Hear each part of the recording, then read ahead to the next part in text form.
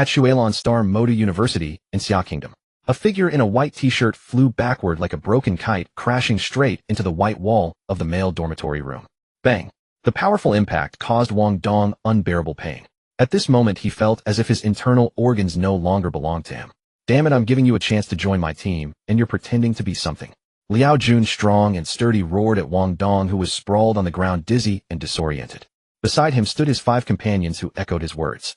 Among them a pretty girl with a charming face and a hot figure walked up to Wang Dong and said condescendingly, "Wang Dong, why must you be like this? The outside is full of monsters now. If we want to survive, we need to stick together." Yeah. Another male student immediately played the sycophant. This world has changed. Staying in a corner only means waiting to die. Brother Jun awakened the night class and can lead us to survive. Lead us to survive. Wang Dong sat up, enduring the sharp pain in his abdomen, and sneered. Huh. You're just after the food I've stockpiled, aren't you? Saying it so nicely. Oh, you see through it pretty clearly. But even if you know it's useless, in this world might makes right. Besides, the sycophantic male student said this, looked around, then picked up a cup of instant noodles from the nearby table and asked teasingly, "Are these foods yours?" Hearing this, Wang Dong subconsciously clenched his teeth. No, these foods were not his. Because the apocalypse struck suddenly, and he had only transmigrated into this body the moment it began, he had gathered these supplies from other dormitories in the chaos. But, alright, why are you wasting words with this lackey? Quickly take these supplies downstairs. Looking at the considerable stockpile of food in this dormitory, Liao Jun grew impatient. In his eyes, Wang Dong was just a lackey of a rich second generation at school. Not to mention that Wang Dong was now a worthless awakened failure. Even before the apocalypse, Liao Jun had looked down on someone like Wang Dong. You guys pack these over here. Yes, boss. Take everything in these cabinets too. Got it. Under Liao Jun's command, everyone began to ransack the supplies in the dormitory. The male student named Zhu Kai pulled Liao Jun aside, a hint of worry in his eyes. Brother Jun, is this really okay? This guy used to be with young Master Qin. Young Master Qin. Upon hearing this name, Liao Jun was clearly startled, but recovered in a second, looking at Wang Dong with contempt. What's so scary about a useless rich second generation? Even if that guy is alive or dead, do you think he would come against me for a worthless failure who hasn't awakened any class? 3 days ago, the earth was gamified by a mysterious force. Some humans turned into zombies directly, and a large number of monsters appeared out of nowhere. Based on the rules introduced by the system earlier, anyone with a sound mind could foresee the direction of the future world. In peacetime, Wang Dong's flattery of young Master Qin could still amuse him.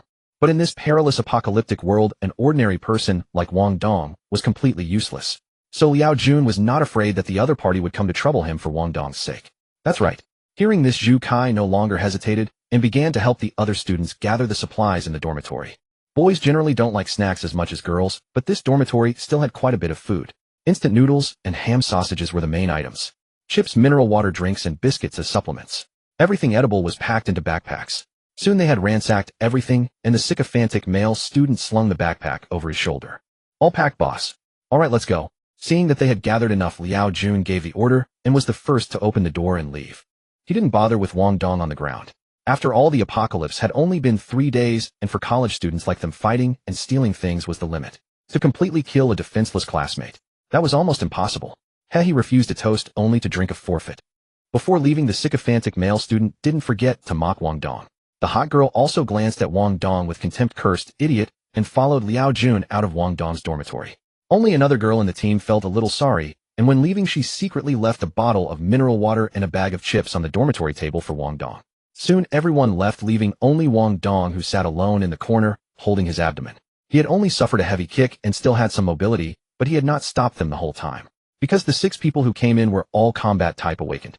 Once you become a combat type awakened, even if you're just a mage, your physical fitness is still higher than ordinary people. So, even though his soul was 27 years old, and even though his body was not weak, he had to swallow his pride. Looking at the last bottle of water and the bag of chips on the table, a trace of despair slipped into Wang Dong's eyes. As a transmigrator from another Earth who had read countless web novels, he had thought he would become the favored son of this world. Even if he didn't awaken a system, he should at least get a golden finger like a ring old man. But reality was cruel. He had just transmigrated into this body of Wang Dong, hadn't even finished absorbing the memories when the game-like apocalypse suddenly descended. As a hollow electronic sound rang out, all humans who had not turned into zombies and were over 18 years old underwent awakening directly.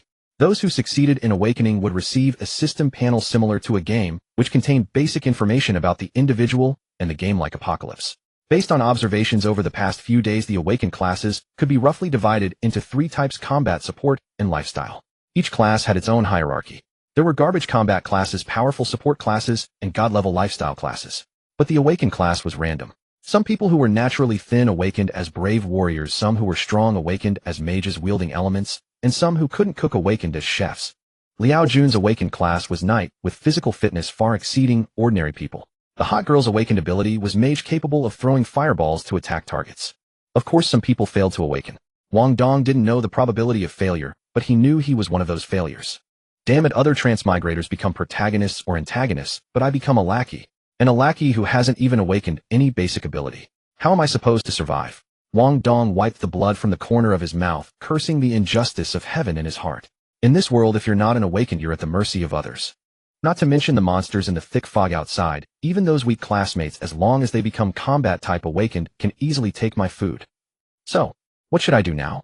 Can I really only crawl like a dog and join their team? Ding selection system online. Detected that the host meets the implantation requirements. System connecting.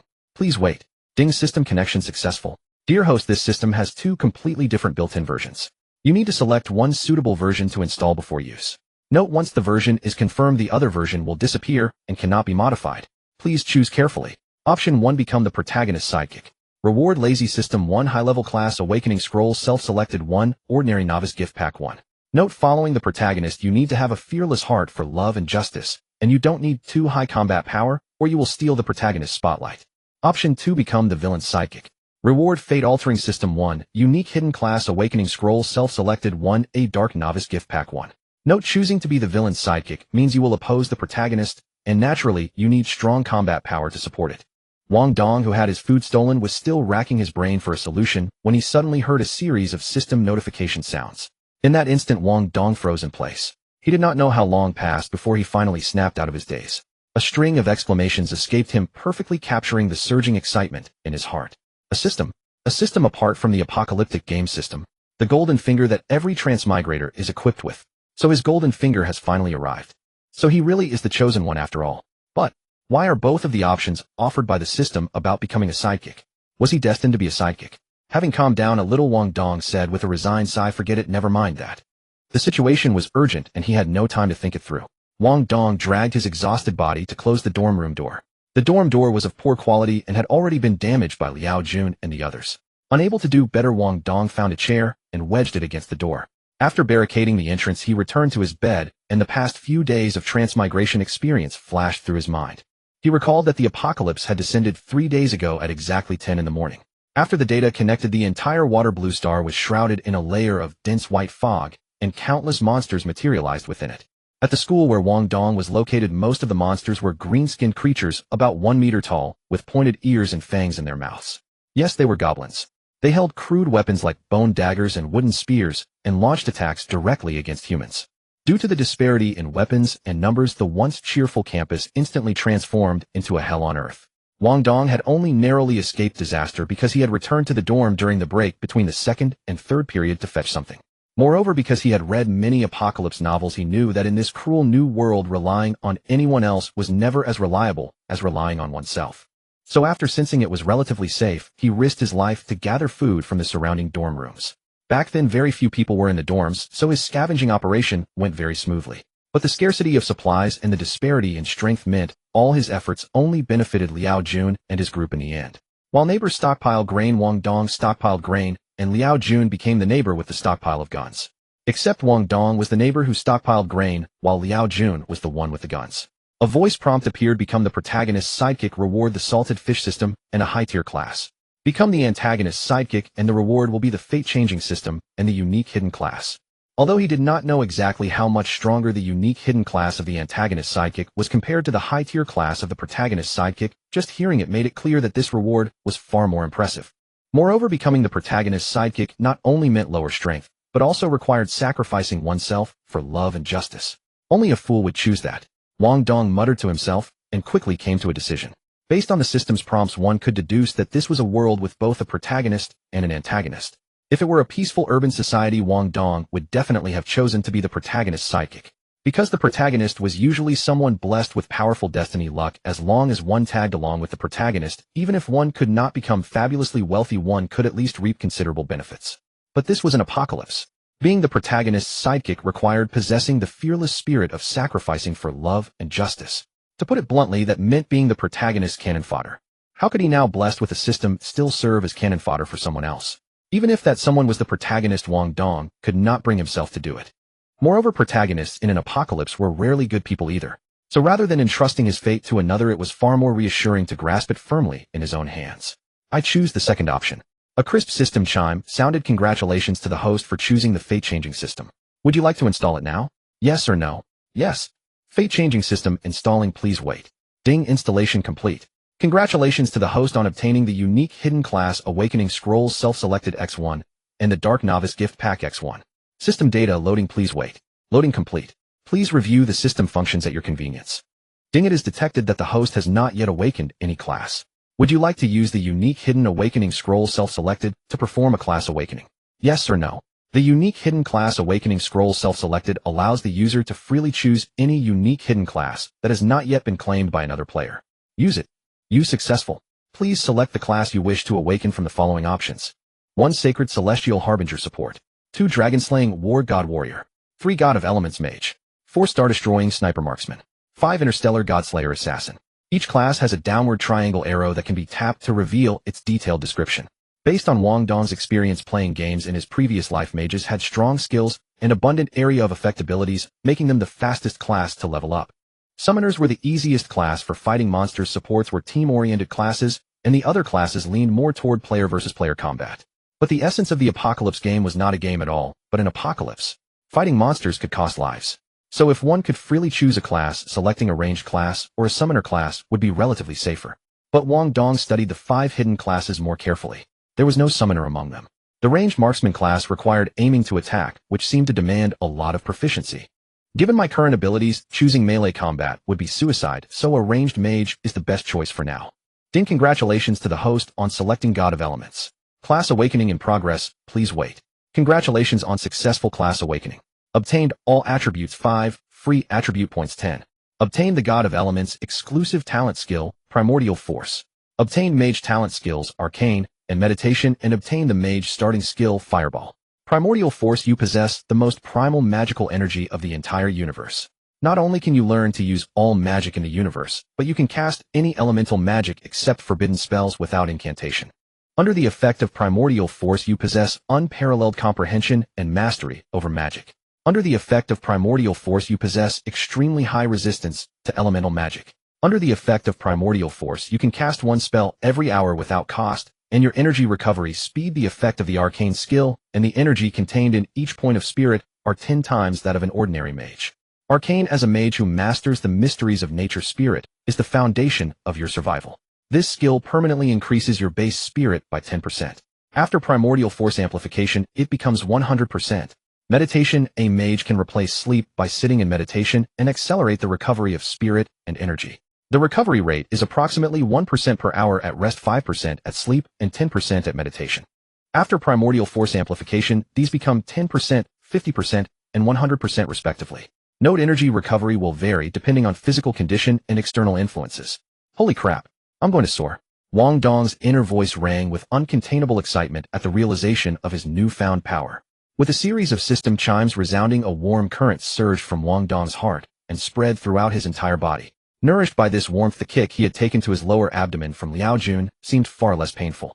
Gazing upon the exclusive innate skill bestowed by his profession, even Wang Dong, who had lived 2 lifetimes, could not help but feel a surge of excitement.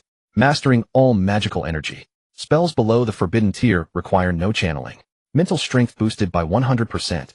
Possessing both mana pool and regeneration speed 10 times greater than other mages. What kind of concept is this? It is like possessing an omnidirectional turret with near limitless energy, and one that can move.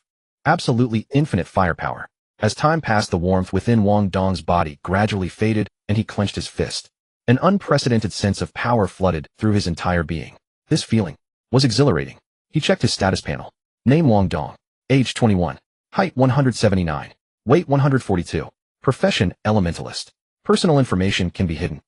Note: to protect the host's privacy, the profession display God of Elements has been altered by the Destiny Change system to Elementalist. If the host is dissatisfied with this modification, they may visit the Destiny Change system to make corrections. Level 1. Experience 01000.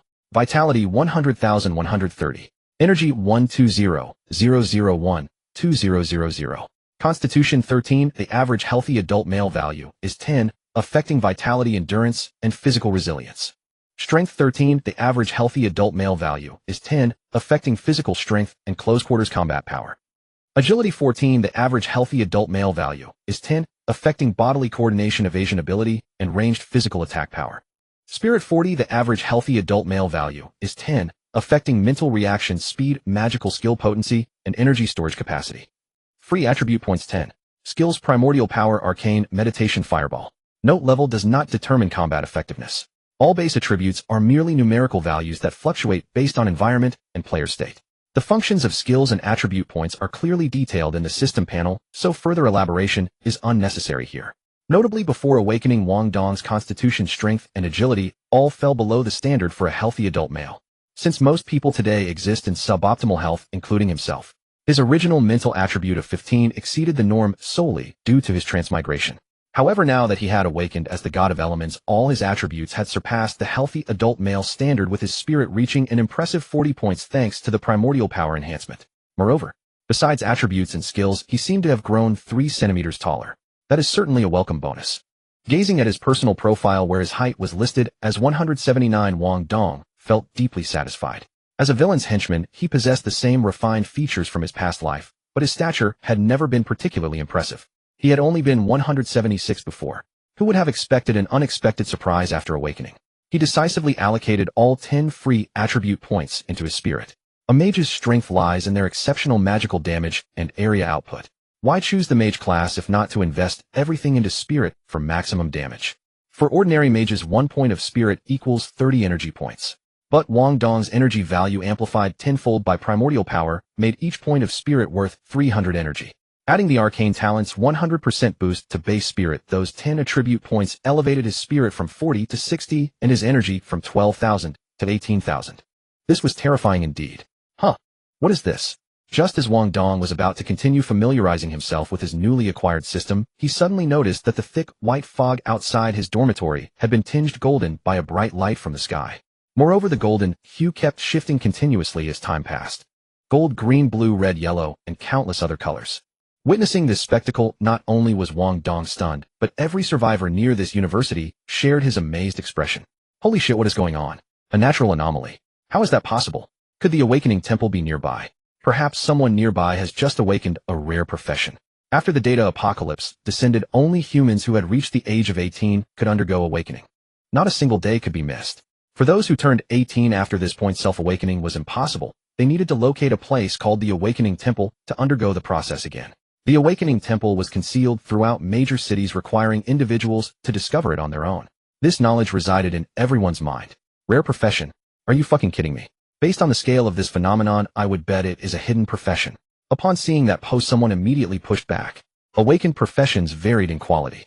The combat, support, and life categories were generally divided into 4 tiers: common, special, rare, and hidden. While special professions did not necessarily outclass common ones, some even falling short, the rare and hidden tiers were generally stronger than common. Thus, whenever someone awakened a rare or hidden profession, anomalies would appear in the sky. The broader the phenomenon's coverage, the rarer the profession. Given the vast extent of the current anomaly, this could not be merely a rare profession. Hidden profession. That is awesome, bro. To the newly awakened hidden profession powerhouse. Please add me as a friend. Is the one who awakened a hidden profession a brother or a sister? If it is a brother, take me along. I am 158 centimeters tall, a cute lowly who knows how to warm beds. Bro, do not leave when you reach the Awakening Temple. I have all the canned meat and self-heating hot pots you need. I simply hope to befriend you. Which brother awakened a hidden profession? Share your coordinates. I am a level 4 archmage and can power level you. Holy crap, a true boss. Level 4 in 3 days. How did you pull that off? Incredible, my brother. I am a healer, 169 centimeters tall, 96 gene, wearing black stockings. An older sister type begging for your guidance. Beyond personal information and apocalypse-related data, the system panel featured special functionalities, such as the chat channel. The chat channel itself was divided into multiple subcategories: world, country, local, city, guild, party, trading, and private. Posting in the world, country, and trading channels required special items. Each post in the local city channel cost 10 copper coins. These were not ancient Chinese coins, but rather a currency recognized by the system after the data apocalypse descended. There were numerous ways to obtain them, though currently the only known method was looting from defeated monsters. Other channels required corresponding conditions to access. All those messages had been posted in the local city channel. How would a bunch of idiots wasting copper coins on chatter during the apocalypse? Did they think this was some game? At a street corner roughly 10 kilometers from Mogu University, a young man wielding an axe watched the scrolling local city channel with a cold sneer. Sighing wearily at his system notification, the young man muttered, "The experience from level 2 monsters is far too meager. I need to find higher level prey." The higher the level, the more experience points were required to advance. In theory, hunting high-level monsters yielded faster growth. But reality was no game. Higher-level monsters meant greater combat power, and even he had to remain cautious. Glancing up at the sky, which had returned to normal, a trace of bewilderment crossed his furrowed brows. How is it that I don't recall anyone awakening a hidden class at this time? Could I be mistaken? Never mind. Classes and levels don't determine true strength anyway. A worthless person remains worthless no matter how powerful their awakened class. I'll first reach level 10A, then deal with the Qin family problem. Yes, that's the plan. Young man set his mind, tightened his grip on the axe, and strode resolutely toward the Shanghai World Trade Center without looking back.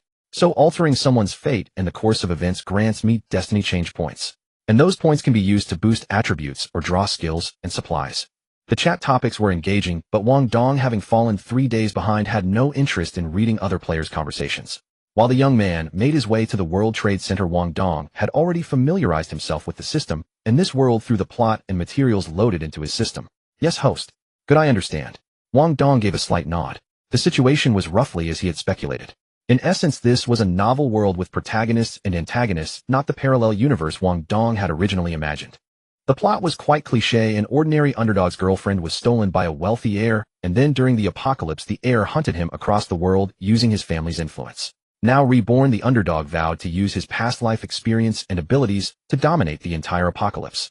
The wealthy heir's family power naturally became his primary target. In this data-driven apocalypse, awakened individuals were collectively referred to as players.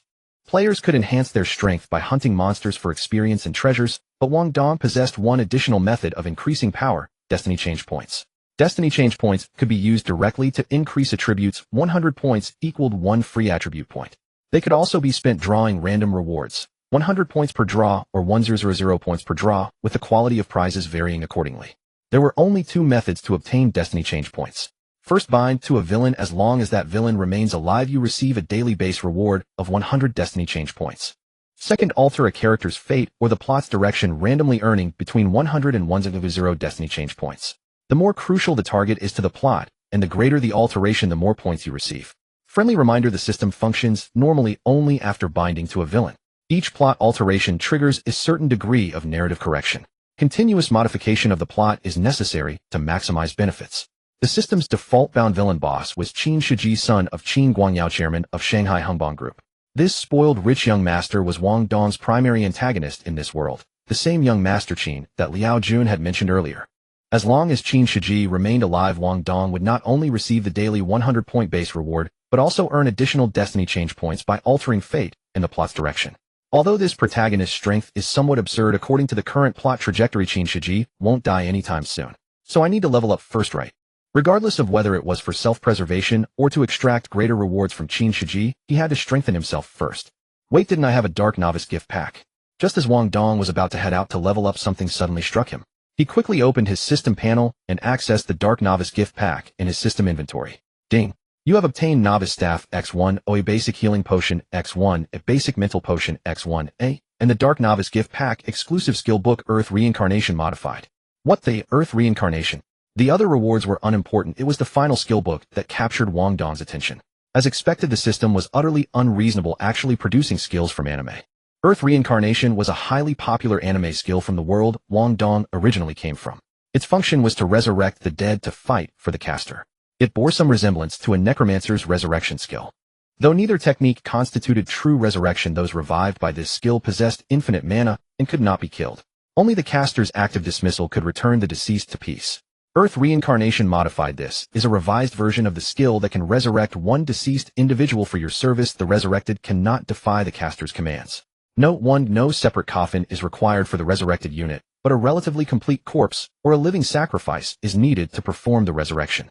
Note 2. The resurrected unit must be human.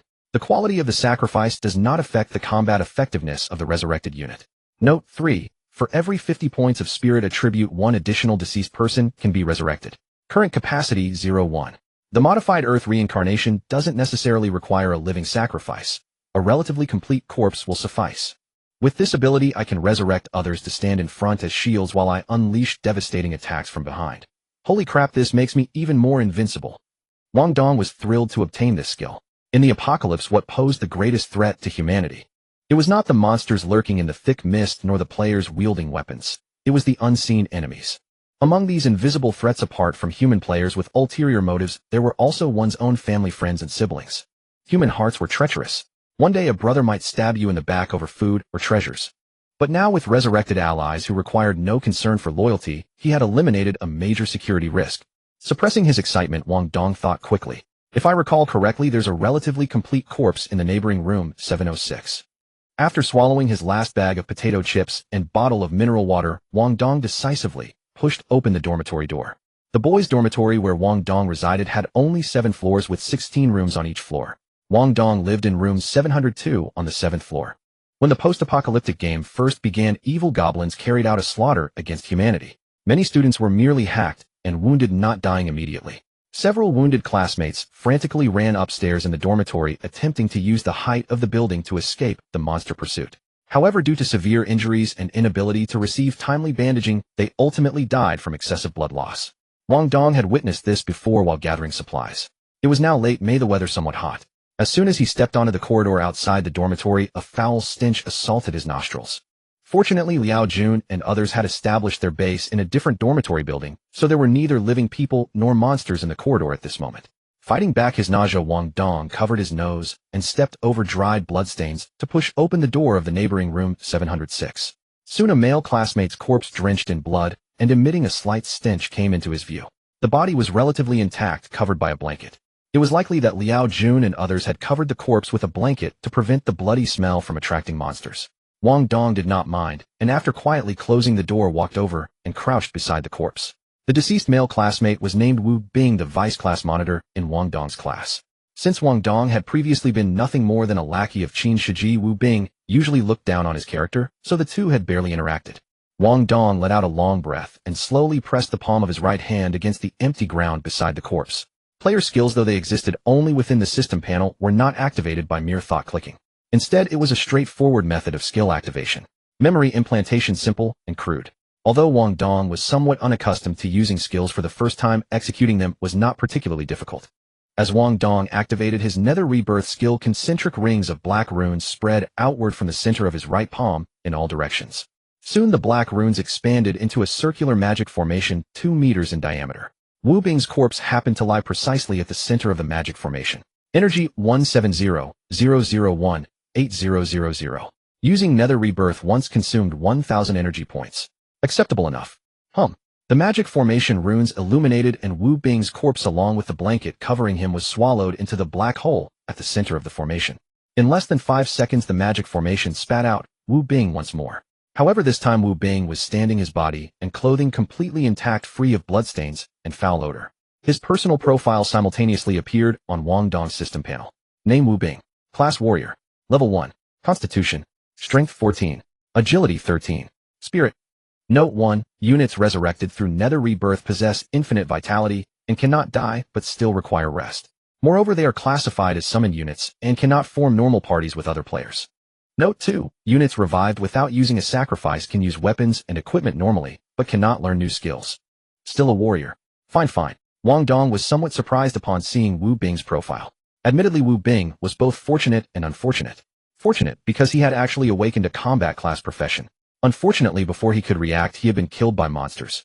Ding! Congratulations on using Nether Rebirth to revive a passerby named Wu Bing. You have earned 100 fate change points. Can this also work? Even a random passerby yielded 100 points. Then if he altered the main storyline, wouldn't he?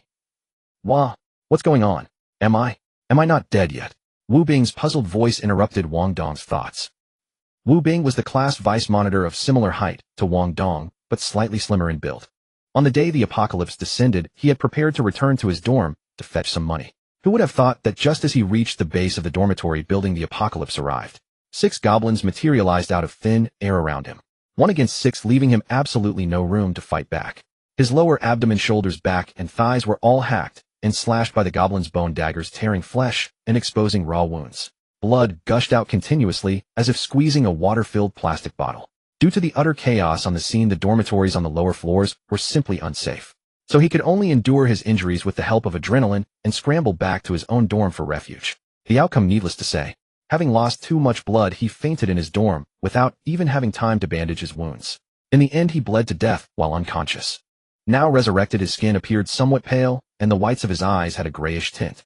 However, unless one looked closely, one could hardly discern any difference between him and a normal living person. Gazing around at the familiar dormitory surroundings, Wu Bing's expression showed some bewilderment. But upon seeing Wang Dong, he instantly understood something, and his entire expression shifted from confusion to astonishment. Wang Dong, did you resurrect me? Resurrection. For someone from before the apocalypse, this was an utterly unbelievable fantasy. But for those living after the apocalypse, it was not so extraordinary anymore. Aside from many precious items that could assist with resurrection, the priest's resurrection art, the light mage's revival magic, and the talisman master's soul returning curse could all achieve resurrection. However, in the early days of this apocalypse, witnessing Wu Bing, covered in fresh blood and foul odor, come back to life with his own eyes, Wang Dong couldn't help but internally marvel at the creator's miraculous power. Otherwise what? How is this possible? Resurrection and such.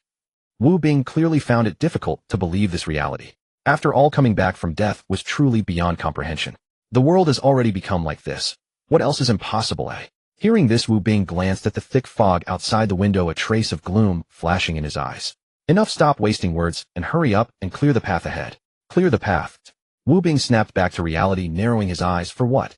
Of course, to go outside. Wang Dong did not mind, replying matter-of-factly, if I don't go outside to kill monsters, how will I level up? Wang Dong, are you out of your mind? I'm not even close with you. Why should I clear the path for you? Wu Bing was clearly quite displeased. In the past, he had been the vice-class monitor, while Wang Dong was merely a lackey by Qin Shiji's side. Although Wang Dong had resurrected him, making him a life-saving benefactor in a sense, he still did not wish to become Wang Dong's cannon fodder. Upon hearing Wu Bing's words, Wang Dong's lips curled into a cold sneer. Vice-class monitor, that's not up to you. Those who aren't ruthless cannot stand firm. This world was inherently a place of the strong devouring the weak. After the apocalypse descended, this law of the jungle would only intensify further. Just like Liao Jun before. Clearly 3 days earlier they had been fellow schoolmates from the same school, yet 3 days later, he had led others to rob Wang Dong of his food. So at this moment, there was absolutely no room for soft-hearted mercy in his mind. As Wang Dong issued his command, Wu Bing immediately felt his body losing control. The only voice remaining in his mind was clear the path for Wang Dong. His body involuntarily picked up a wooden stool and walked toward the door. Wang Dong, you were already a dead man. Before Wu Bing could finish speaking, Wang Dong coldly cut him off. You have no qualification to negotiate with me. Just obediently clear the path ahead. Damn it. When forced under another's roof, how could one refuse to bow? All Wang Dong needed to do was issue a command in his heart, and he would have to obey. Therefore, Wu Bing, unable to control his body, had no choice but to obediently shut his mouth. As Wu Bing pushed open the dormitory door, Wang Dong also took out his newly acquired staff and followed behind. The new magic staff's attributes were mediocre. It looked like a branch about as thick as a thumb and 70 centimeters long with an uneven surface. However, in critical moments it could serve as a melee weapon. Better than nothing. Let's clear this building first.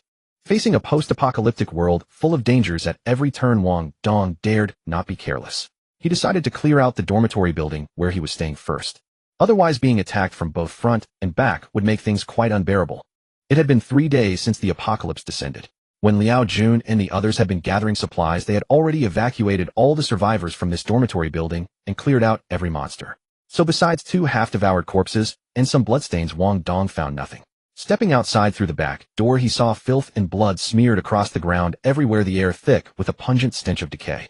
Wang Dong didn't see many human and monster corpses. That was because most of the humans outside had already been devoured by monsters. Monster corpses, bloodstains, and weapons would vanish automatically within an hour at most. Just like in games, monster bodies disappeared after being defeated. The visibility in this thick fog outside is only about 5 or 6 meters. Wu Bing, let's go this way. Wang Dong quickly assessed the current situation, then directed Wu Bing to head in the opposite direction from Liao Jun and the others.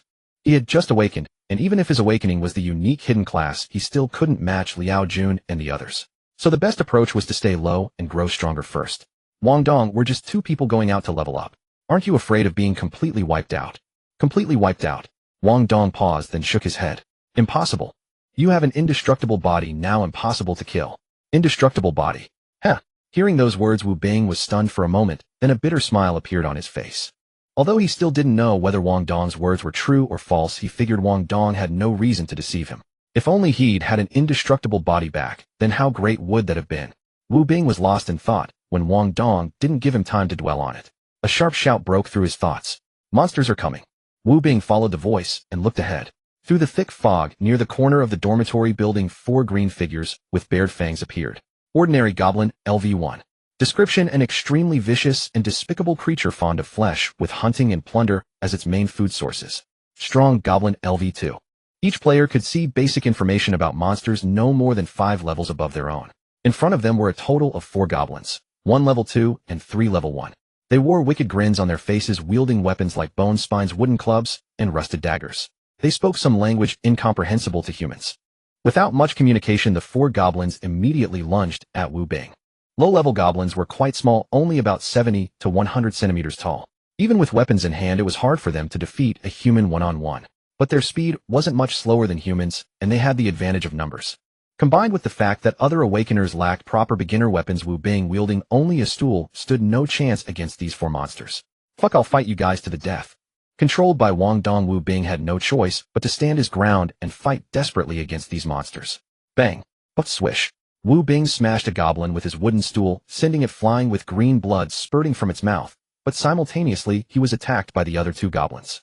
One drove a bone spine into his lower back, another slashed at his thigh with a rusted dagger. The last one charged toward Wang Dong. Reckless. Although Wang Dong's current physical condition wasn't great, and the spiritual power bonus from his weapon wasn't affected by the arcane skill, his spiritual attribute was still at 65 points. Far exceeding normal human reaction speed, it allowed him to accurately predict that goblin's movement trajectory. He quickly raised the staff in his right hand. Boom. A fist-sized flame ignited atop the staff, rapidly growing under Wang Dong's control. In less than a second, it became a fireball 1 meter in diameter. What the hell, this big? Wang Dong was startled by the fireball he released, as he remembered other mages' fireballs were only basketball-sized. But he had no time to ponder, and quickly hurled the fireball according to the magical activation method. A 1 meter diameter fireball only cost 10 energy points. That's awesome. Thud. The fireball, carrying tremendous impact force, not only struck the goblin, but also sent it flying. The goblin let out a scream, and the black characters "death" quickly appeared above its head. Successfully killed. Ordinary Goblin, LV1, obtained experience 10 copper coins 2. Instant kill. Wang Dong was taken aback. The fireball was constructed from energy, so when it struck the monster it wouldn't vanish immediately, but would continue burning for a period of time. Wang Dong had originally planned to conserve energy, thinking that after the fireball hit, he could just finish it off with a couple of kicks. But he never expected the fireball's power to be so great under the effect of primordial power. With doubled spiritual power, he had actually achieved an instant kill. Then what the hell are you waiting for? Wang Dong, who had a rough understanding of his attack power, suddenly felt his confidence surge. Boom, boom, boom. 1 meter diameter fireballs rained down on the remaining goblins one after another. Successfully killed. Ordinary Goblin, LV1, obtained experience 10. Successfully killed. Strong Goblin, LV2, obtained experience 20 copper coins 3. Copper coins don't drop from every monster, which is nothing surprising. Furthermore, according to the system's data, reanimated awakeners belonged to Wang Dong's summons and couldn't normally team up with other players. So when killing monsters, they wouldn't share Wang Dong's experience. A level 2 strong goblin couldn't be instantly killed, but it could be completely neutralized with just a finishing blow. As Wu Bing finished off the injured goblin, Wang Dong gained a deeper understanding of his own magical power. Just then he heard Wu Bing's startled cry. Holy shit, am I really indestructible? Looking at the bone spike embedded in his body and the rapidly healing wound on his thigh, Wu Bing was utterly stunned. In this world there was no Naruto, so he had never seen this skill before. Currently, he not only stopped bleeding, but also felt no physical pain. After pulling out the bone spine from his lower back, both the clothing and the wound beneath were healing at a visibly rapid pace. That's obvious, isn't it? Hurry up and keep clearing the path. Wang Dong dared not waste any more time, and immediately urged Wu Bing to move forward. Knowing he was immortal and couldn't feel pain, Wu Bing no longer had the fear he'd felt before and voluntarily took the lead with his wooden stool in front of Wang Dong. Successfully killed. Ordinary Zombie, LV2, obtained experience 20. Successfully killed. Ordinary Goblin, LV1, obtained experience 10. Successfully killed. Goblin Soldier, LV3, obtained experience 30 copper coins 4. Successfully killed. Strength Zombie, LV3, obtained experience 30 copper coins 5. Seems like there's equipment. After incinerating a large zombie with a fireball, Wang Dong noticed a gray orb the size of a baby's fist materialize from the corpse. He instinctively reached out and touched it. You obtained inferior hand axe X1. Hand axe. This will do nicely. Come. Wu Bing discarded his wooden stool with a mixture of despair and relief, then took the axe Wang Dong handed over. Damn. Farming for equipment really is a pain in the ass. Indeed, it is not easy. Wang Dong nodded in agreement. When killing monsters, experience points and copper coins are obtained directly. If forming a party, the experience and copper coins will be divided equally among all members. This is a rule that no one can change. However, equipment and other items must be picked up manually, and the drop rate is extremely low. According to Wang Dong's destiny-changing system, the probability of ordinary monsters dropping equipment and items is less than 1. Good thing I have an immortal body, otherwise those 2 level 3 monsters just now would have been quite tough. Wu Bing, receiving the axe, sighed about the terror of those 2 monsters. Zombies are humans transformed. According to the data provided by the destiny-changing system, the proportion of zombies at the moment the apocalypse descended was approximately 20 of the total human population.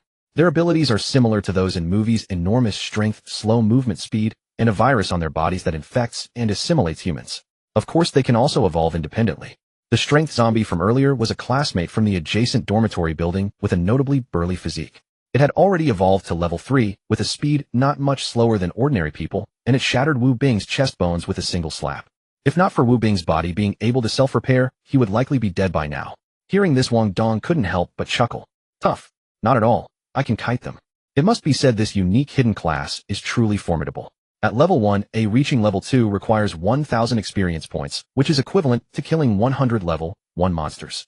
Ordinary mages at level 1 have an average mental power of only 25 points, meaning their energy amounts to just 750 points. With such mental capacity, defeating even a single level 1 goblin requires casting at least 2 fireballs.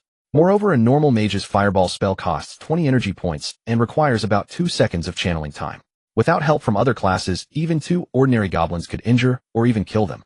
If grinding levels entirely on their own, ordinary mages can barely advance half a level per day. The energy consumed would require 10 hours of meditation to fully recover. But Wang Dong possesses 19500 energy points.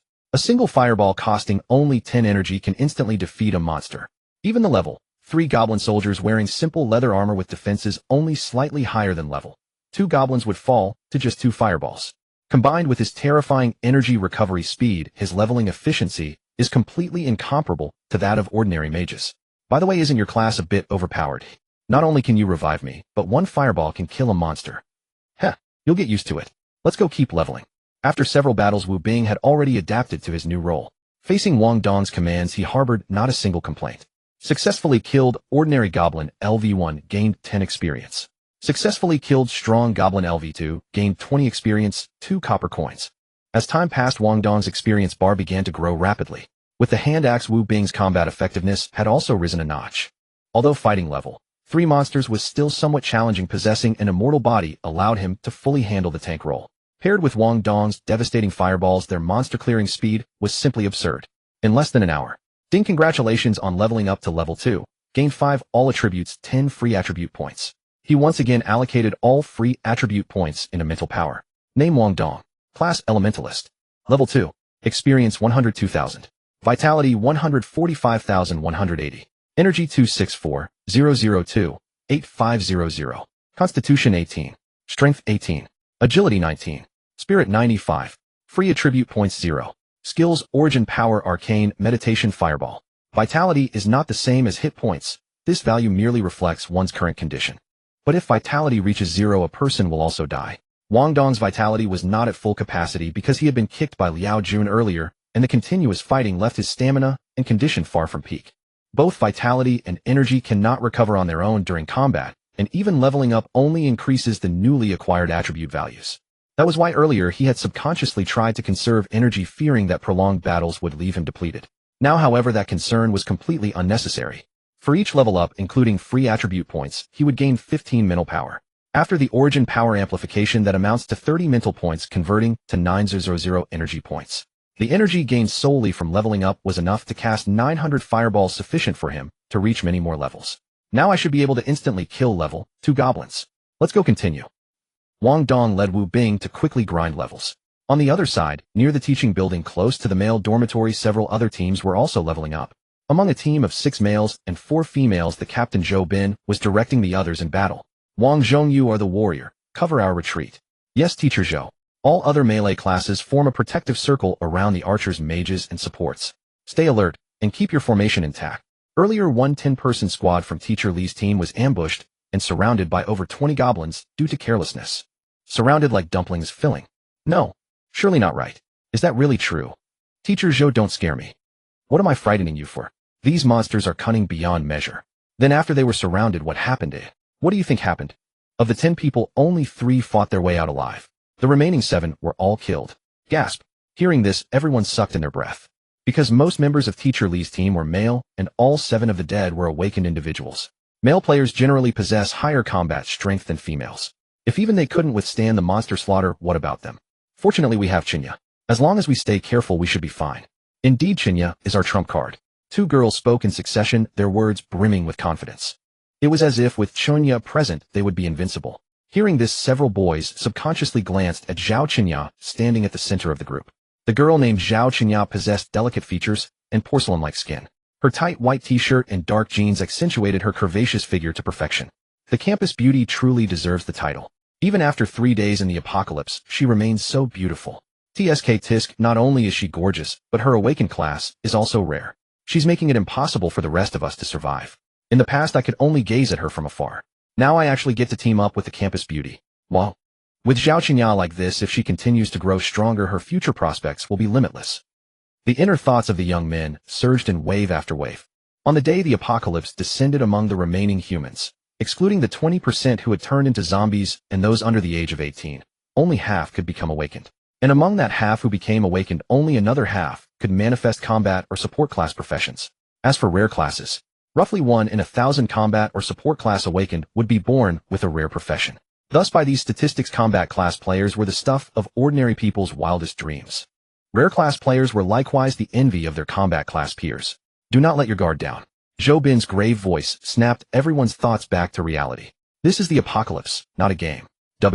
We understand. We got it, Teacher Zhou. By the way, Teacher Zhou. The group continued advancing at a slow pace when a remarkably attractive girl suddenly spoke up. These monsters seem endless. Why do we keep killing them? Wouldn't it be better to go back and wait for official rescue? In this world, most people simply refuse to gamble their lives on this so-called game. Particularly some of the girls. Spoiled since childhood, the notion of facing these monsters at the risk of their lives was absurd to them. Even those who had awakened as combat class felt no enthusiasm for it. Hearing her words, Zhou Bin retorted sharply, "Wait for rescue. Haven't you read the system interface? All wireless signals have been severed and modern firearms are completely useless. How long do you think rescue will take?" The girl fell silent, and the others' expressions dimmed as well. "She's right, Lily. The world has changed. We can only rely on ourselves." Another girl offered her comfort. Without modern weapons, the military's combat effectiveness would plummet several tiers. And with limited troops stationed in each city, organizing rescue operations, at least in the short term, that was impossible. Rely on ourselves? I'm not about to exhaust myself like that. The girl named Lily muttered dismissively, then cast a glance at Zhao Qinya. Beautiful women always held certain advantages. In peacetime, playing competitive games, simply revealing one's gender would attract countless so-called experts, eager to carry them through ranked matches. If they were particularly striking and posted photos in black stockings, even more simping men would flock toward them. The same applied to this apocalyptic game. Lily did not believe that with her looks no man would be willing to carry her through levels. However, Lily's muttering went unheard by the others. Those nearby, who might have caught it, simply did not care. After all, people had different aspirations, and each person thinking their own thoughts was perfectly normal. Movement ahead. A sudden alert voice tightened everyone's chests. Due to the dense fog, visibility was severely limited, and no one knew whether the source emerging from the mist was human or monster. So upon hearing the movement, everyone's hearts leaped into their throats. Thud. A dull impact sound reached their ears. Immediately after, a fire-scorched goblin came into their line of sight, launched from within the fog. Is that a level 4 goblin warrior? Has it lost the ability to move? Before they could even react, whoosh, bang, a fireball of tremendous impact force crashed down upon the fallen goblin warrior. Goblin warrior LV4 eliminated. Experience 40 of copper coins 5. What the hell, that fireball? That huge. Witnessing this, Zhou Bin couldn't help but curse under his breath. And the impact force is insane. This is too exaggerated, right? The girl named Lily's eyes sparkled. They must have a high-level mage in their party. A level 4 goblin warrior's strength already far surpassed that of an adult male. Moreover, its speed was considerably faster than a grown man's. Coupled with the armor on its body and the steel blade and shield in its hands, even if their entire group encountered one, they absolutely would not dare to underestimate it. Who would have thought that now? Hey students, why are there only two of you? When the pair appeared before them after eliminating the monster, Zhou Bin was even more astonished. Two people dared to venture out to level up. What the hell was going on? Were they not afraid of dying? Two people level up faster. Glancing at the survivor group ahead, Wang Dong casually remarked. Monsters were not infinite. After killing one, they needed to hunt another. Tracking monsters was not only dangerous, but also time-consuming. Added to that, everyone's killing speed differed. Therefore, if one had confidence in their own strength, solo leveling was undoubtedly faster than grouping up. Students, this is very dangerous. Hearing this, Zhou Bin couldn't help but offer a reminder. Who didn't know that fewer party members meant faster leveling? But monsters didn't act alone, either did they. If a party consisted of only one or two people, even well-trained soldiers could easily be beaten to death by a monster swarm. It's fine, teacher. We've trained before. Wu Bing tugged at his clothes as he spoke, attempting to use his garment to conceal his still-healing wound. Even with training, you shouldn't act so recklessly. By the way, did you come from the boys' dormitory? Yes. What's the situation there now? I don't know. You don't know? We weren't with anyone else. After saying this, Wang Dong did not wait for Zhou Bin's response and hurriedly continued. That's enough, teacher. We're busy leveling up. With that, Wang Dong prepared to take Wu Bing and leave. The crowd. What the hell? Were they playing the same game? They were experiencing the apocalypse while these two were genuinely treating it like a game. Excuse me, students. Wait.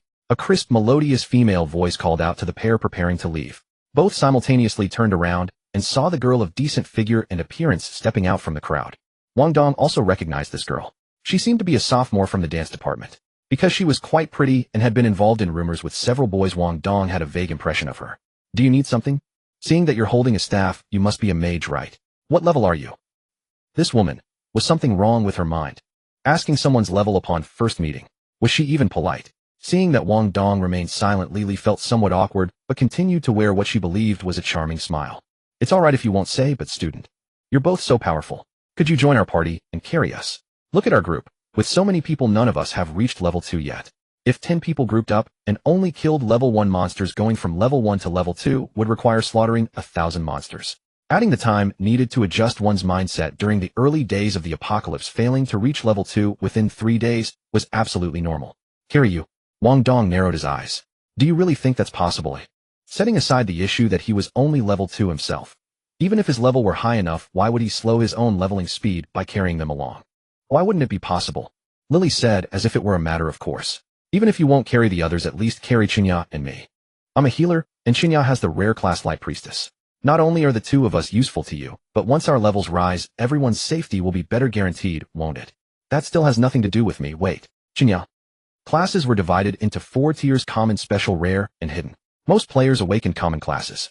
Let us set aside life-related professions for now. Among combat and support classes, there were only 6 common ones. Knight, warrior, archer, mage, rogue, and healer. After 3 days of neglect and relentless combat, Wang Dong's face and body were covered in layers of dust. Wu Bing was no better. Both of them looked utterly disheveled. But at this moment, Lily could not care less. She had never intended to pursue anything with him anyway. Moreover, she was quite clever. Knowing that her own influence might not be enough, she had dragged Zhao Qinya along as well. But, Qinya, Zhao Qinya.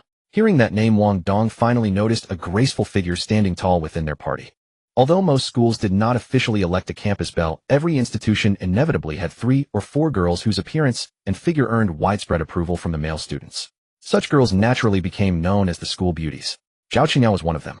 She not only possessed an impeccable figure and striking beauty, but was also the beloved daughter of Zhao Guangyuan, chairman of the Zhao Group. More importantly, she held another identity, the female protagonist. Well, handsome boys, shall we offer our help? Noticing Wang Dong's dazed expression, a trace of satisfaction flickered in Li Li's eyes. With 2 stunning beauties standing before him, any boy would be thoroughly captivated. Moreover, her excuse was so reasonable. No one could find fault. Not even Zhao Qinya nor Zhou Bin and the other teammates. Survival instinct: as a healer or priest dedicated to saving lives, the longer you survive, the more lives you can save. This skill permanently increases your physique and mental power by 5. Life recovery: blessed by the god of life, this skill allows you to gradually recover your stamina and heal minor injuries while resting. These were the basic innate talents of both the healer and priest classes. Their initial skills were nearly identical, one called healing, the other cure. A priest was an advanced tier healer. Upon reaching higher levels, priests could not only heal allies, but also grant them status enhancements. The abilities of a light priest surpassed even those of an ordinary priest. Light power: all positive statuses and healing effects are amplified by an additional 50 on top of their original values. Beyond this, they could also learn many light mage skills. Therefore, even a single level of advancement would yield a significant boost to their healing capabilities, thereby greatly increasing their contribution to the team. Healer and Light Priest. After a moment's thought, Wang Dong found his answer. These two classes are indeed useful to me, but I am sorry, I cannot help you. Let us go. With those words, Wang Dong led Wu Bing and walked away without looking back. Witnessing this scene, everyone was left frozen in astonishment. No way is he really leaving like that. How could he be so selfish? In all my time at this school, I've never encountered a boy immune to Chinya's charm. Absolutely unbelievable. Is he playing hard to get? The crowd erupted into murmurs, each person offering their own critique of Wang Dong's behavior. Even Zhao Qinya herself, watching the two walk away, wore an expression of utter disbelief. Though Zhao Qinya was well-bred and had never truly fallen in love growing up. Indeed, the female protagonist could never be judged by ordinary standards.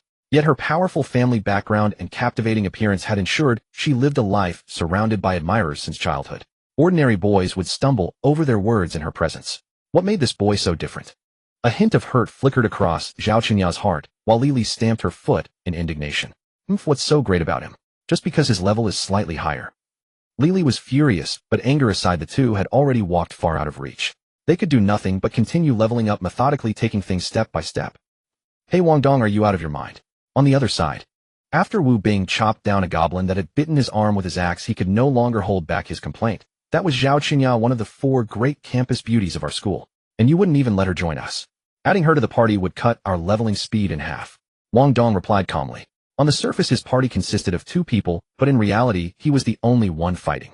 Once Zhao Qinya joined, the leveling speed would indeed drop by half. Besides, he still had a bottle of beginner-grade healing potion to substitute for healing spells, so he had no immediate need for support. But she's Zhao Qinya, a girl countless boys dream of. Wouldn't you feel even a stir of excitement?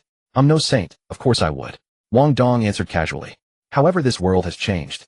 As long as your level and strength are high enough, what woman will you not have? Besides, ding. The female protagonist Zhao Qinya experienced a slight shift in mindset, and the plot was subtly influenced. You have gained 200 fate-altering points. Besides what? Nothing. Let's find a place to rest first. Wang Dong had been about to say, besides, I'm certainly not some bootlicking simp. But the system's notification interrupted him. This female protagonist seemed rather fragile-minded. Merely because he declined to take her along, leveling her mentality was already shaken. How on earth would she survive as a protagonist in the days to come? Shaking his head to clear those thoughts, he reached toward the corpse of a goblin soldier before him. Resting atop the corpse was a white sphere no larger than an infant's fist. You have obtained beginner Iron Sword 1 equipment in the Apocalypse game was also divided into quality tiers. The hierarchy from lowest to highest was as follows: unranked black, iron, bronze, silver, gold, platinum, diamond, epic, and beyond. His previous inferior hand axe and this beginner Iron Sword both belonged to the unranked category. He found a quiet corner and sat down, then pulled up the attributes of the beginner Iron Sword. Beginner Iron Sword strength 3, agility 2. Weapon rank unranked, required level 1 class restriction, none, durability 1010, description: a fairly sharp iron sword effective against unarmored monsters. Inferior weapons granted no attribute bonuses and possessed very low durability, making them prone to breaking easily. A well-maintained unranked weapon would provide a modest stat boost and last considerably longer. I should spend these fate-altering points first.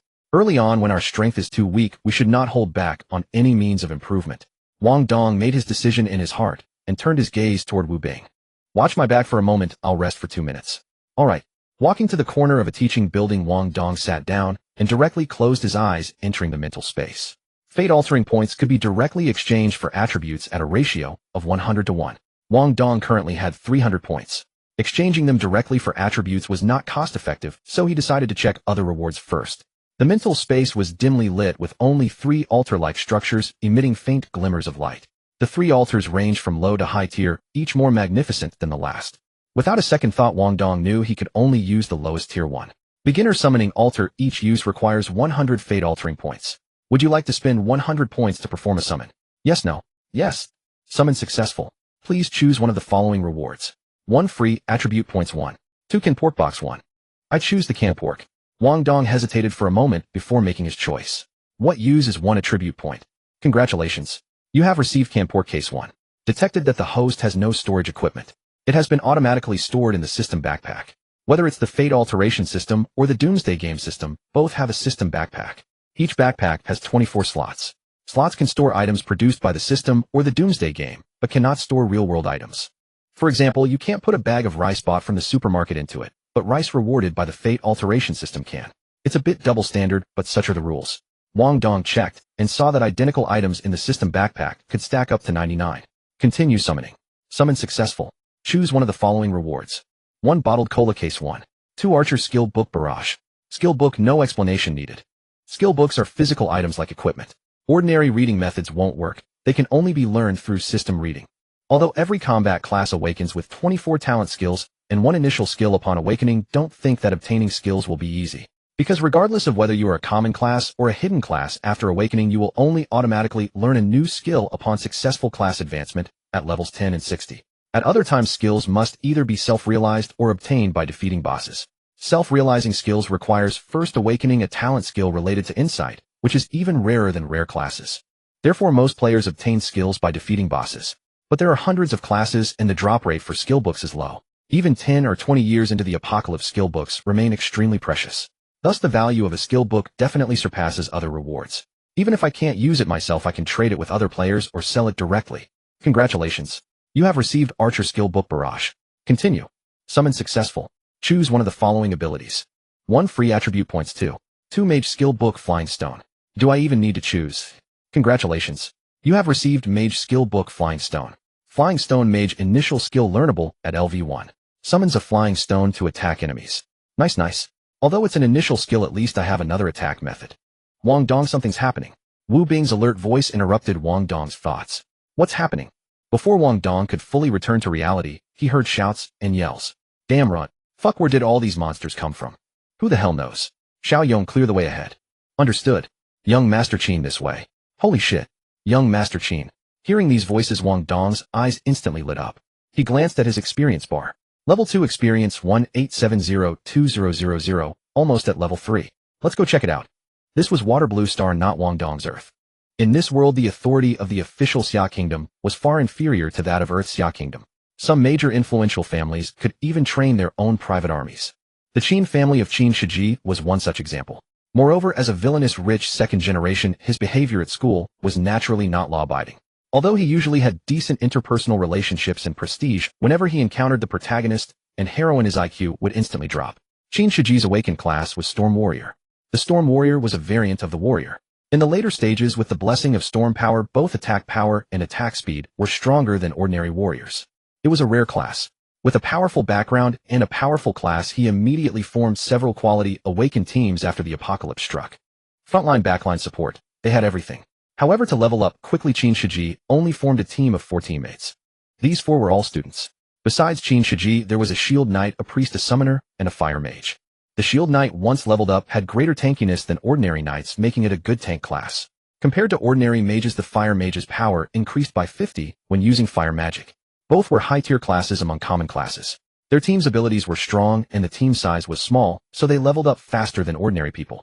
Now they were almost all level 2, close to level 3, and each had a suitable weapon. Today they went out to grind, but fell into an ambush by a goblin legion. Over 20 goblins threw themselves fearlessly at the 5 of them. Fuck off. Moved. The shield knight covering the rear, named Tao Lin, carried a backpack and was being besieged by 5 goblins, unable to handle them all. After killing 2 with his axe, he was stabbed in the butt by a goblin and had another goblin jump up and bite his shoulder firmly. Without time to think, he broke free from the 2 goblins' grip and, enduring the pain, caught up with the team ahead. Bang!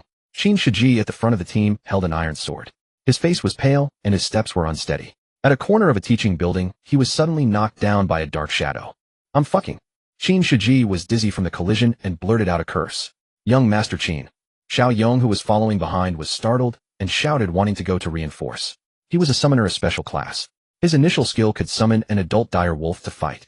The dire wolf's combat ability was decent. At level 2, it could defeat a level 1 goblin without trouble.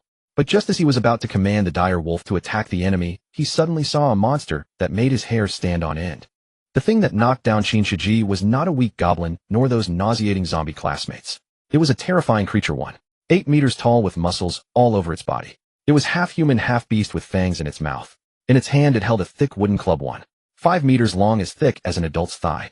Orc Warrior, LV5. Constitution 75, Strength 50, Agility 18, Spirit 7. Description: a half-human, half-beast warrior with formidable strength. Requires some melee skills to defeat.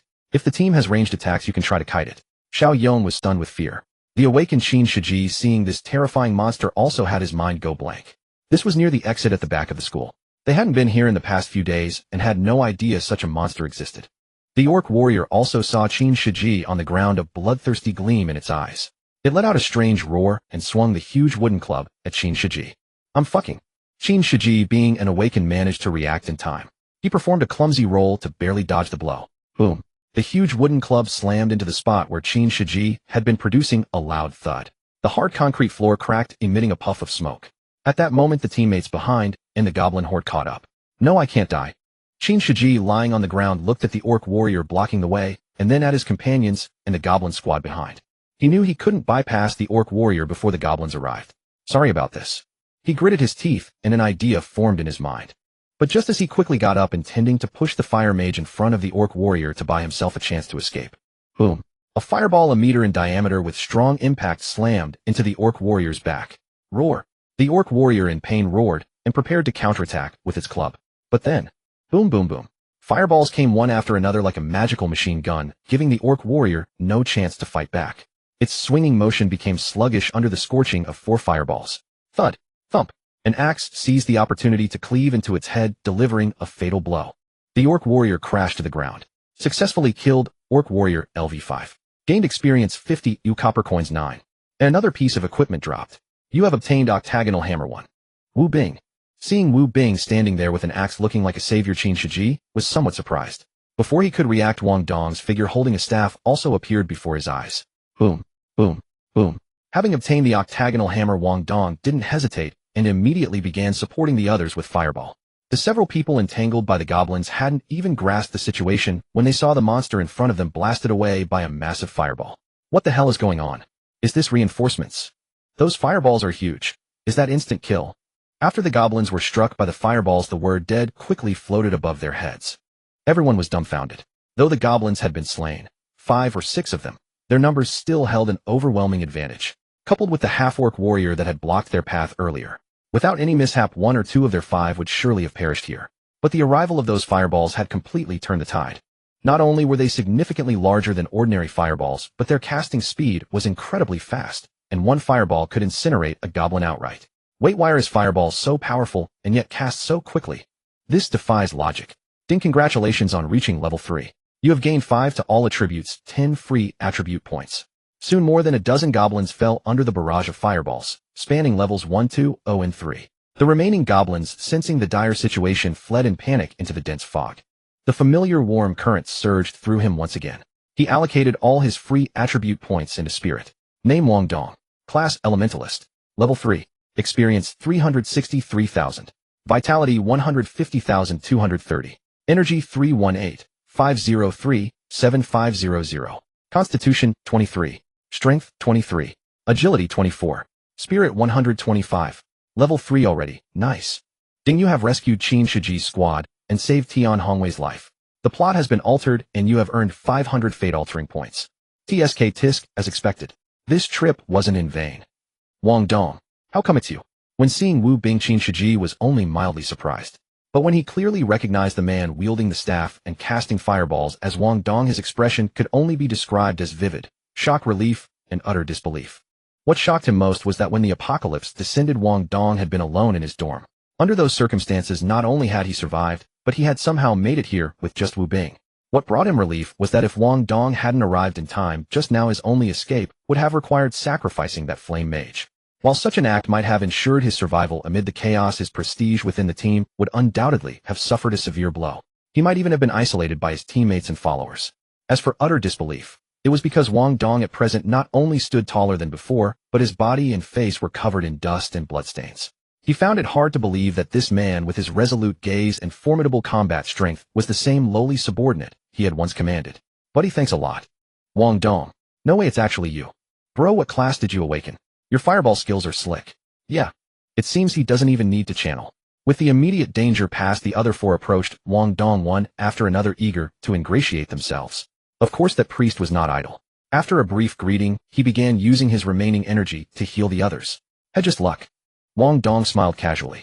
Class awakenings were entirely random, and the fact that Wang Dong was this powerful could indeed be attributed to luck. Haha, regardless, thanks a lot. No need to be polite. Everyone, let's find a place to heal first. After a few exchanges of pleasantries, Qin Shiji suddenly spoke up. Let's talk once we're safe. Alright.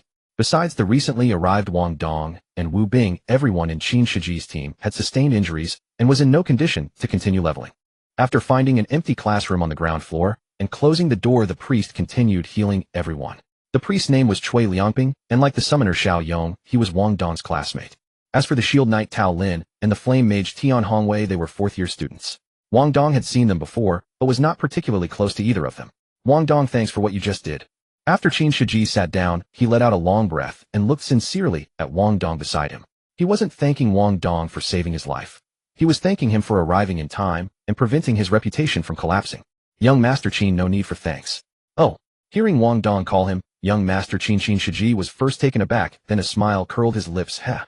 Before the apocalypse, Wang Dong had addressed him as Young Master Qin because the Qin family wielded considerable influence in Shanghai. If Wang Dong had attached himself to him, he would have secured a decent job after graduation. Now that the apocalypse had arrived, jobs were nothing but a distant dream. And yet, despite having awakened such a powerful class, Wang Dong still called him Young Master Qin. Though not particularly brilliant, Qin Shiji was hardly foolish. Within moments, he had already understood the reasoning. What class did you awaken? Could you show us? All personal information on the attribute panel could be hidden. Once hidden, unless someone was at least 5 levels above you, or you voluntarily granted permission, you could not view their details at all. Upon hearing Qin Shiji's question, the others instinctively turned their gazes toward him as well. They all seemed eager to see what kind of extraordinarily powerful class Wang Dong had awakened.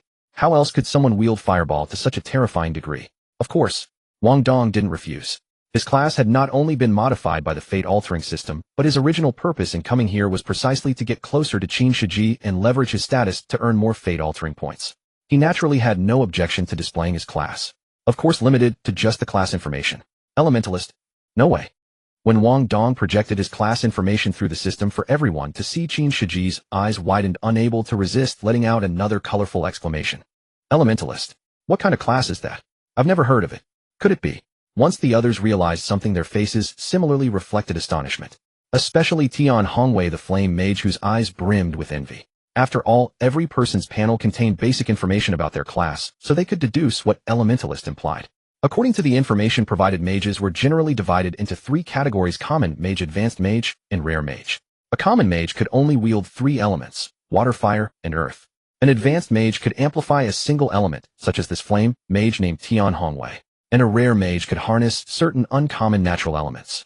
For example, metal, wood, wind, lightning, light, darkness, ice, snow, magma, and so on. As for elementalist, there was no record of it whatsoever in their information.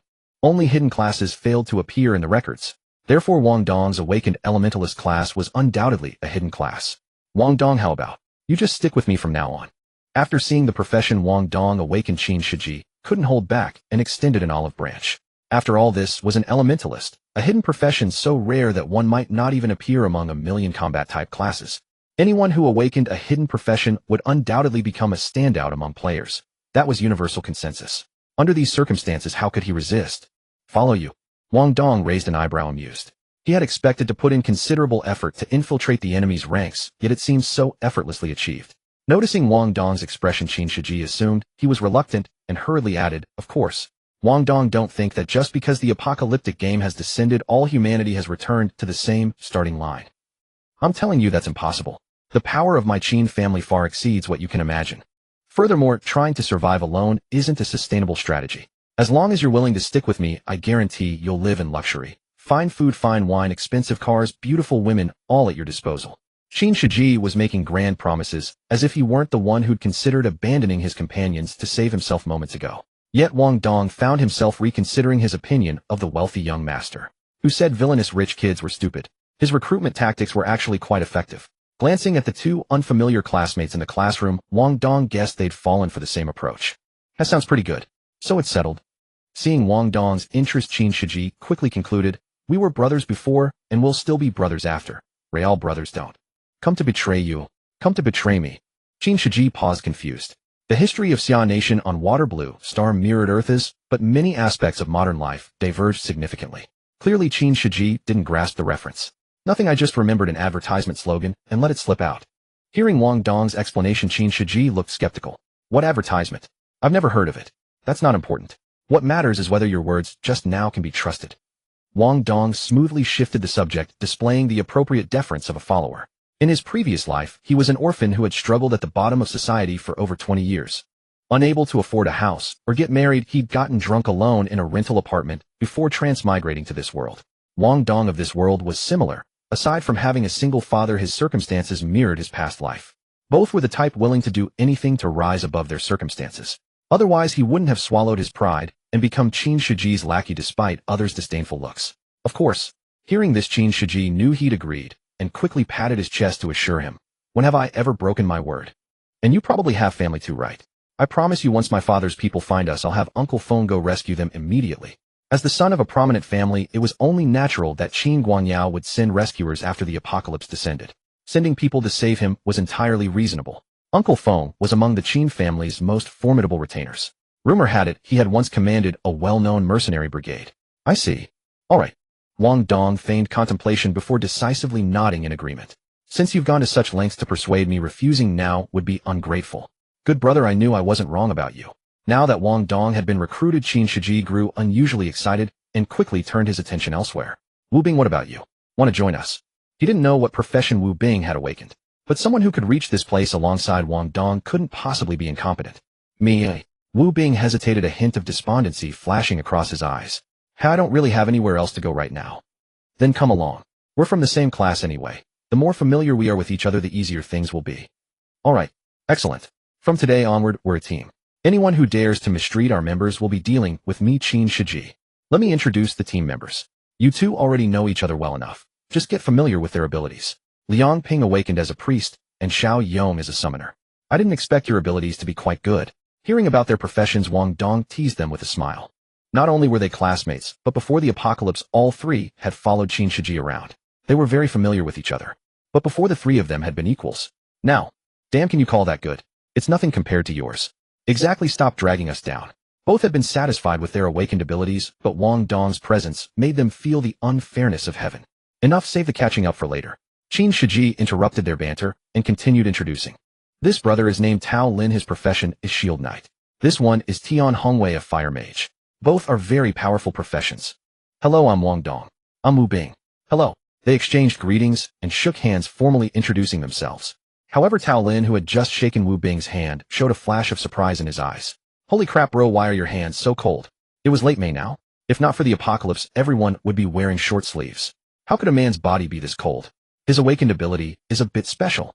Wang Dong cursed his carelessness internally and quickly found an excuse to cover it up. "I see." Hearing Wang Dong's explanation, the others didn't think much of it. After all, who would have thought that the living person in front of them had been a corpse just this morning? "By the way, young Master Qin, do you have any food on you?" Wang Dong smoothly changed the subject.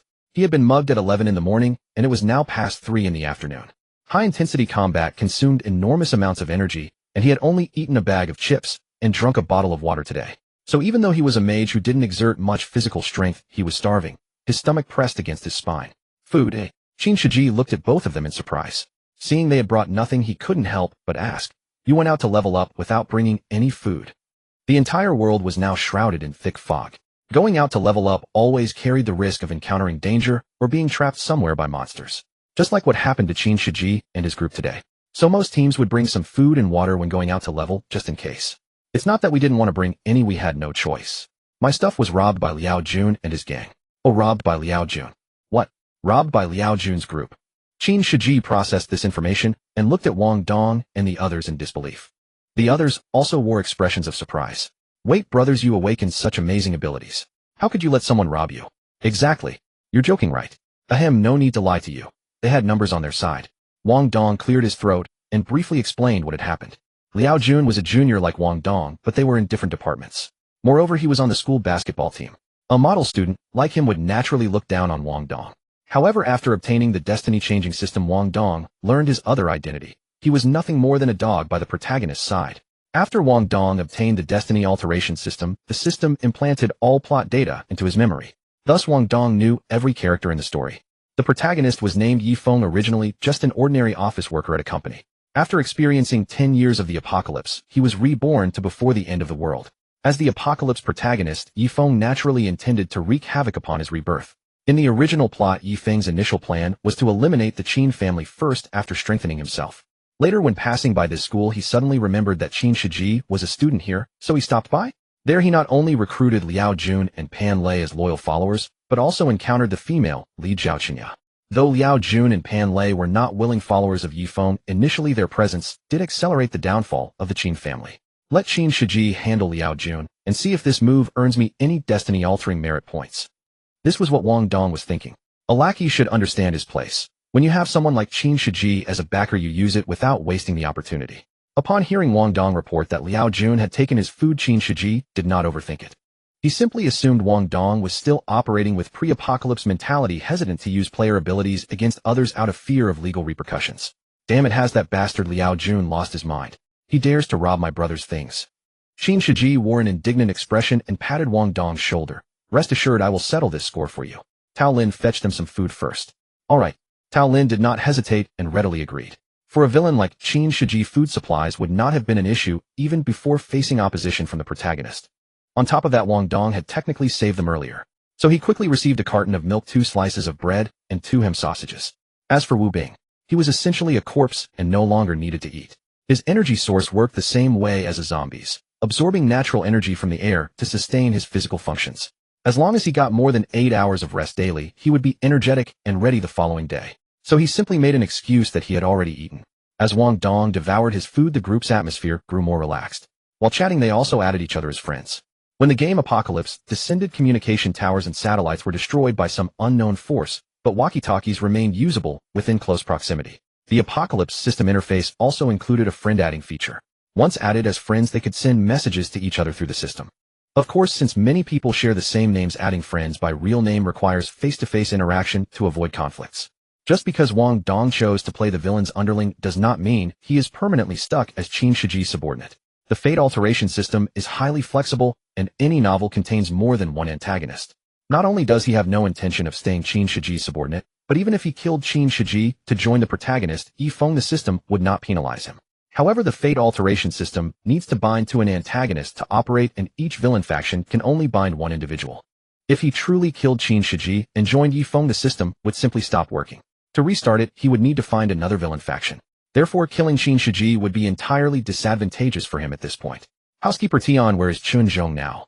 While Wang Dong wolfed down his bread inside a luxurious manor villa on the west side of Modu. A powerful aura of oppression filled the entire living room. Seated on the sofa was a man approaching 50, his face marked with wrinkles, who asked in a low voice. He was Qin Guangyao, the leader of the Qin family. Like Earth, Shanghai, this world's Modu, was Xia country's most economically developed city. Under Qin Guangyao's control, the Qin family ranked in the top 3 among Modu's wealthy circles. Such a powerful figure could instill a sense of intimidation merely by taking a seat. Before him stood an elderly butler, somewhat older, wearing a tailored shirt and dress pants with white hair. Hearing Qin Guangyao's inquiry, the old butler hurriedly replied with respect. Returning to your lordship, Qinzhong's team has arrived at the sports park approximately 3 kilometers from the young master's school. Excellent. Inform them that upon finding the young master, if he has awakened a combat profession, they need not rush back immediately, but should instead focus on helping him raise his level. Qin Guangyao indeed earned his reputation as a cunning strategist. On the very first day of the apocalypse, he swiftly adapted to its rules and dispatched 2 rescue teams to save his son. Qinzhong belonged to this first wave team. Yes. Be gone. Qin Guangyao waved dismissively, and Housekeeper Tian departed with proper respect. After Housekeeper Tian departed, he leaned back on the sofa and stared at the ceiling, letting out a long breath. Following the data-driven apocalypse, all conventional weapons became useless, but some people were born with naturally superior physical conditioning. Soldiers, fitness enthusiasts, amateur boxers, and ordinary athletes could train their physical attributes, constitution, strength, and agility, to values ranging from 15 to 30 through rigorous training. Those with exceptional innate talent, who also dedicated themselves to training, such as secluded masters, special forces elites, world boxing champions, and Olympic-level athletes, could reach astonishing values of 30 to 50. This is why private soldiers cultivated by wealthy families naturally possessed greater strength than ordinary people. Should they become awakened, their power would multiply exponentially. I have only you as my son. Please do not die. Gazing up at the crystal chandelier hanging from the villa's ceiling, Qin Guangyao muttered to himself. Phew, that feels great. Meanwhile, in the classroom, where Qin Shiji and the others were located. Vitality 196,230. Watching his condition recover significantly, Wang Dong wiped his mouth contentedly and said, "It has been days since I last ate this well. And now that you have joined our team, you will never go hungry again." I hope so, but after leveling up, the food requirement seems to have increased too. After eating so much just now, I still feel only half full. Normal considering the stamina consumption involved. Ding. Player Qin Shiji invites you to join a team. Accept, reject. Reject. Wang Dong, what do you mean? You will not team up with us. Seeing the system feedback, Qin Shiji could scarcely believe his eyes.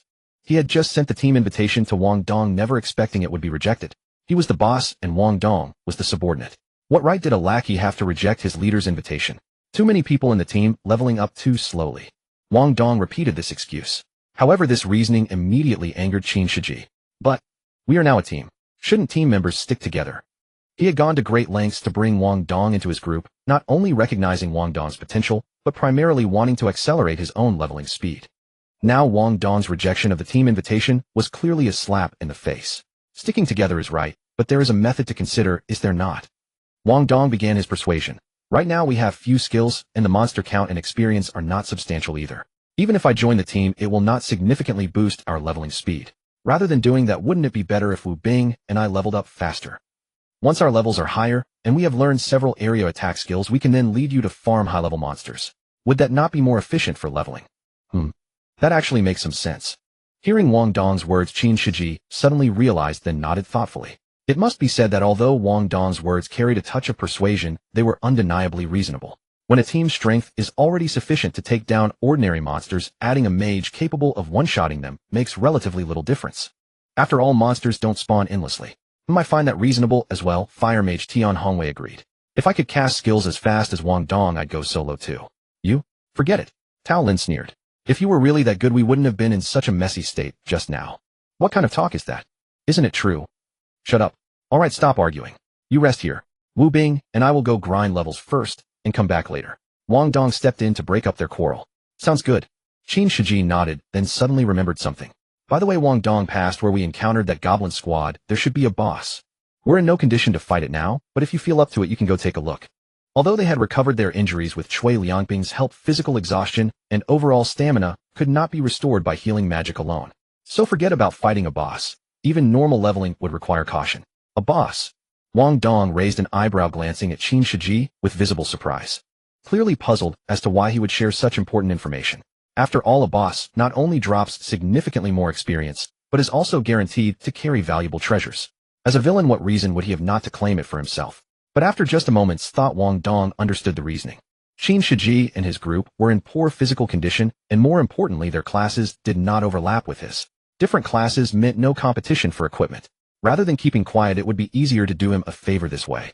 Perhaps even boost his favorability standing. Once he figured it out, Wang Dong smiled. I understand. Qin Shiji chuckled upon hearing this. Indeed, his strategy of continuing to win over Wang Dong had proven correct. As long as he could maintain a good relationship with him, then in the future. Wait, hold on. Qin Shiji suddenly felt something was off. Shouldn't it be him currying favor with Wang Dong according to normal logic? Why was he the one thinking about building rapport? Wasn't he the boss here? Successfully killed Goblin Soldier LV3 gained 30 EXP, 4 copper coins. Successfully killed Ordinary Goblin LV1 gained 10 EXP. Meanwhile, Wang Dong had no idea what Qin Shiji was thinking. After bringing Wu Bing out, he immediately entered an intense leveling mode. Although player skills do not have explicit levels or proficiency ratings, they still require repeated use to improve accuracy, projectile velocity, and effective range. Wang Dong's fireball could already reach a 1-meter diameter thanks largely to his primordial source power. However, the maximum size of this fireball was capped at 1 meter in diameter. To unlock more powerful magical abilities, he would need other skill books.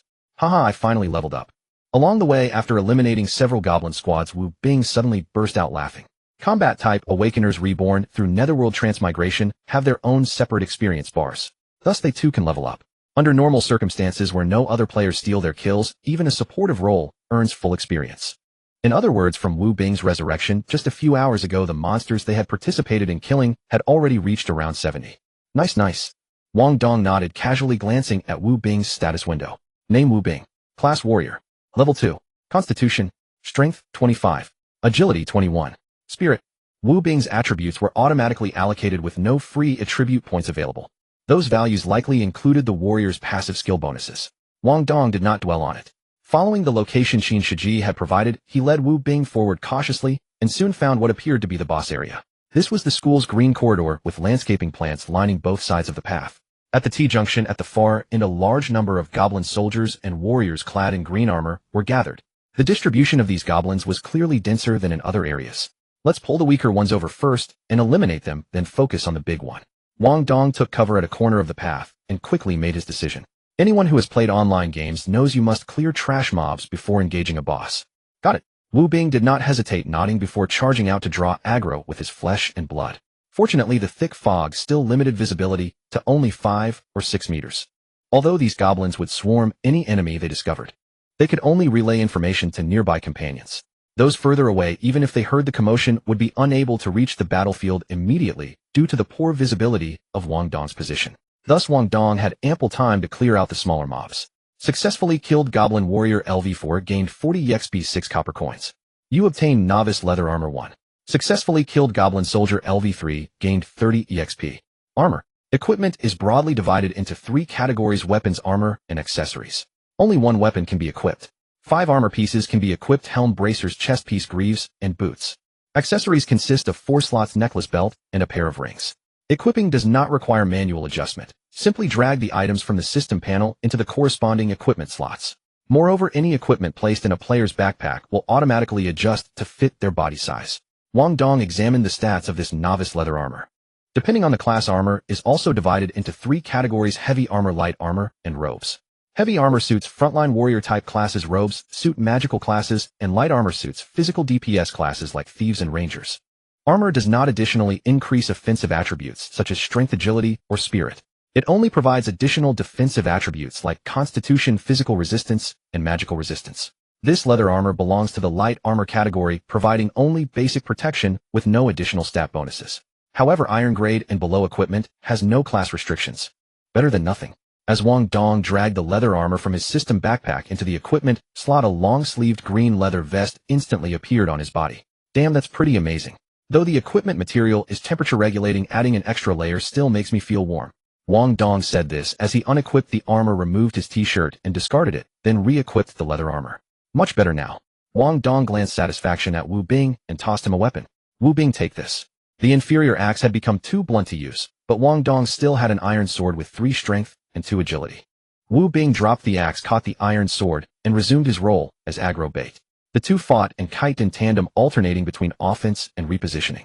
A constant stream of kill notifications appeared on Wang Dong's system panel, with Wu Bing acting as a meat shield ahead. As long as no more than 5 monsters were pulled at once, Wang Dong barely needed to concentrate. Hiding behind corners, he could rely purely on reflexes. Simply throwing fireballs on autopilot was enough to incinerate them. Even if 10 were pulled, Wang Dong could stretch out the engagement with Wu Bing's help and kite them all to death. But just as Wu Bing had whittled down the remaining 7 or 8 goblin soldiers and warriors, clearing the path to directly engage the boss, several surprised voices rang out from behind a flower bed on the other side of the boss. "Huh, looks like there's a boss here." "No way, really? Ha ha ha, our luck is amazing. Quick, melee classes hold the frontline DPS and support stay back. Let's clear those 7 or 8 trash mobs first." This was a 7-member team of Awaken led by a man named Pan Lei. He was in his final year of university and served as the vice president of the student council. As a student wielding real authority, assembling an elite team of Awakened was hardly a challenge. However, this boss appeared to be quite formidable. A team like theirs with decent coordination could barely manage a kill. To ensure everyone's safety, they would need to eliminate the smaller mobs first. "Hold on, Brother Lei. It looks like someone is luring the boss's minions over there." Just as Pan Lei was about to signal the team to engage the boss, a slender young man quickly offered a reminder. "Moi." Upon hearing this, Pan Lei narrowed his eyes. The visibility in the thick fog remained poor. Yet through the white haze they could not only hear the faint sounds of combat, but also dimly make out 2 goblin soldier corpses lying on the ground to the right within the fog. "There really are people. What should we do, Brother Lei? Should we fight them?" "Don't rush. Go check who's pulling the monsters first." Pan Lei had also played online games and understood what stealing someone else's boss meant in that context. Causing offense to someone they couldn't afford to anger over a minor boss was clearly an unwise trade. "All right, I'm on it." The rather frail-looking classmate nodded, then bypassed the boss's position and edged toward the right side of the fog. As time passed, he soon spotted Wu Bing slaying the last goblin within the mist. "Why are there only 2 of them? I don't really recognize this guy. Could he be a sophomore or maybe a junior?" The moment Wang Dong appeared, the thin classmate's face broke into a grin. "Hee, if you're only 2 people, then we won't hold back." In an upgrading grind online game, boss stealing was an entirely normal occurrence. Players often encountered such scenarios after a low-level player barely managed to encounter a boss and struggled through a long fight. Several excessively high-level god-equipped wealthy players would suddenly appear. They wouldn't even waste words directly slaughtering the ordinary player along with the boss. This robber-like behavior left everyday players utterly helpless and bitter. Therefore, bearing such painful experience, the thin young man immediately made his judgment upon seeing only two opponents. In his mind, there were generally only two possibilities for two people pulling monsters here. One possibility was that their awakening class was ordinary, but years of training had granted them combat power exceeding that of ordinary people. The other was that their class was relatively powerful, and the two compensated for each other grinding levels independently. But regardless of which scenario, it was having slain so many monsters the time and stamina consumed were enormous. Such a pair was no match for them. So stealing the boss needed no explanation. As for whether snatching someone else's boss was immoral, please, the world had already fallen to this state. Who still cared about morality? Every additional treasure meant one more chance at survival. In times like these, how could they possibly hand treasures over to others? Especially two strangers. What? Only two people. And strangers? Then we don't need to worry about them. Upon hearing the thin man's report, Pan Lei couldn't help but smile. Everyone get ready. Once they lure those small mobs away, we strike the boss directly. Yes, Brother Lei. No problem. Hee, they're unlucky to run into us. Hearing Pan Lei's decision, the others also wore smug expressions. Goblin Captain LV5 Boss Constitution, 100 Strength, 50 Agility, 35 Energy, 15 Skill Spear Throwing. Description: the Goblin Captain is the strongest among the Goblin warriors, possessing solid close combat ability, as well as ranged attack capabilities. You must be cautious of its thrown spears. The Goblin Captain stood nearly as tall as an average adult male, approximately 1.6 meters, with total attributes 50 points higher than those of an orc warrior.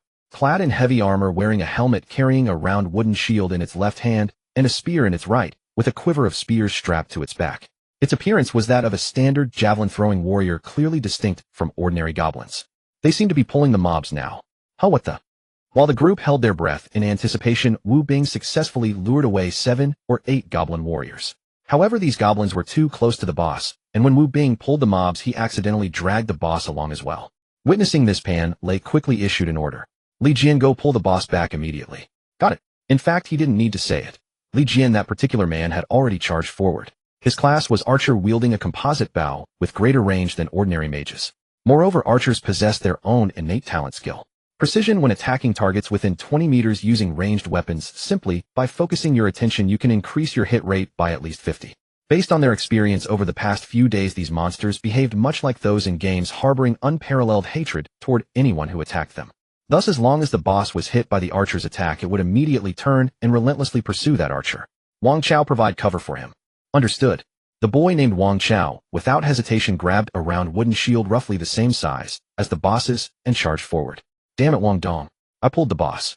On the other side, Wang Dong, being farther away and focused on combat, had not noticed Pan Lei and his group. Hearing Wu Bing's shouts from within the fog, he instinctively hurled several fireballs forward. Boom, boom, boom. 3 massive fireballs grazed past Wu Bing's body, knocking back the 3 goblin warriors behind him. The armor worn by level 4 goblin warriors offered higher defense than the leather armor of level 3 soldiers. Therefore, level 3 Wang Dong could not instantly kill them. However, Wang Dong's skills required no channeling. By the time the monsters closed within 5 meters, he had already launched 7 or 8 fireballs. Feeling the distance was appropriate, Wu Bing tightened his grip on his longsword and turned to hack at the wounded monsters. Huh, where's the boss?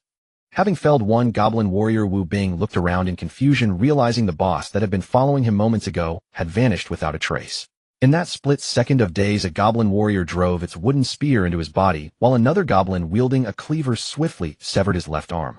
Yet Wu Bing ignored the injury entirely. Recovering his composure, he felled another monster with his remaining arm. Soon, through their seamless coordination, all 7 or 8 goblin warriors were wiped out. Wu Bing's severed arm dissolved into ash and then reformed upon his body. One had to admit the body of reanimation was truly formidable. Didn't you say you pulled the boss? Looking at the identical goblin warriors before him, Wang Dong said with some confusion. These monsters shared the same appearance, experience, value, and level. There could not possibly be a boss among them. Wu Bing was equally bewildered, pulling the wooden spear from his body and saying, I did pull the boss. It was following me at first. I have no idea why it didn't come along. Didn't come along. Wang Dong narrowed his eyes, then suddenly realized something. Could it be? Someone stole the boss. What? Stole the boss? Damn it. Wu Bing paused for a moment, then quickly reacted, turning and sprinting back toward where the boss had originally been. Frontline, hold him. Don't let the boss break through to the back line. Understood. Watch out for its spear. Fong Ming, Li Jian, increase your output. Copy that. Wang Dong caught up with Wu Bing, and after running less than 20 meters they heard the shouts of Pan Lei and his group. The moment he realized his boss had truly been stolen, a memory flashed through Wang Dong's mind. The scene of his food being plundered by Liao Jun and the others that morning. A surge of resentment welled up in his heart. I painstakingly cleared out all the boss's minions, and you snatched the boss right out from under me. Are you trying to die? Wu Bing, let's get that boss back first. Got it. Whether it was a boss or an ordinary monster, the ownership determination for loot worked the same way. It wasn't about who dealt the first hit, nor who landed the final blow. Rather, whoever or whichever team dealt the highest damage obtained ownership of the items. Experience points and copper coins were also distributed directly according to damage proportions. The specific allocation ratio could be calculated down to individual digits. At this moment, all 7 members of Pan Lei's team were male, 1 support, 2 ranged attackers, and 4 melee fighters. Given the boss's 4 fundamental attributes and the 7 players' levels, the 4 melee classes could only play a supporting role, unable to inflict any substantial damage on it. The real damage output came from the archer and the mage in the party. Damn it, this monster's armor is too much of an obstacle. Our arrows can't fully penetrate. Don't rush, take it slow. We'll definitely wear it down. The thin one was a thief class, and while engaging the goblin captain in close combat, he also used words to keep everyone's morale steady. Hearing this, the others chimed in as well. Attributes alone couldn't fully represent a person's combat power. True combat effectiveness required comprehensively evaluating attributes, weapons, armor, skills, and treasures. So as long as they could make good use of their weapons and numerical advantage, they could slowly grind the boss to death. However, just as everyone was enthusiastically kiting the boss, whoosh, a wave of intense heat rushed through, dispelling the white fog and appearing right beside the thin man. What the? Sensing the danger, the thin man cursed angrily and immediately rolled to the side. Boom. The fireball struck the boss and erupted into flames. The goblin captain let out a scream unlike anything anyone had ever heard before. Which bastard is casting fireball indiscriminately? Before the thin man had even stood up, he was already cursing profusely, having clearly forgotten about Wang Dong and Wu Bing from earlier. But Wang Dong wasn't going to give him much time to react. The moment the thin man finished speaking, Wang Dong sent a flying stone the size of a basketball hurtling toward the boss. Bang! The goblin captain, being a boss after all, possessed first-rate damage resistance and reaction speed. Enduring the searing pain, it raised its round wooden shield to block the incoming projectile. The flying stone slammed into the goblin captain's wooden shield with a dull thud. Although both Fireball and Flying Stone were beginner-level mage skills, Flying Stone was mostly physical damage. So after blocking the Flying Stone, the goblin captain was knocked backward a few steps, and a crack appeared on its wooden shield. It was at that moment that Wu Bing's figure came into view. Wu Bing had been summoned by Wang Dong, so he could receive Wang Dong's telepathic commands and naturally knew exactly who to attack at this moment. Grasping his longsword, he said nothing and darted past the boss straight toward the archer and mage behind it. Dodge now. Pan Lei also snapped back to reality and urgently shouted. But unfortunately, the distance between them was at most a dozen meters. Even at full sprint, it would only take 2 seconds. The 2 ranged players' attention was entirely focused on the boss. How could they possibly react in time? Too late. Wu Bing's cold voice rang out as he kicked the mage to the ground. You stupid dog, stealing my boss. Steal my ass. Wu Bing had clearly integrated himself and Wang Dong into a single team. That kick carried 9/10 of his full force. You bastard. Seeing the mage slammed brutally to the ground, the nearby archer Li Jian immediately flew into a rage. Though he couldn't fathom how these 2 had arrived so quickly, there was no time to ponder further. He hastily raised his bow and aimed directly at Wu Bing. You dare point a bow at me? You're begging for death. Sensing this, Wu Bing's face twisted into a fierce snarl. Ignoring the mage on the ground, he grabbed his long sword and charged straight at Li Jian. Li Jian hadn't originally intended to kill the other person, but when facing danger, people rarely think clearly. Seeing Wu Bing just kick the mage and then charge at him with murderous intent, he released the bowstring without hesitation. Zip! The arrow sliced through the air and embedded itself in Wu Bing's shoulder. But this single arrow not only failed to disable Wu Bing as expected, it only ignited his fury. Ignoring the arrow in his shoulder, Wu Bing charged forward and swung his sword at Li Jian. Li Jian, upon seeing this, looked utterly bewildered and awkwardly dodged. Holy crap! Is this guy some kind of monster? What the hell? Meanwhile, while Li Jian stood dumbfounded, the battle on the other side had already concluded. Blazing fireballs and flying stones rained down one after another onto the goblin captain. Precise, rapid, indifferent to friend or foe. Pan Lei and the 2 other melee teammates had already created distance from the boss to ensure their own safety. But before they could make any further moves, the boss collapsed with a thunderous crash. Several orbs of different colors emerged from its corpse. Successfully killed goblin captain LV5. Gained EXP 376, copper coins 67. Think congratulations on achieving the first kill of this boss. Gained EXP 1000, Warrior Skill Book Charging /X1, Mage Skill Book Rock Shield X1, Priest Skill Book, Charge Shot X1 Ding. Congratulations on reaching level 4. Gained all attributes 5, free attribute points 10. What? It's already dead. Are you serious? Watching the Goblin Captain fall in less than 20 seconds, Pan Lei and the others were dumbstruck. When they had stolen the BOSS, they had assumed that by the time Wang Dong and the other two finished dealing with the minions, they would have nearly defeated it. Even if the other party noticed and arrived, they would have no choice but to suffer in silence. Never did they expect the opponent to arrive so quickly and seize boss ownership in barely any time at all. Is this something a normal awakened could achieve? After all, a boss's experience was 10 times that of a monster of the same level. In other words, their entire team of 7 had earned only 124 experience points, while those two people, no more accurately Wang Dong alone, had he alone attacked the boss and earned 376 experience points. What the fuck? Boom. Another blazing fireball came hurtling through. This fireball left everyone staring in complete disbelief once again. Wang Dong hadn't gone to collect the boss's dropped equipment at all. Instead, he directly attacked them. Dodge now. Pan Lei was the first to snap back to his senses, shouting urgently, but the others clearly hadn't reacted yet. Alt. One of them hadn't even equipped armor and was immediately engulfed in great flames, letting out an agonizing scream. Damn it. That kid. Watching their comrade being scorched by fire, the others finally snapped out of their daze. No. Ding. Eliminated passerby Zhou Peng. Gained 100 fate alteration points. Prioritize the BOSS, then eliminate the players. Wang Dong struck decisively, without hesitation. The black character's death that appeared above Zhou Peng's head also made everyone realize the severity of the situation. They killed Zhou Peng. How could this happen? Whoosh. Swish. While everyone's minds were in shock, fireballs and flying stones from the dense fog were still hurtling toward them at incredible speed. Witnessing this, the 6 people who had been planning to confront Wang Dong turned pale with fear. At this stage, the awakened had low levels, little combat experience, and lacked powerful equipment or defensive skills. Facing Wang Dong's instant cast magic, they had no means to resist. Boom. Crash. A fireball struck the fat boy's shoulder, while a flying stone hit Li Jian's thigh. Though deeply reluctant, Wu Bing followed Wang Dong's mental command and drove his sword through the mage's heart. In an instant, 2 of the 7 awakened lay dead, while 2 more lay wounded. Run now. Wait for me. Completely panic-stricken by the relentless assault, Pan Lei quickly ordered a retreat. Their opponent's skills were devastatingly powerful and cast without delay. There was no chance to fight back. Alarmed, the group scattered in every direction. Brother Lei, don't leave me behind. Help. This wasn't a game where magic skills guaranteed hits. The fat boy and Li Jian, having avoided critical strikes, hadn't died immediately. Deprived of movement and watching their companions flee, they cried out in terror. Stop screaming. They've already run. Wang Dong emerged from the fog, his staff in hand, gazing down at the 2 terrified men with cold detachment. Brother, it's a misunderstanding. We didn't mean to steal your boss. It was Pan Lei. He made us do it. Frightened by Wang Dong's icy stare, the skinny one immediately threw Pan Lei under the bus. Li Jian quickly chimed in as well. Yeah, brother, it's not our fault. Pan Lei was the one giving the orders. Pan Lei. I see. At the name, Wang Dong nodded and turned his gaze to Wu Bing. Finish them quickly. WH. What? The words stunned everyone. Wu Bing, already reluctant to kill, was deeply shaken. It had only been a few days since the apocalypse began. Most had grown accustomed to gore and slaughter, yet killing other humans was still rare. Was Wang Dong really going to execute them just because his boss was stolen? 2 dead wasn't enough. He wanted all 4 dead. Wu Bing desperately wanted to question this, but the power of Edo Tensei left him no choice but to obey.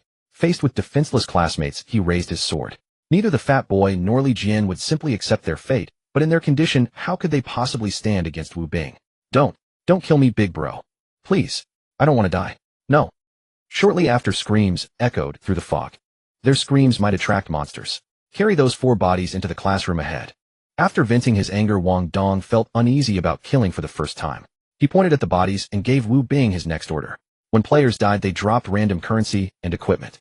Early on, nothing was particularly valuable, for people aside from weapons had dropped barely over 100 copper coins. Wu Bing paused briefly before understanding and moved to comply. Wang Dong, suppressing his discomfort, swiftly collected the equipment dropped by the boss and the 4 players. Drops from monsters enjoyed 5 minutes of protected ownership. No one else could claim them during that window. He glanced at the orbs. 5 in total, 2 black, 2 white, and 1 transparent.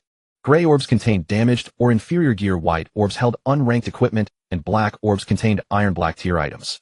As for the transparent ones, those were consumable items. Iron forged leg guards, iron black 1. Strength necklace, iron black 1. Basic healing potion 1. Novice leather boots 1. Novice Leather Armor 1. 2 iron black pieces plus a healing potion. Not bad. Iron black equipment was superior in defense and had a higher chance of affixing bonus stats. These drops wouldn't come from ordinary monsters. Only boss encounters and secret realm dungeons yielded them. And that basic healing potion, don't let its name fool you into thinking it was common. While healing and spirit potions were standard recovery items in the game, in reality, they were precious lifesavers. There were only 3 ways to obtain them. The first was purchasing from public shops. 1 gold coin per basic potion. 1 gold equaled 100 silver, which equaled 10,000 copper. The second route was buying from alchemists. Their potions were cheaper than hidden shops, but varied greatly in quality. At this point, which alchemist would risk venturing into the wilds to gather herbs? Players could only rely on killing bosses to acquire them. The odds of encountering and defeating a boss were disgustingly low. With alchemists not yet developed, and no healers or priests in sight, basic healing potions had become invaluable treasures for survival. As Wang Dong collected the boss drops, Wu Bing carried the 4 bodies into the classroom. Wang Dong retrieved the weapons and checked his fate alteration points. 500 from rescuing Qin Shiji earlier plus 400 from eliminating 4 passers-by, totaling 900. He wasn't a serial killer who'd take lives over 100 points, but he wasn't a pushover either. Cutting off someone's livelihood was like killing their parents. In this apocalypse, stealing another's treasure was no different from robbing them in peacetime. He didn't believe their boss theft was accidental.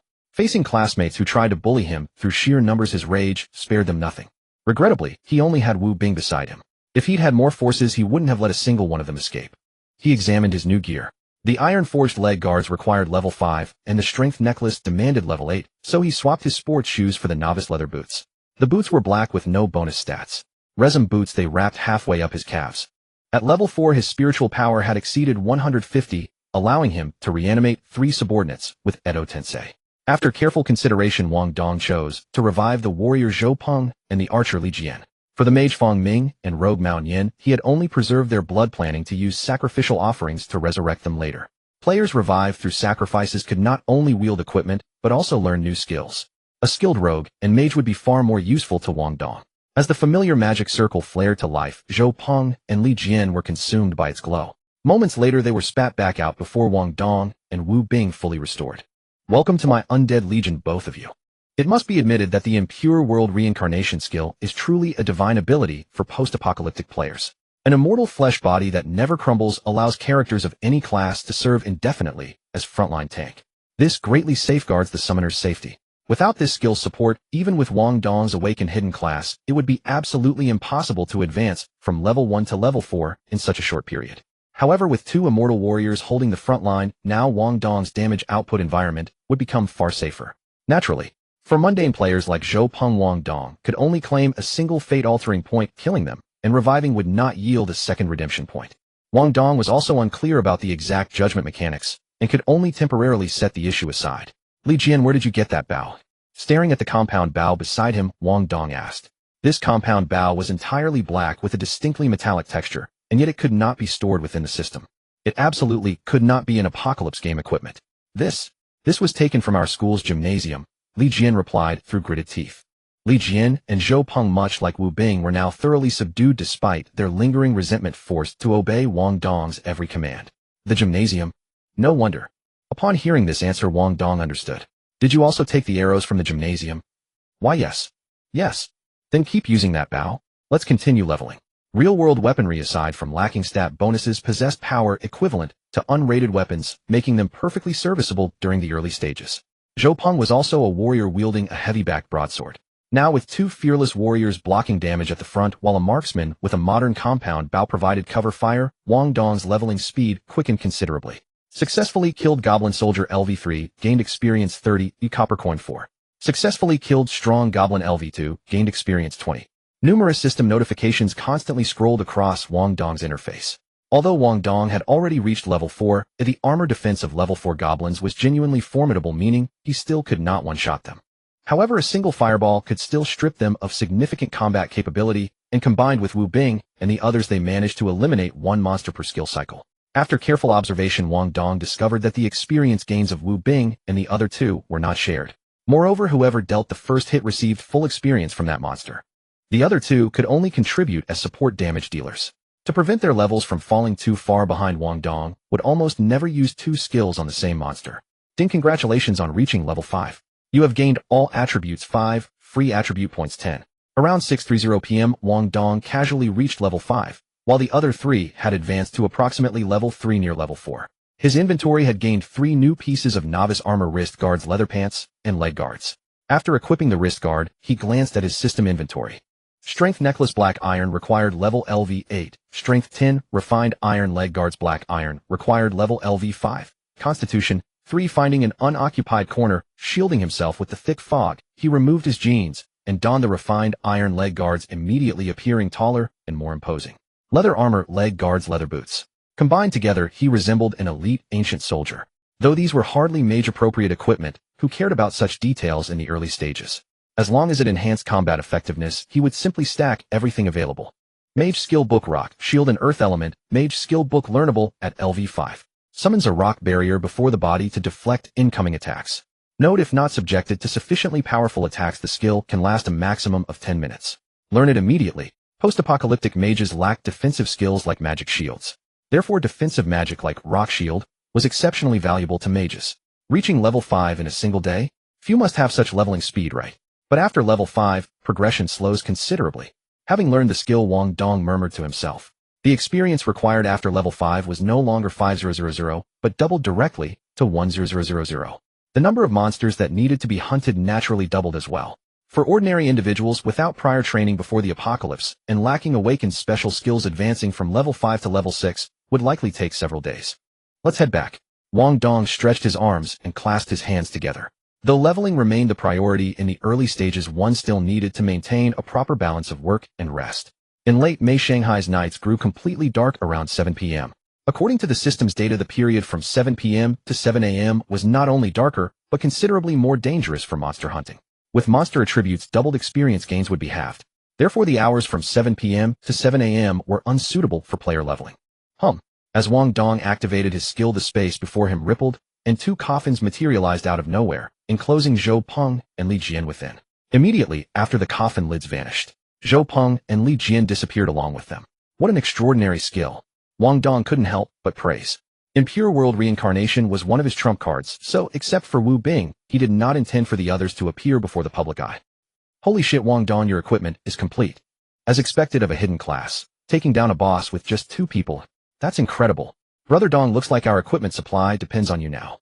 Qin Shiji and the others were grinding monsters on the playground when Wang Dong contacted them through the friend system. Seeing Wang Dong fully armored before them, Tao Lin, Shui Liangping, and the rest wore expressions of sheer astonishment. Xiao Yong even addressed him as Brother Dong directly. When Wang Dong had left, he possessed no armor at all, yet upon his return, he was completely outfitted. Only a fool would not realize these equipments came from the boss. Actually, it wasn't just them. Even Qin Shiji's eyes flickered with a trace of envy. They had exhausted themselves fighting for 3.5 days, earning only 1 wrist guard, 1 robe, and 2 pairs of boots, while Wang Dong returned from just a few hours out with nearly complete novice armor. Who wouldn't feel unbalanced seeing this? Haha, you flatter me. Here, Qin Xiao, this is yours. Wang Dong casually offered a polite remark, then handed over the surplus novice leather armor, novice leg guards, and that warrior skill book charge / to Qin Shiji. Once equipment entered the system as streams of light, it could be materialized from the system at will. This was a unique feature of the Apocalypse game. All 3 first kill reward skill books were usable at level 5. Upon seeing these 3 items, Qin Shiji paused briefly before becoming visibly excited. Haha, Wang Dong, I knew I hadn't misplaced my trust in you. Student combat capability could never compare to trained bodyguards and military personnel. Their physical fitness was universally subpar, and they lacked sufficiently powerful weaponry. Even after 3 days since the game's arrival, that boss had only just been slain for the first time. Wang Dong had received a first kill reward as a result. Meanwhile, everyone else's weapons and armor had basically been scavenged from reality. Game-grade equipment like this, Qin Shiji and his 5 companions owned only 4 pieces between them. Seeing Qin Shiji's excited demeanor, Wang Dong smiled and politely dismissed it. It's just a single skill book, nothing worth mentioning. He needed to maintain a good relationship with Qin Shiji, and the boss intelligence Qin Shiji had provided was certainly worth these items. Thus, Wang Dong harbored no reluctance whatsoever. How is it nothing? Qin Shiji said with utter seriousness. Wang Dong, from this day forward, you are my best brother. If I have meat to eat, I will never let you survive on broth alone. Haha, then I thank you, young Master Qin. After an afternoon of combat, Qin Shiji and his companions had already reached level 3. Such a level was higher than that of ordinary players, yet compared to Wang Dong, a monster who had hit level 5 in a single day, they existed in an entirely different realm. Moreover, Wang Dong possessed a hidden class. Thus, whether through genuine sentiment or mere pretense, Qin Shiji sincerely sought to win Wang Dong over at this very moment. However, just as Qin Shiji was about to claim the 3 items for himself, something suddenly crossed his mind. No need for courtesy, but Wang Dong should not Wu Bing's awakened class also be a warrior? Would it not be better to give these 2 pieces of protective gear to him first? Though Qin Shiji desperately desired to keep all 3 items as the leader of the team, he needed to consider his subordinates' morale and determine how to maximize the team's interests. At least that was the case when no immediate life-threatening danger loomed. By giving the equipment and skill books to Wu Bing and Wang Dong first, their safety could be better secured, thereby enabling them to obtain even more gear and items in turn. Wang Dong's awakened ability and his performance throughout the day had led Qin Shiji to instinctively seek his counsel. No need, Wu Bing is a self-healing warrior. His need for protective gear is not that great. Wang Dong casually remarked. What? A self-healing warrior? No wonder the 2 of you dare to roam around recklessly. Now I understand. Tisk, a self-healing warrior paired with an elementalist. That is simply a perfect match. The self-healing warrior was a variant of the warrior class, and also belonged to the category of rare professions. While its offensive capabilities were not significantly different from an ordinary warrior, its formidable self-recovery ability was unmatched by most other professions. As long as the head and heart were not critically damaged, other parts of the body could regenerate on their own. So upon hearing Wang Dong reveal that Wu Bing's profession was a self-healing warrior, the crowd did not harbor any suspicions. Instead, they found it made perfect sense.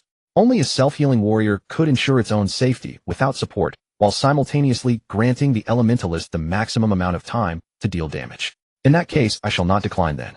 Alright, Brother Dong, is there anything for us? Seeing Qin Shiji acquire so many items, the others grew restless. Cui Liangping was no fool. Knowing Wang Dong's future prospects were boundless, he quickly followed Xiao Yong and addressed him with an ingratiating smile, calling out Brother Dong. Wang Dong could understand and cast a glance at his system inventory. I still have a pair of novice pants here. Give them to Tao Lin. He is a close combat class, so it is more appropriate to give him the extra protective gear first. Thanks, brother. Tao Lin did not decline either. You are welcome, Liangping. Here, take this priest's skill. Charging shot. Priest Cui Liangping was taken aback for a moment, then his face lit up with excitement. Damn, Brother Dong is amazing. From now on, you are my real brother. There is nothing else left. Wang Dong ignored him and said, but we are a team. As long as we work together with one heart, we will have everything in the future. Wang Dong speaks the truth. Qin Shiji quickly chimed in. If we all unite, we will have everything in the future. Let us go. It is almost dark. We shall discuss matters further after we return. Young Master Qin. Young Master Qin. Young Master Qin. Since the apocalypse fell upon the world while most students were attending classes, Qin Shiji and his group established their temporary base within a teaching building. The monsters in the surrounding area had already been cleared by other players. The moment Qin Shiji and his group returned, a large number of students greeted Qin Shiji. From their forms of address and expressions, Qin Shiji's prestige here was quite considerable. Oh. Qin Shiji gave a slight nod, then led Wang Dong inside one of the classrooms on the 3rd floor. The classroom was spacious with doors and windows sealed shut by books and newspapers. Inside, approximately 40 students resided. Half were male, half female. They had arranged desks and chairs to form 2 sheltered spaces for resting at night. The moment Wang Dong entered, he caught a faint odor of sweaty feet and perspiration. There was no way around it. The weather was sweltering, and there was nowhere to bathe. No matter how particular one was about cleanliness, one had to endure it at such times. The classroom, which had been somewhat noisy, instantly fell silent upon seeing Qin Shiji and his group enter. Qin Shiji threw an arm around Wang Dong's shoulder, strode to the center of the classroom, and called out in a loud voice. Let me formally introduce him. His name is Wang Dong. From today onward, you will all address him as Brother Dong. What? Brother Dong? These words sent shockwaves through the crowd. Those classmates who knew Wang Dong personally were particularly astonished. Wang Dong had merely been Qin Shiji's lackey in the past. When had Qin Shiji ever shown him such regard? Now that Wang Dong had reappeared by Qin Shiji's side and was being introduced with such ceremony, there could only be one explanation. Wang Dong's awakened profession was extraordinarily powerful. Powerful enough that even Qin Shiji could not resist seeking to win him over. At this thought, while marveling inwardly at Wang Dong's stroke of luck, everyone hastily called out in respectful tones. Brother Dong. Brother Dong. Hello, Brother Dong. Greetings to you all. The sensation of being flattered felt good. Even though Wang Dong knew these people were merely acting out of necessity, he found it thoroughly satisfying. So that is why some people are always eager to fight for power and privilege. So this is what it feels like to hold authority. Wang Dong murmured to himself inwardly. Qin Shiji, however, paid no mind to what Wang Dong might be thinking. After introducing Wang Dong, he went on to introduce Wu Bing as well, then led both of them into the adjacent classroom. The air in this classroom was noticeably better. Inside, aside from Qin Shiji's small squad, only 10 others resided. 6 men and 4 women. The women handled logistical duties while the men took turns on watch and guard duty. After formally introducing both of them per convention, Qin Shiji turned his gaze toward the summoner. Xiaoyong walked Wang Dong through our situation. I shall be right back. I need to use the restroom. Understood, young Master Qin. Once Qin Shiji departed, Tao Lin, Tian Hongwei, and the others began handing over their duties to the 6 men and 4 women in the room. Xiaoyong, following Qin Shiji's instructions, pulled Wang Dong and Wu Bing to a seating area, and they settled down. After learning the details, Wang Dong had gathered a general understanding. This teaching building contained 5 stories in total, with 3 classrooms and separate restrooms for men and women on each floor. For safety reasons, the first and second floors remained unoccupied. On the 3rd floor and above, 2 classrooms served as living quarters, while the 3rd stored supplies. Each floor had its own leader and several managers overseeing operations. Out of the 800+ students in this building, only 300 survivors remain. Yes, when the apocalypse struck that day, some students transformed directly into zombies. Others, caught off guard, were bitten and assimilated in large numbers, on top of the goblin raids. Without needing Xiaoyong to finish, Wang Dong could already envision how bloody and merciless the subsequent events had been. When people turned into zombies, chaos inevitably spiraled worse with greater crowds. It was not merely the students in class who perished. Even the teachers stationed in the office fell victim to the onslaught of zombies and goblins, with more than half dying. At this moment, he could not help but feel grateful that he had been in his dormitory when the apocalypse struck.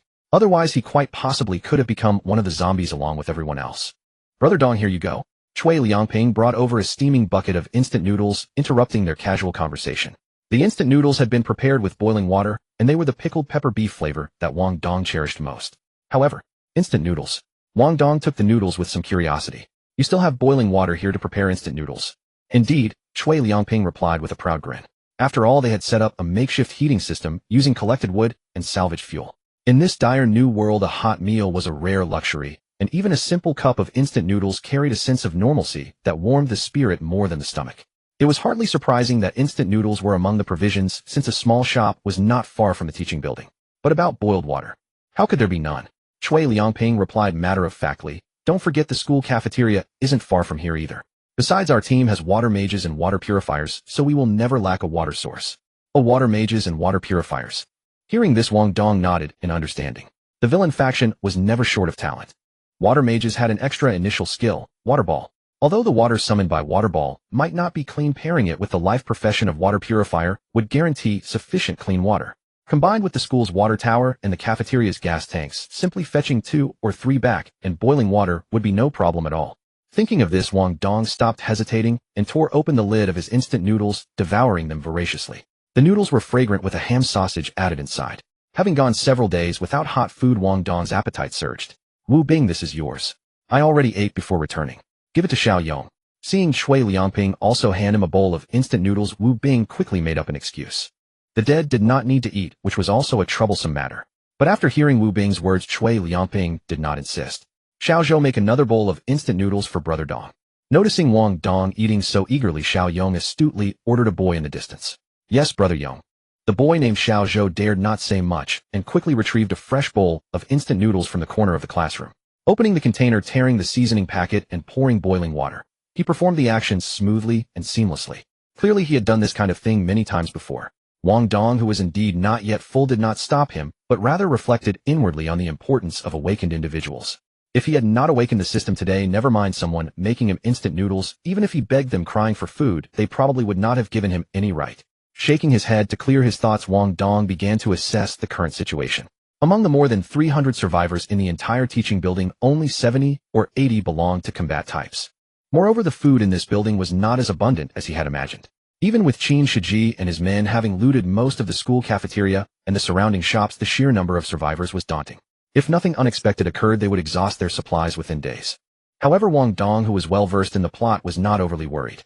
Not only could he draw food through his fate-altering points, but he also knew that within 2 days at most the Qin family would come to the school to find Qin Shiji. They had stockpiled ample supplies outside, so there was absolutely no need to worry about food.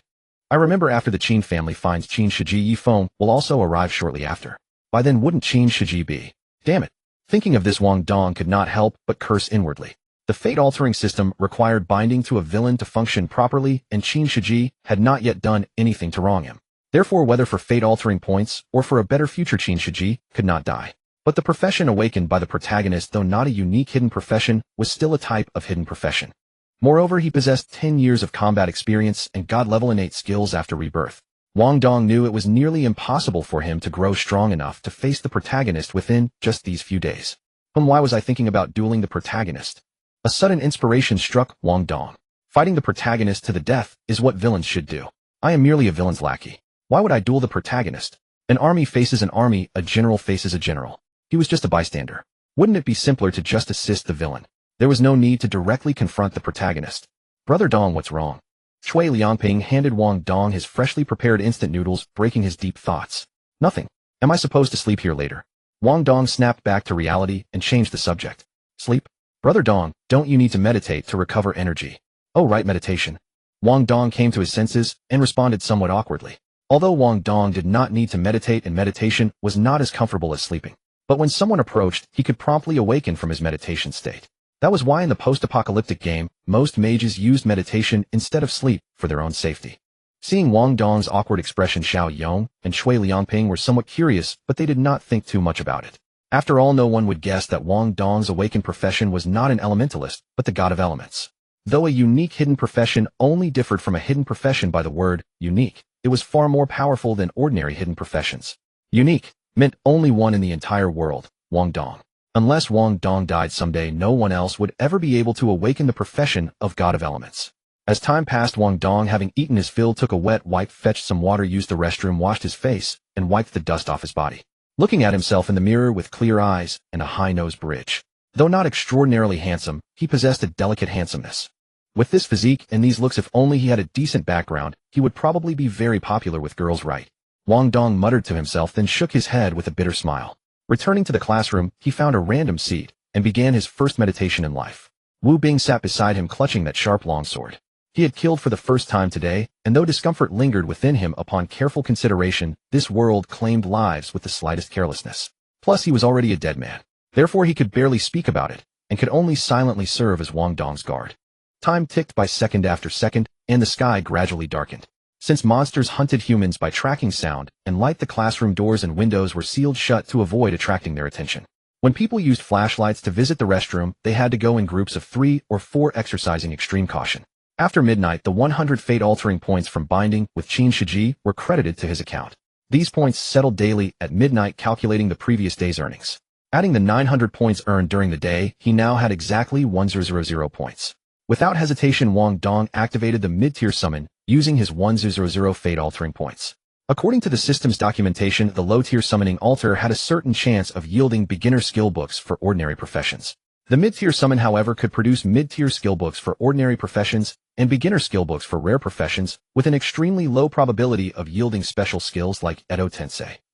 For Wang Dong, at present, beginner skills were nearly sufficient, so, if he had enough points, the mid-tier summon was more suitable. Mid-tier summoning altar, each use requires 1000 fate-altering points. Would you like to use 1000 fate-altering points to summon?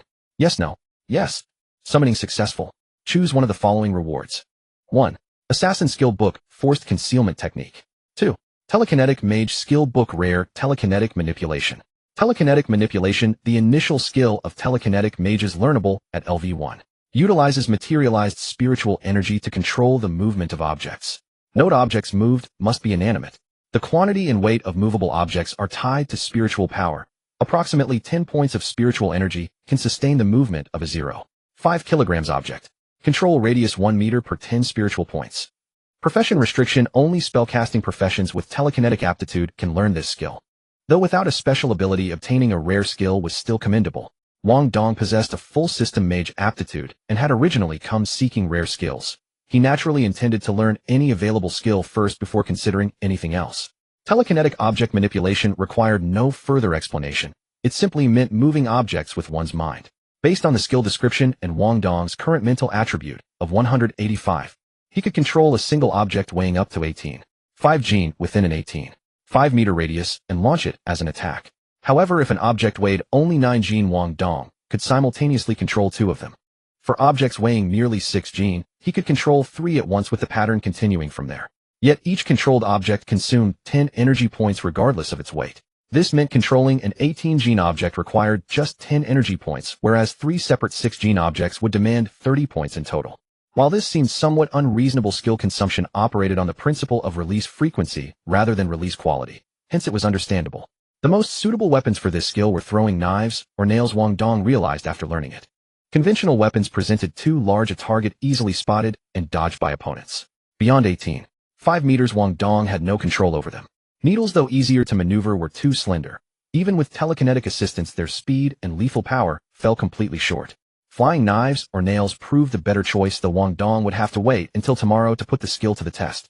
Settling his mind to tally his gains for the day, Wang Dong found that within a single day he had advanced from level 1 to level 5, acquired a full set of novice equipment, and obtained the telekinetic skill. His harvest was abundantly fruitful, and his future shone with promise. Brother Lei, I suggest we disband our team right here. I'm preparing to join Brother John's squad. Damn it, why did it come to this? Why? In stark contrast to Wang Dong's bright prospects, Pan Lei found himself on the opposite end of the spectrum. At the mere thought of what Wang Chao and the team's healer had said earlier, a restless agitation stirred within him. His awakened class, like Tao Lin's, was Shield Knight. Among ordinary awakeners, such a profession was considered quite formidable. He had believed the same. His plan had relied solely on numerical advantage to steal their boss. If discovered, the opposing side would have no recourse but to swallow the grievance in silence. But he never expected their opponents to possess absurdly overpowered skills and show no patience for negotiation whatsoever.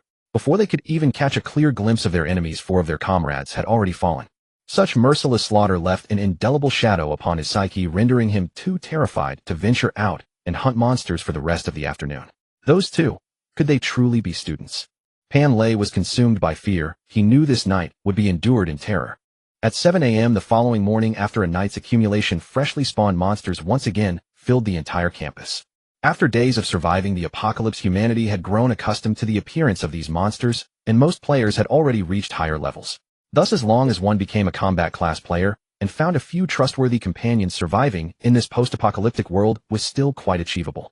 10-person survival squad seeking 2 range class members. Interested parties, click to join me directly. Search team needing 1 support class, survival supplies to be divided equally. Medics and priests welcome. Power leveling squad seeking 2 heavy damage dealers. Only 6 members currently. Those looking to level up, quickly private message me. Breakfast that day consisted of bread and boxed milk. No sooner had Wang Dong finished eating than he noticed a flood of party recruitment messages appearing in the nearby chat channel. Had he not endured the human hell of recent days, Wang Dong might have even mistaken this for an actual game. Wang Dong, today I plan to lead the team back to the dorms to fight through. Want to come along? Seeing Wang Dong awake, Qin Shiji came to find him immediately. There was nothing at all in the teaching building, let alone normal rest or sleep. Even using the restroom carried potential danger, making it unsuitable as a temporary base. Previously, their strength had been insufficient to fight their way back, but now that everyone's levels and experience had risen, they naturally wished to give it a try. Wu Bing and I will clear the path ahead for you. After a brief moment of thought, Wang Dong gave his answer directly. Whether they went there or stayed leveling up remained the same objective. Very well. However, we first need to unite with students from other teaching buildings. If you have nothing else to do, help clear the monsters along the way. Alright, I'll use the restroom first. Wang Dong nodded, stretched lazily, then picked up his staff and pushed open the classroom door. With Wu Bing clearing the path ahead, those minor monsters posed absolutely no threat to him. Huh. Is someone in the women's restroom next door? The toilet, unflushed for 4 days, reeked of an utterly despairing stench.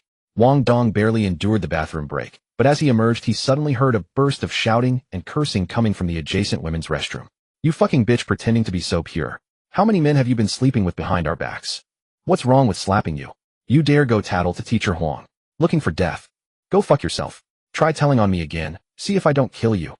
Fuck. Inside the 3rd floor women's restroom, 7 or 8 girls dressed in various styles surrounded another girl, beating and cursing at her. 2 of the girls were Wang Dong's own classmates. Oomph. Wang Dong stood at the doorway, glanced inside, and had no intention of intervening. With the apocalypse arrived and civilization collapsed, let alone beating someone, murder itself had become commonplace.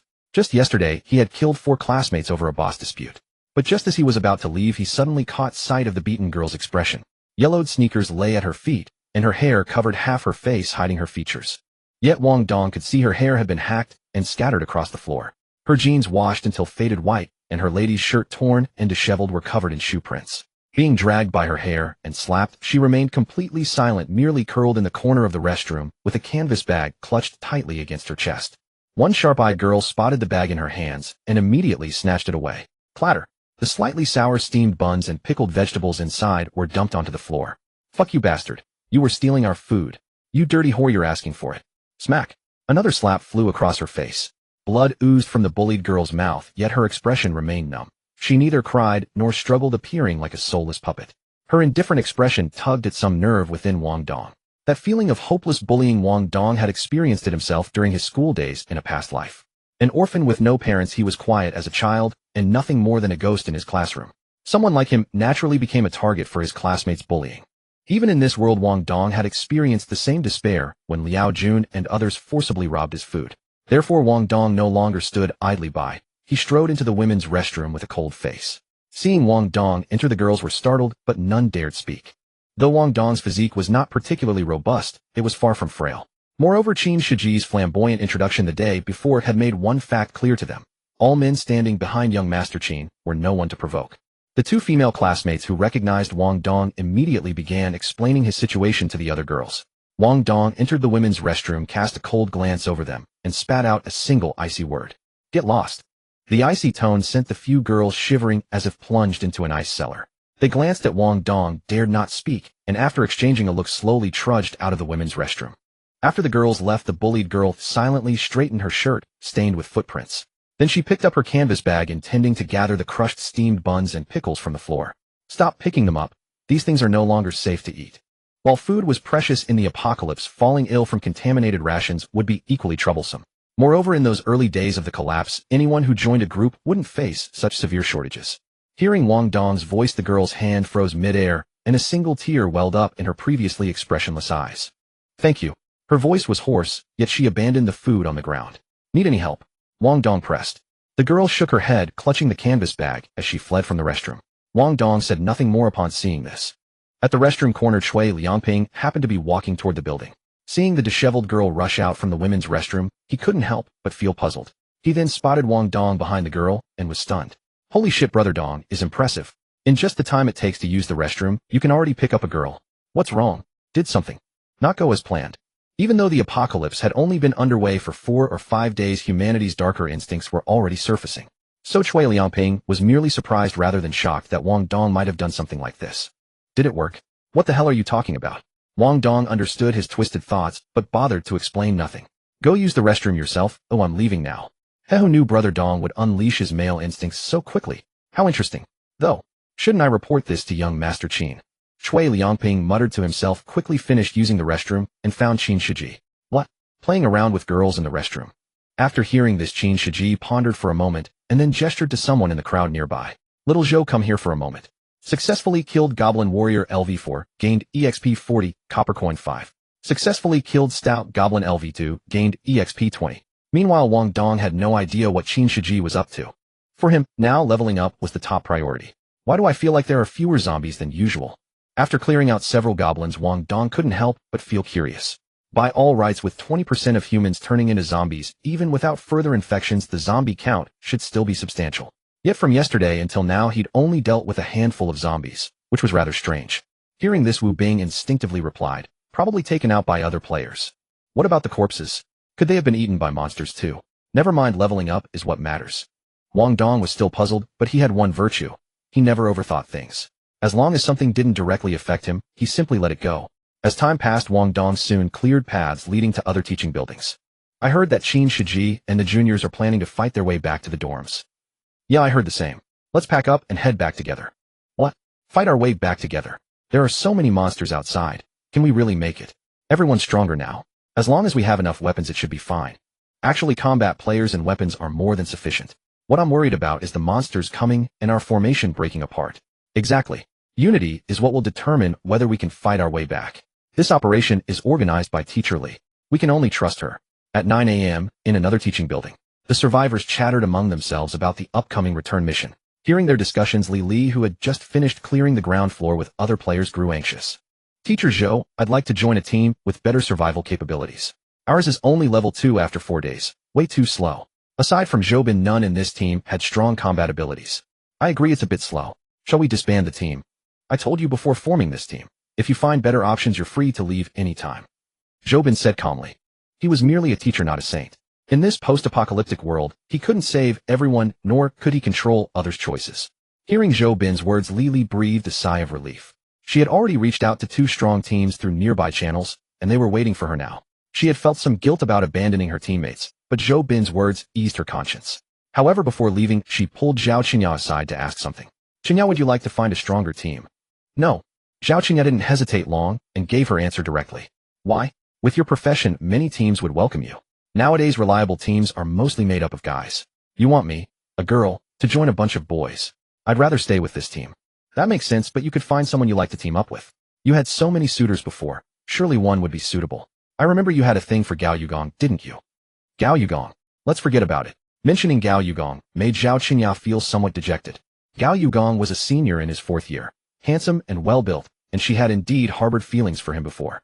But before the apocalypse, Gao Yugong had been beaten up by someone and never dared show his face around her again. Zhao Qinya had been speechless at the time. It wasn't until later that she learned the one who beat him was named Qin Shiji. "Oh, young Master Qin is here. Is he coming for you? Speak of the devil and he shall appear." Although Zhao Qinya wouldn't have a boyfriend before meeting the protagonist, she had still harbored crushes. And those who liked her were countless. Qin Shiji was one of them. Leveraging his formidable family background, he had repelled all her suitors. After the apocalypse struck, he used his powerful team to track down her location. Meanwhile, while other players were cautiously grinding for levels, Qin Shiji had already arrived with his entourage. "It seems. Wasn't that high-level mage here yesterday? I'll go train levels first." MHM. Wang Dong paid no mind to Zhao Qinya, nodded to Qin Shiji and disappeared into the thick fog with Wu Bing. At this stage, other players either lacked defensive gear for melee classes or had insufficient attack frequency for range classes. Thus, their monster fighting and leveling came with mortal danger. Wang Dong, however, had Wu Bing clearing the path for him, plus exceptional attack power and defensive gear. As a result, he farmed monsters with ease and no stress. Qin Shiji envied Wang Dong's leveling method, but what could he do when heaven had granted him such gifts? Only after Wang Dong and Wu Bing had departed did he stride over to Zhao Qinya, with his companion's laughter ringing out. "Qinya, ha ha ha, I knew you were still alive. Do you wish me dead that badly?" Zhao Qinya shot Qin Shiji a withering glance. Their families had no business ties, but even before the apocalypse, Qin Shiji had already been pursuing her. So they were somewhat familiar with each other. But per convention, the female lead would never favor a villainous rich heir, and Zhao Qinya was no exception. Her least favorite type of guy was exactly that, second-generation rich kids, like Qin Shiji. "Of course not. I'm just happy to see you," Qin Shiji said nonchalantly. "By the way, I heard you awakened a rare profession too. Want to join our team?" "Join your team?" "Yes, my team is incredibly strong." Qin Shiji brandished the iron sword in his hand and patted the leather armor on his body, a smug expression on his face. At this point in time, owning a full set of defensive gear was exceptionally rare, giving Qin Shiji ample reason to be proud. Seeing Qin Shiji's posturing, Zhao Qinya casually scanned the group before shifting her gaze toward where Wang Dong had disappeared. "Was that high-level mage part of your team?" Qin Shiji knew Zhao Qinya despised second-generation rich kids, which was why he never brought his lackeys when pursuing her. So Zhao Qinya had never met Wang Dong. "High-level mage." Qin Shiji paused, then understood. "You mean Wang Dong? He's my bro, just not in my team right now. And he's definitely not some mage." "Not a mage? Then what is he?" "That's something you don't need to know." Qin Shiji grinned and deftly changed the subject. "Just tell me, will you team up with me or not?" "Well, alright." After a moment's thought, Zhao Qinya nodded. "I'll team up with you, but I have one condition." "Go ahead." 3 minutes later. Ding, Zhao Qinya has joined Qin Shiji's team. Slight plot deviation detected. Reward 300 fate alteration points. Wang Dong. The sudden system prompt left Wang Dong's mind blank. What the hell? He hadn't done anything yet, he had already altered the plot. According to the system, after he gained plot-changing points by altering the storyline, the plot would automatically correct itself. Only by continuously participating in the story could he earn more points. So Zhao Qinya joining Qin Shiji's team was connected to him. Wang Dong found it rather fascinating, though he didn't have much time to ponder it, for he was currently standing amidst a horde of monsters testing his telekinesis. The fruit knife is too thin and will easily chip, useful at most 2 or 3 times. Even with critical headshot damage, the nails can't compare to throwing a stone. So, what on earth is this skill good for besides showing off? Watching the 2 fruit knives and 3 nails float back into his hands, Wang Dong sighed in exasperation. The skill telekinetic manipulation certainly sounded impressive. All it required was a single thought, and any item within his line of sight would levitate. The fruit knives and nails were both scavenged from the teacher's office, but the test results were deeply unsatisfactory. Forget it. My offensive capabilities are sufficient for now. Let's check on Liao Jun and the others first. After incinerating a goblin with a fireball, Wang Dong murmured to himself. In his past life, Wang Dong was a man who never let a grudge go unavenged. Even if the power gap was immense, he would find a way to make his enemy bleed. Now that he had mastered his abilities, he naturally wanted to seek revenge against Liao Jun. Ding. Congratulations on reaching level 6. You have received all attributes 5, free attribute points 10. 2 hours later, around 11 in the morning, Wang Dong finally fought his way back to the boys' dormitory. He had reached level 6, and his inventory had gained several new starter equipment pieces. He checked his status. Name Wang Dong. Class Elementalist. Level 6. Experience 241,2000. Vitality 385,410. Energy 598,406,4500. Constitution 38,3. Strength 38. Agility 39. Spirit 210.5. He had a mage robe in his inventory, but since all these monsters relied on physical attacks, heavy armor, aside from being cumbersome and slowing movement, offered significantly better defense than cloth robes. Returning to his dorm through the back entrance, Wang Dong stretched his neck. To lower Liao Jun's guard, he had changed into casual clothes and packed some food into a backpack. He also tossed in the fruit, knives, and nails. Qin Shiji, who had followed behind, discerned Wang Dong's intentions and waved his hand decisively. Let's go, brothers. We're avenging Brother Dong together. Heck, count me in. Daring to bully Brother Dong. That's showing no respect for young Master Qin. We'll take him out together. Hearing Qin Shiji's words, Tao Lin and the others eagerly chimed in. Wang Dong had not only saved their lives, but also provided them with protective gear and skill books. Coupled with his connection to Qin Shiji, the two groups had already grown inseparable. However, Qin Shiji, eager to secure absolute initiative, had even dragged over players from other teams. Wang Dong couldn't help but glance at Qin Shiji. Young Master Qin, you seem rather pleased today. After all, Qin Shiji was the boss. Yet he called himself Brother Dong, just like Xiao Yong and Shui Liangping. Was he crazy? Of course I am. Do you know Wang Dong? I've been pursuing Qinya for so long, and she never gave me a decent look. But today when I asked her to join my team, she actually agreed. I'm sure before long she'll become my girlfriend. Qin Shiji wore an expression of sweet anticipation as though victory were already within his grasp. Zhao Qingyao's conditions for joining the team were simple: reveal Wang Dong's class and have Qin Shiji's team take her 2 roommates along. Having 1 girl per team hardly affected leveling speed.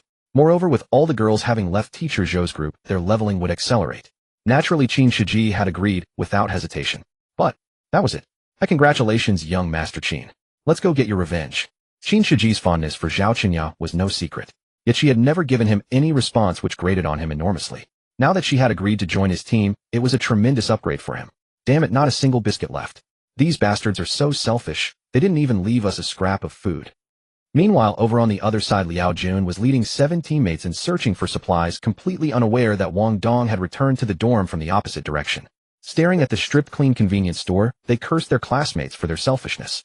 Due to the timing of the apocalypse's onset, the male dormitories hadn't had many survivors, and likewise few players. By the time they had mustered enough strength to venture out for food, most supplies in every area had already been picked clean by other players. Brother Jun, what should we do? How about we ask the other students for some? Ask. In times like these, who would be foolish enough to lend us food? Exactly.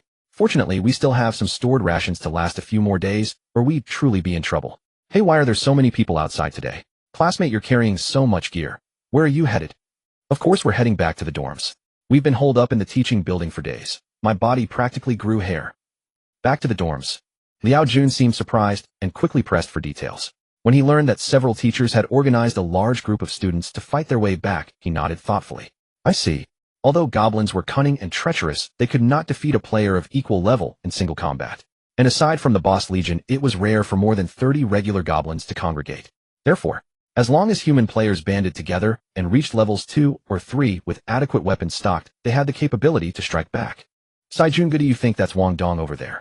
Zhu Kai's voice pulled Liao Jun back to reality. Everyone followed his gaze and spotted a figure in casual clothes, backpack in tow, moving swiftly through the thick fog. Looks like it. Hey, you kid up there, halt. Hearing someone call out, Wang Dong stopped and turned around. Wang Dong. Hey, it really is you. So you've been hiding here. Seeing who had approached, a smile tugged at the corner of Wang Dong's lips. Due to the angle and the dense fog, he had not noticed Liao Jun and the others. Who would have thought these bastards would come running right to him? Hearing Wang Dong's words, Liao Jun paid it no mind, and instead fixed his gaze on the backpack beside Wang Dong. Cut the nonsense. What's in your bag? Wang Dong. Damn it, Jungu is talking to you. Are your ears deaf? Hand over that backpack right now so Jungu can take a look. Bullying others has gotten you addicted, hasn't it? Wang Dong was now level 6, whereas Liao Jun and the rest were unlikely to exceed level 3. Even as a mage, Wang Dong's physique would not lag far behind theirs. Thus, even though they were dangerously close, Wang Dong showed not a trace of fear. Yet such a demeanor and attitude only infuriated Liao Jun and his crew further. Shit, is that how you speak to Jungu? Wanna die? The sycophant male stepped forward with two companions directly blocking Wang Dong's escape route. Armed and radiating clear threats, their intentions were unmistakable. The woman with delicate features and a fiery figure sauntered over beside Liao Jun and sneered. Such an ignorant bumpkin daring to speak to us like that. Exactly. This guy still hasn't figured out where he is. Hey Jungu, there seems to be food in his bag. Fang Zhou, the simping guy, was a devoted lackey to that hot-bodied girl. His eyesight wasn't sharp, but when he stood behind Wang Dong, he caught sight of a green chip bag through the gap in the backpack zipper. Upon hearing the simp's words, Liao Jun's eyes lit up. There's food. Haha, Wang Dong, I didn't expect this idiot to have some use after all. Actually managing to find something to eat. Alright. Hurry up and hand over the food. It's the end of the world now. We should help each other. You can't just hoard everything for yourself. Exactly. As human beings, I advise you to show some kindness. Under Liao Jun's leadership, the crowd shouted threats at Wang Dong in a chaotic chorus. Wang Dong was not the protagonist and possessed no mocking halo. But in Liao Jun and the others' minds, Qin Shiji was nothing but an arrogant, rich second generation who bullied classmates on a regular basis. Wang Dong, who hung around Qin Shiji, was naturally no better. They saw themselves as purging society of scum. Hey, isn't this a bit inappropriate? The girl who had secretly saved some food for Wang Dong the day before could no longer bear it.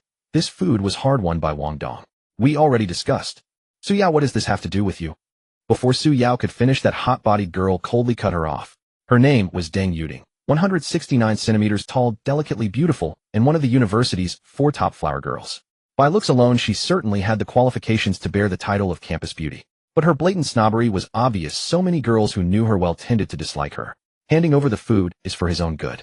Otherwise, with his abilities, do you think he can survive in this apocalypse? Ignoring Su Yao, Deng Yuding turned her impatient gaze toward Wang Dong and said, hurry up and hand it over. Perhaps we'll let you join our group. But if you refuse... Yeah, Wang Dong, don't push your luck. Ha ha ha. Hearing everyone's words, Wang Dong's anger turned into laughter. He had originally intended to give these bastards a quick death, but now he had changed his mind. Laugh your ass off. Fuck you, you're asking for death. Seeing Wang Dong's mocking smile, Fang Zhou and the others immediately flew into a rage. Liao Jun tightened his grip on the weapon in his hand, preparing to personally teach Wang Dong a lesson. This kid was nothing more than an ant. What right did he have to mock them? But just as he was about to step forward, a chilling voice suddenly rang out. Stop it. Let me see who dares to lay a finger on him. Before the words had even settled, a fully armed young figure appeared before their eyes. Qin Shiji. Damn it, Liao Jun, have you lost your damn minds? You dare touch my people? Seeing the arrogant rich kid appear, Liao Jun and the others froze. Before they could react, more than 20 armed players surrounded the 8 of them from all directions. Wang Dong took the opportunity to break free from their encirclement. Seeing so many armed players suddenly pour in, Liao Jun and the others were completely dumbfounded. What the hell was going on? Qin Shiji wasn't only alive, he'd also brought so many people back. Thank goodness. Liao Jun reacted quickly, and he immediately spoke up. Young Master Qin, it's a misunderstanding. A misunderstanding, my ass. Before Liao Jun could finish, Qin Shiji cursed loudly. Do you take me for a deaf old man? Bullying my brother? Who gave you the nerve? Hearing this, sweat began to bead on Liao Jun's forehead, but he still summoned the courage to say, Young Master Qin, the world has come to this. There's no need for you to raise such a massive force over one. Wang Dong is there. He was a combat-type awakener while Wang Dong was not. That was one of his trump cards. By all normal logic, Qin Shiji indeed had no reason to clean him up over a wasted nobody. But what he didn't know was that Wang Dong had become someone entirely different in the present. That's right, young Master Qin. Deng Yuding quickly stepped forward, grabbing Qin Shiji's arm, and speaking coquettishly, Wang Dong is merely an indispensable little follower at your side. Is it really worth it for him? Slap. Before Deng Yuding could finish her sentence, Qin Shiji delivered a fierce slap across her face. Young Master Qin, you. Deng Yuding covered her fair cheek, her eyes filled with disbelief. She was a campus beauty pursued by countless simps. When had any man ever dared to strike her like this? Was this Qin Shiji completely fucking insane? She wanted to fly into a rage, but her rationality reminded her that the person before her was the eldest young master of the Qin family who ran rampant throughout Shanghai. So she could only force her anger down. Motherfucker, can't you speak human language? Wang Dong is my brother, not some lackey. Say another word, and I'll show you why the flowers are red. Qin Shiji's voice was icy with not a trace of tenderness in his eyes. Though he was merely a junior in college, he was also an arrogant young master of the second generation. With his background and status, beautiful women would never lack around him. A woman like Deng Yuding, who could be hooked with money and power, couldn't stir the slightest interest in him. Seeing the fury on Qin Shiji's face and realizing he wasn't joking, Deng Yuding covered her face and dared not speak recklessly anymore.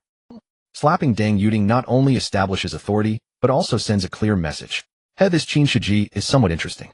Wang Dong saw through Qin Shiji's little scheme, but did not reveal it. Liao Jun and the others, however, were beginning to panic. He dared to slap Deng Yuding on the spot. Then what qualification did they have to negotiate with Qin Shiji? Qin Shiji, regardless of what others thought, simply turned his gaze toward Wang Dong. Wang Dong, should I deal with all 8 of them together, or? You 3 can leave. Coming back to his senses, Wang Dong turned his gaze towards Su Yao and the boy and girl beside her. Every grievance has its debtor, every hatred has its source. Though Su Yao was not tall and plain-looking, she had secretly saved some food for him the day before and stood up for him today. As for the other boy and girl, they had neither shown up yesterday nor spoken a word just now. Therefore, Wang Dong had no intention of causing trouble for them. Hearing Wang Dong's words, the trio of Su Yao exchanged glances and then nodded gratefully. Thank you, Brother Dong. Thanks, Brother Dong. They were merely temporary teammates with Liao Jun and the others. Loyalty was not something they could claim. Moreover, they had never approved of Liao Jun's behavior, so naturally, they chose to withdraw cleanly at this moment. As for you several. Brother Dong, I was wrong. No sooner had Su Yao's trio departed than Zhu Kai immediately lowered his weapon and walked to the front of the group. Yesterday, I was possessed by folly and followed Liao Jun's orders, which is why I came to rob you. We were forced. Yeah, Brother Dong. The other boy named Huang Chaoqiang heard Zhu Kai's words and also joined in shifting the blame. We didn't want to come in the first place, but Liao Jun is our boss. We dared not disobey his commands. Bastards, you. Hearing the 2 shift responsibility, Liao Jun burned with rage. Before he could fully erupt, Wang Dong's playful voice rang out again. Wanting to let you go? Fine. Break Liao Jun's legs yourselves, and I'll consider it. WH. What? Zhu Kai and Huang Chaoqiang both froze in place at his casual remark. They had only begged for mercy because they wanted Wang Dong to spare them. Who would have thought that Wang Dong would actually make them fight each other? Brother Dong, this. Liao Jun is after all our leader. You want us to. Bang. Go to hell. Before Zhu Kai could finish his sentence, Wang Dong kicked him in the chest, sending him flying several meters away. So fast. Such powerful force. Seeing this scene, Liao Jun and the others showed expressions of astonishment, barely able to believe their own eyes. Combat-type players possessed physical abilities far exceeding those of ordinary humans. Even at level 2, it would be difficult for an unarmored normal person to inflict harm upon them. But now, didn't this person lack an awakened class? The fuck do you think you're doing making demands to me? Wang Dong flawlessly embodied the role of a bully's lackey. He swiftly retrieved a fruit knife from his backpack and crouched before Zhu Kai. Thud. The blade plunged straight into his thigh, causing Zhu Kai to howl in agony. Slap. Before Zhu Kai could let out another cry, Wang Dong delivered a heavy slap across his face. Say another word, and I'll chop your head off. The screams fell abruptly silent. TSK Tisk, who knew Brother Dong had such a vicious side. As expected of Brother Dong. Witnessing Wang Dong's brutal and bloody display, Chui Liangping and Xiao Yong showed no particular shock, instead offering teasing remarks. Even Tao Lin narrowed his eyes slightly. This Wang Dong is truly ruthless. Let me repeat myself. Break Liao Jun's legs, or that will be your fate. Wang Dong rose and cast his icy gaze upon the other 2. Huang Chaoqiang and Fang Zhou had long been rendered paralyzed with terror, but before they could regain their composure, Liao Jun grew restless first. Damn it, don't push your luck. Push our luck. Qin Shiji finally seized another opportunity to show off. Then I'll show you what bullying really means. Brothers, lend a hand. Break Liao Jun's legs. The remaining 3 are for Brother Dong to handle himself. All right, leave it to us. Damn it, we're all classmates. How dare you bully Brother Dong like this? You're asking for death. Brothers, attack. Thwack. Liao Jun swung his axe into the shoulder of a warrior clad in leather armor, then kicked him backward with tremendous force. Crash. The warrior crashed to the ground, kicking up a cloud of dust as blood pooled from a wound so deep it exposed bone. Taking advantage of the moment, Liao Jun let out a ferocious roar. Come on then, whoever dares approach me will die. Oh, still resisting. Chui Liangping sneered, hurling a green orb of light toward the warrior. The green orb traced across the warrior's shoulder wound, and the axe gash visibly closed before their eyes. A priest's healing technique. Even fractured bones could mend with relative ease. However, Chui Liangping's current level was insufficient. It would take 2 or 3 attempts to fully heal such an injury. Whoever disables Liao Jun gets the next set of equipment. Witnessing this and hearing Chui Liangping's challenge, the others surged forward with renewed ferocity. 2 players already equipped with novice armor charged ahead at the forefront. Having followed Qin Shiji all along, the prospect of rewards drove them to frenzy. The outcome needed no explanation, 1 against 19. Even with combat prowess exceeding ordinary humans before the apocalypse, Liao Jun couldn't possibly overcome such overwhelming numbers. Qin Shiji's group inflicted severe beatings on Liao Jun at the cost of only minor injuries, while the other 2 young men were similarly battered and bloodied under Wang Dong's direction. Ding male supporting character, Liao Jun, has been critically injured. The plot has been somewhat affected, gaining 300 fate change points. Only 300 points. What a waste of effort. It's not safe out here. Drag them back to the dorms first. Yes, young Master Qin. No one is allowed to heal them, but keep them alive. Understood. Wang Dong, what do you plan to do with this woman? We'll deal with her after we finish leveling up tonight. Daytime was for leveling. Wang Dong wouldn't squander his energy on revenge so recklessly. Fine. Qin Shiji nodded, then turned his threatening gaze toward Deng Yuding. Scram on your own. If we don't see you when we return tonight, you know what will happen. Deng Yuding had long been paralyzed with terror, having no courage to defy Qin Shiji even slightly. She could only follow the beaten group back to their stronghold.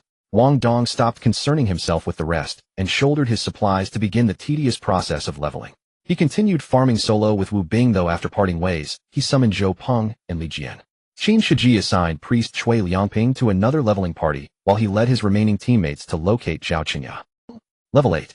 5 marked the results of Wang Dong's second day of grinding. Though the experience required to advance from levels 5 to 8 far exceeded that of the initial 5, Wang Dong dispatched monsters more rapidly and dedicated more time to leveling than the previous day, reaching level 8. 5 by days and posed no difficulty whatsoever.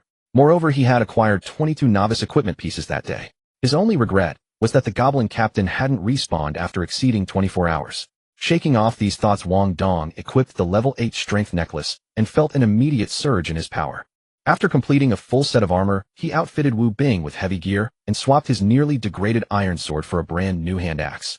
He then handed over all the leftover novice equipment to Qin Shiji. Holy shit, so much gear. You really are Brother Dong. Haha, now we have enough equipment for the whole team. Tao Lin, this one's for you. Xiao Yong, this is yours. Liangping, Hongwei, split these among yourselves. Brother, what's your name? While the others divided their equipment, Wang Dong's gaze fell upon a man in the dormitory with naturally curly hair. He was short and slender with listless eyes that gave him a distinctly sleazy appearance. Me? I'm Xiang Fei. Wang Dong tossed him a leather armor set, tunic, pants, and boots.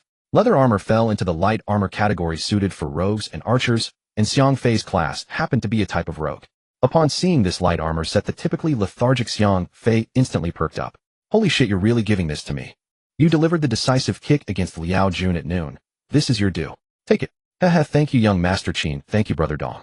Xiang Fei accepted the equipment with a toothy grin. He was genuinely thrilled, for while weapons were relatively easy to find, in reality armor proved exceptionally difficult to obtain.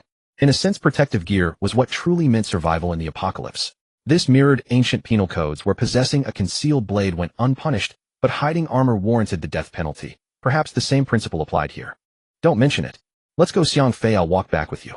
Qin Shiji patted Xiang Fei on the shoulder. Xiang Fei resided in a different dormitory, and Qin Shiji's decision to accompany him back served to boost morale and strengthen team cohesion.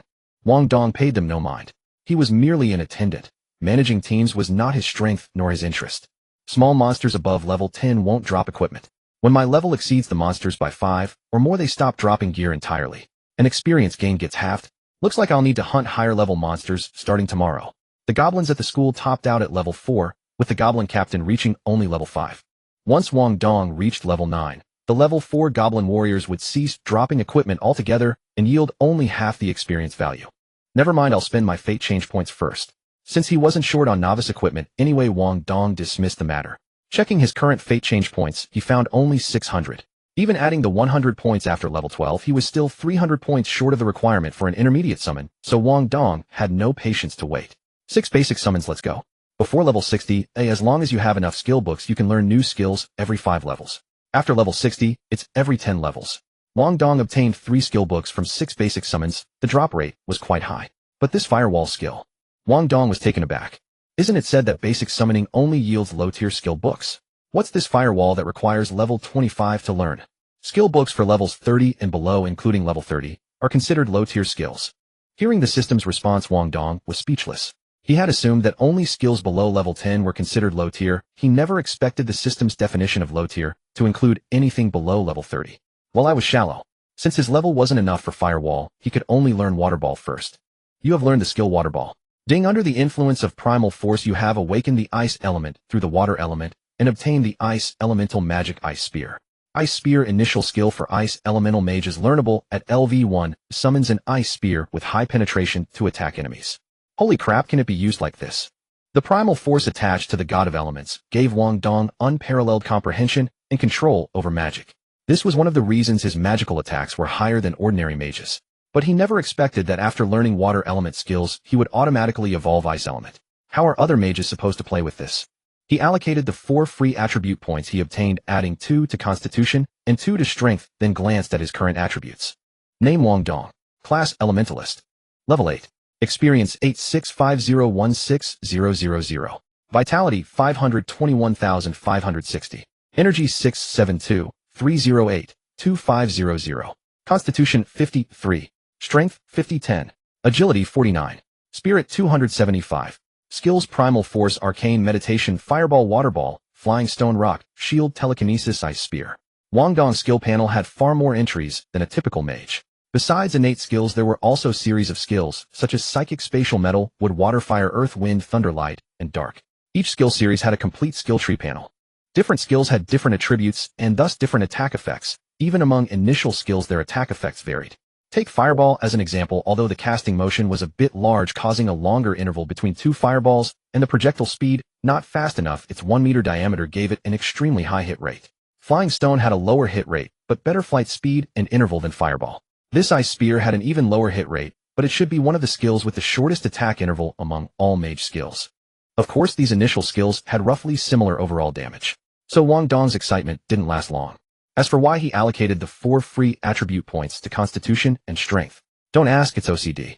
Standing up and stretching, Wang Dong felt an indescribable comfort after learning 2 more skills. Let's go, Wu Bing, accompany me to check on Liao Jun and the others. After all, it was still the early stage of the apocalypse. Even if Qin Shiji was arrogant and ruthless, he wouldn't directly help Wang Dong kill someone. Therefore, Wang Dong planned to take this opportunity to torment them. The boys' dormitory building where Liao Jun and the others were located was the outermost one in the boys' dorm area, not far from the girls' dormitory zone. This was also why their team had quite a few female members. At this time, it wasn't completely dark yet, and the monsters around the dormitory had been mostly cleared, so Wang Dong arrived at Liao Jun's place very smoothly. However, just as Wang Dong entered the dormitory building and was about to ask someone for Liao Jun and the others' location, a familiar crisp voice came from the 3rd floor. Qin Shiji, you've gone too far. Why did you beat them up like this? Looking at Liao Jun and the others lying on the dormitory beds covered in bruises and blood stains all over their clothes and pants, Zhao Qinya's face was full of anger. In the apocalypse, everyone is in danger. For your own safety, you can choose not to save others. But bullying others by relying on your power is immoral behavior. Ordinary people seeing such behavior dare not be the one to stand out. But Zhao Qinya was different. She was the daughter of the powerful Zhao family.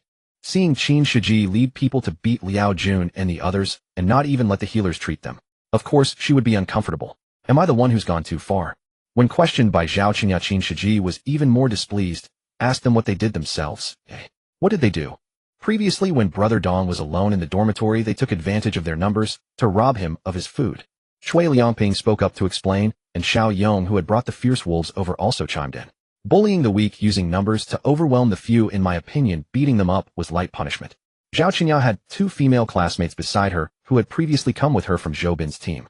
Hearing this, one of the girls spoke up. Exactly, Qinya, just don't bother meddling. This is what they deserve. But there's no but about it. Let's hurry back, or it'll get dark. After 7 in the evening, it gets dark with no visibility and monster attributes double. Therefore, most players choose to return to their bases before 7 o'clock. What's there to fear about darkness? There are places to stay here. Qin Shiji casually responded. Humans had already died in large numbers on the first day of the apocalypse, so at least half of the dormitories here were empty. Absolutely not. How could Zhao Qinya not know what Qin Shiji was thinking? She just rolled her eyes at him and led the other 2 girls downstairs. She didn't want to intervene in Liao Jun's matter, but there was nothing she could do, because the Zhao family was not as powerful as the Qin family. And Qin Shiji could command far more players than Zhao Qinya. Others said Liao Jun and the others got what they deserved. Oh, what could she do? The 3 girls going downstairs passed Wang Dong going upstairs without exchanging a word. But fate was so magical. Less than 2 minutes after the 3 girls left the boys' dormitory, they ran back from the thick fog. How, why are you back? Monsters. So many monsters. Zhao Qinya ran out of breath, and her already fair face turned even paler from fright. The other 2 girls were also panting heavily, leaning on the staircase railing and gasping for air. Monsters? Weren't the monsters around here already cleared? Qin Shiji was puzzled. Zhao Qinya explained while gasping. Those monsters were huge. They looked like orc warriors. Orc warriors? How is that possible? Hearing this, Qin Shiji found it even more unbelievable. Although monster respawn times were random, ranging from about 1 to 3 hours, the types of monsters that respawned were fixed. Previously, the area around the boys' dormitory was full of goblins, and how could orc warriors appear? Could they have wandered over? That's quite possible. That makes it a bit problematic. How about you just stay here for the night? Only a few days into the apocalypse. How many players could handle orc warriors after 7 in the evening? Hearing this, Zhao Qinya couldn't help but feel distressed. After becoming players, male players' combat power was generally stronger than female players. This was an undeniable fact. After everyone returned from fighting during the day from the teaching building area, for everyone's safety, they mixed accommodations with boys in one dormitory and girls in another. So hearing this suggestion, Zhao Qinya shouldn't have been so conflicted. But if Qin Shiji was in the dormitory next to hers, then the outcome would be somewhat different. This guy Qin Shiji was usually arrogant and domineering.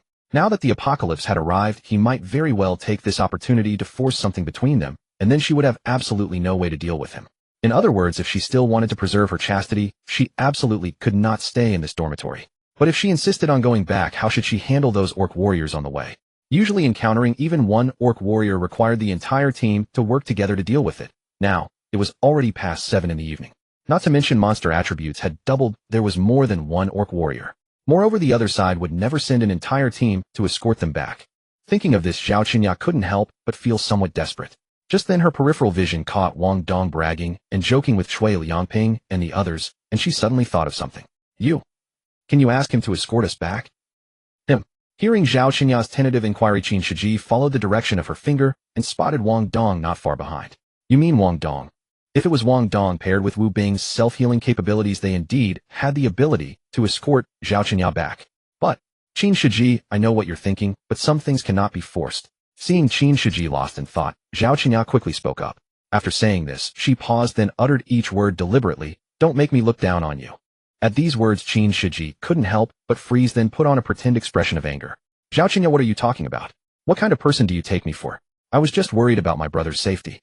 Only a few days had passed since the apocalypse, and most humans still maintained moral bottom lines.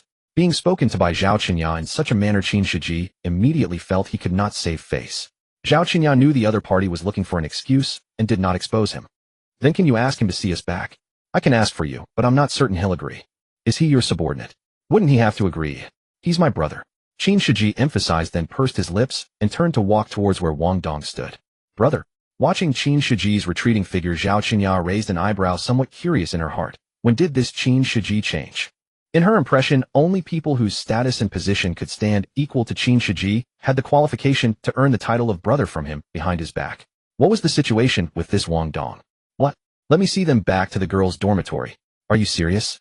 On the other side, Wang Dong, who was about to go confront Liao Jun and his group, was equally curious upon hearing Qin Shiji's words. Although according to the normal plot progression, Qin Shiji, as the villain, could never lay eyes on Zhao Qinya as the female lead. But such a perfect opportunity for alone time, and Qin Shiji actually gives it up. That doesn't fit Qin Shiji's character, does it? Qin Shiji felt somewhat embarrassed. If you feel you can't send them, then never mind. It's not that you can't send them, I just feel this doesn't fit your style, young Master Qin. Damn it. Hearing this, Qin Shiji's embarrassment instantly turned to speechlessness. Even you say this? Otherwise what? Then we must send them back. Don't ask why, have some dignity. Just now Zhao Qinya's words, don't make me look down on you, had deeply stung him, and now Wang Dong also said this. Then he would be even less likely to do anything to Zhao Qinya. Alright, since you've said this, how could I not give you face? Originally he had intended to come torment Liao Jun and the others, but it seemed he would have to postpone that. Thanks. You're welcome. By the way, let me tell you something. The girl you wanted to sleep with this morning is a freshman named Chen Sujin. She happens to live in the dormitory building to the left of Qinya's. You can drop by to see her on your way. Qin Shiji's playful smile left Wang Dong's mind completely unable to process. The girl I wanted to sleep with this morning. Stop pretending in front of me. Liang Ping told me everything about this morning. We're all men, what's there to be embarrassed about? You need to learn from me. Back in middle school, I already. Qin Shiji's appearance of an elder educating a younger generation made Wang Dong instantly realize. So he was referring to the girl who was bullied by others in the girls' restroom this morning. But, Chen Sujin, why does this name sound so familiar? Alright, I know you're impressive. I'll see them back first. Wang Dong also didn't bother explaining, ignoring the narcissistic Qin Shiji. Wu Bing, follow me. Yes. Leading Wu Bing over to face Zhao Qinya and the other two girls. You're Wang Dong, right? Yes. I heard you awakened a hidden class. There was more than one half-beast warrior on the way. How confident are you? Wang Dong glanced at her, not bothering to respond. This woman was indeed quite pretty, with fair skin, beautiful features, long legs, and a slender waist. But her brain seemed a bit slow. They were not related in the slightest. Without absolute certainty, why should he risk his life to escort her back? That was simply absurd. 10 minutes later, downstairs at the girls' dormitory, Zhao Qinya and the other two had not yet recovered from their earlier shock. My God, what was going on? Why was Wang Dong's combat power so incredibly high? The half-beast warriors after 7 in the evening couldn't even get close to him before dying. After all, monsters after 7 o'clock doubled their physical attributes. A level 5 half-beast warrior with doubled attributes, though inferior to a level 10 monster, was still equivalent to around level 9. And they were tank-type monsters. Yet such creatures still couldn't get near him. This was too exaggerated. Even if 2 or 3 came simultaneously, it was the same result. Only when 4 or 5 half-beast warriors attacked together was there a chance to reach Wang Dong. But Wang Dong not only released skills at high speed, he could also summon rock shields. 3 or 2 monsters getting close was completely inconsequential. The rock shield's maximum length and height were both 2 meters with a maximum thickness of half a meter. Wang Dong could entirely rely on the rock shield to execute a maneuver akin to King Qin circling the pillar. Combined with Wu Bing's support from the flank, a squad of 12 half-beast warriors was completely wiped out by Wang Dong and his companions in just a few minutes. Seeing the 3 girls' worshipful gazes, Wu Bing, standing nearby, felt somewhat speechless. He had been so valiant, yet they simply failed to notice. Was it only because he wasn't as handsome as Wang Dong? Brother Dong, do you have a girlfriend? Of course, just when you least expect it. The girl behind Zhao Qinya, gazing at Wang Dong before her, like some divine warrior, couldn't help but ask. Despite so many surviving players at the school, those truly possessing combat power among classmates and teachers could be counted on one hand. For a girl like her, even after becoming a player, she belonged to the weakest tier. Therefore, finding a reliable boyfriend was the most prudent choice for them. Not currently. Why do you ask? So what do you think of me? Hearing Wang Dong's response, the girl quickly volunteered herself. Like attracts like. To be friends with a school beauty like Zhao Qinya, her own appearance was naturally not poor. And Wang Dong was not only powerful, but also quite handsome. If she could become his girlfriend, even if she couldn't achieve great success in the future, he could at least protect her well. Unfortunately, now was the apocalypse, and Wang Dong only showed interest in beautiful women, not in girlfriends or any such matters. You're very pretty, but not my type. Oh, is that so? Wang Dong's answer left the girl somewhat dejected, but she did not wish to give up so easily. Then can we at least add each other as friends? That can be arranged. Each person's system friend slot was limited to 100, and upgrading would not increase this limit. However, Wang Dong's friend list currently contained only Qin Shiji and a few others, so he did not refuse. Ding player, Zheng Lina, requests to add you as a friend. Accept, reject. Accept. Successfully added Zheng Lina as a friend. Wu Bing, let's go. Take care, brother Dong. Stay safe, brother Dong. Facing Wang Dong, who was handsome, powerful, and had escorted them back safely, the 3 girls displayed appropriate courtesy and warmth. Even Zhao Qinya felt grateful toward Wang Dong. Yet as she watched his retreating figure, she couldn't explain why an inexplicable sense of relief washed over her. Why do I feel this way? Realizing her reaction, Zhao Qinya felt puzzled. Could it simply be because he refused Nana's confession?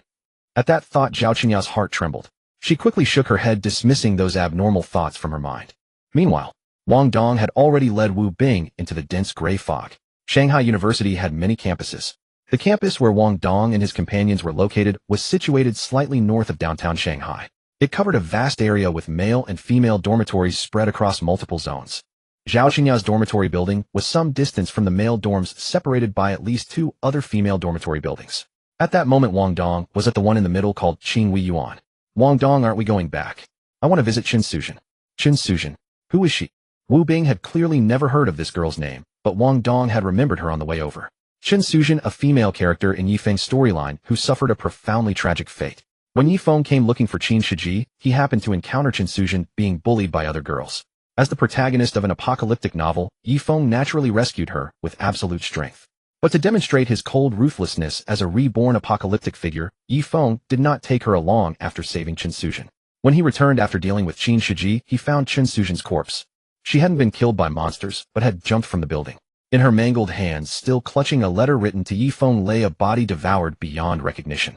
After reading the letter, Yifeng flew into a rage right then and there, slaughtering everyone who had ever bullied Qin Suzhen. On the surface, this was an utterly ordinary apocalyptic plotline. But in Wang Dong's opinion, Yifeng was completely unhinged. When Wang Dong saved her that morning, he at least asked, "Do you need help?" Yet when Yifeng saved her, she was actively begging to be taken along, and he refused.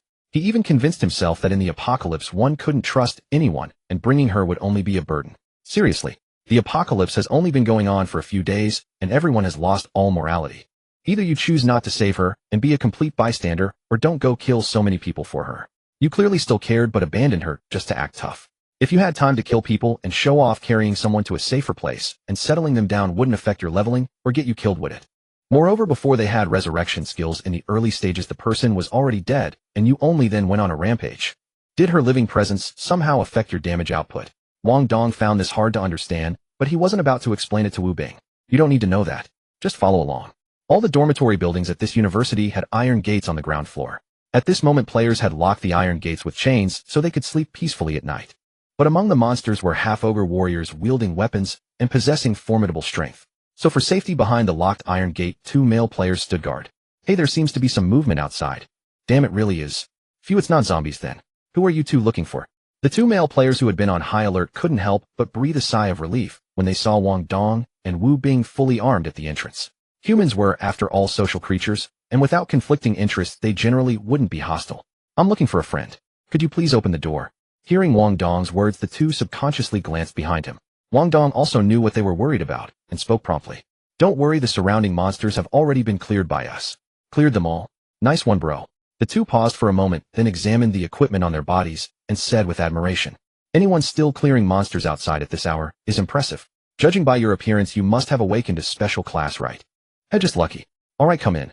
Rattle. The boy took out the key and unlocked the iron lock. Wang Dong led Wu Bing into the dormitory building, and the iron gate was closed again. Chen Sujin, are you sure you won't reconsider? At room 416, at the end of the corridor on the 4th floor of Qinghui Yuan. Looking at the woman in front of him whose hair covered half her face, a flash of anger crossed Bao Wei's eyes. Bao Wei, 22 years old, this year a senior. He had awakened as a warrior and wasn't particularly handsome to begin with. Dark skin, medium build, large mouth, slanted eyes, and his face was covered in acne. However, before the apocalypse, his family ran a restaurant business. Though not upscale, they had 4 or 5 branches, each exceeding 200 square meters. Plus, being a member of the student union himself, he was more confident than ordinary students. At this moment, the others in this dorm room had already been kicked out by him. He came to this dorm room to find Chen Sujin for no other reason than to make her his girlfriend. This Chen Sujin dressed plainly and never wore makeup. Whenever he had seen her before, she would be wearing loose clothing, head bowed, and uncommunicative. Even when she occasionally looked up, her face was mostly hidden by her long bangs. But through a chance encounter, Bao Wei got a glimpse of Chen Sujin's true appearance. He never would have imagined that such a plainly dressed girl could possess such a breathtakingly beautiful face. The moment he saw her full face, he was deeply captivated by her. Later, he kept observing her deliberately and inadvertently, and the more he looked, the more he felt Chen Sujin was exceptional. The kind of beauty that could make female celebrities look inferior even without any makeup. So Bao Wei began deliberately approaching her, subtly gathering information about Chen Sujin. But just as he had bribed, Chen Sujin's roommate obtained her phone number and was preparing to make his romantic move, the apocalypse suddenly descended. Bao Wei was initially frustrated, but then became quite happy, because he discovered that when the apocalypse arrived, Chen Sujin was in the classroom right next to his. You already have a girlfriend. Chen Sujin sat on the lower bunk, hugging her knees in the corner, timidly making an excuse. She had never considered dating in college and didn't want to be bullied by others over something like this again. Indeed, the main reason she was targeted by those girls before, besides her own inferiority and silence, was that Bao Wei liked her.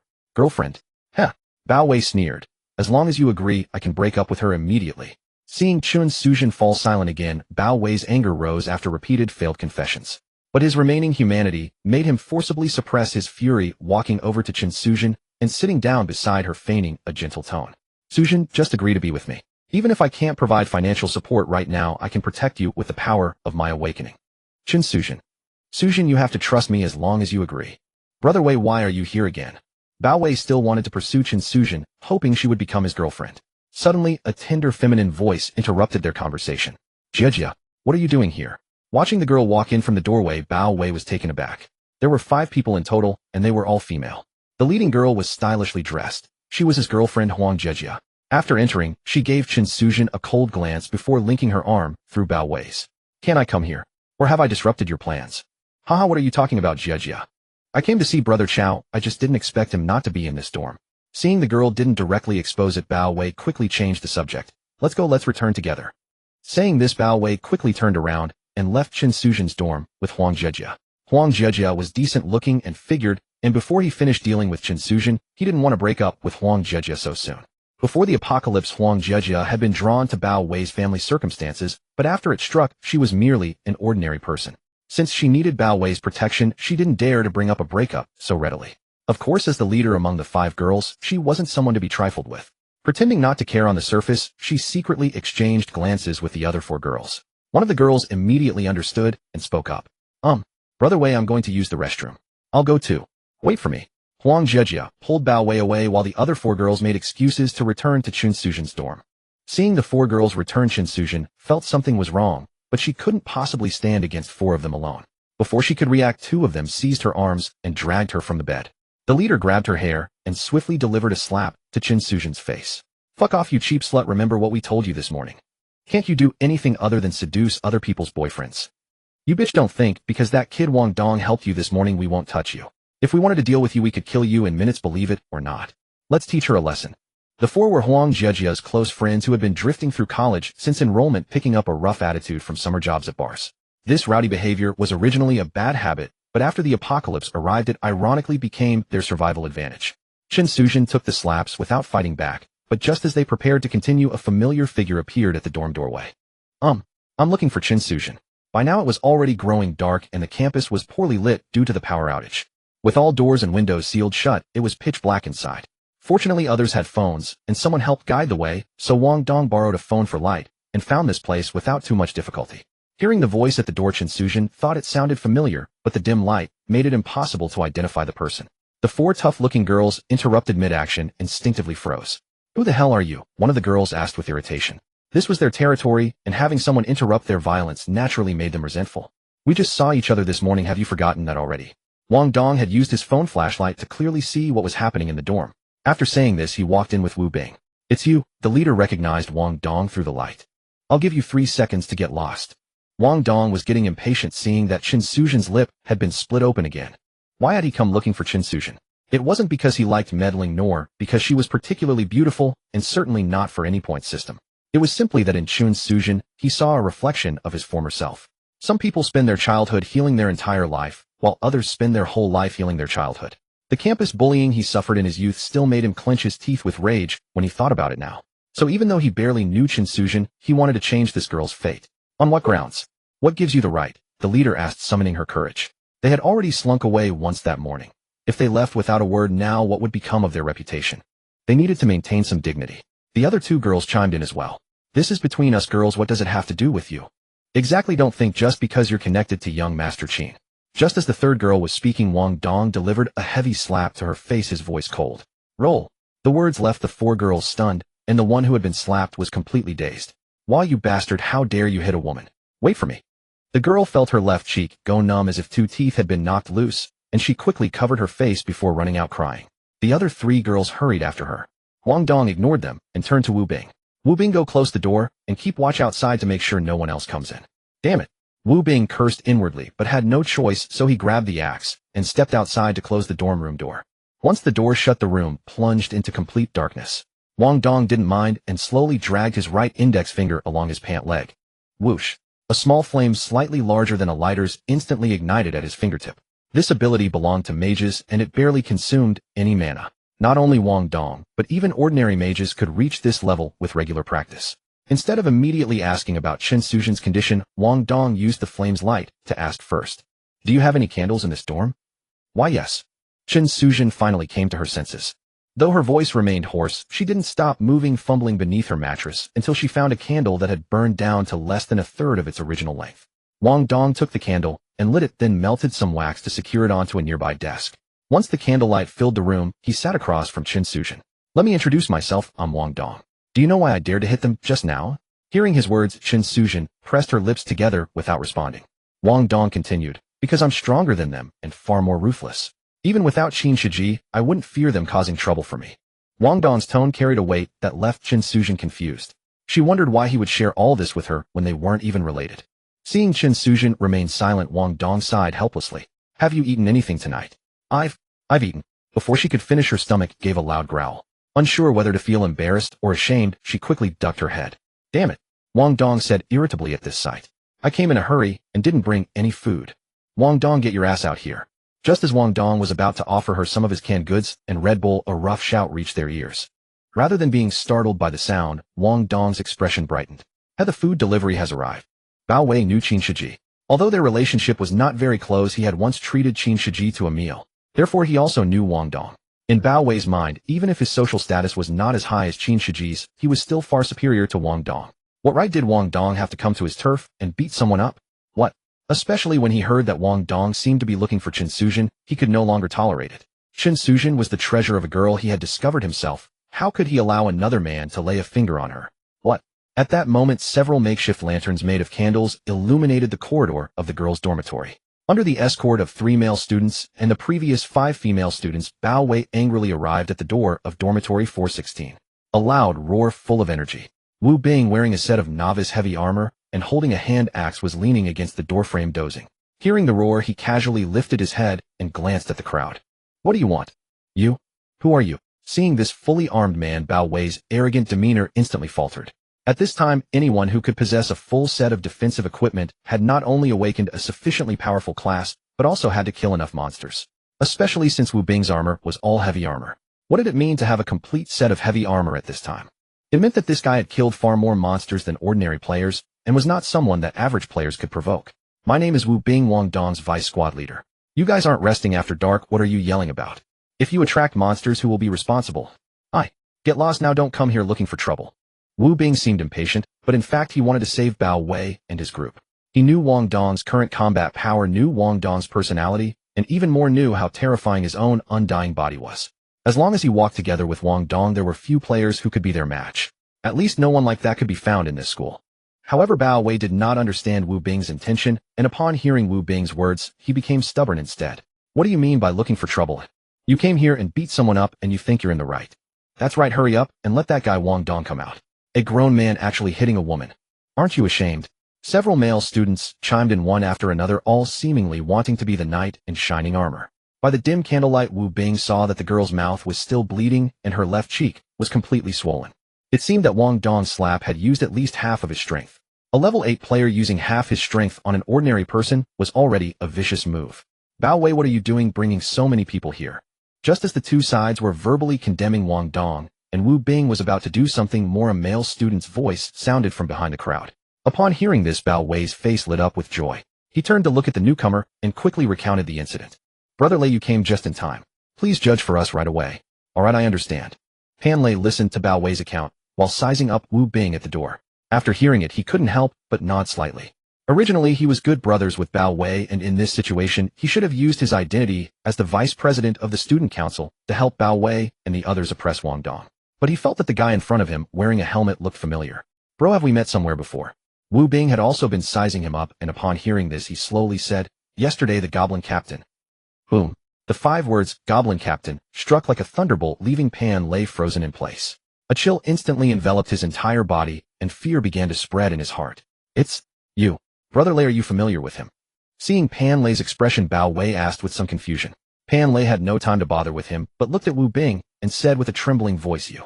What are you doing here? What the hell does it have to do with you? Wu Bing curled his lip and was about to curse at him, but suddenly received an order from Wang Dong inside the room. You're Pan Lei, right? Yes. Yes. Who is in charge here? Hearing Wu Bing ask this, Pan Lei felt a bit scared. But seeing so many people around, he mustered his courage. It's me. Is there any food? Take me to get some. Wu Bing was straightforward without any hesitation. As if he were the boss here. Food, eh? Hearing this word, everyone thought Pan Lei would definitely get angry, then lead everyone to mock the other side, and finally help the girl get justice by beating up these 2 arrogant guys. But Pan Lei just hesitated for a moment, then directly agreed to the other's unreasonable request. You. Come with me. He subconsciously turned to lead the way, but then suddenly thought of something, and quickly looked at the others. It's nothing, just a misunderstanding. Everyone disperse for now. Bao Wei, come with me for a moment. Hearing Pan Lei's order, everyone was puzzled. But due to Pan Lei's usual prestige, no one raised any objections on the spot. Brother Lei, what's wrong? As time passed, everyone dispersed. Wu Bing followed Pan Lei to the storage room and got some food. At this time in dormitory 402 of Qinghui Yuan, the figures of Pan Lei and Bao Wei flickered in the weak candlelight. Looking at the still trembling Pan Lei, Bao Wei's face was full of confusion. That guy hit Wang Xia, and you not only didn't stand up for her, but you also agreed to give them food. Bao Wei, do you have a cigarette? Give me one. Pan Lei did not answer the question. His voice was clearly trembling. Cigarette. Here. Despite his confusion, Bao Wei still took out a pack of soft peony from his pocket, took out one, and handed it to him. Pan Lei's right hand trembling, he took the cigarette, put it in his mouth, and took out a lighter to light it. Perhaps because he was too nervous, he had to try several times before he got it lit. He didn't care too much, quickly took a satisfying drag. After the smoke went into his lungs and he exhaled, he calmed down a bit. Bao Wei, do you trust me? Brother Lei, why do you suddenly ask that? We've been brothers for so many years. Asking that seems a bit distant. Head is a bit distant. Pan Lei gave a bitter smile, then continued. But I want to tell you, don't go looking for trouble with them anymore. Why, oi? People will die. Die. What do you mean? Hearing this, Bao Wei was stunned. Then a thought suddenly came to his mind. Could it be that yesterday they... Exactly. Before Bao Wei could finish, Pan Lei solemnly gave him an affirmative answer. He had known Bao Wei since their freshman year. They had been friends for 3 years. So about yesterday's incident, he had told no one except the two who escaped together, and only Bao Wei. Killing for classmates without hesitation. This was simply not something an ordinary person could do. At least for now, they couldn't reach that level.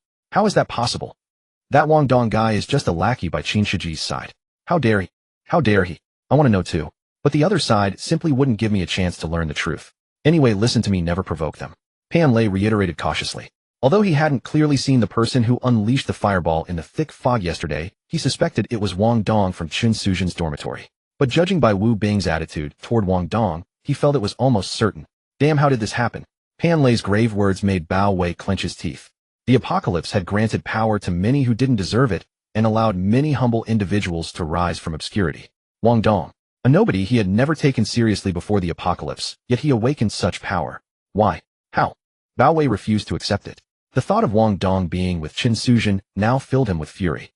Ding, male supporting character, Pan Lei, has developed a deep fear of you. The plot has been affected. You gained 300 fate-altering points. Damn. If I'd known Pan Lei was here, I shouldn't have used those fate-altering points earlier. Seeing this system notification, Wang Dong, who had yet to reveal himself, couldn't help but complain. 600 plus 100 plus this 300. That makes exactly 1,000, right? He had revived Wu Bing through the Edo Tensei. So he could use Wu Bing's sight and hearing to perceive the outside world. That was why he had been able to direct Wu Bing from behind the door. He had originally planned to go out, but he truly hadn't expected Pan Lei to be here. Pan Lei was Yi Feng's underling in the original plot, and thus an enemy of Wang Dong. In the apocalypse, enemies should be eradicated completely. But aside from a few psychopathic killers, most people kill only in a fit of impulse. Yesterday, when the other party had stolen his boss monster, Wang Dong had indeed wanted to eliminate them all. But now, having calmed down, he felt it was unnecessary. As long as they didn't come after him again, he was willing to let them live. So seeing that Wu Bing could handle the situation with Pan Lei's help, he chose not to show himself. These 300 fate-altering points came as a complete surprise. You look tall enough, why did they bully you? After Chen Suzhen finished her bread and milk, Wang Dong, who had come back to his senses, asked. Normally, school bullying victims tend to be smaller in stature. But Chen Suzhen was at least 168 centimeters tall, not at all small among girls. They said I was stealing Huang Jiejia's boyfriend. Chen Suzhen lowered her head and answered. Huang Jiejia's boyfriend. Bao Wei. Damn. Hearing this, Wang Dong cursed directly. With that caveman face of Bao Wei's, what gives him the confidence? He handed her a bottle of primary healing potion. Here, take this. The primary healing potion looked like a transparent glass test tube about 10 centimeters long and thumb thick, filled with a red liquid. This can not only heal wounds, but also replenish stamina and most of the nutrients your body needs. This. Take it. Wang Dong's command brooked no refusal. After a moment's hesitation, Chen Suzhen took it. Thank you. You'll come with me tomorrow. Wang Dong said directly, ignoring her reaction. Chen Suzhen's hand holding the potion froze in midair, not quite understanding. Wang Dong continued. I promise no one will bully you from now on. Perhaps his words touched a nerve, or perhaps the fact that he had saved her twice made her lower her guard. In any case, after hearing his words, she hesitated and then bit her lip before speaking. I didn't awaken a combat class. The implication was that she might become a burden. That doesn't matter. We can use awakening scrolls later. Awakening scroll. Chen Suzhen was even less familiar with the Apocalypse game's data than ordinary players, so naturally, she didn't know what an awakening scroll was. It's an item that can turn ordinary people and life skill players into combat class players. We don't have one now, but we will in the future. Awakening scrolls were indeed rare, but for a major power like the Qin family, they weren't that hard to obtain. So as long as he could protect the Qin family, such items wouldn't be lacking. Hearing Wang Dong's explanation, Chen Suzhen remained silent. Wang Dong seemed used to her reticence. It's settled. Eat this and rest well. Tomorrow I'll take you with me. After saying this, Wang Dong ignored her, telepathically instructed Wu Bing to find a place to rest, and then sat down cross-legged on the spot. After the earlier commotion, it was now completely dark outside. Even he dared not wander around in such conditions. So, Liao Jun and his men would have to wait until tomorrow. Wang Dong thought the night would pass uneventfully, but after some time, he suddenly sensed someone approaching him. Without a second thought, he opened his eyes, ready for battle. Whoosh! A fist-sized fireball ignited in the palm of his right hand. Up. Chen Sujin was so startled by the fireball that she fell to the floor. Seeing it was her, Wang Dong looked puzzled. What's wrong? Chen Sujin's face was slightly flushed. She sat on the ground with her legs pressed together, fidgeting and unable to speak. By the light of the fireball, Wang Dong saw her awkward posture and grew even more confused. Then a thought occurred to him, and he asked tentatively, "You need to use the bathroom." Chen Sujin's voice was barely a whisper, as if she dared not meet his eyes. If it weren't for the total darkness, the burned-out candles, and the dead phone battery, she would never have wanted to trouble Wang Dong. Wang Dong seemed to understand her predicament and felt a bit helpless. "Next time, just tell me directly. Don't sneak up on me like that. Number 1 or number 2? Number 1. Come on, I'll take you." Without hesitation, Wang Dong stood up and led the way. The corridor outside was pitch black, but for a mage that was no problem. However, Wang Dong hadn't expected that even with the firelight, Chen Sujin was terrified and clung tightly to his arm. Wang Dong could clearly feel her trembling. "Don't be scared. We're on the 4th floor. Monsters rarely come up here." Chen Sujin nodded slightly, and her trembling eased. Wang Dong breathed a sigh of relief. This woman who hadn't awakened a combat class was indeed a trouble. But people's personalities change with their environment. So with a little training, she should be able to adapt to this apocalypse. "At least I've resolved one burden," Wang Dong thought to himself. He escorted Chen Sujin to the women's restroom. Without lights inside, he dared not wander too far. When Chen Sujin came out, her face was even redder. Fortunately, nothing happened on the way back. Pan Lei and Bao Wei dared not cause trouble, and the others were even less inclined. A quiet night passed. At a little past 6 the next morning, Chen Sujin followed Wang Dong's instructions and packed her daily necessities into a backpack. At exactly 7, Wang Dong and Wu Bing set off. Chen Sujin, carrying a backpack, followed closely behind Wang Dong. Watching Wang Dong walk away with Chen Sujin, Bao Wei ground his teeth in rage. But what could he do? He couldn't beat them, and he had no excuse to rally the other students. "So, Ding, you have changed the fate of female supporting character, Chen Sujin. The plot has been affected. You gained 300 fate-altering points." Also 300 points. After observing his gain of fate change points over this period, Wang Dong had figured out the general rule. For ordinary bystanders like Wu Bing, who had never even been named in the original plot, he could only harvest 100 fate change points from each. However, for minor characters with established names, such as Liao Jun, Pan Lei, and Chen Sujin, significantly altering their destinies would yield roughly 300 fate change points per individual. Moreover, with a female lead like Zhao Qinya, merely tinkering with her fate seemed sufficient to generate fate change points. Armed with this hypothesis, Wang Dong's thoughts began to coalesce with remarkable clarity. With 2 sets of 300 points, plus the 100 linked to Qin Shiji, his fate change points had already reached 700 again. He should be able to accumulate 1,000 by day's end.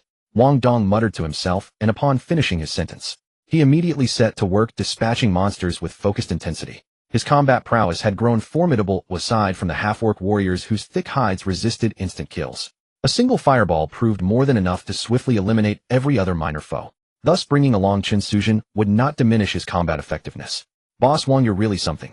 You didn't return all night last night. What were you up to?" Indeed, Boss Wang is truly exceptional. Upon seeing Wang Dong return, with Chen Sujin in tow, Xiao Yong, Tian Hongwei, and Shui Liangping exchanged glances that betrayed a rather lurid undertone. "Why are you lot so talkative?" Wang Dong shot them a half-amused scold before dismissing them. Since his own dormitory door had been shattered by Liao Jun and his crew, he had taken up residence on the 6th floor for convenience. He escorted Chen Sujin to the room next door, located an unoccupied chamber, and casually tossed her backpack onto the bed. "Stay here for now. I'll go fetch you some food." "Thank you." Chen Sujin's voice remained as faint as a mosquito's hum. Wang Dong offered no reply, retrieved some provisions from the storage room, and left, pulling the door shut behind him. Slinging the food-laden backpack over his shoulder, Wang Dong brought Wu Bing downstairs and rejoined Xiang Fei and Shui Liangping.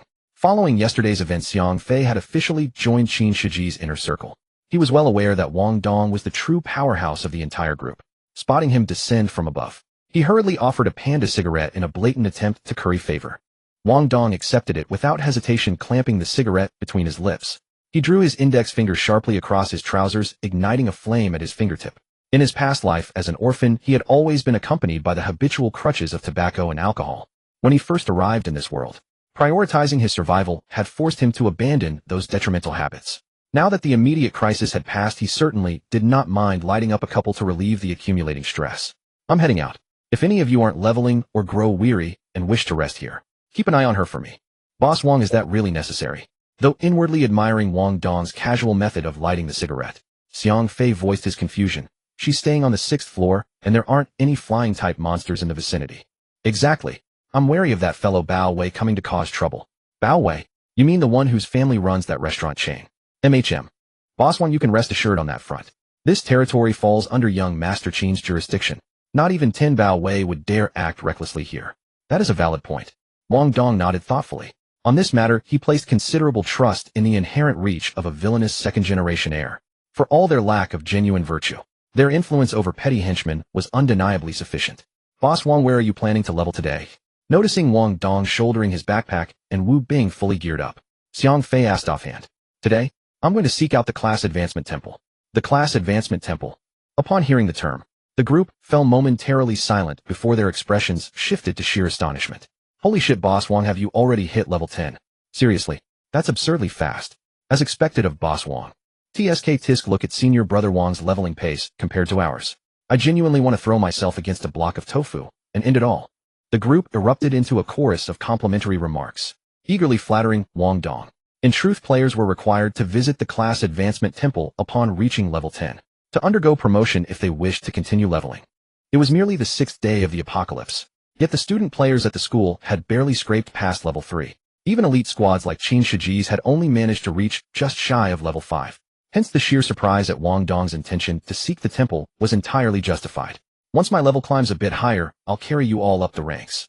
Wang Dong casually issued a hollow promise. Though they understood his words were merely polite pleasantries, the offer still brought a palpable sense of comfort. Heaven will thank you in advance, Boss Wang. In reality, Wang Dong had not yet reached level 9. But locating the Class Advancement Temple required considerable time. During that interval, he should easily reach the required threshold. Nevertheless, sharpening the blade never hinders the woodcut. Although the campus spanned a vast area, its terrain was open and straightforward, and the player community here proved more cohesive than elsewhere. Consequently, as long as one survived the initial zombie outbreak on the first day, the school was far less perilous than its reputation suggested. Yet as for what the world beyond its walls had become, no one could say. Acting prudently, Wang Dong resolved to recruit 2 additional allies before setting out. With a cigarette dangling from his lips, he gauged his direction and made his way toward the dormitory where Liao Jun and his companions resided. Inside Liao Jun's quarters, the group was currently huddled together brainstorming a course of action. Brother Jun, what should we do now? Naturally, we figure out how to escape this place first. That bastard Qin Shiji will surely not let us off if he learns we've recovered. Liao Jun clenched his fists, surging with impotent rage. The day prior, Qin Shiji had not only orchestrated their beating, but also forbidden the medics from treating their wounds.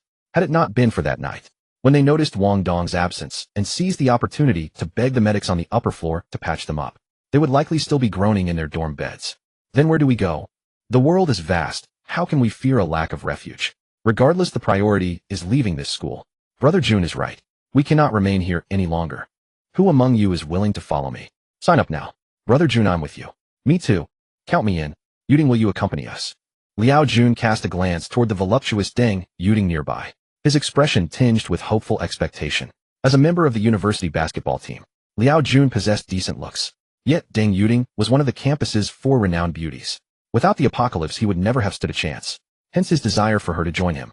Upon hearing his question, Deng Yuding hesitated only briefly before steeling her resolve. Let's go together. That bastard Qin Shiji struck women with zero shred of gentlemanly decency. Staying behind would only make her a perpetual punching bag. Excellent.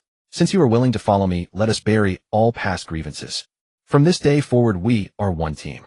I, Liao Jun, swear upon my life that I will ensure we all survive this apocalypse. Liao Jun's earnest oath served as a solemn reassurance, easing the anxious apprehension that had weighed upon them. Their belongings had already been packed, sparing them any further wasted time on luggage. Just as they prepared to hoist their bags and depart, the lackeys of the antagonist, trailed by their own subordinates, materialized at the dormitory threshold. Yo, where do you think you're off to? Already packing your bags? While Wang Dong. As they gazed at Wang Dong standing at the doorway, a backpack slung over his shoulder and dressed in casual attire, everyone wore expressions of astonishment. Yet Wang Dong maintained his arrogant bearing, casting a sweeping glance over the group. Let us hear it. What is your situation? I seem to recall that young Master Qin forbade anyone from treating your injuries. So how did your wounds heal? Indeed, the very outcome they had dreaded most had come to pass. Wang Dong was a lackey of Qin Shiji, and they had already offended him. This fellow boasting Qin Shiji's backing had no intention of letting them off easy. How did we heal? Go back and tell Qin Shiji that I, Liao Jun, shall from this day forth be his enemy. You bastard. Go die. Liao Jun reacted swiftly, feigning indignation on his face. As he spoke, he casually inched closer to Wang Dong. Once within striking distance, he suddenly drew a dagger from his system and thrust it directly toward Wang Dong's heart. The attack came without any warning whatsoever. Wang Dong had been solo grinding these past 2 days, so aside from Qin Shiji and his gang, few knew his profession or level. Nevertheless, the kick Wang Dong had dealt Zhu Kai the day before had led Liao Jun and the others to deduce he was also an awakened one. Though they could not fathom why he had awakened a profession, yet allowed them to steal his food. But at this moment nothing else mattered. Since Wang Dong had discovered their escape plan, he had to die. Otherwise, once Wang Dong reported their predicament to Qin Shiji, they might well face a fate worse than death. Alas, the power Wang Dong now possessed far exceeded their imagination. Before the others could react, Liao Jun, wielding his tremendous strength, drove the dagger straight into his target's heart. For players at this stage, a dagger to the heart was beyond even divine healing. To maximize the strike's devastation, Liao Jun delivered a sharp palm strike to the dagger's pommel with his free hand. The blade sank another 2 centimeters in an instant. Yet the blood-curdling scream Liao Jun had imagined never came. Instead, a mocking voice rang out. "Liao Jun, I did not expect you to dare kill someone." Hearing those words, Liao Jun froze instinctively and looked up. What he saw made his blood run cold. The person he had stabbed was not Wang Dong. Instead, it was Wu Bing, fully armored and standing behind Wang Dong. The dagger's razor edge combined with Liao Jun's immense force had pierced clean through Wu Bing's heavy armor. But what was going on with this Wu Bing fellow? Was he actually using his own body to block the blade for Wang Dong? Wait. Wu Bing. Something suddenly clicked in Liao Jun's mind, every hair on his body standing on end as a wave of chilling dread surged from the soles of his feet. Fear stared back from his gaze as he looked upon Wu Bing. What seemed like a drawn-out sequence of events had in truth unfolded in the blink of an eye. From Wang Dong's appearance to Liao Jun's assassination attempt, no more than 20 seconds had elapsed. Earlier, Wu Bing had stood behind Wang Dong, a novice helmet obscuring his visage. Thus no one had registered who stood behind Wang Dong. Now, with Liao Jun locked in a lunge position, dagger buried to the hilt in Wu Bing's heart, the others remained utterly unresponsive. Gazing at the figure before him, Liao Jun's horror defied description. What on earth was happening? Was not this Wu Bing the vice-class monitor from Qin Shiji's class? How could he possibly be here? He distinctly remembered that Wu Bing's corpse had already begun to reek. He himself had been the one to cover the body with a quilt. But now, why was he appearing here to block a blade for Wang Dong? Get lost. Thud. Lost in wild conjecture, Liao Jun was kicked away by Wu Bing in an instant. Brother Jun. Brother Jun. The others snapped back to their senses and cried out instinctively. Deng Yuding, being a mage, processed information faster than the rest. Upon witnessing Wu Bing dagger through the heart, and yet unscathed, a chill crept into her own heart. What in the world is going on? First, cripple Liao Jun's limbs. Wang Dong issued his command to Wu Bing with casual indifference. Liao Jun and the others, having been severely beaten by Qin Shiji and his gang, had missed valuable grinding time and were only level 3. Wu Bing, however, possessed an undead physique and with Wang Dong's assistance had already reached level 7. A level 7 undead warrior against a level 3 human knight. Though level alone did not guarantee combat prowess, when skills and experience were roughly equal, even the smallest margin could determine victory or defeat. Moreover, the level gap between the two sides exceeded double. Fortunately, upon hearing Wang Dong's orders, Liao Jun regained his capacity to think at that critical moment. What are you standing around for? If we do not kill Wang Dong, we are all dead. Once committed, there could be no holding back. Should the enemy recover their wits only, they would perish. Fang Zhou, Zhu Kai, and Huang Chaoqiang, hearing Liao Jun's words, instinctively found them sound. Kill him. Die. Given their current situation, if Qin Shiji were to find out, they would be flayed alive, if not killed outright. With no time for further deliberation, they seized their weapons and charged at Wang Dong.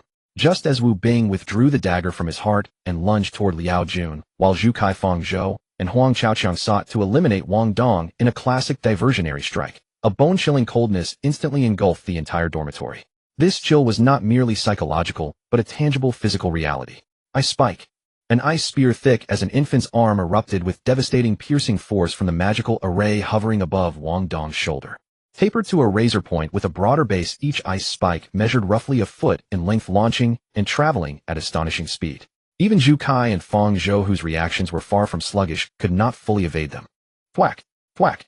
Zhu Kai and Fang Zhou were struck by dual ice spikes, one piercing their lower abdomen, the other their shoulder, sending them flying. Huang Chaoqiang meanwhile charged at Wang Dong wielding a machete.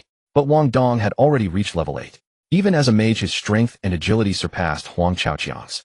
With effortless footwork, he sidestepped Huang Chaoqiang's decisive slash, then raised his hand to aim. Flying stone. Bang. Though clad in light armor, what could a level 3 warrior withstand against a skill unleashed by an elemental deity at level 8? In the instant of impact, he was struck in the flank by a basketball-sized projectile and sent sprawling.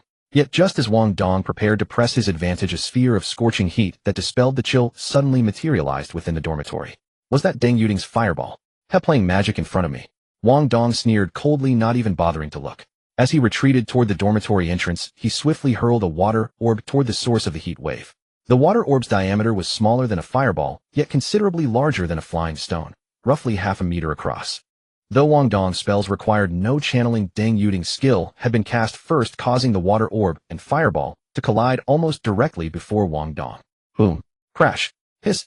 Water inherently counters fire, and Wang Dong's orb was even larger than Deng Yuding's, so the outcome of their collision was entirely predictable. The half-meter water orb instantly extinguished the basketball-sized fireball in an embrace of steam.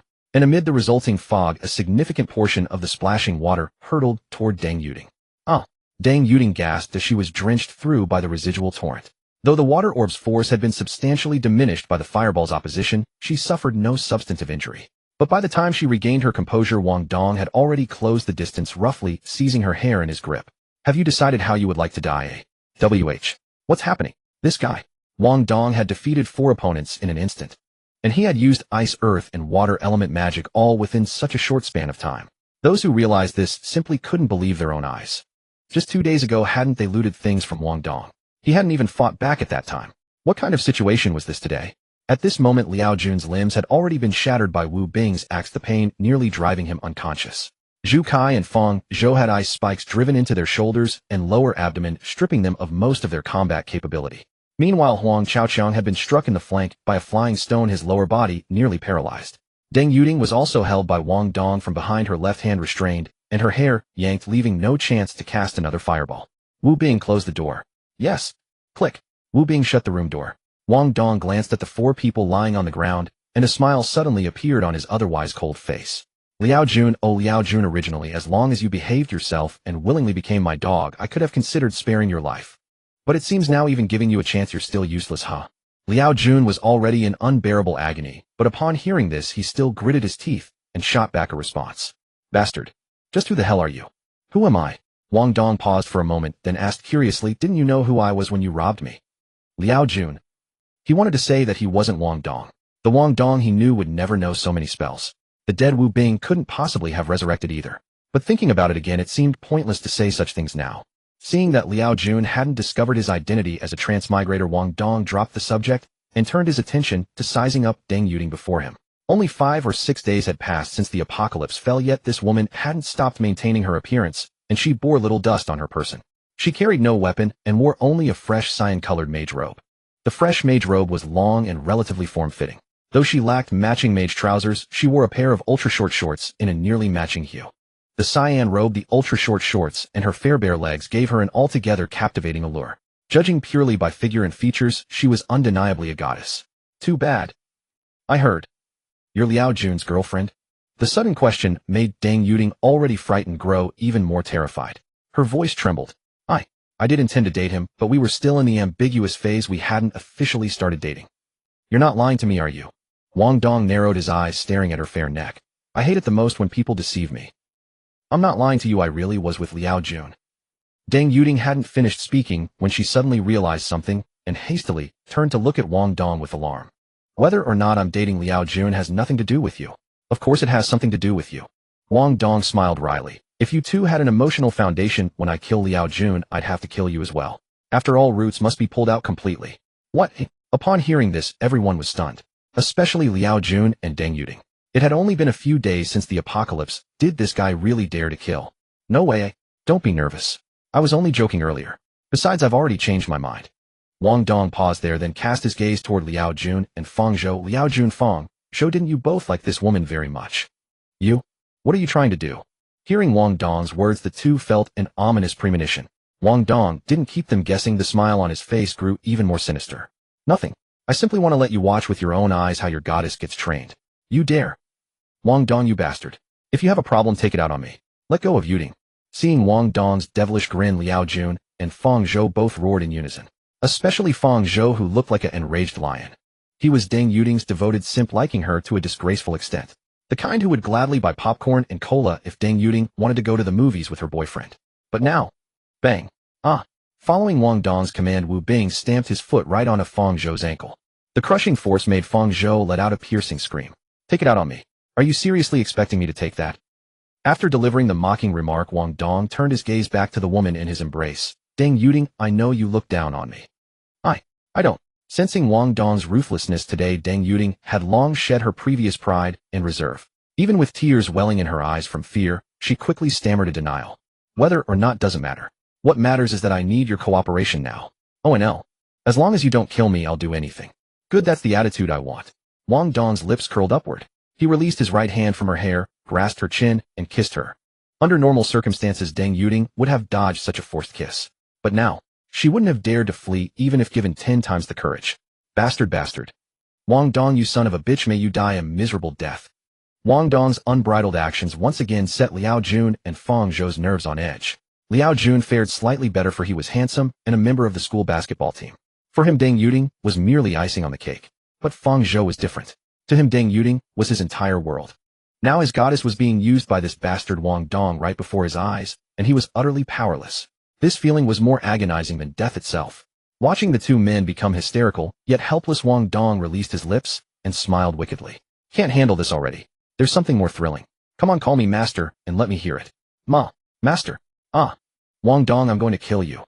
Wang Dong ignored them completely, continuing to make Deng Yuding comply. One moment his hand wandered over her curves, the next ordering her to crawl and bark like a dog, then having her kneel and call him master.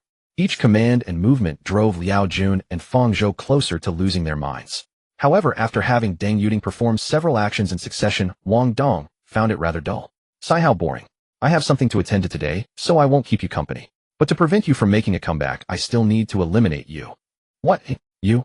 You really mean to kill them? Wu Bing was taken aback. Before the apocalypse, he had been an ordinary person. After being resurrected by Wang Dong, he had already killed several people. He hadn't expected Wang Dong to want to kill again now. What do you think? The moment those bastards had first forcibly snatched his food, Wang Dong had already intended to kill their ringleader Liao Jun.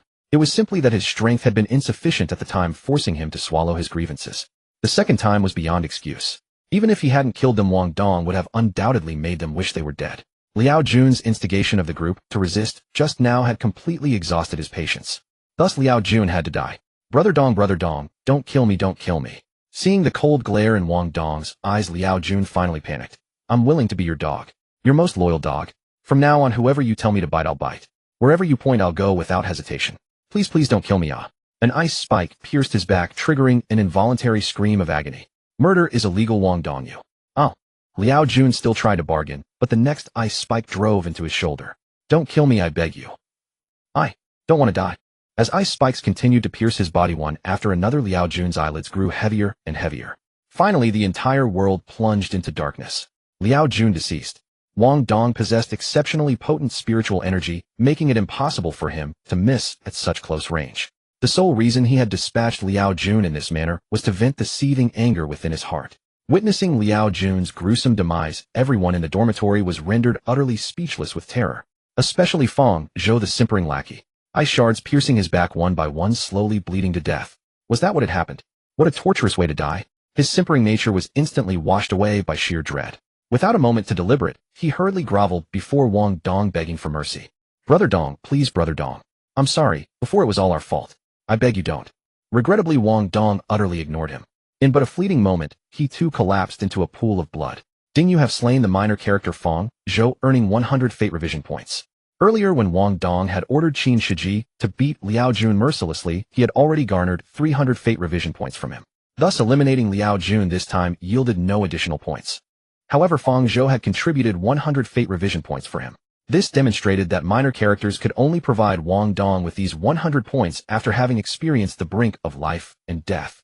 For named supporting characters, such as Liao Jun, one merely needed to remove them from Yi Feng's storyline. Of course, Wang Dong's killing of Liao Jun and the others was not motivated by fate revision points. This was a private vendetta. Upon witnessing Wang Dong eliminate 2 individuals in an instant, the remaining 3 were utterly stunned, their minds going blank. An acrid stench of urine suddenly pervaded the dormitory. It was blatantly obvious. All 3 had soiled themselves from fright, Deng Yuding included. Yet none of them had any time to care about their wretched state. Now it's your turn. Brother Dong, please. I beg you, don't kill me, I implore you. Huang Chaoqiang and Zhu Kai gradually came to their senses, and their desire to survive overpowered their terror. Yet Wang Dong had no intention of sparing them either. However, he did not immediately take their lives. Instead, he first ordered Wu Bing to knock them unconscious. Once the two men had collapsed unconscious, Wang Dong cast a glance at the disheveled Deng Yuding beside him. Wu Bing, take this woman to an empty dormitory and keep watch over her. Though given Deng Yuding's current condition, she would likely not wander off even if left unattended. Wang Dong preferred to err on the side of caution. Understood. Wu Bing nodded resignedly. Get up quickly. If you don't, you'll die here too. Upon hearing Wu Bing's so-called considerate reminder, Deng Yuding snapped back to her senses. Forced to endure her inner terror, she followed Wu Bing, trembling all the way out of the dormitory. Outside the door, a handful of survivors were observing the situation within the dorm. However, the number of players still remaining inside was after all quite small. With merely a curt rebuke from Wu Bing and the door firmly shut behind him, they abandoned any thought of investigating further. After Wu Bing departed, Wang Dong did not waste a moment immediately activating the Edo Tensei technique. This had been his primary reason for coming here early that morning. However, this time he decided to employ sacrifice. Under Wang Dong's control, 2 magic arrays, each with a 1-meter diameter, were evenly arranged throughout the dormitory. By then, Zhu Kai and Huang Chaoqiang were already unconscious. Wang Dong first tossed Fang Zhou's corpse aside along with Huang Chaoqiang, then dragged Liao Jun's body to the left magic array and Zhu Kai to the right one. Immediately thereafter, the Edo Tensei skill activated. Liao Jun's corpse and blood transformed into dust within moments, rapidly coalescing toward Zhu Kai. Previously unconscious, Zhu Kai's expression immediately contorted into excruciating agony as the dust possessed him. While struggling, he emitted a dreadful scream. Soon the screams ceased. Ding, you have slain the minor character Zhu Kai, earning 100 fate revision points. The corpse of Liao Jun on the left of the magic array vanished, while Zhu Kai on the right had been transformed into Liao Jun. Awakened and somewhat bewildered, Liao Jun had scarcely time to ponder before Wang Dong's control guided him to stand aside, where he personally witnessed the resurrection of the thief Mao Nian. Ding, you have slain the minor character Huang Chaoqiang, earning 100 fate revision points. With 270 points of spiritual energy, I can only resurrect 5 people. Those resurrected through Edo Tensei could be freely replaced. However, upon replacement, not only would one fail to gain fate revision points, but the replaced individual could never be resurrected again. Monsters only drop bows. Arrows are never among their loot. Until we locate a public shop to purchase arrows, the archer class holds little practical value. Whereas Fang Zhou was a warrior, far more useful to me than an archer deprived of ammunition. It seems the archer Li Jian must remain eternally at rest. Wang Dong muttered to himself, and upon finishing his words immediately began his operations. A minute later, the knight, Liao Jun, and thief Mao Nian were resurrected through the sacrifice method. The 3 warriors, Zhou Peng, Wu Bing, and Fang Zhou, had been resurrected without sacrificing anything. As for Li Jian, he had already fallen into eternal slumber beneath the earth. Even Wang Dong could no longer resurrect him. What on earth is going on? Weren't I already dead? Mao Nian, having just been resurrected, was momentarily disoriented. Earlier, he had teamed up with Pan Lei to plunder Wang Dong's boss, only to be killed by Wang Dong himself, and afterward his memory went entirely blank. But now, Liao Jun and Fang Zhou, recalling Wu Bing's earlier state, immediately pieced things together. Could Wu Bing also be? Damn it, what in the world kind of monster are you? What kind of monster I am you shall soon discover. But for now, smack. Before Wang Dong could finish his sentence, he pressed his palms together. The space within the dormitory suddenly rippled, and 3 coffins materialized out of thin air, enclosing the trio inside. And then, the coffins vanished, and the dormitory returned to tranquility. Glancing at the few puddles of urine stains remaining in the room, Wang Dong could not help but breathe a long sigh of relief. Though this technique is tremendously powerful and capable of erasing all traces, it is genuinely a bit ruthless. Using living humans as sacrifices, forcing them to suffer agonizing deaths before one's eyes.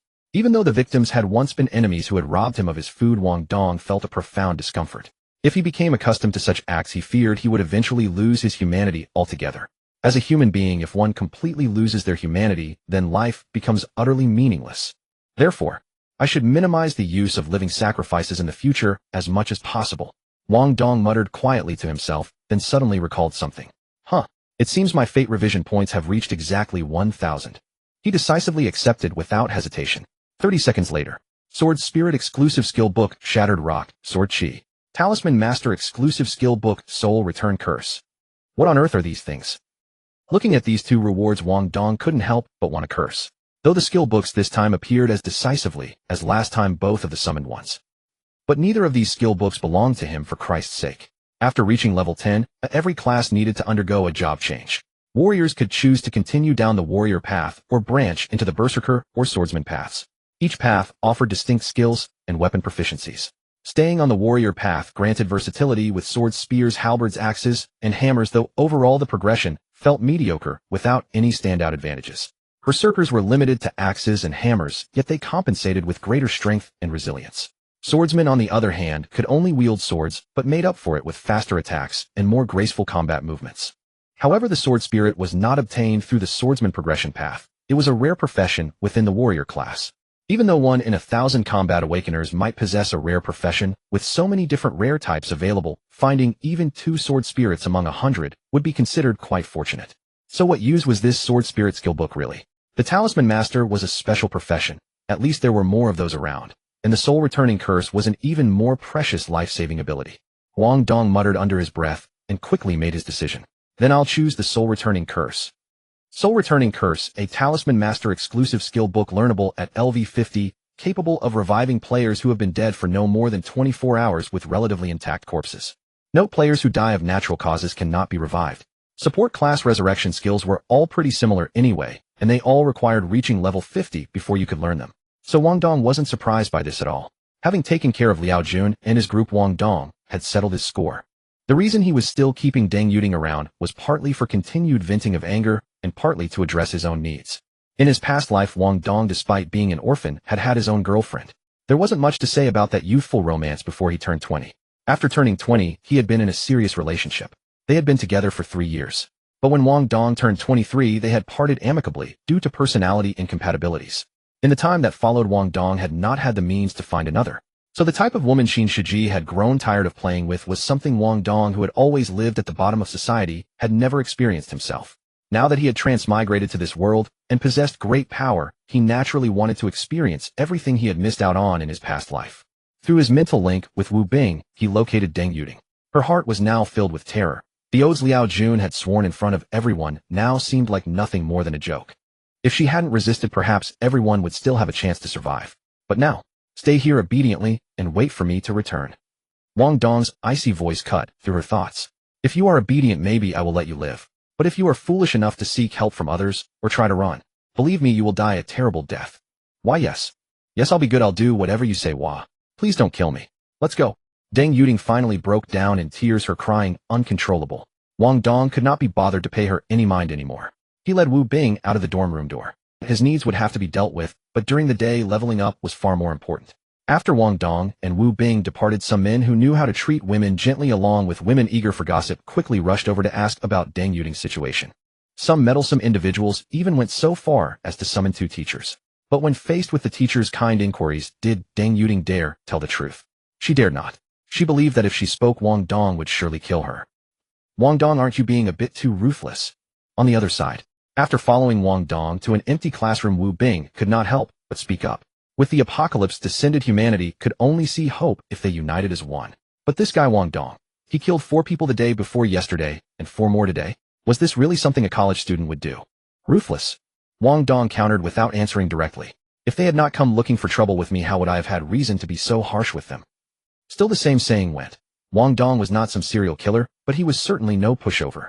If others did not provoke him, he would not provoke others. But if someone crossed him, no matter how far away, they would be dealt with. During peacetime, laws and morality restrained everyone, and each person tried their best to control their emotions. When words could settle things, there was no need to resort to violence. But in this apocalypse, everyone was unleashing their dark side.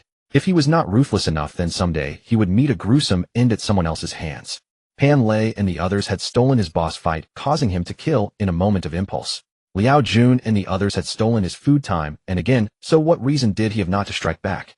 Besides, before that, Liao Jun and his group had wanted to take him out. Therefore, Wang Dong felt no psychological burden in killing them. After hearing Wang Dong's account, Wu Bing fell silent, as well, since he genuinely could not find any reason to contradict him. Slap. Thud, thud, thud, thud. While Wu Bing was lost in thought, 4 upright coffins rose from the ground. The next moment, creak, thud. 4 coffin lids crashed heavily onto the ground, kicking up clouds of dust. Then all the coffin boards vanished without a trace. The 4 reanimated puppets, now regaining consciousness, exchanged bewildered glances. What exactly is going on? Why is this happening? Wang Dong, you damn. Shut up, dumb dog. Wu Bing, protect me from behind. Everyone else, clear the path ahead. The earthly reincarnation technique was a form of forced control, and Liao Jun and the others had absolutely no way to resist. Unless their spiritual energy had been greater than Wang Dong's before death, there was no possibility of breaking free from his control in this lifetime. Therefore, under Wang Dong's command, none of the other four, not even Wu Bing, had the right to speak. The Job Change Temple existed specifically for players to change their classes. This facility appeared alongside the auction house, Awakening Temple Public Shop, and other such locations. Depending on the city's size, each one possessed a different number of buildings. Tier 1 and newly Tier 1 major cities typically had 4 sets of buildings positioned in the east, southwest, and north of the city. Second and third tier cities usually had 2 sets located in either the east-west or north-south directions. Fourth and fifth tier cities generally had only 1 set situated in the exact center of the city. Wang Dong's school was located in the northern part of Modu, so naturally, he would be seeking out the Job Change Temple in the city's northern district closer to his location. Leading 5 earthly reincarnation followers, he fought his way all the way to the back gate of the school. As soon as they exited the school, streets pockmarked with damage came into view. Newspapers danced in the wind, fallen billboards lay scattered, and shattered glass doors were everywhere. Topsied and overturned abandoned vehicles completely blocked the already filthy streets. Dried blood and chunks of flesh on the ground also radiated waves of foul stench. Wang Dong found an Audi car key amid the chaotic streets. Following the key, he unlocked an Audi A6 parked by the roadside that was still in relatively good condition. Wang Dong gave it a test run. The car still worked. But the roads were completely blocked by those abandoned vehicles, so being able to drive it was pretty much pointless. Motorcycles might barely work, but with so many monsters on the road, he would have to dismount and clear them out after just a few steps. So the best approach is still just walking on foot. Damn it. Roar. Warriors, eliminate these humans. A sudden, beastly voice interrupted Wang Dong's thoughts. 5 or 6 half-orc warriors wielding large wooden clubs appeared before their eyes. Shut your fucking mouth and kill them for me. Wang Dong had intended to torment Liao Jun and Feng Zhou a bit more, for instance whipping them or deliberately sending them to be devoured by monsters. But since both had already lost their sense of pain, physical torment held little appeal.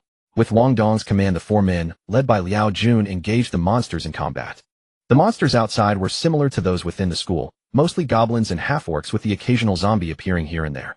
Though both goblins and half-orcs operated in packs, the goblins feared the half-orc strength, and the half-orcs likewise had no interest in eating goblin flesh.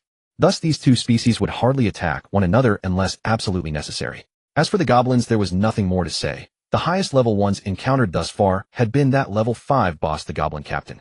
Half-orcs came in various varieties: warriors, champions, sword and axe fighters, spear throwers, cavalry, and so on, ranked from lowest to highest tier. Level 5 warriors and level 6 champions were relatively common, while higher level types were scarce. Often only 1 or 2 per 12-strong half-orc squad. Wang Dong studied the matter carefully. It seemed half-orcs sometimes wandered off alone. That one Qin Shiji had encountered earlier likely strayed from its pack and drifted into the school through the rear gate. Holy crap, Honey looked downstairs. What the hell is going on? Their combat power is insane. Hey handsome, can you come up and give me something to eat?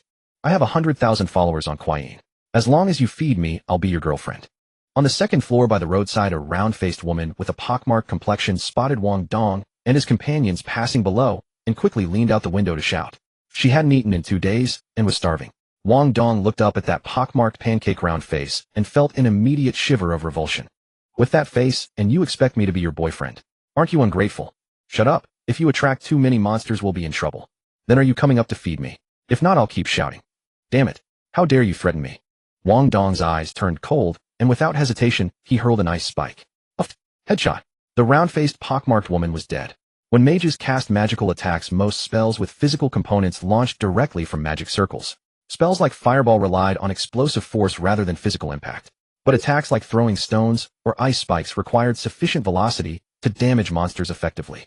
Thus, when casting Ice Spike, a small magic circle would materialize beside Wang Dong's shoulder, launching an ice spike at tremendous speed toward his predicted target. By the time the ice spike left the magic circle, it was already accelerating. The round-faced woman who dared threaten Wang Dong for food never saw it coming. The spike pierced through her nostril before she could react. She wasn't a player and lacked the protective gear that Zhu Kai and Feng Zhou wore, so the strike pierced her skull and killed her instantly.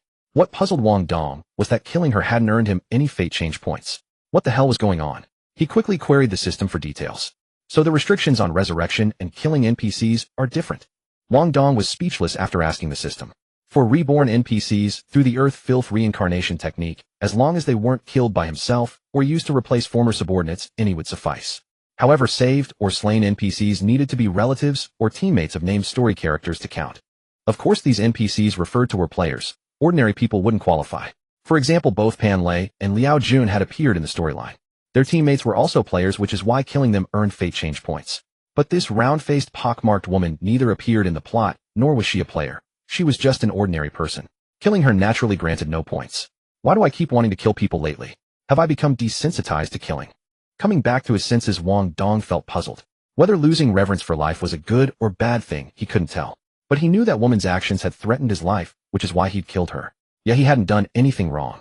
Offering himself some psychological comfort, Wang Dong continued advancing. Shanghai was vast, and the terrain outside was extremely complex. To ensure his absolute safety, Wang Dong inspected every building along the road, which slowed his progress considerably. At this rate, when the hell will I find the class change temple? Wait, how did I forget about that? Wang Dong was in the middle of complaining when he suddenly slapped the back of his head. Though this apocalypse game was fundamentally about survival, it was still a game after all. For something like the class change temple, did he really need to search slowly? He could just ask in the chat channel. Local chat cost 10 copper coins per message, and Wang Dong was nearly level 9. He had plenty to spare. He glanced at his system inventory. Copper coins 8657. Perfect, more than enough. Copper coins needed to be exchanged at designated locations for silver and gold. So Wang Dong didn't worry about the copper coin amount. Taking advantage of the quiet moment with few monsters around, he found a safe spot, sat down, and pulled up the Apocalypse game system to enter the local chat channel. The Apocalypse game system could either be projected for others to see or displayed directly on his retina. The retinal version worked similarly, but had the advantage of being invisible to others. Wang Dong was using the second method. Detecting you have no social nickname, yet please register a new one before chatting. Social nicknames can be used in public areas such as chat trading auctions and guilds. Numbers, symbols, Chinese characters, English, and other languages are all acceptable. Maximum 15 Chinese characters. Note: to protect player privacy, real names are not recommended. Damn it. Seeing that chatting required a nickname, Wang Dong felt his scalp tingle. He'd always struggled with naming in games, sometimes spending ages just deciding on a name. Now it was the end of the world, and they were still doing this. Forget it, I'll just pick something random. Let's go with Shura. Your nickname is already taken, Wang Dong. Someone else has Chinibu as him. Since it's taken, I guess there's nothing I can do. With that, Wang Dong entered a few more characters. Legend-like man. Your nickname is already taken. Then how about Shiman Biaoshui?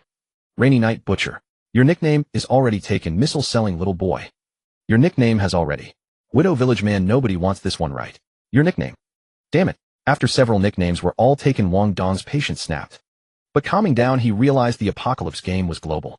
Though only Chinese speakers would use Chinese characters, even having the population left 7 or 800 million people, duplicate nicknames were to be expected. I'm not convinced. Wang Dong stubbornly typed 5 characters into the nickname field. Wait, AI E Chiao Chai. Congratulations, nickname registration successful. Wang Dong. In this world where Stephen Chow never existed, no one could have conceived of the phrase, I love a stick. Yet Wang Dong, whose nickname had just been successfully registered, felt no joy whatsoever. Instead, he couldn't help but curse under his breath. A normal nickname gets blocked for being taken, but this perverted one goes straight through. Never mind, I guess. It's just a nickname anyway. I'll change it when I get the chance. Nicknames could be changed, but it required a name change card. Though such items only dropped from bosses, Wang Dong had the Qin family backing him. Would there ever be a shortage of such cards? Never. Is there any big shot who knows where the class transfer temple in the North District is located? Please PM me if you know. Thanks. The moment the message was sent, it was instantly drowned by the flood of other messages. There was no helping it. Shanghai was such a massive city. Even without counting the surrounding townships, there were at least 5 million surviving players. With 5 million people sharing a single chat channel, it would be miraculous if the messages weren't flooded. Wang Dong was equally helpless and could only keep spamming, but this time he added a line at the end. Is there any big shot who knows where the class transfer temple in the North District is located? Please PM me if you know. Thanks. If the information is confirmed, there will be a generous reward. All the world's bustle is driven by profit. Even in this apocalypse, some incentive was needed to motivate strangers to help. But after this message was sent, it was still swallowed by the vast sea of information. Wang Dong didn't grow discouraged and kept sending. After 11 identical messages in a row, someone finally messaged him privately. I am Lightning Bro, are you looking for the class transfer temple because you want to transfer classes? Are you level 10? The kidney deficient Taoist, a generous reward. What kind of reward? Do you have a priest skill book? Super sweet candy, you can freely roam outside. That's amazing, can you come save me? I can pay you. Can't stand the annoyance, what the hell is that nickname? I can't make sense of it. Private messages had their own dedicated chat channel with no restrictions. Simply click on the other person's nickname. Friend replies appeared in red text while non-friend replies showed in blue. After reading these messages, Wang Dong prepared to reply to the first one. The others seemed like nonsense, but the first message held some uncertainty. Just as he was about to type, another private message popped up. Please call me Queen. It should be at the 10th People's Hospital. The other messages were all tangents, missing the point entirely. This one directly gave an address. Wang Dong was somewhat surprised and quickly opened a reply. I love a stick shit. Can't you be sure? Please call me Queen. I encountered a team of soldiers yesterday, and that's what they told me. I love a stick. Then it should be fine. Let's add each other as friends, and I'll find you after I locate the class transfer temple. Wang Dong sent a friend request.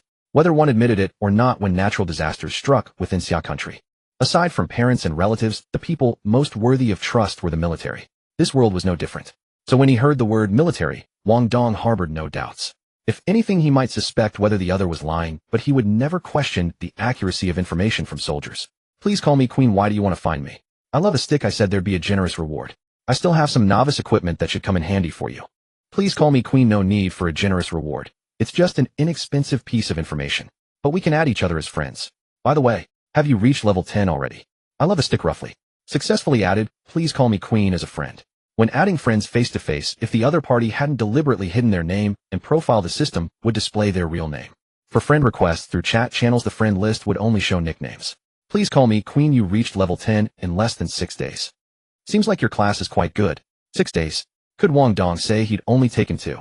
I love a stick. Just lucky, that's all. Please call me Queen. Alright then, I'm going to grind levels. Good luck to you. Wang Dong didn't reply further. But having obtained the desired information, his mood improved considerably, and he immediately led the others forward toward the 10th People's Hospital. Meanwhile, in a hotel near the stadium in the northeast district of Shanghai, hundreds of survivors had gathered here. Hotel staff, customers who had come to dine, and pedestrians who had taken shelter from danger. The sudden arrival of the apocalypse had brought these unrelated people together. At that moment, in the center of the hotel lobby, a very unusual team was discussing something.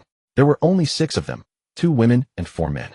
What made them unusual was that in this apocalypse, where men were the primary combat force, this team was led by the 2 women. One woman was voluptuous, dressed fashionably in a yellow dress. The other was noble and aloof with a stunning figure. Her long legs drew the eye. As for the 4 men, they were their bodyguards. These were no ordinary guards, but private soldiers trained by their families, bringing private soldiers along. This alone proved the 2 women's status. At this moment, the woman in the fashionable yellow dress noticed that her companion, the stunning one, had finished her system conversation and couldn't help but feel curious. Hey Yinran, who were you chatting with? You looked so focused. Her name was Zhou Jingxuan, Yinran's aunt. Since she was the youngest sister of Yinran's biological mother, the 2 were actually close in age and naturally had a good relationship. When the apocalypse fell, the 2 had been getting custom clothes made at a high-end clothing store and had been trapped inside by monsters. To better handle the monsters, they had come to this hotel for refuge under the escort of their bodyguards. Probably a promising prospect, Yinran murmured to herself. A promising prospect. Yes, this world has changed drastically, and who knows what the future holds. It's never wrong to get to know some powerful people. Hey, you're more far-sighted than me. What about your brother? Don't flatter me. No matter how capable I am, I'm still just a woman. Family matters will eventually fall to my brother's hands. Let's start leveling first. Miss your bow. A bodyguard perceptively handed over a composite bow and a quiver full of arrows. This composite bow and quiver had also been retrieved from the nearby stadium. Its killing power was stronger than the ones at the school stadium. The woman took the composite bow with an expressionless face and led everyone out of the hotel. On the way, they encountered an orc warrior. Drawing the bow, a wisp of icy cold energy emanated from her right hand and enveloped the entire arrow. Whoosh! Thwack! The arrow, wrapped in icy cold energy carrying a whistling sound, precisely hit the orc warrior's shoulder. The cold energy exploded, instantly shrouding the orc. And the orc, shrouded in cold energy, saw its movement and attack speed significantly reduced. Clearly another rare class. In this post-apocalyptic game world, rare classes were not particularly scarce. With a 1 in 1,000 probability, just in Shanghai, there were over 5,000 people. However, different people played differently, even with the same class. Some individuals were utterly weak to begin with, and even after awakening a rare class and reaching level 5, they still couldn't defeat a Special Forces soldier who had only awakened the warrior class at level 1. But if that Special Forces soldier could awaken a rare class, they would leave ordinary players far behind. Thus, level and class alone could not represent combat effectiveness. At this moment, the woman named Yin ran, though not an elite warrior or boxing champion before the apocalypse. Her fighting skills were also unremarkable. However, she had once won the provincial women's archery championship. Such talent combined with a rare archer class profession meant ordinary players stood no chance against her. Successfully defeated Common Goblin LV1 obtained EXP 5. Successfully defeated Goblin Soldier LV3 obtained EXP 15. Successfully defeated Orc Warrior LV5 obtained EXP 50 copper coins 11. Successfully defeated Orc Champion LV6, obtained EXP 60. Ding, congratulations on reaching level 9, obtained all attributes 5, free attribute points 10. Phew, I'm level 9 now. Fortunately, this gamified apocalypse has no insect invasions. Otherwise, even as a hidden player, I'd probably perish. At around 9 in the morning, Wang Dong looked at the monsters on the street and let out a long breath. In the apocalyptic game, creatures that could be reached with cold weapons were not particularly terrifying. What was truly fearsome were those tiny bugs that couldn't even be struck with a blade. They appeared in swarms numbering in the thousands, leaving humans with no choice but to find ways to evade them. Shaking his head, Wang Dong stopped his wandering thoughts and continued forward.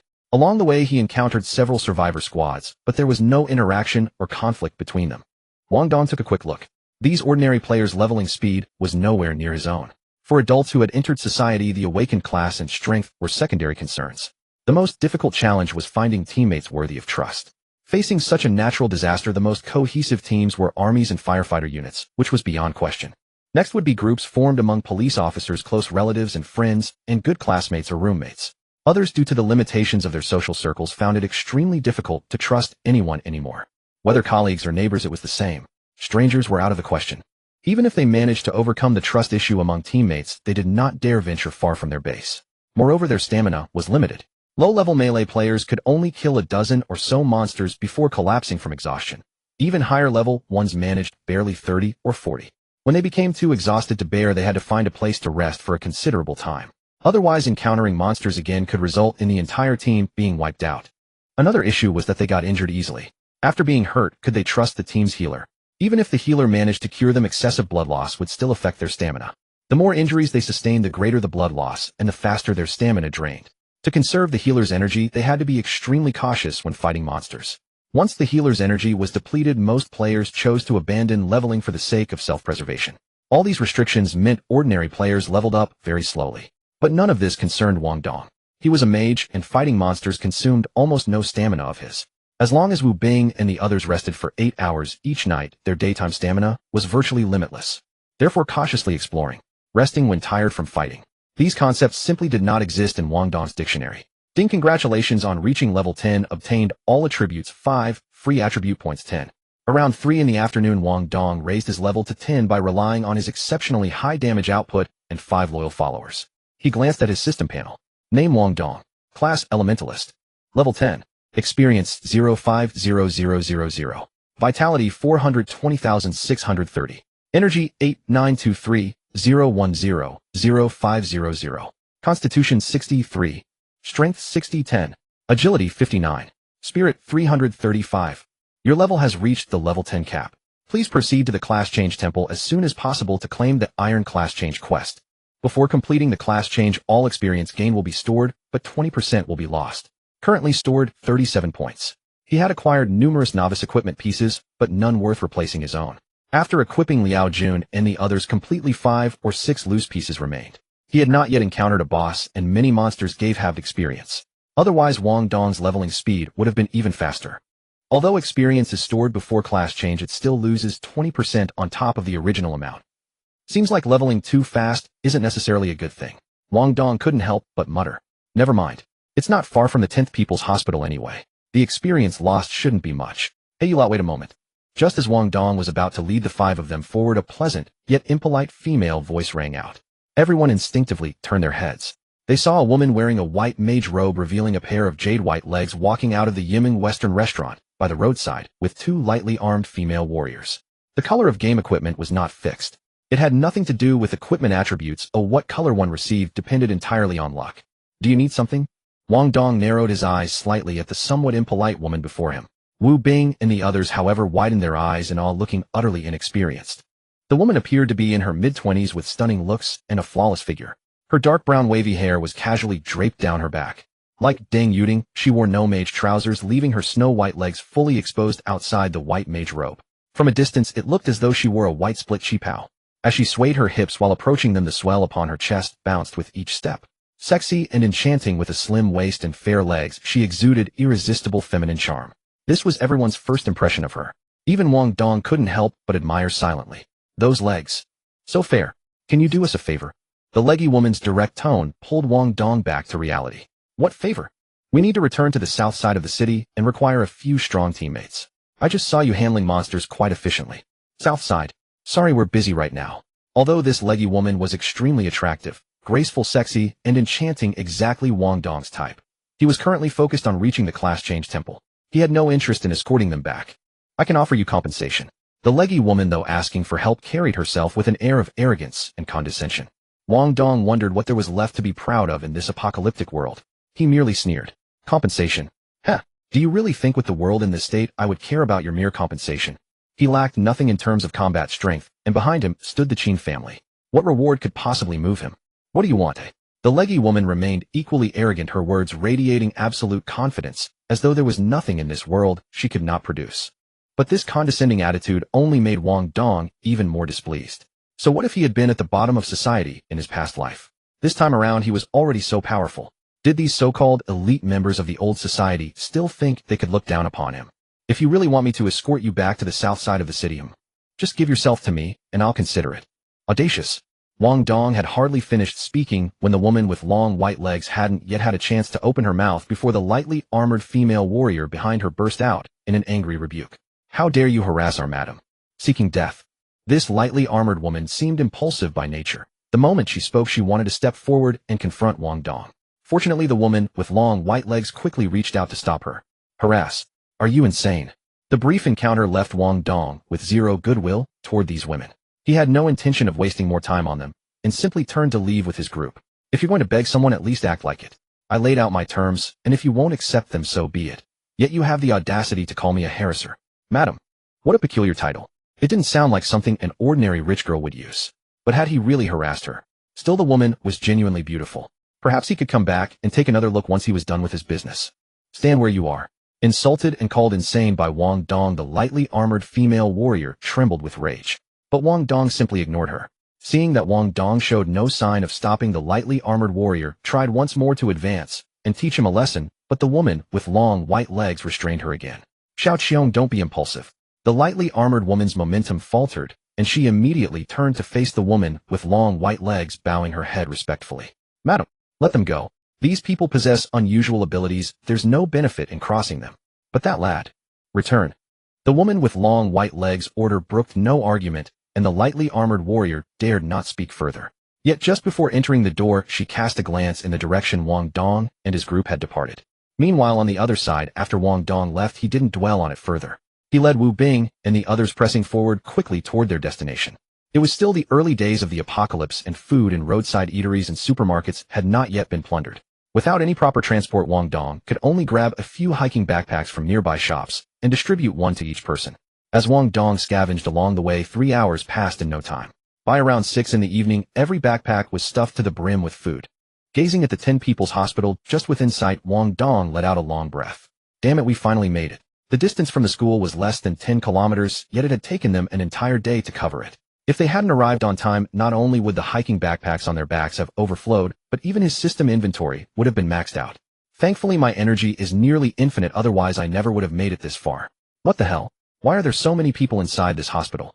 Upon reaching the entrance of the hospital and seeing the bustling crowds, Wu Bing's face twisted in astonishment. He had died the moment the apocalypse fell and revived in a puppet form, so he knew nothing of the specific circumstances of this new world. This is an apocalypse safe zone, and of course there are many people. Safe zone. Such a thing exists. Monsters drop equipment when you kill them. Is that really surprising? Fair point. Wu Bing gave an awkward laugh. But if this is a safe zone, can we stay here too? What do you think? Can we stay?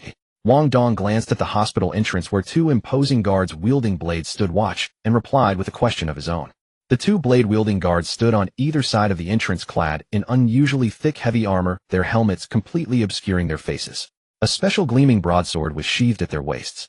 They looked exactly like NPC guards from a game. Wang Dong cast a glance at their stats. Name: Blade Guard level. Constitution, Strength, Agility, Spirit. Every stat was a question mark, which generally meant only one of 2 things.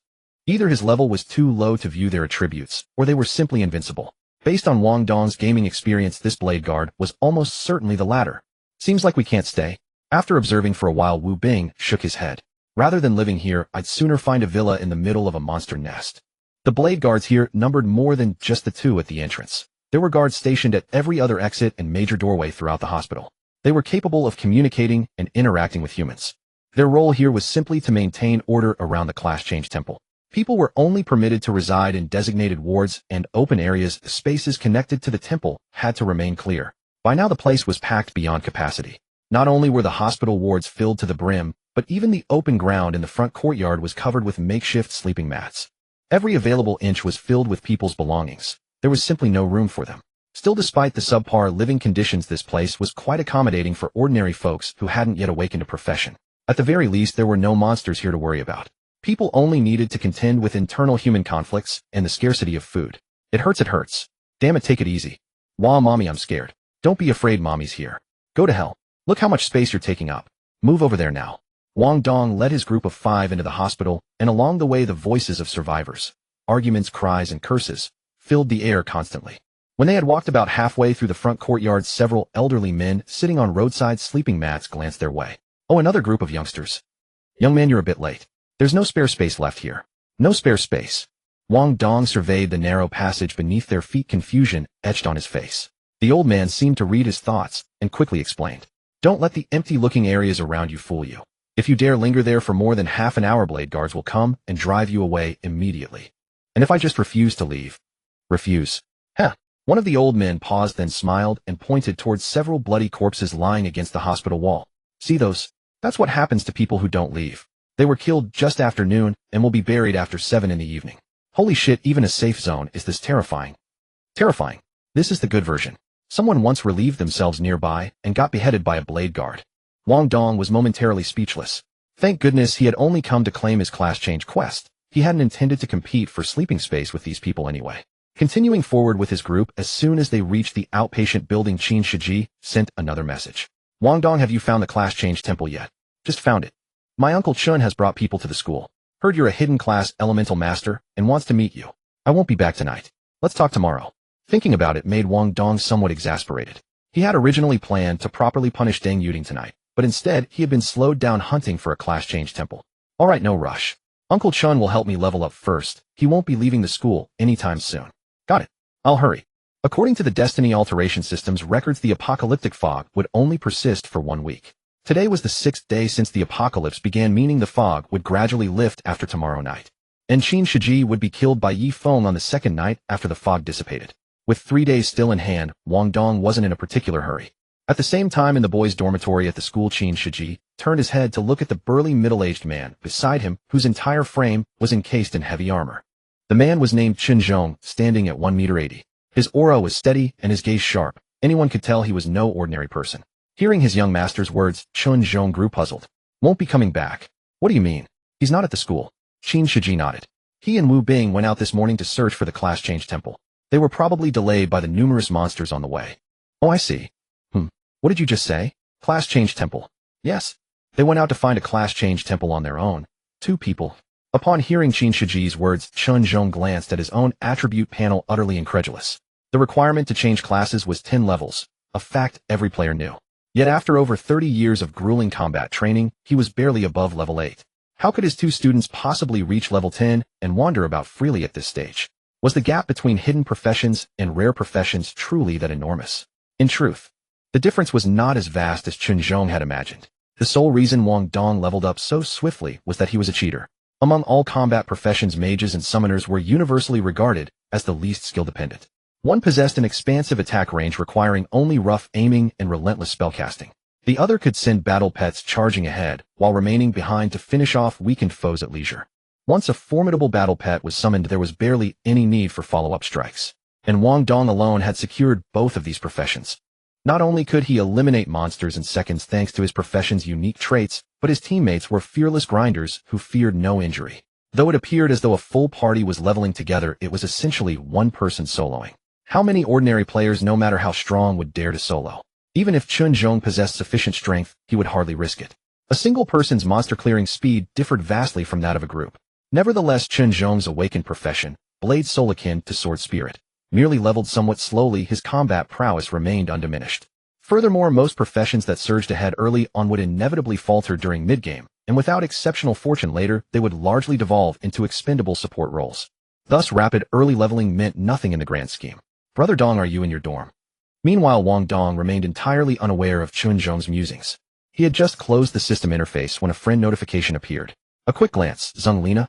No, I'm out. Wow, you're already this powerful and still grinding so hard.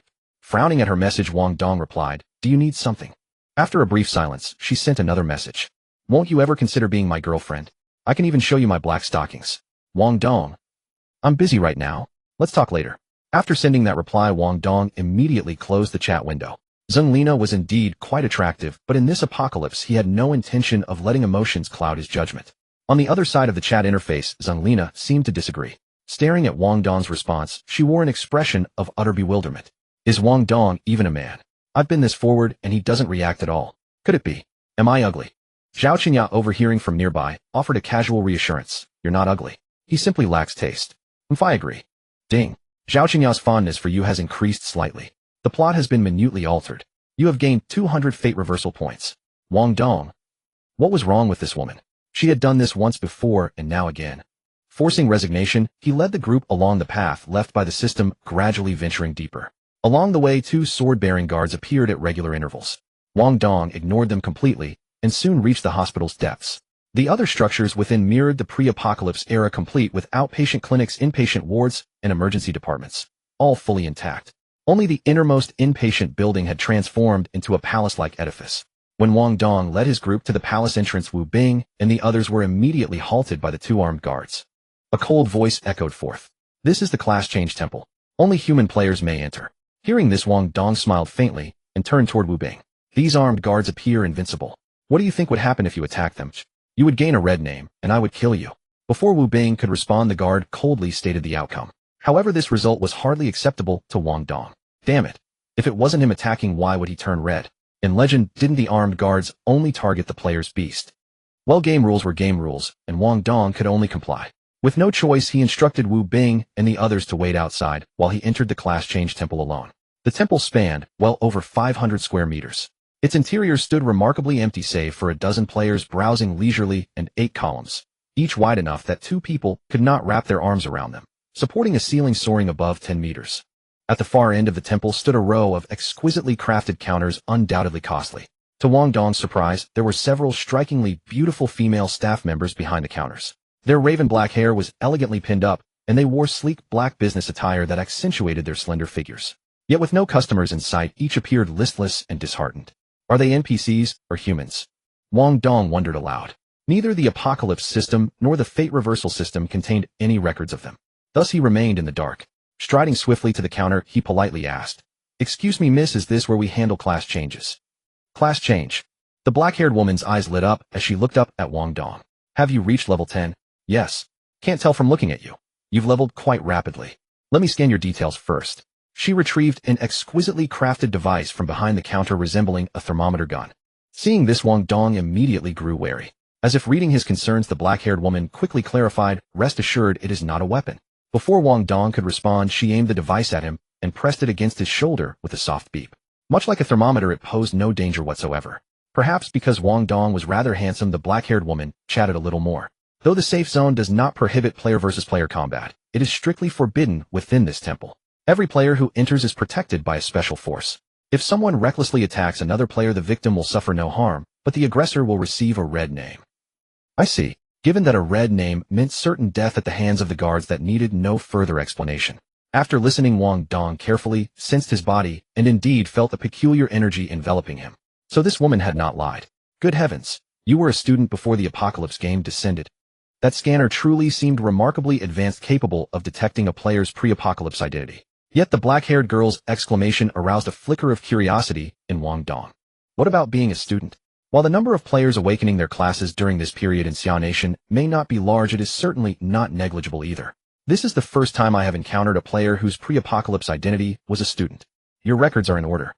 Follow me. The black-haired girl retrieved a white jade card and rose, making her way to the other side of the counter. Wang Dong hurried after her. On the side of the main hall stood a massive door intricately carved with ancient patterns. The girl swiped her white jade card against a card reader beside the door. The ancient door opened automatically, and Wang Dong quickly followed. By the way, miss, are you an NPC or a human? I have been observing you the entire time, yet I cannot tell. Of course I am human. The black-haired girl replied matter-of-factly. Would an NPC talk this much to you? A human? Wang Dong could not help but narrow his eyes slightly. He had found her earlier to be rather talkative, unlike those silent guards. To think she was genuinely human. The girl smiled and offered an explanation. On the first day of the apocalypse, I awakened the profession of receptionist at the Class Advancement Temple and was then teleported here to begin my duties. Then do you stay here 24 hours a day? Definitely not. Although there are staff members here around the clock, we work in 3 rotating shifts, 8 hours per day with weekends off. Food and lodging are all provided by the Class Advancement Temple. Can they even get married and have children? Of course. Hearing this answer, Wang Dong felt a twinge of envy. Though they lacked formidable power, they need not face danger. Moreover, they enjoyed stable employment and sufficient rations. 8-hour workdays. Weekends off. Before the apocalypse, what wage earner would not have dreamed of such a schedule? Truly, capitalism proved more terrifying than the apocalypse itself. Now simply place your hand on this crystal sphere. The girl's voice interrupted Wang Dong's reverie. Wang Dong snapped back to attention and glanced around. This room was smaller than the main hall outside, perhaps 200 square meters at most, but far more luxurious. Partitions lined the walls at 2-meter intervals. Between the partitions stood carved stone pillars rather than ATM machines. Each pillar was roughly half a meter in diameter and about 1.2 meters tall, topped with a basketball-sized crystal sphere. The crystal spheres contained swirling celestial trajectories, appearing mysterious and boundless. Wang Dong slowly placed his hand upon the crystal sphere. Within less than a second, the crystal sphere's energy connected with Wang Dong's spiritual consciousness, pulling his awareness into a brilliant, vast starry expanse. Detected player's current class is Elemental Deity. Player's current level LV10. Qualifies for class advancement. Beginning to issue the Black Iron Class Advancement Quest. Quest has been issued. Please check your quest log. Black Iron Class Advancement Quest, Black Wolf Den.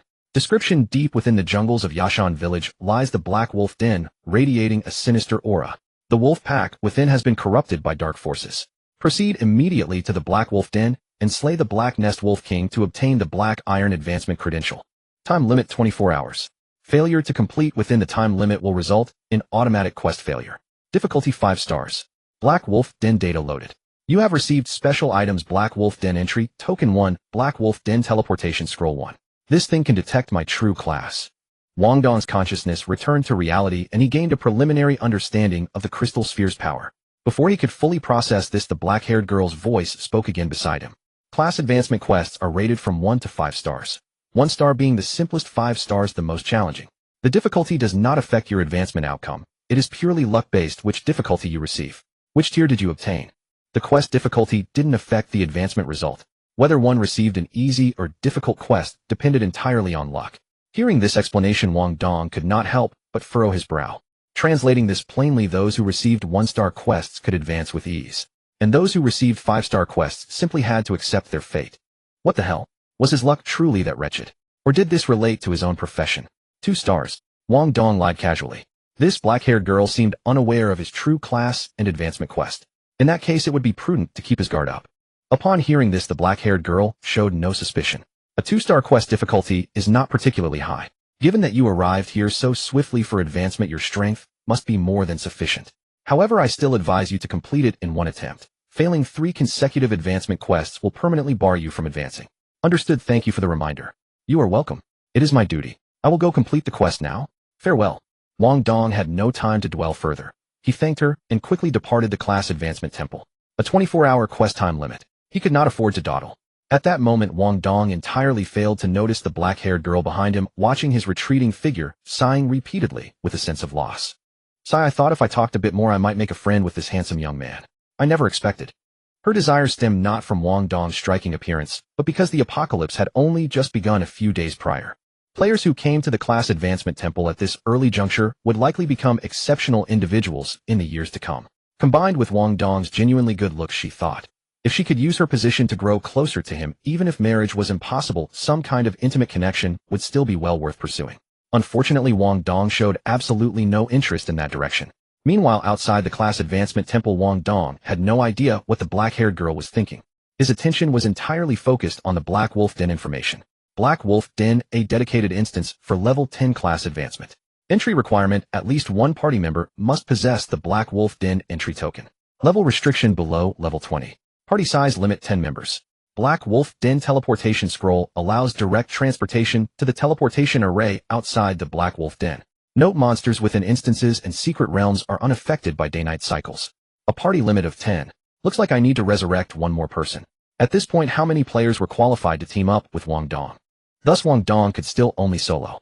Although the impure reincarnation puppet could not advance its class even with sacrifices, and many high-level skills required class advancement, to learn it outperformed actual players in nearly every other aspect. Most notably in durability. It could endure indefinitely without requiring a priest or healer. So Wang Dong had no concern about soloing. However, everyone in his party besides himself lacked sufficient combat power. For safety, he decided to resurrect one more person before proceeding. At level 10 with 330 spiritual points, he could resurrect 6 people. But where am I supposed to find a 6th person? Wang Dong muttered to himself, glancing at the human corpses scattered in the hospital corners, killed by the armed guards. Ordinary people might handle low-level monsters, but they would lack even the qualification to serve as cannon fodder in secret realms. So, quick, make way. Healer, is there any healer? Hurry. Come save this person. You must save him. As Wang Dong pondered, a man clad in heavy armor and wearing a distinctive black helmet burst through the hospital entrance, carrying a bloodied casualty dressed similarly to himself. His voice raw with desperation, he cried out to the survivors in the safe zone as he ran. The casualty's clothes on his back were soaked crimson with blood, and his breath was barely perceptible. Witnessing this scene, the safe zone survivors, accustomed to life and death, remained largely unmoved. Only a handful of kind-hearted individuals stepped forward to offer assistance. Wang Dong glanced at the wound on the casualty's back, blood still seeping continuously, and immediately made his assessment. A single blade pierced through the heart. Even a healer would be unable to save him. Let us go take a look. Both men wore black helmets, specially manufactured by the official authorities of Xia Nation. From the style of these helmets, Wang Dong could deduce that they must have been members of the National Armed Forces before the apocalypse. If his team could join an armed forces unit, their combat effectiveness would likely improve significantly. What's going on? Why is his wound on the back so deep? While Wang Dong was pondering quickly in his mind, a healer had already finished examining the man's wound. He was a doctor at this hospital and had coincidentally awakened the healer profession, which is why he was highly respected by everyone. Is there still hope for him? The unharmed man didn't answer the doctor's question, but instead eagerly asked about the wounded man's condition. The healer helplessly shook his head. His heart was pierced. The fact that he's still alive is already a result of players' physiques becoming stronger. Upon hearing this, the man's heart trembled violently. Looking at his former teammate and friend standing before him, he clenched his fists and ground his teeth in anguish. Why did this happen? Those bastards, I'm going to kill them all. Help! Help! The wounded man lying on the ground spoke in broken, gasping words. The man quickly bent down toward him. Help me. Take care of my wife and children. After saying these words, the wounded man on the ground passed away. The living man held his body and wept bitterly. The other survivors watched this scene and sighed helplessly. Sigh, another one dead. In just a few short days they had seen this scene too many times, and many had grown numb to it. After an indeterminate amount of time, the surviving man once again carried his friend's body on his back. This was his best friend, and of course, he couldn't let his body lie exposed in the wilderness. Seeing this, Wang Dong hurriedly led Wu Bing and the others to catch up. At the hospital entrance, Wang Dong caught up with him. Hello, may I ask, are you from the National Armed Forces? What do you want? The man had not yet recovered from his grief, his tone sounding rather cold. I can save your friend. What? Tang Yuanfeng was somewhat taken aback and couldn't immediately process what Wang Dong had said. Wang Dong had to repeat himself again.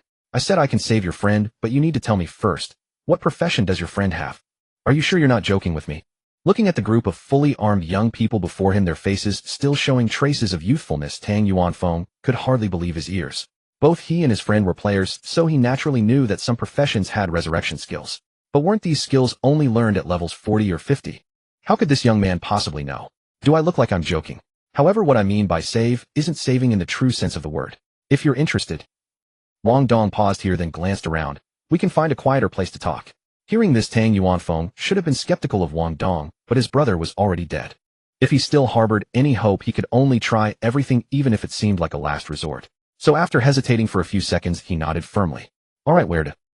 Wang Dong certainly wouldn't reveal his trump card, but he could clearly explain the simple pros and cons to the other party. After the two of them casually found an empty shop by the roadside, Tang Yuanfeng was dumbfounded once again. Are you saying you can resurrect my brother through summoning? But after resurrection, he has to follow you. That's right. Although this goes against natural law to some extent. But the world has become like this. Does natural law still matter? After hearing Wang Dong's words, Tang Yuanfeng fell into deep thought. Only a moment later, he made a decision on behalf of his brother. You're absolutely right. The world has become like this, so natural law no longer matters. My name is Tang Yuanfeng. What's yours, brother? My name is Wang Dong. Wait a moment. Wang Dong said this casually, but then suddenly remembered something. You just said your name is Tang Yuanfeng. What's the problem? The Tang from the Tang dynasty. The Yuan from 1 and 2. The foam from fierce wind. That's right. Do you have a sister named Tang Yingxue? How do you know? Now it was Tang Yuanfeng's turn to be surprised. You know my sister. How could he possibly run into an acquaintance in this vast sea of people, even in the apocalypse? Wang Dong snapped back to reality and quickly found an excuse. We've met before. Oh, I see. Wang Dong's lies came naturally, and Tang Yuanfeng didn't suspect anything. After all, few people knew that he had a sister. But after Wang Dong learned that this warrior was Tang Yuanfeng, his heart burst with joy. Tang Yuanfeng, a character in Yi Feng's storyline. Although Yi Feng was a protagonist reborn into the apocalypse, in his past life, he had always been on the run from the Qin family's pursuit. Although he had encountered some people who genuinely helped him during his escape, in order to avoid trouble, their interactions were very brief. In other words, Yi Feng in this life did not plan to have teammates. He was a decisive lone wolf. Even Zhao Qingya, the female lead in the original storyline, only ended up with him at the grand finale. Therefore, Wang Dong's attempt to exploit emotional ties against him was hardly practical. However, there was one advantage: Wang Dong was merely an extra character. In the original storyline, without awakening any abilities, he was ultimately abandoned by Qin Shiji and starved to death in the apocalypse. Yi Feng had no idea of his existence and would never take any measures against him. Therefore, Wang Dong had ample time to quietly grow stronger. This Tang Yuanfeng was a benefactor who had helped Yi Feng in his previous life. In this life, after Yi Feng happened to encounter him, he would also provide assistance. If he could alter his fate, Wang Dong would naturally receive certain fate-altering points. But that wasn't the main reason for Wang Dong's joy. The key point was that most lone wolf protagonists would inevitably get entangled with the state due to conflicting interests. And Tang Yuanfeng's sister Tang Yingxue, when Yi Feng had contact with the nation, gradually fell in love with him, starting from her initial disdain and prejudice. Well, it was all just familiar tropes. Although Yi Feng didn't end up with Tang Yingxue at the finale, Tang Yingxue was undoubtedly the second female lead in Yi Feng's storyline. If he could get to know Tang Yingxue through Tang Yuanfeng, wouldn't that be another way to earn fate-altering points? By the way, how did your brother die? Since Wang Dong claimed to know Tang Yingxue, Tang Yuanfeng couldn't help but trust him a bit more. Gritting his teeth, he recounted their experiences in full detail. His brother was named Yang Ping, and his profession was a sword and shield warrior. As Wang Dong had guessed, both of them were from the National Armed Forces. Because the apocalypse came suddenly, and they were unable to use modern weapons, many had died or been injured. In their small squad, only he and his brother remained. Previously at a survivor base, they had intervened because they couldn't stand seeing a few thugs bullying others. But after offending them due to the influence of their pre-apocalypse identities, they were unable to eliminate the threat completely. So they were ambushed by the other party while they were fighting monsters. The wound on his brother Yang Ping's back was inflicted at that time. So if you've offended someone and can't eliminate them completely, you should at least stay away from them. Wang Dong sighed helplessly in his heart. In the apocalypse, you're not afraid of offending people, nor are you afraid of failing to eliminate them completely. What you fear is offending someone and still staying with them, giving them an opportunity to strike. These two might have known this principle, but they didn't know whether it was to help others or overconfidence in their own abilities. In any case, they met with disaster despite their precautions. How many of them are there? Where are they? 6 people in that Jia supermarket up ahead. What's the name of the leader? Lei Xiong. Alright, let's add each other as friends. While there's still some time left, I'll go deal with them. Hearing this, Tang Yuanfeng hadn't even reacted yet when Wang Dong had already walked far away. 10 minutes later at the Jia supermarket base. Looking at the more than 50 survivors in front of him, Wang Dong roared with full strength. Who among you is Lei Xiong? Who the hell are you? The Qin family is handling this, everybody clear out. Go, just don't kill the leader. The dungeon monsters were immune to day-night power fluctuations. Their attributes would not double, nor would their experience rewards have after dark.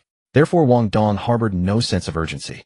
With this in mind, he could simply capture a sacrifice to resurrect Yang Ping. How delightful would that be?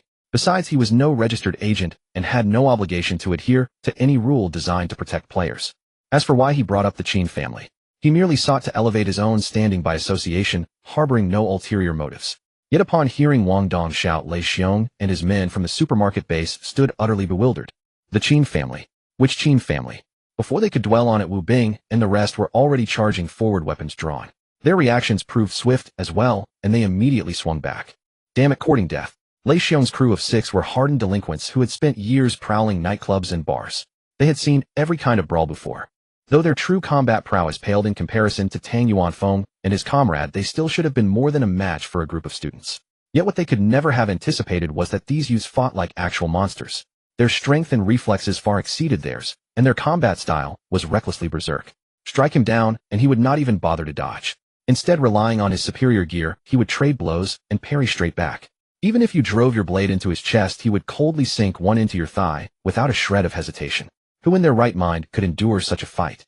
After several brutal exchanges, Wang Dong had dispatched all of their henchmen. Lei Xiong himself fell unconscious under Liao Jun's blow, was hoisted over a shoulder and dumped unceremoniously before Tang Yuanfeng. Seeing Lei Xiong sprawled before him, Tang Yuanfeng felt a flicker of surprise at Wang Dong's true capability. Meanwhile, as Lei Xiong shook himself awake and caught sight of Tang Yuanfeng, realization finally dawned on who had hired these formidable fighters. You bastards. Soldiers assaulting common folk. Don't you know any shame? Shut your damn mouth. He's military, I'm not. Wang Dong flicked his wrist, sending an ice shard that embedded itself into Lei Xiong's thigh, drawing a strangled cry that nearly sent him into unconsciousness once more. Utterly indifferent, Wang Dong ushered Tang Yuanfeng out, before proceeding to cast the summoning jutsu. I told myself this morning to conserve sacrifices. Who knew I'd break my vow so soon? Wang Dong murmured with a sigh of resignation. Just minutes later, when Tang Yuanfeng beheld his fallen comrade standing flesh and blood before him, his eyes brimmed with tears once more. Ding. Congratulations on utilizing the summoning jutsu to resurrect the NPC, Yang Ping. You have gained 100 fate alteration points. A blade and shield warrior was not a rare class, but a high-tier profession akin to a shield knight. He was capable of wielding an in-game shield to bolster his defense. Because a reanimated host level could never surpass that of the caster, and because solo monster kills granted experience to only one participant, the rest of Wang Dong's party remained relatively low level aside from himself. Wu Bing stood at merely level 9, while Liao Jun and the other two languished at level 7. Yet this Yang Ping, despite being only level 6, possessed stats that surpassed even Liao Jun's. Could this be innate talent? Wang Dong mused inwardly as he reviewed Yang Ping's attribute panel. Those who had excelled before the apocalypse rarely faltered afterward. Yang Ping's survival had been nothing short of a stroke of luck. You are the one who brought me back. Once his reunion with Tang Yuanfeng concluded, Yang Ping's usual composure slowly returned. Indeed. Wang Dong nodded without hesitation. Should you find this state of resurrection unacceptable, once I help you complete this mission, I will release your bonds. Though the summoning jutsu was a brutal art, it occasionally served to mend life's unresolved regrets. That too was its peculiar charm. Let us set that aside for now. With those words, Yang Ping turned his gaze toward Tang Yuanfeng. Yuanfeng, I place my wife and child in your care. Understood. Leave them to me. Let's move out. As he watched Yang Ping fall into step beside Wang Dong and walk away, an indescribable mixture of emotions churned within Tang Yuanfeng. As long as Wang Dong did not compel Yang Ping into doing anything he abhorred, Tang Yuanfeng reckoned that existence, however grim, still held more value than death. I simply hope this Wang Dong does not disappoint me. With that, Tang Yuanfeng too melted into the dense fog. Neither he nor Yang Ping yet knew that a vessel animated by the summoning jutsu possessed an invulnerable physique. Though honestly it scarcely mattered. The world had already unraveled into such a wretched state. Was it truly so strange for peculiar powers to manifest? Not in the least. Yet after seeing Yang Ping off and bidding farewell to Tang Yuanfeng, Wang Dong did not head straight into the dungeon. Instead, he led his companions toward the auction house first. The auction house was not a mundane institution, but a facility born alongside the class change temple designated specifically for consignment sales. His backpack had accumulated an excess of starter gear which he needed to liquidate before descending into the dungeon. Though only beginner-tier gear, such items could only be obtained by slaying monsters, making them fairly valuable during the early stages. The auction house sat no distance from the class change temple. Following the road, Wang Dong soon located his destination. Much like the class change temple, the interior was vast and immaculate, staffed by numerous uniformed women. Good day, sir. Have you come to sell your gear? The clerk's politeness was impeccable, far superior to most bank tellers he had encountered. Yes, indeed. Novice gear is in decent demand currently.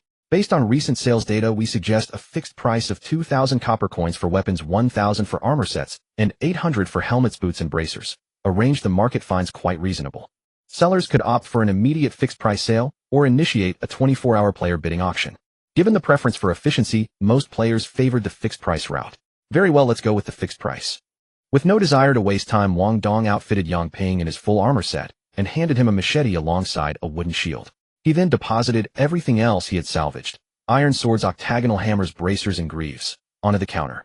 A total of 3 weapons, 8 pieces of clothing and armor, and 13 helmets, bracers, and boots. The clerk consulted her screen. Your registered alias is... I love a firewood. Wang Dong winced faintly. Yes. Please note that a 5% consignment fee applies. You should be aware of this standard policy. I am aware. After the deduction, the total proceeds from the entire haul came to 23,180 copper coins. Wang Dong paid it little mind, after all these were merely discarded scraps. Below level 10 common mobs dropped gear indiscriminately, so most players only considered anything above black iron grade a true treasure. After a few deft gestures across her console, the clerk slid a smooth, white jade card across the counter. This is your consignment pass. Keep it secure. Upon sale, the proceeds will be deposited directly onto this card. You may use it to purchase other goods within the auction house or monitor your consignment records at any time. Understood. Thank you. Purchasing did not require a physical visit, but collecting or listing goods did.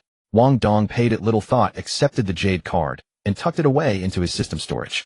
Functioning much like a digital wallet, yet considerably more secure, as it was a product born of the apocalypse itself. By the time Wang Dong emerged from the auction house, night had already fallen. Fortunately, the surrounding safe zone had been largely purged of low-level mobs. Wang Dong found an abandoned little shop, summoned his 6 companions back via his coffin, and then drew forth the Black Wolf Nest teleportation scroll. Activating a teleportation scroll was straightforward. Simply hold it and mentally command its use. A surge of light woven with cascading white runes erupted, and Wang Dong vanished from the spot. Upon reappearing, he found himself in a mountainous region draped in dense forest. Wang Dong surveyed his surroundings. Beneath his boots lay a teleportation array roughly 8 meters in diameter, encircled by intricate ancient runes. Golden luminescence pulsed along the ancient etchings, lending the scene an air of profound mysticism. Behind him stood an oval shimmering veil over 3 meters tall and speckled with silver motes of light. To any veteran of online games, that silver-dusted oval veil was instantly recognizable. It was the gateway to the dungeon. Without a moment's hesitation, Wang Dong reached out toward it. A wave of weightlessness washed over him. His vision swam, and the world around him snapped into a new reality. The verdant forest vanished, replaced by the cavernous expanse of a massive underground grotto illuminated solely by patches of luminescent stone. Notice you have entered the Black Wolf Nest. The current environment is a cave sanctuary with extremely low visibility. Players are advised to form parties for exploration. Advised to form a party. Wang Dong's lips curled into a faint smirk as he summoned Yang Ping and the others back into existence. Alright, by the old rules. You lead the way. Class transfer is nothing unfamiliar to all players in the Apocalypse game. But those who can reach level 10 in just 6 days and successfully go to the class transfer temple for their job change are truly few and far between. Wang Dong did not know how many people had gotten ahead of him during his 3-day delay, but he could be certain that Yifeng would definitely be one of them. Yifeng was reborn 24 hours before the apocalypse descended. He had stockpiled a large amount of supplies, enough for him alone to last at least 2 years. The landlord had turned into a zombie, and no one would force him to leave this house. Thus he had long since completed his class transfer quest. At this moment, he lay on his own bed, a toothpick resting between his lips, checking the latest auction house goods through his consignment card. Indeed, it's still too early, he mused. This nationwide chain auction house is nearly empty. But then he noticed something peculiar. This player, called I Love a Stick, was registering an unusually large amount of beginner equipment on their own. For beginner equipment at this stage, even if you cannot use it all, it should go to teammates or companions. Why is he registering so many alone? Moreover, I do not recall anyone like this from my past life. Yifeng frowned in confusion, then had a sudden realization. Then again, that's not right either. Back then, I was still a pathetic nobody, completely unaware of how the auction house worked. So seeing this unfamiliar name now does not really mean anything. Yeah, that makes sense. Yifeng said to himself, nodding slightly after finishing his sentence. Glancing around his room, he was about to prepare a self-heating hot pot meal. That is when his attention was suddenly drawn to a girl's photograph on the desk beside him. The photograph was protected within a glass frame, indicating how cherished it had been. The girl pictured was strikingly pretty. With her slender willow-shaped eyebrows, round bright eyes, high-bridged cute nose, and small mouth, such a stunning girl was beyond the reach of ordinary people, yet she remained the eternal wound in Yifeng's heart. Snap! A cold gleam suddenly flashed across Yifeng's eyes. The tremendous strength in his hand crushed the glass on the picture frame into shards. Though the glass fragments were extremely sharp, they failed to cut his hand. I worked myself to the bone sending you through university, and you betrayed me by getting involved with that worthless rich brat. Well then, since you so dearly love that worthless rich kid, I will send him down to keep you company soon. Whoosh. Boom. Inside the Black Wolf Den, Wang Dong was still hard at work completing his class transfer mission. An ice spike combined with a fireball coordinated with Wu Bing and the others brought down a gray wolf whose head and shoulders exceeded 1 meter in height. Successfully killed Black Nest Wild Wolf LV9 Elite Overflow Experience stored 360. While the Black Wolf Den was indeed a cave realm, the cavern stretched at least 4 to 5 meters high, making the interior appear remarkably spacious. Looking into it felt like entering a forest of stone pillars. The sole drawback was the poor lighting inside. Without illumination magic, even with fluorescent stones on the walls, Wang Dong had to frequently use fireballs for light. Moreover, name Wu Bing, class warrior, level 9 constitution, strength 116, agility 82, spirit These are Wu Bing's current attributes. Black Nest Wild Wolf LV9 Elite Constitution, 135 Strength, 89 Agility, 109 Vitality, 27. These are the Black Nest Wild Wolf's attributes. All monsters within the secret realm are elite variants. Not only do they possess higher defense, but their various stats far exceed those of ordinary monsters outside. Regardless of how close Wu Bing's combat stats were to the wolves, do not assume it would be an easy fight. Consider this: if two people with similar physical capabilities engaged in a fatal blade fight, one would inevitably fall. It would absolutely result in one death and one severely wounded. That is why when 5 or 6 wolves appeared simultaneously, even fully armed players at level 7 like Liao Jun and his group could not withstand them. Scenes of 2 or 3 people being chewed to pieces by the wolf pack until unrecognizable occurred frequently. Fortunately, Wang Dong's damage output was high enough that he could typically kill a wolf with just 2 to 3 skill hits.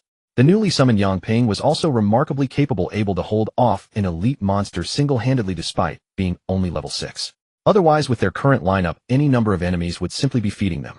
The monsters inside this place have no concept of day or night, and their experience values are 5 times that of exterior monsters. Even with a 20% loss factored in, a single level 9 elite monster yielding 360 experience seems off. That is not bad. The 5-fold experience gain could be our consolation reward for this 5-star mission. Wait, there is still a dungeon boss. Wang Dong tightened his fist and pushed forward. Successfully killed Black Nest Mountain Wolf LV11 Elite, overflow experience stored 440. Successfully killed Black Nest White-Eyed Wolf LV10 Elite, obtained 21 copper coins. Overflow experience stored 400. Because Yang Ping had greater combat strength, Wang Dong focused on developing him, having him land the first strike whenever they encountered monsters. This approach meant that after defeating a few monsters, 1 or 2 teammates would inevitably get bitten to death by wolves. If bitten too severely, they needed approximately 30 seconds to fully recover. Therefore, the group fought their way forward while taking breaks along the path. After 3 hours of exploration and grueling combat, Wang Dong finally cleared out over 200 elite monsters in this dungeon, using his 6 immortal teammates and limitless energy, gaining approximately 100,000 experience points. Yang Ping was also forcibly pushed to level 10 by Wang Dong. Alright, let's go after the boss. Wu Bing, you take the first hit. Yang Ping, help me keep the boss occupied. Everyone else stick with me and clear out the smaller monsters. The Black Nest Wolf King stood taller than a human on the ground, its head estimated to be at least 2 meters above the ground, with 4 level 13 Black Wolf guards surrounding it. With its robust physique and pupils gleaming with ferocity, it projected an unparalleled aura of menace. As for Wang Dong's party, aside from Yang Ping and Wu Bing, everyone else was still merely at level 7. Without any support buffs, this would prove quite difficult to handle. Still, given their undead nature and Wang Dong's strong damage output, they managed. 5 minutes later, the Black Nest Wolf King's massive body crashed down. Successfully killed Black Nest Wolf King LV15, obtained 624 copper coins. Black Iron Class Change Certificate 1, Overflow Experience, stored 2,400.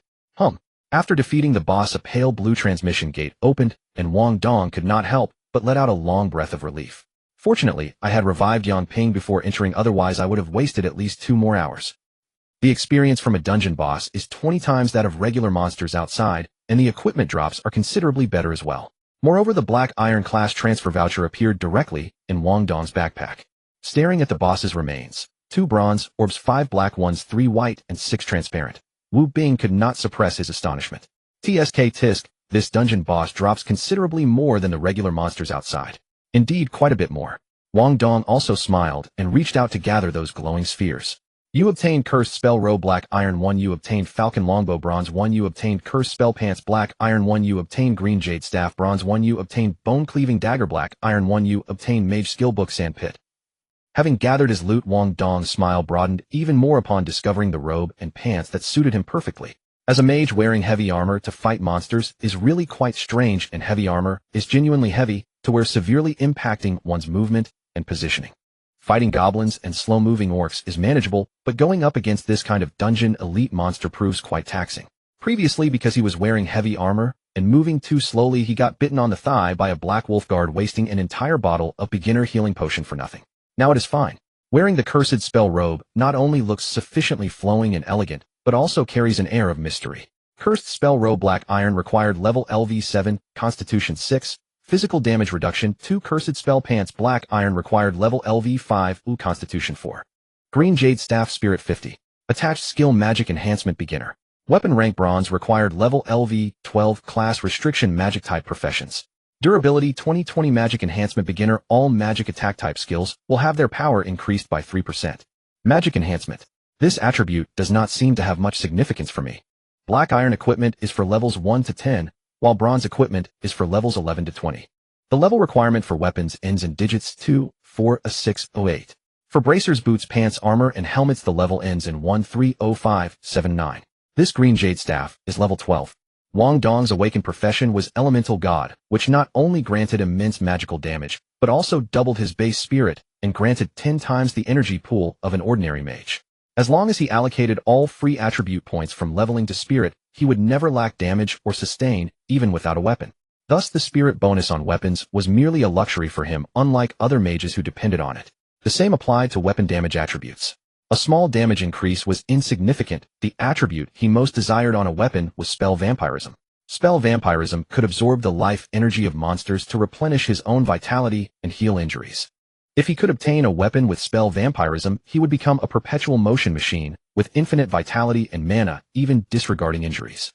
Unfortunately, such spell vampirism equipment was exceedingly rare. Expecting to obtain it from a single dungeon boss was clearly unrealistic.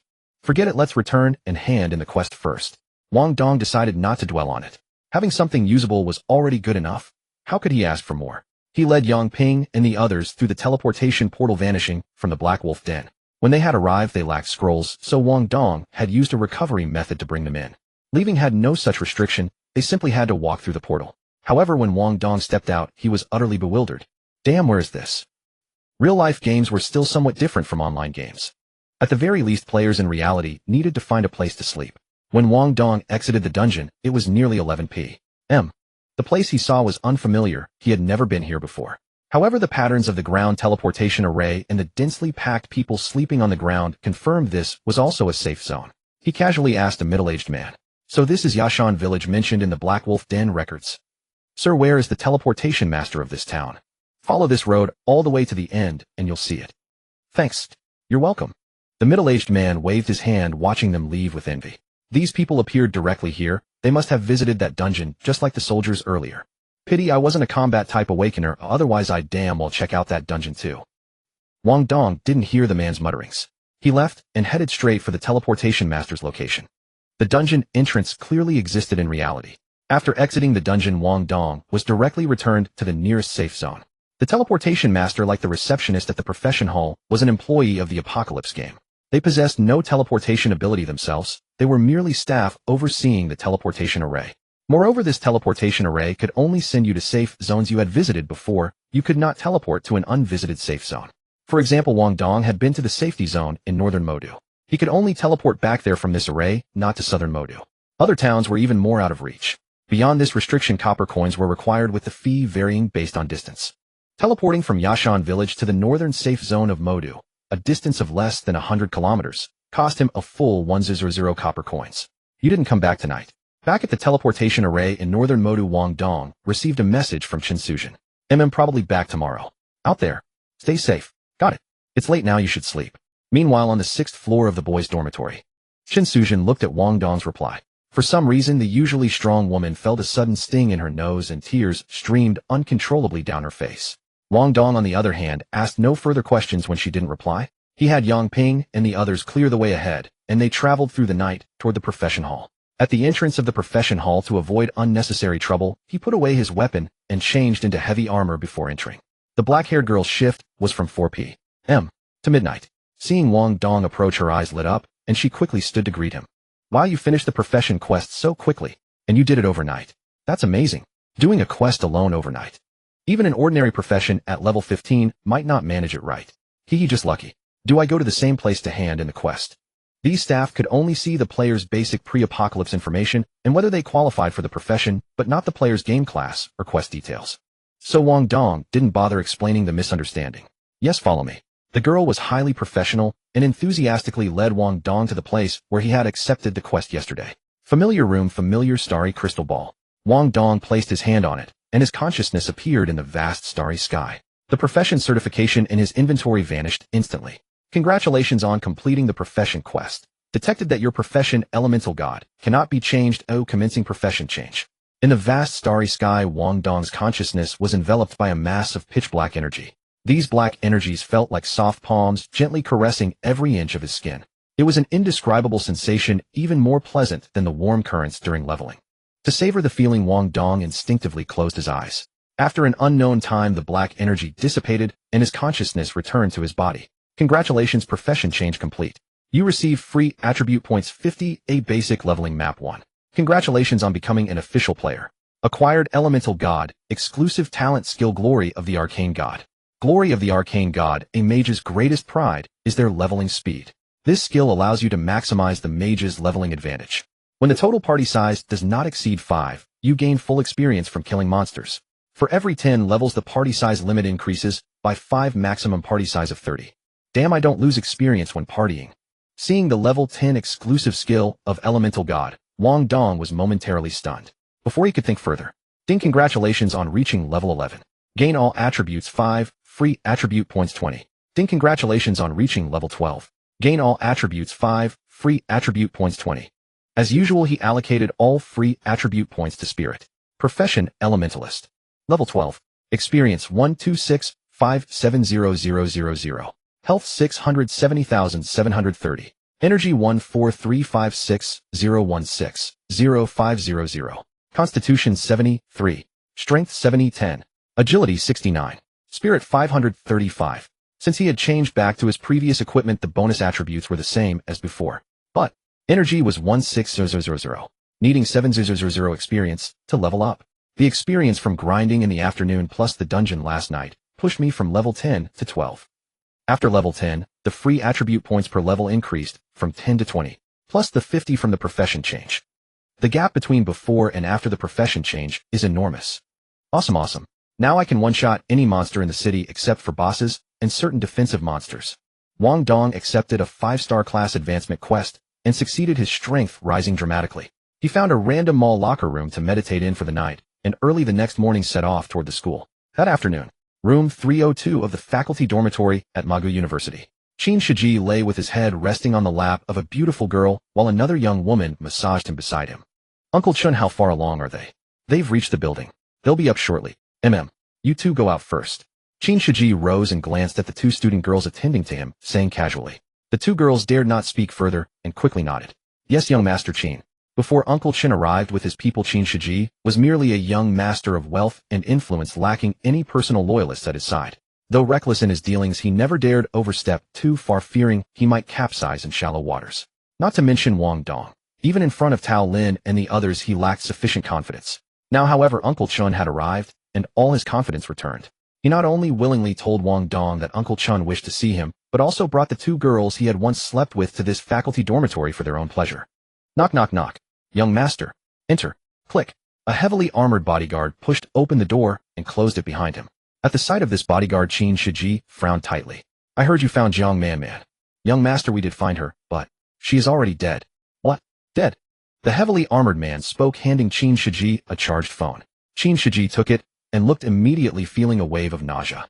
We located her rental apartment based on the information you provided and found her body on the bed. Judging from the condition of the corpse, she did not become a zombie, nor was she killed by a monster. Rather, she was slowly tortured to death by a human with a blade. Tortured to death with a blade? Yes. Every cut shattered the woman's muscle tissue. The killing method was extraordinarily cruel, as though the one who killed her harbored some deep grudge against her. Moreover, we also found this under the bed. The bodyguard hastily handed over a Fruit Brand 14 phone with a pink case partially charged. Qin Shiji took the Fruit 14 and looked. Is this Jiang Man's phone? Yes. Based on the chat content inside the phone, we have reason to suspect that the one who killed her is her boyfriend. Yifeng. Hearing this name, Qin Shiji clearly paused. He was a super rich second-generation heir, and there were many beautiful girls who willingly fell into his hands. The 2 pretty student girls just now were merely 2 among them. Except for Zhao Qinya, whom he had failed to pursue before the apocalypse, the woman he liked most was this Jiang Man. Beautiful, sensible, with an excellent figure, and never one to disturb him without reason. Later, when the apocalypse descended, he had thought of this woman, but his strength was limited. Even though she was not far from him, he had been unable to search for her. Yesterday, after Uncle Chun arrived, he had eagerly asked him to send people to look for her. But the person was found, and unexpectedly, such news came in return. Not only is she dead, but she also has a boyfriend named Yifeng. How was I supposed to know? Chunzhong's rescue team, including Chunzhong himself, numbered 10 in total. They had arrived fully armed. Bladed weapons, flashlights, bulletproof vests, binoculars. Everything was available. Along the way they had fought through, starter equipment was naturally not lacking. The battery in Jiang Manman's phone had been charged by them using a power bank. Because Qin Shiji had a close relationship with Jiang Manman, they knew the lock screen password of this phone. Once unlocked, the chat records inside immediately came into Qin Shiji's view. "Phone, where the hell have you been? Didn't we agree last night that today you would accompany me to buy that LV bag?" I'm coming, I'll be there right away." "You have 20 minutes. If you haven't arrived by then, don't bother coming. I'm here, open the door." The apocalypse fell at 10 a.m. on May 20th. The first 3 of these 4 messages had been sent at 9 a.m. on May 20th. The 4th message was sent half an hour later at 9:30 that morning. In other words, in the half hour before the apocalypse, descended, Feng and Jiang Manman had been together, and Jiang Manman had been killed in her rental apartment before the apocalypse. Therefore, there was a 90% chance that the killer was this fellow named Feng. Damn it, how could this Feng be so ruthless? Glancing again at the photo album on his phone at Jiang Manman's corpse, so brutally tortured, it was barely human, Qin Shiji felt another wave of nausea. Through these 4 messages, he could barely piece together a general picture. This Jiang Manman had a boyfriend named Feng about which he had been completely unaware. But this Feng seemed to have discovered her relationship with him, and therefore killed Jiang Manman. Hearing the conversation between Qin Shiji and the bodyguard Chun Zhong, instinctively picked up the phone from the table and began flipping through the photos. When he saw the wounds on Jiang Manman's corpse, he could not help but frown, and quickly flipped through several more pages. Not only is he ruthless, but he is also a master. Chun Zhong's voice was low. "A master? No way, Uncle Chun." Hearing this, Qin Shiji was somewhat astonished. Although Jiang Manman was the campus beauty during her studies after entering society, she was merely a car model at our company, nothing more. A woman like her, how could she possibly find a master to be her boyfriend? And he was clearly just a simp. Indeed. In just those few messages, Qin Shiji could tell that this Feng was Jiang Manman's spare tire and devoted simp. He even suspected that this Feng had not necessarily held Jiang Manman's hand, let alone knowing something as private as a phone lock screen password. Chun Zhong's expression remained grave. "Young master, please believe me. This Feng is absolutely a master. Look, every single cut he made targeted the most painful acupoints on the human body. Never mind, I can't bear to look at this." Chun Zhong wanted to explain some anatomical knowledge to Qin Shiji, but Qin Shiji, seeing the rotting state of Jiang Manman's corpse, felt immediate nausea and quickly turned his head away. Chun Zhong gave a helpless, bitter smile. Just as he was about to say something else, a system notification popped up, a friend's message. He instinctively put down the phone, greeted Qin Shiji, and told the bodyguard to leave the room. Qin Shiji waved his hand casually, not particularly concerned. A moment later, Chun Zhong's brows furrowed tightly once more. "Uncle Chun, what's wrong?" "The team sent to rescue Madam has been trapped by a half-orc legion halfway. They cannot break free in the short term. Director Qin asked us to see whether we can send someone over first to search for Madam. Then just go. However, Captain Yu Liang's team has not arrived yet. If we split our current team apart, we cannot guarantee sufficient combat effectiveness. In the event of unexpected situations, we might be unable to handle them." Then what should we do?" Thud thud. The room door was knocked on again. "Young Master Qin, that guy Wang Dong is here. Oh, the class advancement expert is back." Hearing Wang Dong's name, Qin Shiji's eyes lit up. "Hurry and let him in."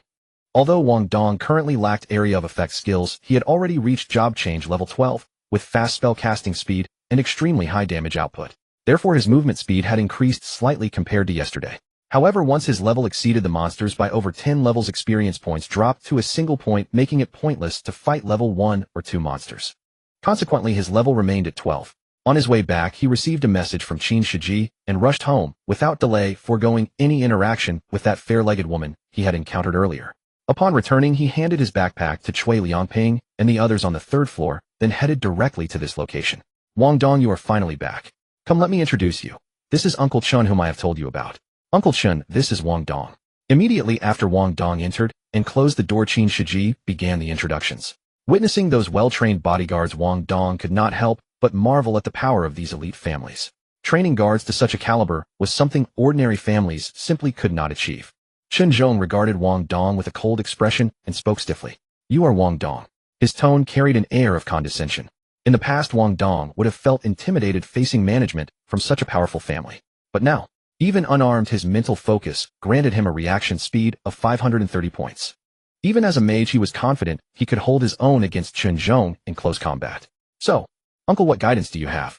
Wang Dong's voice was neither servile nor overbearing, lacking the timidity of a mere subordinate. Chun Zhong paid it no mind and continued to study Wang Dong's eyes as he spoke. "The young master mentioned that you not only awakened a hidden class, but also completed the job change quest with just one companion. Correct?" And where is that young man named Wu Bing? He went home after finishing his job change. Wang Dong lied casually. The monsters in the city granted too little experience. To continue leveling up, he only had two options. Either find an area with higher level monsters, or clear dungeons. Earlier on his way back, Wang Dong had calculated that on the second day after his awakening, excluding rest time, he managed roughly 10 hours of leveling.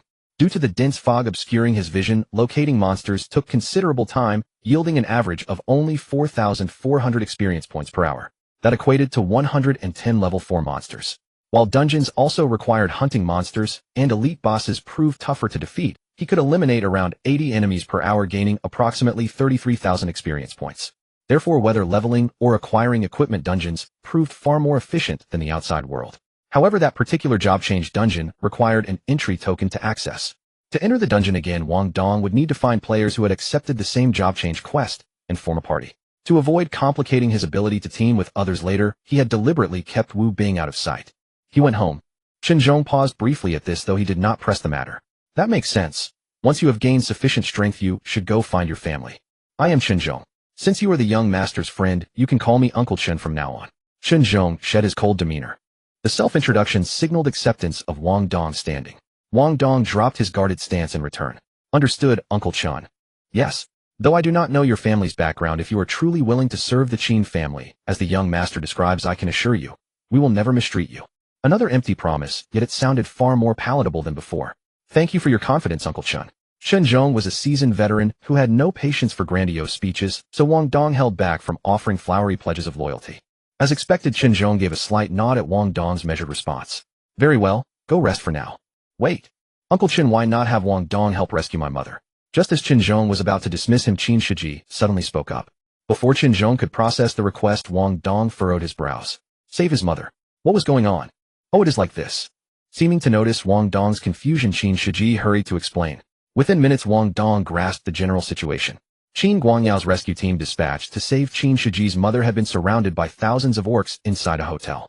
Too cautious to make any moves, they requested Zhong's forces to conduct a preliminary search first. Zhong's team, after all, consisted of ordinary humans, not fearless fighters like Wu Bing's group. Splitting their forces risked insufficient combat strength and potential casualties. They might not even manage to extract Qin Shiji safely. In Yifeng's timeline, Zhong had not immediately abandoned Qin Shiji to search for his mother. He had waited until reinforcements were nearly on arrival before dividing his forces. But before they showed up, Yifeng had wiped them all out in one stroke. As for Qin Shiji's mother, Yifeng's narrative offered little detail. Wang Dong only knew her name was Yi Qianro, and after the Qin family's fall, Yifeng had crossed paths with her by chance.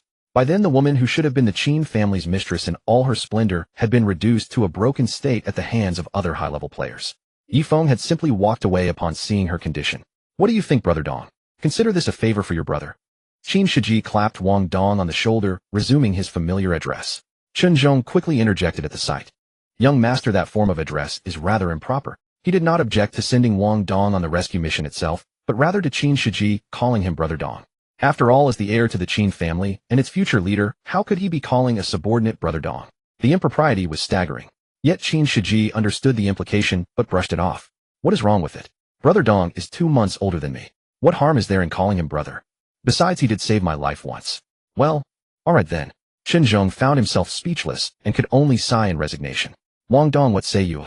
Without that self-healing warrior Wu Bing, can you even complete this mission? I have no issue with it.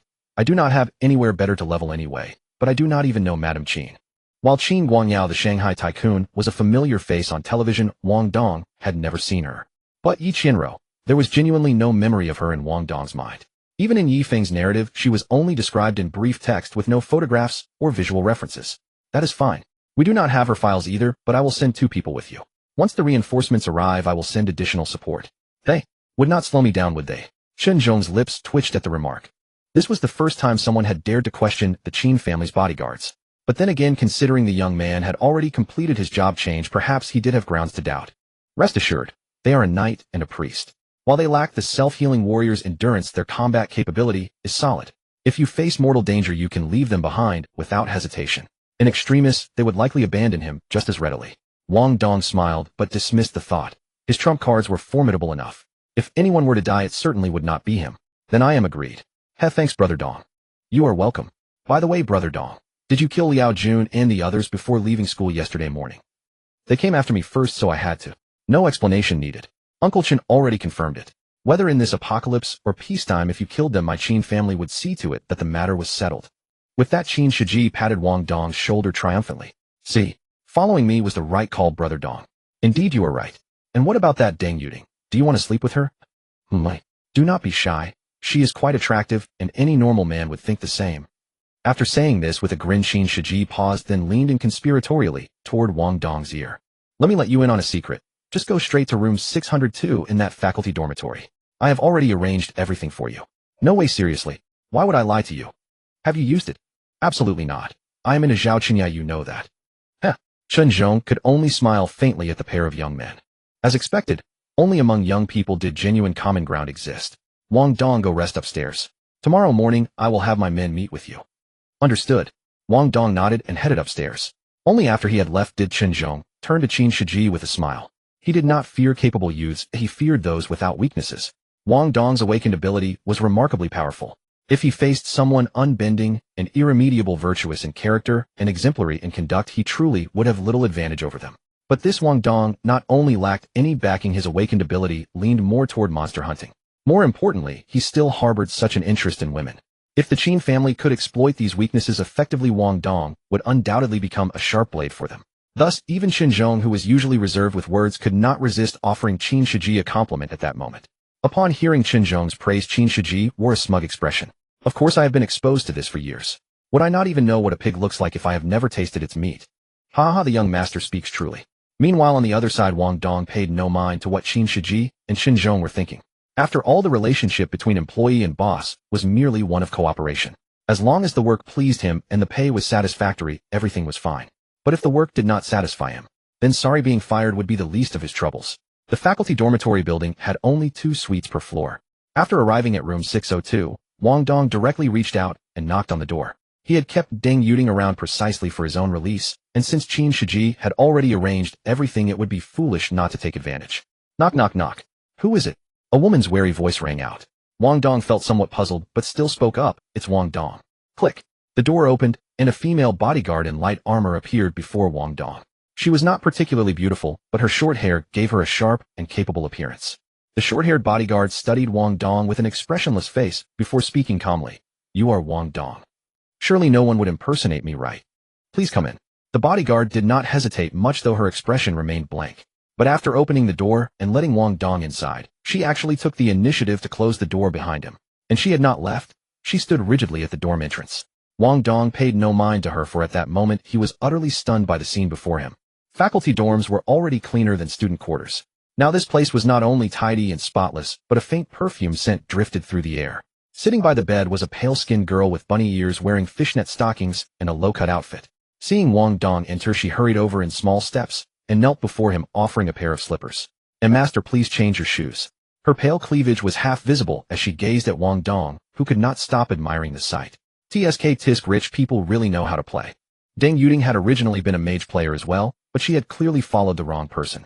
Her greatest mistake was failing to completely eliminate Wang Dong. She was ultimately killed by Wang Dong's awakened counterattack. 4 out of 5 perished, leaving only her alive. Once Qin Shiji learned of this, even a fool would understand Wang Dong's intentions toward her. So today he waved his hand and had 2 bodyguards bring Deng Yuding to this faculty dorm, instructing the female bodyguard to help her dress, wash, and tidy the room. Satisfy Wang Dong, and you might just find a path to survival. These were Qin Shiji's exact words to her. If it had been before yesterday, Qin Shiji's words might not have carried such authority. She still harbored thoughts of seeking refuge among other major factions. But after Chen Zhong arrived with his people yesterday, Qin Shiji became the dominant force in this school.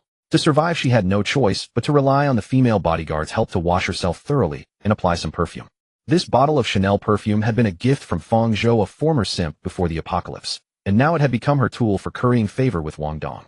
Meanwhile, Wang Dong had originally planned to take a shower first, then examine what he had gained over the past couple of days before doing anything else. But seeing her in fishnet stockings with bare legs looking so frightened, how could he possibly resist? He skipped the shower entirely, changed into slippers, and collapsed onto the sofa. Come here. Deng Yuding timidly approached Wang Dong and knelt before him respectfully. Wang Dong confirmed once more. Has Qin Shiji touched you? And no. Good. After saying this, Wang Dong removed all his heavy armor and grabbed Deng Yuding's hair, pushing her down. Wang Dong had returned to school around 4 in the afternoon. Zhong would not have sent him out to search for people at that hour. So he spent over 2 hours in the room 602 faculty dorm before finally coming downstairs with a cigarette dangling from his lips. For this gold-digging woman who like him liked to bully others with her status, he showed no mercy at all. The entire process was extremely violent. Damn it, I should have been hunting bosses at this time.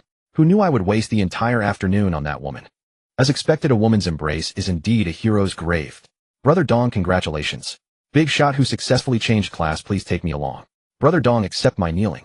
As soon as he returned to his dorm, Chui Liangping and the others offered their flattery. They had added Wang Dong as a friend and naturally knew he had successfully changed class. When Wang Dong had returned earlier, he had tossed his bag at them and rushed off to find Qin Shiji. They had not gotten a chance to flatter him. Now though, stop flattering me. By the way, what levels are you all at? How could we compare to Brother Dong? Exactly, I work myself to death every day, and I am only level 5.5. Same here, barely reached level 6. That is already good. Leveling up slower means you can obtain more novice equipment. Wang Dong teased. For a regular 10-person team, going from level 1 to 2 required defeating 1,000 level 1 monsters, but Wang Dong soloing only needed 100. So theoretically regular players' teams could obtain more novice equipment. But the more people there were, the more equipment they needed, so ordinary people simply had more manpower and found it easier to collect sets for their respective classes. Who wants novice equipment? I would rather level up faster. Exactly, Brother Dong is speaking from a position of comfort. Haha, chat among yourselves, I am going back to rest. Take care, Brother Dong. Wang Dong waved without looking back. After his physique was enhanced, his internal organs naturally strengthened as well. But as a combat-type player, he still needed to fight monsters, so Wang Dong did not spend too long with Deng Yuding. The woman by his side was not trustworthy, so naturally, he could not stay overnight. Back at his own dorm, Wang Dong hesitated briefly before knocking on Shun Suzhen's door next door.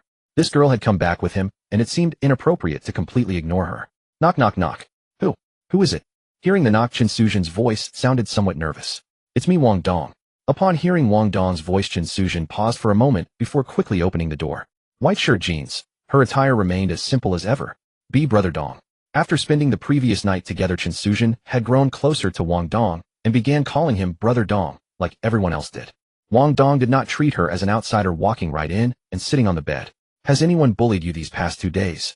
Shun Suzhen quietly closed the door and shook her head slightly. No. Are you eating enough? Yes. Sit down too, do not just stand there like a fool.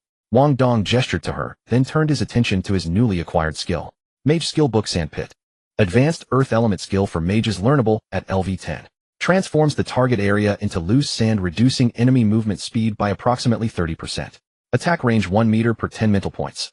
Sandpit radius 1 meter per 100 mental points. Note this skill can only be used on relatively dry land.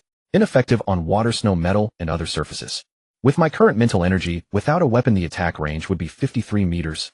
Sandpit radius would be 5.3 meters. Seems viable. No matter how strong your power is, you need ground to run on. This skill can not only be used to kite monsters, but also to prevent warriors and assassins from closing in.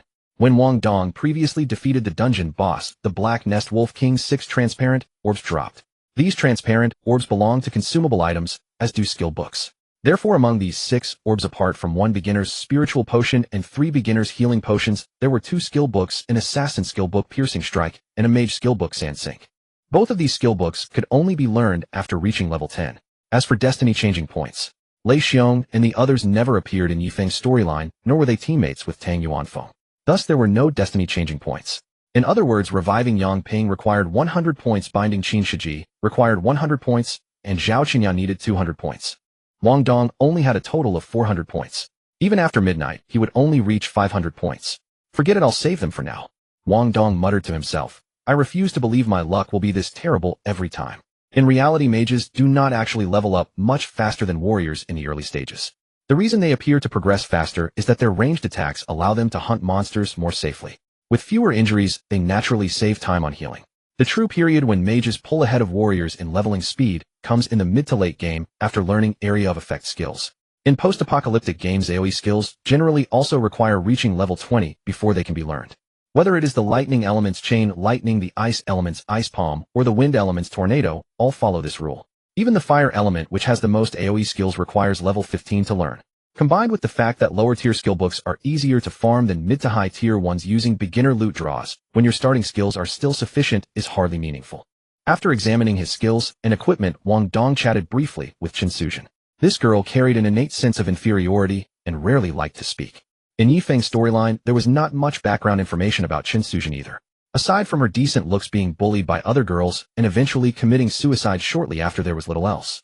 2 nights ago, Wang Dong had not spoken much with her. But today, with nothing to do, he asked a few more questions. You said, your parents divorced. Yes, they divorced when I was 2 years old. Perhaps out of gratitude toward Wang Dong, or perhaps because she had been lonely for too long.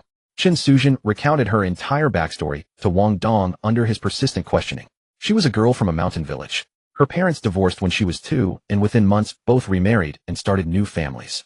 In this world's Xia kingdom, the preference for sons over daughters was far more severe than on Earth, and this phenomenon was especially prevalent in mountain villages. Under such a son preference culture, Qin Sujin was treated like an unwanted burden. Both her parents ignored her. She lived with her mother for 2 years before being sent to her father, and after a few months with him, she was sent back to her hometown. From around 4 or 5 years old, she lived with her grandmother. Her elementary and middle school tuition was only granted after her grandmother begged several times at her father's doorstep. Because of her family situation, she was bullied by classmates throughout elementary school, who called her an orphan with no parents. This shaped her timid and withdrawn personality. She kept everything bottled up inside, knowing that no one would ever stand up for her. High school and university were barely survived through generous scholarships, part-time jobs, and the aid of a kind stranger. So your only remaining family is your grandmother. No. The moment she mentioned her grandmother, tears instantly welled up in Qin Sujin's eyes. My grandmother had already. On the morning the apocalypse fell. The steamed buns and pickled vegetables in that canvas bag were brought by her grandmother, who had come to visit her that day. The instant she took that cloth-wrapped bundle from her grandmother's hands, the apocalypse descended. This was also why she had cherished the food in that canvas bag so dearly earlier in the girls' restroom. Qin Sujin still remembered vividly how her grandmother had desperately urged her to run before dying. Sorrow, helplessness, despair. Just like me, an orphan now. After hearing Qin Sujin's story, Wang Dong fell silent. He had seen echoes of his own life in Qin Sujin before, but he never imagined her backstory would be this tragic. Watching your only remaining relative die cruelly before your eyes. Even he had never experienced such a thing. Brother Dong. Could I follow you from now on? I'm hardworking. I can serve you tea, do your laundry and cooking. I promise I won't hold you back. After finishing her story, Qin Sujin wiped the tears from the corners of her eyes. Her gaze toward Wang Dong was filled with desperation and pleading. This was also the most she had ever spoken since Wang Dong met her. Qin Sujin was not yet 19 years old. Ever since her grandmother's death, she had become utterly alone, an orphan with no one. Already plagued by inferiority, she faced the cruel apocalypse without the courage to survive on her own. In the original storyline, Yifeng's appearance had given her hope for survival, making her believe there were still good people in this world. But Yifeng's coldness had also plunged her into disappointment. The despair that followed hope drove her to suicide after being bullied once again. Now Wang Dong's presence had replaced Yifeng's position, so she pinned her last shred of hope onto him. Hearing Qin Sujin's words, Wang Dong did not answer immediately. Instead, he pondered for a moment, then looked up into her eyes. Actually, with your figure and looks, you could easily find any man to rely on and live comfortably. Qin Sujin's hair had been cut by those girls earlier, but her bangs still covered half her face. Wang Dong still could not see her face. However, from the original storyline, he knew she should not be unattractive. But their intentions are impure, Qin Sujin said timidly. She was already insecure, and in university, she had been bullied by Huang Jiejia and the others, and once nearly drugged and sold by her roommate. She had her own clear judgment of people. And while Wang Dong wanted to deny being a good person facing Qin Sujin, whose plight was worse than his own, he simply could not find any reason to refuse. Fine, Wang Dong exhaled deeply. It's fine if you want to follow me, but not right now. And being this weak won't do. I've been busy these past 2 days. After this period passes, I'll teach you how to survive in this apocalypse.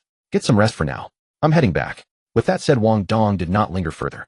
He stood up and left the dormitory directly. Qin Sujin was neither the female lead nor a villain. But Wang Dong still decided to give her proper training a few days later. Qin Sujin was already plagued by inferiority and social anxiety. Being alone in the dormitory, without companions, never made her feel bored. Yet when she saw Wang Dong rising to leave, she desperately wished for him to stay, even if he merely slept on the bed opposite hers that night. But how could someone as reticent as her ever utter such words? She could only watch helplessly as Wang Dong closed the door. Wang Dong returned to the dormitory and paid no mind to anything else. Rather, he first cast his gaze upon the junk he had previously listed at auction. There was no doubt about it. All of it had been sold. With the 20,000+ copper coins already in his possession from earlier monster hunts, his total had now surpassed 30,000. Hawk Longbow bronze, fine iron leg guards, black iron. I'll deal with these items when I find the time.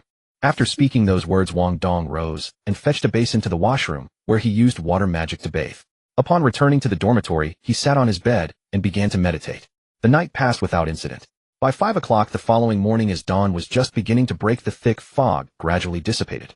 At precisely 7 o'clock the dense mist vanished completely. How the thick fog is cleared. Ha ha ha, it's really gone. Damn it, we no longer have to be so careful when fighting monsters. Huh, why are there so many monsters outside? Holy shit, they're attacking. Quick, get on alert. Wake them up, damn it. Stop sleeping, get up now, those monsters are charging over. A series of shocked cries erupted among the human survivors. In the apocalypse, humans never slept deeply to begin with. Hearing these panicked shouts, they quickly stirred from their slumber. The thick fog would dissipate 7 days after the apocalypse descended, a detail known only from the destiny alteration system, so ordinary people were unaware of it. At that moment, taking advantage of the daylight, the human survivors who had regained their sight upon seeing the fading fog were initially quite pleased. But they quickly discovered that after the fog dissipated, the monsters had also recovered their vision. Moreover, the monsters shrouded in the fog numbered several times more than what they usually encountered: goblins, half-ogres, zombies, mutated beasts, and various flying creatures in the sky. Stretching as far as the eye could see, they were countless in number. Driven by hunger, they relentlessly assaulted the human structures, battering, striking, and climbing. 5 kilometers from Mogu University, a young man clad in green chainmail armor and wielding twin short swords was engaged in combat with these creatures. He held his twin short swords in reverse grip. When the monster count was low, he charged directly to slaughter them. If there were too many, he would temporarily retreat and wait for the right opportunity to eliminate them one by one. His running speed and sword striking speed were both extraordinarily fast.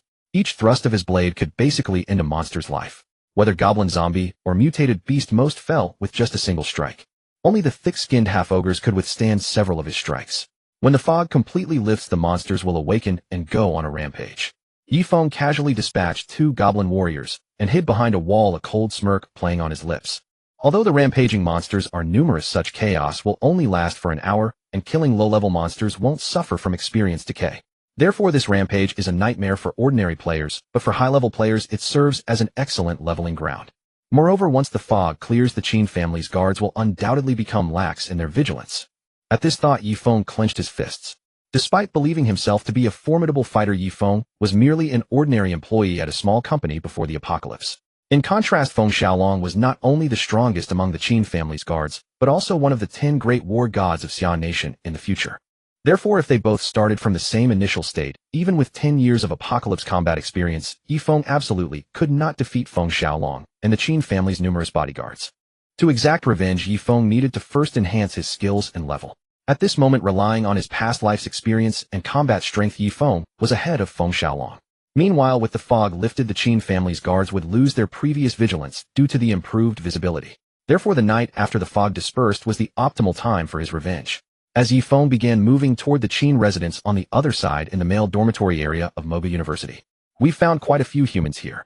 So much delicious food. Hee, the scent of human women is truly intoxicating." The goblins screamed, roared, and bellowed in languages incomprehensible to humans. Without mercy, they swung their weapons down upon the humans they encountered. Facing the swarming monsters, human players could only rely on their armor and weapons to fight desperately. Fuck, kill them all. Don't let them in. Quick, close the door. Fortunately, the armor's defensive capability was not poor, and these concrete structures provided decent resistance. Otherwise, even if players had leveled up, the casualties would have been devastating. If asked who was currently having the easiest time slaying monsters, the answer would naturally be Wang Dong. His shortest range magical attack was his initial skill, Fireball. This skill had no growth attributes with a maximum range of only 30 meters. Yet the distance from the 6th floor to the ground floor was merely around 15 meters. Thus, he only needed to stand on the 6th floor balcony and continuously fire downward to effortlessly eliminate the monsters below. Meanwhile, in Wang Dong's own dormitory, Yang Pingwu Bing and the others were poised and ready. On Shun Suzhen's dormitory balcony, to ensure her safety, Wang Dong had converted the space into a defensive position and formed a party with Xiao Yong and the others. Party members were protected by party safeguards. Regardless of whether one attacked teammates with game weapons or skills, no substantial damage could be dealt. Furthermore, the element god's talent skill after reaching level 10 was divine magic honor. As long as the party did not exceed 5 members, killing monsters would yield full experience points. Therefore, Wang Dong's current party composition was perfectly suited. With Chui Liangping, Xiao Yong, Tian Hongwei, and Tao Lin in the party, his leveling speed would not be affected. With a wave of his hand, he cast sand sink onto the concrete ground at the dormitory entrance, rapidly transforming the surface into loose sand. When the monsters stepped onto it, the sand consumed their feet and continued sinking deeper. The monster's movement speed slowed considerably, greatly relieving the player's pressure. Wang Dong then raised his green jade staff. Fireballs rained down one after another onto the horde of monsters below. Each spell instantly eliminated a monster. Even the thick-skinned half-orc warriors could not withstand the searing heat of Wang Dong's fireballs. Only creatures of level 7 or higher with tank-like durability could possibly force Wang Dong to cast a second fireball. Successfully killed Mutant Poodle LV4, obtained experience 40, copper coins 12. Successfully killed Goblin Soldier LV3, obtained experience 30. Successfully killed Half-Orc Axeman LV7, obtained experience 70. Successfully killed Half-Orc Spear Thrower LV8, obtained experience 80, copper coins 2. Watching the monsters fall one by one, a smile spread across Wang Dong's lips. No experience decay from party kills. This is absolutely awesome. It's a shame I can't learn area attack skills yet, otherwise this would feel even better. Holy shit, Sync. That's actually a level 10 mage skill. Brother Dong is amazing. Experience rising this fast. No wonder you're Brother Dong.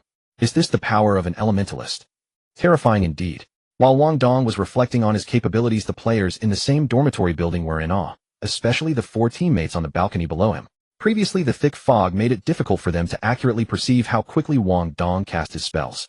Now they could not only see clearly, but also felt it directly. While a normal mage needed time to release a basketball-sized fireball, Wang Dong had already launched 3 1-meter diameter fireballs. The disparity in their combat effectiveness was simply incomparable. Not to mention them, even Shin Sujin, who was not in a combat class, could easily discern the difference between Wang Dong and other mages. He's truly so powerful. The mage's weapons are divided into 4 categories: short staffs, grimoires, magic rings, and banners. Their level restrictions end only in 2, 4, 6, or 8. Among weapons of the same tier, a higher level restriction generally grants more mental power. However, the exact stat bonuses and any additional effects are determined entirely by luck. For instance, bronze tier mage weapons typically provide 41 to 80 points of mental power. Yet a level 12 bronze short staff is not necessarily inferior to a level 14 bronze grimoire. The main differences between these weapons lie in their appearance and special effects. Each weapon offers a unique feel varying from person to person. Some believe a true mage wields a grimoire, while others find magic rings more elegant. Everyone chooses according to their personal preference. Wang Dong personally preferred short staffs, not particularly impressive, but lightweight and highly convenient. The green jade staff was essentially a short staff like the beginner's wand, only smoother and more refined. The straight short staff tapered from a slender base to a thicker upper section, its tip entirely composed of emerald green jade. Watching Wang Dong assault the monsters below with that staff, Chen Sutting felt genuinely reassured aside from the oddity of a mage wearing heavy armor. Unfortunately, Wang Dong had no time to attend to her. He had noticed that the monsters below were not endlessly spawning. Though the monsters had indeed multiplied far beyond normal levels, charging directly toward human buildings that emitted living breath, he didn't need to seek them out deliberately. But after dispatching over 300 monsters, the frequency of charges had noticeably dropped. Damn it, I was finally gaining experience from these low-level mobs, and now you're giving me this little A. Is this enough to season my teeth? Hey, anyone downstairs, dare to break out with me? What's there to refuse? Damn, Brother Dong, I was just waiting for you to say that. Ha ha, follow Brother Dong, and you'll never stumble. Good. Grab your weapons and move out. He quickly pushed open the door. On the 6th floor corridor, numerous goblins had already appeared. Although Wang Dong's attack speed was fast, and the dormitory building housed many other players, the monster count was simply overwhelming. Could the players from a single dormitory building really clear them all? It was entirely normal for some to slip through. A few goblin warriors spotted Wang Dong emerging and pounced at him simultaneously. But before they could reach him, they were pulverized by stone spike, their green limbs shattered in every direction, green ichor spraying everywhere. Occasionally 1 or 2 managed to close the distance, only to be kicked away and finished off with a fireball. In less than 2 minutes, Wang Dong had single-handedly cleared the entire 6th floor corridor. Watching Wang Dong raise his staff to depart, Chen Sutting hurriedly called out, "Brother Dong, be careful." Got it. Giving Yang Ping and the others a signal to follow, Wang Dong waved without looking back. By now most players had acquired 2 or 3 pieces of beginner armor. Wearing identical gear, it was nearly impossible to distinguish one player from another, so having Yang Ping's group mingle with the crowd to fight monsters posed no problem. As long as the 2 groups stayed within 500 meters, Wang Dong's team would receive full experience credit for every monster Yang Ping's group defeated. Charge. Kill them all. Damn it, you're pushing your luck. Arrow attack. Bite them to death. Priest. Priest, heal me quickly. Seeing the monsters thin out and witnessing the devastating combat power of Wang Dong and Yang Ping's squad, the remaining players grabbed their weapons and charged out of their rooms as well. It was undeniable that once visibility cleared, the players' fear diminished considerably. With powerful players leading the way, ever more surged out of the dormitories. Ding. Congratulations on reaching level 13. You have gained 5 to all attributes, 20 free attribute points. An hour later, the monster experience yields returned to normal, but the total number of monsters had decreased significantly compared to before the fog lifted. Scanning the horizon, one could barely spot a handful. During that hour, Wang Dong led his team to slay over 1,000 monsters, obtaining numerous beginner-grade equipment pieces and more than 60,000 experience points. Combined with the experience gathered on the way back yesterday, he smoothly reached level 13. Yang Ping advanced to level 11, while Wu Bing and Mao Nian reached level 10.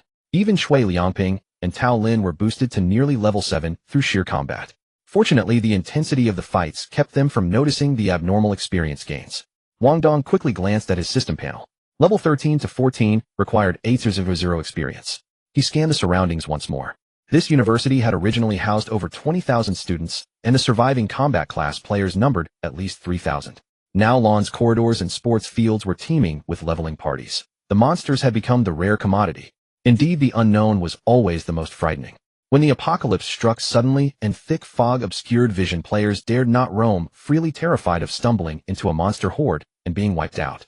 Now that visibility had restored and players had grown stronger in level and equipment, an absurd phenomenon had emerged: more players than monsters. How, I suppose I should just go to work then. Since these monsters yielded little experience, Wang Dong had no need to compete with other players for them.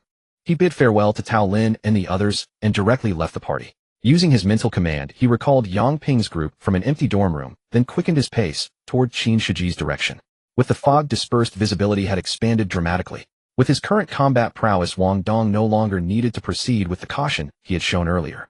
He could engage monsters from 30 meters away. What creature could possibly reach him? Following the path forward, Wang Dong had yet to reach the faculty dormitory building when he spotted Qin Zhong's group. Qin Shiji also spotted Wang Dong and approached with a loud laugh.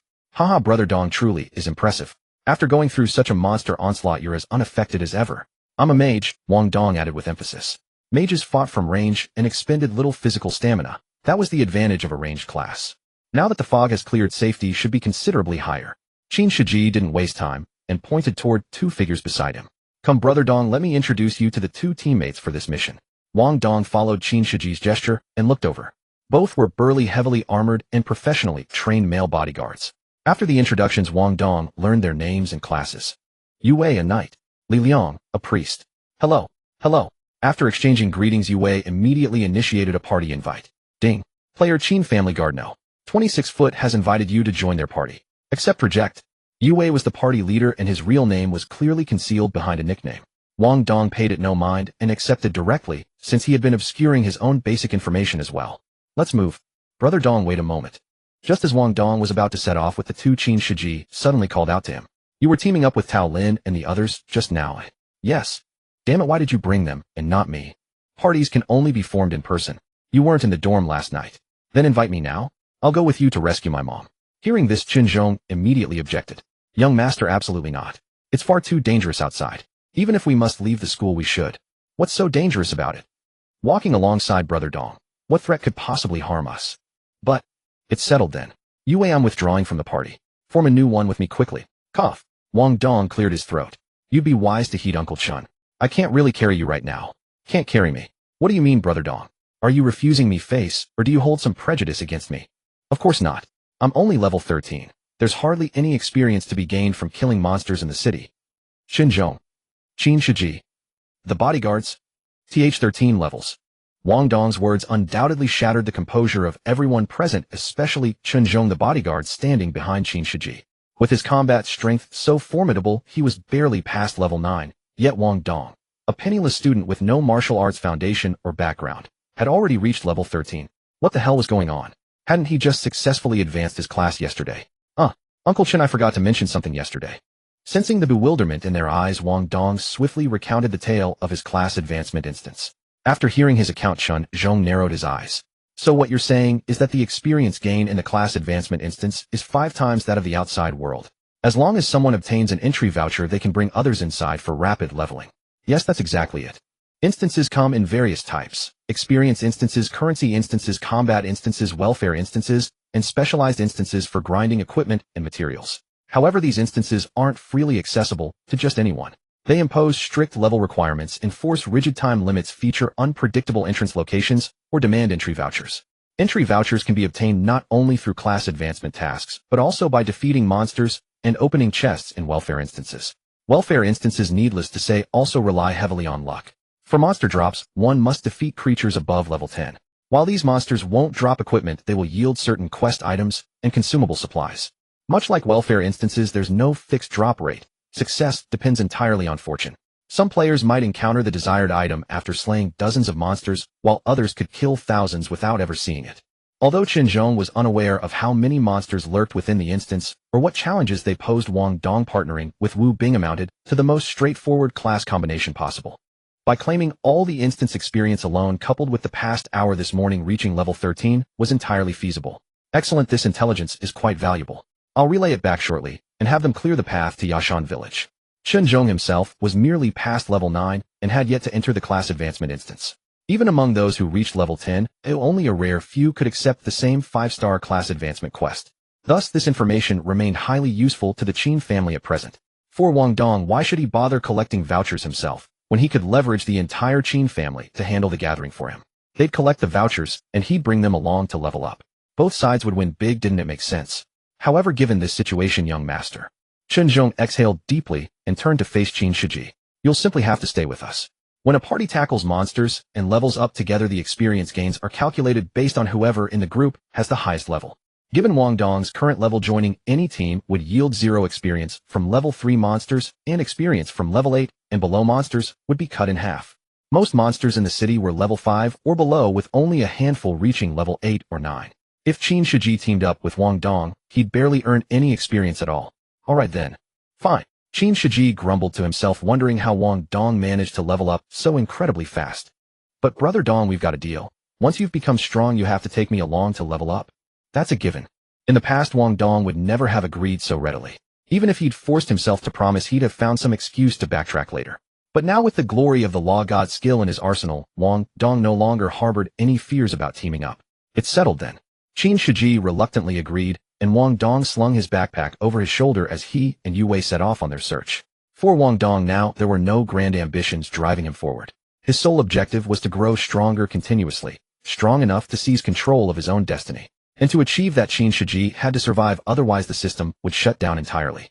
Therefore, preventing Yi Feng from killing Qin Shiji became inevitable. Initially, Wang Dong had assumed that based on Yi Feng's storyline, Qin Shiji wouldn't be eliminated until the following evening. He'd figured if he moved quickly enough, he could make it back before tonight. But once he left the school, he realized he'd been overconfident. Though the thick fog had cleared and more players were out leveling, the monsters with vision had learned to cooperate. Along the way, he frequently encountered squadrons of 10 to 20 monsters. Moreover, ordinary players found it genuinely difficult to locate trustworthy teammates for grouping up. Most parties lacked proper composition, unable to even defeat basic goblin squads. So reaching their destination might actually take longer than before. Forget it, I'll leave the party first. Otherwise, neither of you would gain any experience from fighting. Fine. Yue forced a smile, feeling somewhat discouraged. Though he refused to admit his weakness compared to Wang Dong, he was only just past level 7, and having Wang Dong bring him along for experience was genuinely uncomfortable. By the way, which direction should we head? After dispatching several monsters, Wang Dong broke the silence. Yue answered quickly, based on what we've gathered, Madam was at the company negotiating with President Ho. We should be able to find her there. Shouldn't we take the front entrance then? Why are we going this way? Wang Dong possessed complete memories from this world, so he knew most of the Qin family's companies were located to the west and south of Modu. And the place where everyone currently stood was precisely the back entrance route he'd taken 2 days prior for his class advancement. On the map, this direction pointed north, completely opposite to the other 2 directions. Hearing Wang Dong's words, the priest Li Liang nearby quickly offered an explanation. The Qin family has many business ventures, but where we're heading is Madam's personal cosmetics company. Alright then. Hearing this, Wang Dong couldn't help but marvel inwardly at the Qin family's former glory before the apocalypse. But he said nothing more, simply falling silently behind the 2 of them to provide support. When Yue and the others could handle the monsters, Wang Dong saw no need to intervene. He only acted when they truly couldn't manage. After all, these monsters offered negligible experience anyway. Wang Dong noticed that these bodyguards were genuinely far superior to ordinary people. Normally, when someone awakened as a priest, most would merely stand behind their teammates providing support. When confronted by monsters of the same level at close range, they'd scramble to dodge in disarray. Yet this Li Liang could not only heal allies, but also don heavy armor like Yue and wield a blade against monsters. Though not as powerful in combat as Yue, his movements were crisp and efficient, making him considerably more skilled than typical warrior class players. Together, the 2 of them, aside from being unable to physically intercept attacks meant for him, dispatched monsters far faster than Wu Bing could alone. Of course, Wang Dong remained the primary fighter among the trio. Since both Yu Wei and Li Liang specialized in melee combat, when facing overwhelming numbers of monsters, Wang Dong needed to thin their ranks first with ranged attacks. Only after the monster count had been sufficiently reduced would the other two engage in close-quarters combat. By 2:30 in the afternoon, relying on their formidable combat prowess, the three fought their way to the base of an office building. Yalan International Cosmetics Co., Ltd. That was Yi Qianrou's company. However, the office building had been utterly devastated, most usable furniture looted clean. Whatever documents remained had been burned to ashes by unknown hands. Scorch marks covered every corner of the room, shattered desks and chairs lay scattered alongside toppled computers and teacups. Witnessing this devastation, Yu Wei and the others couldn't help but frown. Fortunately, after clearing out the smaller monsters, they located 2 female employees near death in the general manager's office. Yu Wei provided them with food and learned from them where Yi Qianrou had gone. The commercial street across from here. Yes. The female employee nodded. After President Yi concluded her negotiations with President Ho, she mentioned she hadn't gone out shopping in a long while, so she took some people in that direction. Good rest here. Once I rescue President Yi, I'll come back for you. After making empty promises, Yu Wei led Wang Dong and the others onward to the commercial street, weary from their journey. By the time they'd cleared monsters along the way and reached the commercial street, it was already past 5 in the afternoon. Wang Dong glanced around at the surrounding buildings, sensing an unsettling familiarity. Wang Dong. Yu Wei's voice snapped him out of his thoughts. This area is vast. Let's split up and search. Here, take this. He handed Wang Dong a walkie-talkie. You know how to use this, right? When sending messages isn't practical, use this to communicate. Understood. I'll pair up with Li Liang. Stay safe and call for help if you encounter danger. Through this journey, they gained a clear understanding of Wang Dong's capabilities. So they knew Wang Dong could handle himself alone. Wang Dong paid it no mind, took the walkie-talkie, and began searching the commercial street on his own. The commercial street stretched vast, and nearly every storefront door had been wrecked by monsters. Sometimes a seemingly unremarkable shop would unleash a swarm of creatures the moment you approached. For his own safety, Wang Dong would first lure monsters out with noise, then dispatch them one by one in open spaces. Yet the deeper he ventured, the more familiar this place became. This glass door must have been smashed by an orc. Wang Dong muttered to himself, glancing at a storefront nearby with its glass door completely shattered. Then he instinctively looked up at the shop sign. Yimeng Western Restaurant. Isn't this where that woman with white legs used to be? I recall her subordinates called her Madam too. Perhaps she knows Yi Qianrou. At this thought, Wang Dong picked up a shard of glass and tossed it into the restaurant. Crash! The sharp sound echoed. Several goblins burst out at the noise of shattering glass, only to be met by an incoming fireball. Hope you're still alive. There were many monsters on the streets, but there were just as many surviving players. With the thick fog now dissipating and visibility wide open, the situation remained manageable. As long as a player reached level 5 and equipped a complete set of novice gear, they generally would not face life-threatening danger. If they could find some trustworthy teammates, the risk could be reduced significantly. As for Wang Dong, it went without saying. Without the fog obstructing his vision, the true advantage of ranged classes could finally be fully showcased. At level 13, walking through the city was as casual as strolling through a starter village for him.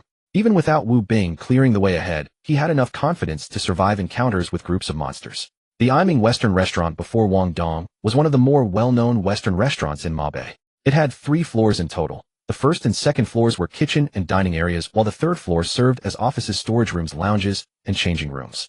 Most of the first floor floor-to-ceiling windows were shattered with glass shards scattered all over the ground. After Wang Dong dispatched those monsters, the moment he stepped inside, he caught a whiff of the metallic scent of blood. A quick sweep revealed massive bloodstains and human limbs strewn about in the crooked corners of the restaurant. Some monsters must have been killed as well, but their corpses and blood had already vanished. There should be no survivors on the first floor. Looks like I need to check upstairs. Wang Dong muttered to himself, carefully stepping over the shattered glass and making his way cautiously toward the stairs. Damn it, you filthy bitch, still acting all tough in front of me.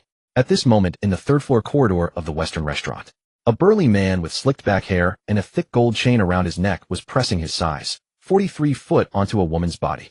The woman wore light armor, her lower abdomen soaked through with blood. Her weapon lay scattered nearby, and her dusty face was etched with sheer unwillingness. Other survivors, eager to avoid trouble, had long since retreated into their rooms, not a single one daring to peek out. You bastards, you scum, dare to bang.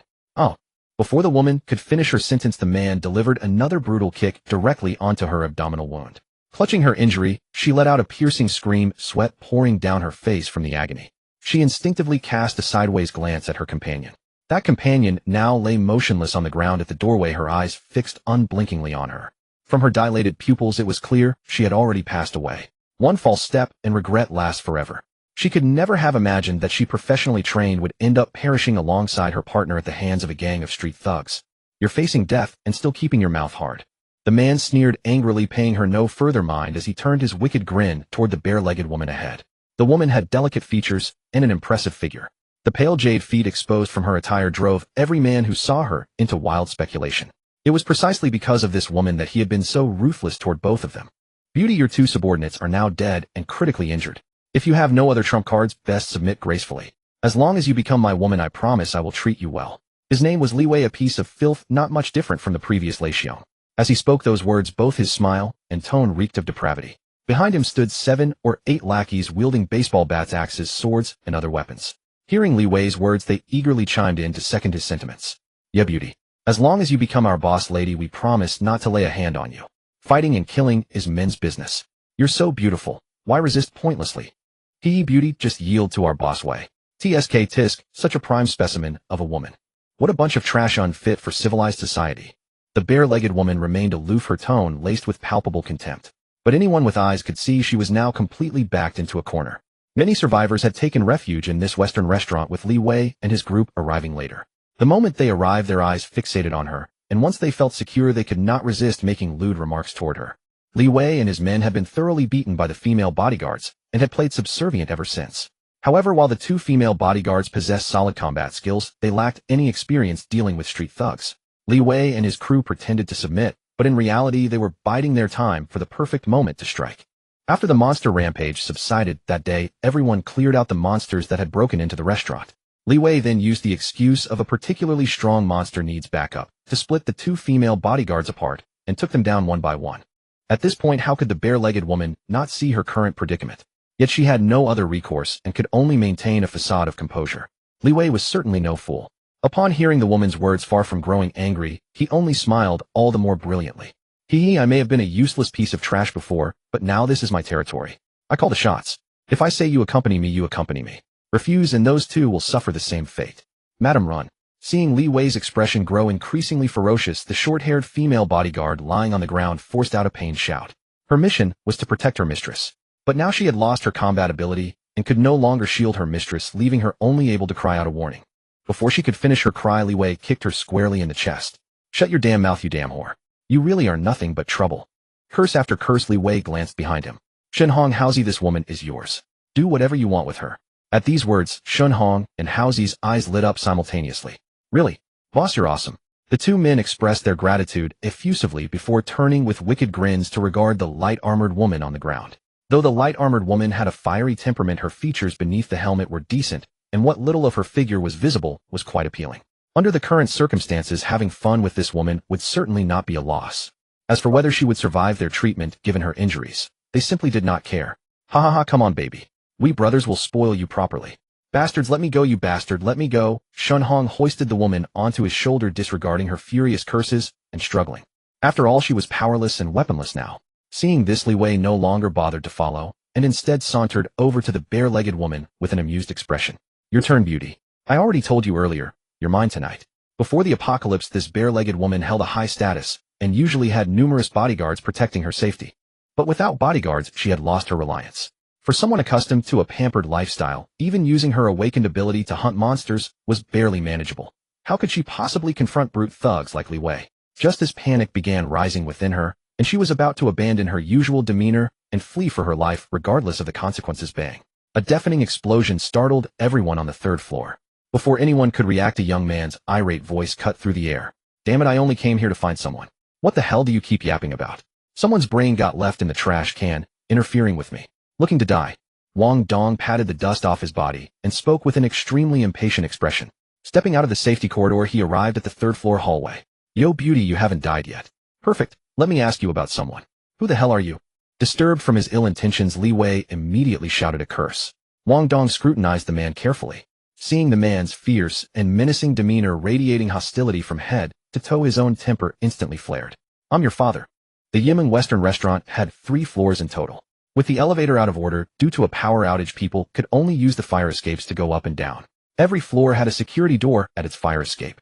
The doors on the first and second floors and in the underground parking garage had already been destroyed by monsters, so Wang Dong deduced that the survivors must be on the third floor. But as soon as he reached the third floor, he was stopped by 2 guards posted at the entrance. Wang Dong pleaded and reasoned through the door, yet those 2 idiot sentries simply refused to let him in. In a burst of anger, he kicked the door. Although he was only a mage, he had already reached level 13, and with the boost from his strength necklace, his strength attribute had risen to 85. The force equivalent of 8 grown men delivered in a single kick. How could the security door already loosened by the monsters possibly hold? One kick sent the security door flying open. Wang Dong now stood at a corner of the third-floor corridor with Li Wei and his group blocking his way ahead, and the woman with white legs at the far end. Seeing Li Wei's crass nouveau riche style, slicked back hair, and a thick gold chain, Wang Dong felt a deep visceral disgust, so he spoke, without any courtesy whatsoever. Hearing Wang Dong's words, Li Wei's face grew even darker. Kid wanna die? Kicking open a security door was nothing extraordinary. With his current strength, he could have done the same to that door effortlessly. But the other man's direct act of kicking the door was a clear provocation against them. Those bastards have no humanity. Call your teammates quick. The anxious voice of the woman with white legs suddenly rang out, causing Wang Dong to instinctively furrow his brows. Seeing Wang Dong appear, the woman with white legs seemed to clutch at a last lifeline. But Wang Dong was alone, which filled her with a sense of despair. Moreover, her warning was clearly superfluous, for in the very instant Li Wei spoke, his subordinates had already closed in with weapons drawn. The 2 men who had been knocked aside by Wang Dong's door kick quickly got to their feet and retrieved their weapons.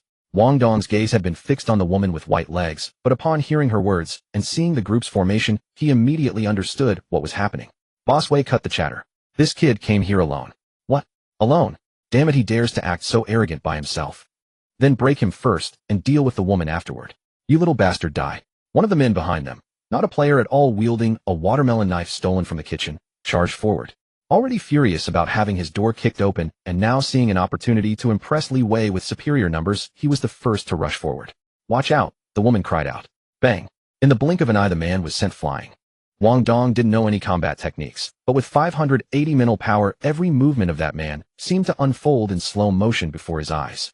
Combined with the physical coordination granted by his 75 agility, he easily dodged the attack and kicked the man away, sending him crashing into the wall at the corridor's bend. Not a player, yet he dares to fight me. Who the hell gave you the courage? This.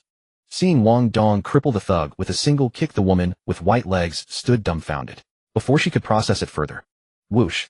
A crossbow bolt whistling through the air with tremendous force shot straight toward Wang Dong. At the same moment, Li Wei charged forward with an axe in hand. Little bastard, farewell. Wang Dong had already noticed the man wielding the crossbow in the crowd. In this post-apocalyptic game, mages were just as fragile as any other class, and archers with their range and damage type were particularly effective against mages. Given the enemy's numbers, there was no room for recklessness. Wang Dong didn't hesitate for a moment. The instant the man raised his crossbow, Wang Dong activated his skill. Boom! Clang! The bolt struck true, embedded firmly in a wooden board that materialized out of thin air. On the board was a character Wu. Seeing this, everyone froze in shock, and the charging Li Wei came to an immediate halt. What? Is that a coffin? What the hell? Using a coffin to block a crossbow bolt. What's going on? This guy's ability. Rumble, rumble, rumble, rumble.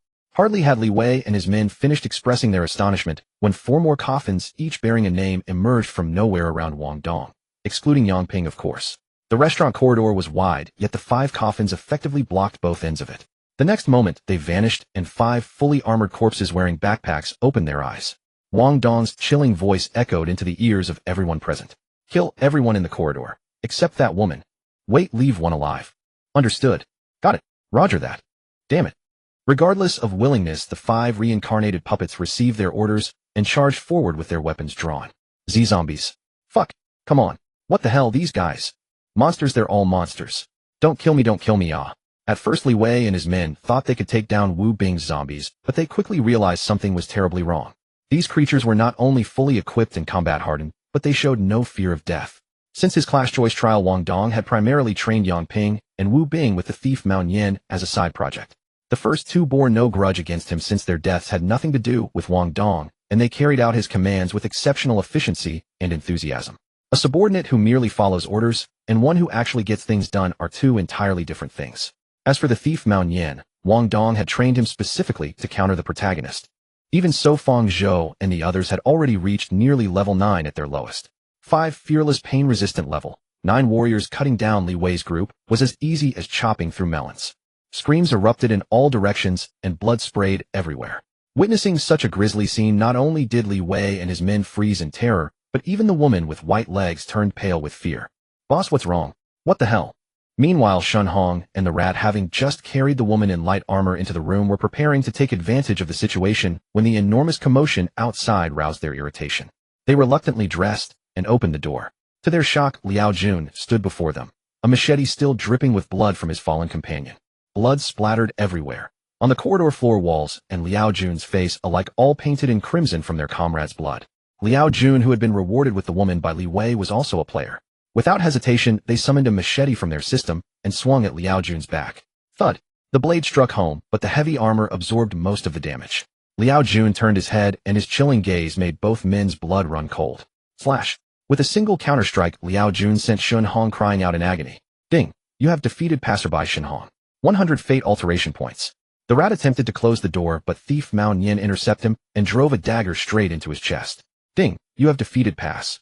Seeing the situation deteriorate, Li Wei grabbed his weapon and charged toward the woman. He intended to take her hostage to threaten Wang Dong. But Wang Dong, who had already made up his mind, would never allow such an opportunity. By the time Li Wei had barely reached the halfway point, several fruit knives flew in from all directions, blocking his path. The next instant, Li Wei felt excruciating pain in his knees and collapsed to the ground, unable to control his body. Immediately after, a freezing chill struck him from behind. His pupils dilated as he stared in disbelief at the ice spike protruding from his chest. His body temperature and strength drained away rapidly alongside the ice spike. Within moments, he fell straight to the ground lifeless. "Ding! You have defeated passerby Li Wei. 100 fate alteration points."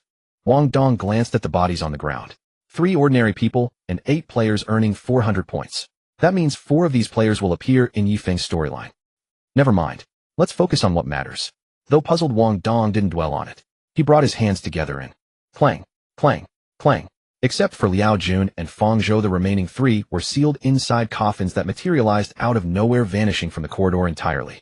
Exhaling deeply, Wang Dong walked across the blood-stained corridor and stopped before the woman with white legs. "Hey, I have a question for you." What is it?" "Do you know Yi Qianro of the opposite Yalan company?" Wang Dong had no storage ring, so he could not store food from the real world. But he had found a decent alternative method. He would pack the food into backpacks and have Wu Bing and the others carry them. When they were summoned back to his otherworldly space, carrying the food, the coffin would absorb the backpacks along with them. However, this was limited to just one backpack. Adding more accessories would impair their combat effectiveness. Placing food alongside corpses felt inappropriate. Moreover, backpacks were neither wearable clothing nor game equipment. They could not be automatically repaired through the power of impure world reincarnation when damaged by monsters. Wang Dong therefore treated this merely as a temporary storage solution. The woman with white legs still had not fully recovered from her shock as she stared at Wang Dong before her, clad in heavy armor, yet having dispatched Li Wei and several others with his summoning coffin ability. Had those people he had just dispatched been summoned by him? How was this even possible? And was he not supposed to be a mage? "Hey, I am talking to you." Seeing the white-legged woman still dazed and staring at the blood on the ground, Wang Dong waved his hand in front of her face. "Yi Qianro from Yalan." The white-legged woman snapped out of her trance and looked at Wang Dong with a strange expression. "What do you want with her?" "That is none of your business. Just tell me if you know her or not." "Do you think I would know her?" The white-legged woman regained her usual composure and dignity, responding to Wang Dong with a counter-question instead of an answer. Wang Dong did not mind and explained casually. "I heard your subordinates call you madam earlier, which made me think you might have a high status and could possibly know her so." "I see, is that so? I do actually know her." Hearing this, the white-legged woman laid her cards on the table directly. "And I not only know her, I also know where she is." "You know where she is?" Wang Dong was taken aback upon hearing this. This mission was going too smoothly, was it not? "Of course. But she is my friend, and to prevent you from harming her, you need to tell me what you are looking for her first. You had better not lie to me, or I will have you killed after torturing you first." You pervert." Hearing this, the white-legged woman instinctively wanted to fly into a rage, but upon seeing Wang Dong's fierce and serious expression, she forcibly swallowed her words. Wang Dong ignored her and explained his mission. "So, you are just Shijie classmate." After listening, the white-legged woman's face was filled with astonishment as she looked at Wang Dong. "It is so dangerous outside now, yet you actually came to rescue someone just because they are your classmate. None of your damn business. Just take me to her quickly." Wang Dong was somewhat impatient. He came here not just because he had nowhere else to level up temporarily, but also to see if he could earn some fate-changing points before the protagonist arrived. He was not as noble as this woman thought, but he certainly could not reveal such matters. The white-legged woman did not waste time either. Someone on my side is injured. First have your teammates come heal my subordinates. You. Why are you so troublesome? Wang Dong could not help but curse angrily, took the walkie-talkie from his backpack and adjusted the communication channel. Hey, what is the situation over there? From the other end of the walkie-talkie, Yu Wei voice soon came through. No leads for now. I found a woman here. She said she knows Lady Qin, but her companion is injured and needs treatment. Tell me the location. Wang Dong was somewhat annoyed. I do not know the location. Come to the 3rd floor of this Yimeng Western restaurant on the main road. Okay, Li Liang, and I will be there soon. After hanging up the walkie-talkie, Wang Dong looked back at the white-legged woman in front of him. You had better pray that you can help me find Yi Qianrou, or I truly cannot guarantee what I will do to you. After making this threat, he stopped paying attention to the woman and quickly scanned the corpses in the hallway. Pointing at these corpses, he told Liao Jun and Feng Zhou, you two carry these corpses to that open room. When he was level 10, he had 330 spirit points and could reincarnate 6 people. Now at level 13, he already had 580 spirit points and could reincarnate 11 people. From this, one could see the massive gap between transferring and not transferring classes. Damn. Hearing Wang Dong words, although Liao Jun and Feng Zhou were very unhappy, they could only act as corpse movers. The open room was not the room where the light-armored woman was before. It was the room where Li Wei had lived, which used to be a locker room. After Wang Dong finished arranging the work, he asked the white-legged woman about her subordinate location and then followed her to arrive here. Game equipment could also be undone in reality. However, the woman in front of him had only half of her light armor removed, exposing some of her shoulders and lower abdomen. Looking at this disheveled female bodyguard whose breath was faint, Wang Dong could not help but mock her. Tut tut, I thought you were much more formidable, but it turns out you are nothing special. UTCH. The light-armored woman wanted to say something, but ultimately did not. Although she was severely injured and unable to move, and could not see outside from inside since the door was open, she not only heard the battle outside, but also knew Wang Dong had saved them, so she naturally had no mind to argue with him. Wang Dong did not mind either. After turning and leaving the room, he said to the white-legged woman who had followed him out, my teammates will be here soon. You rest on this side. As for the ability I just used, you had better forget it. Actually, the impure world reincarnation skill did not matter if others knew about it, especially from strangers who did not know him. Because in this post-apocalyptic game, players awakened all sorts of bizarre abilities. Knowing some resurrection summoning skills was really nothing special. Necromancers could even summon skeleton soldiers through corpses, so what was there to be surprised about with himself summoning a zombie? Not to mention that ordinary people would not know the specific details of this skill, even if they saw it. Even if they knew the specific details, this ability was unbeatable. What impact would it have on someone who did not even know your name or where you lived if they knew you had the ability to summon zombies? No impact. If you went around bragging about it, people would not necessarily believe you anyway. So Wang Dong had not hidden it from Tang Yuanfeng when he resurrected Yang Ping earlier. But this white-legged woman was different. She not only personally witnessed his summoning, but also knew Yi Qianrou herself. If Yi Qianrou found out about his ability, could he still survive in the Qin family? Even if he could stay in the Qin family, would the Qin family members constantly guard against him, because his ability was too bizarre?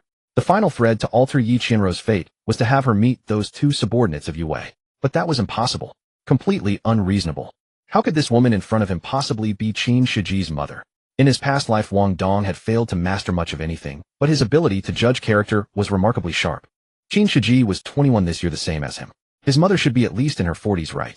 A woman in her 40s, no matter how meticulous her maintenance, could never appear merely 24 or 25. This was precisely why Wang Dong had never entertained such a thought before. Forget about those fashion-forward mothers who happened to look like young girls. Even if a woman's figure and features radiated youthful vitality, Wang Dong could effortlessly discern the truth from her speech and demeanor, the way she walked, the texture of her skin, the structure of her pelvis, and the shape of her hips. But now, no wonder Li Wei and the others had destiny change points. So they were those high-level players who had tormented Yi Qianrou in Yi Feng's storyline. You've arrived at just the right time.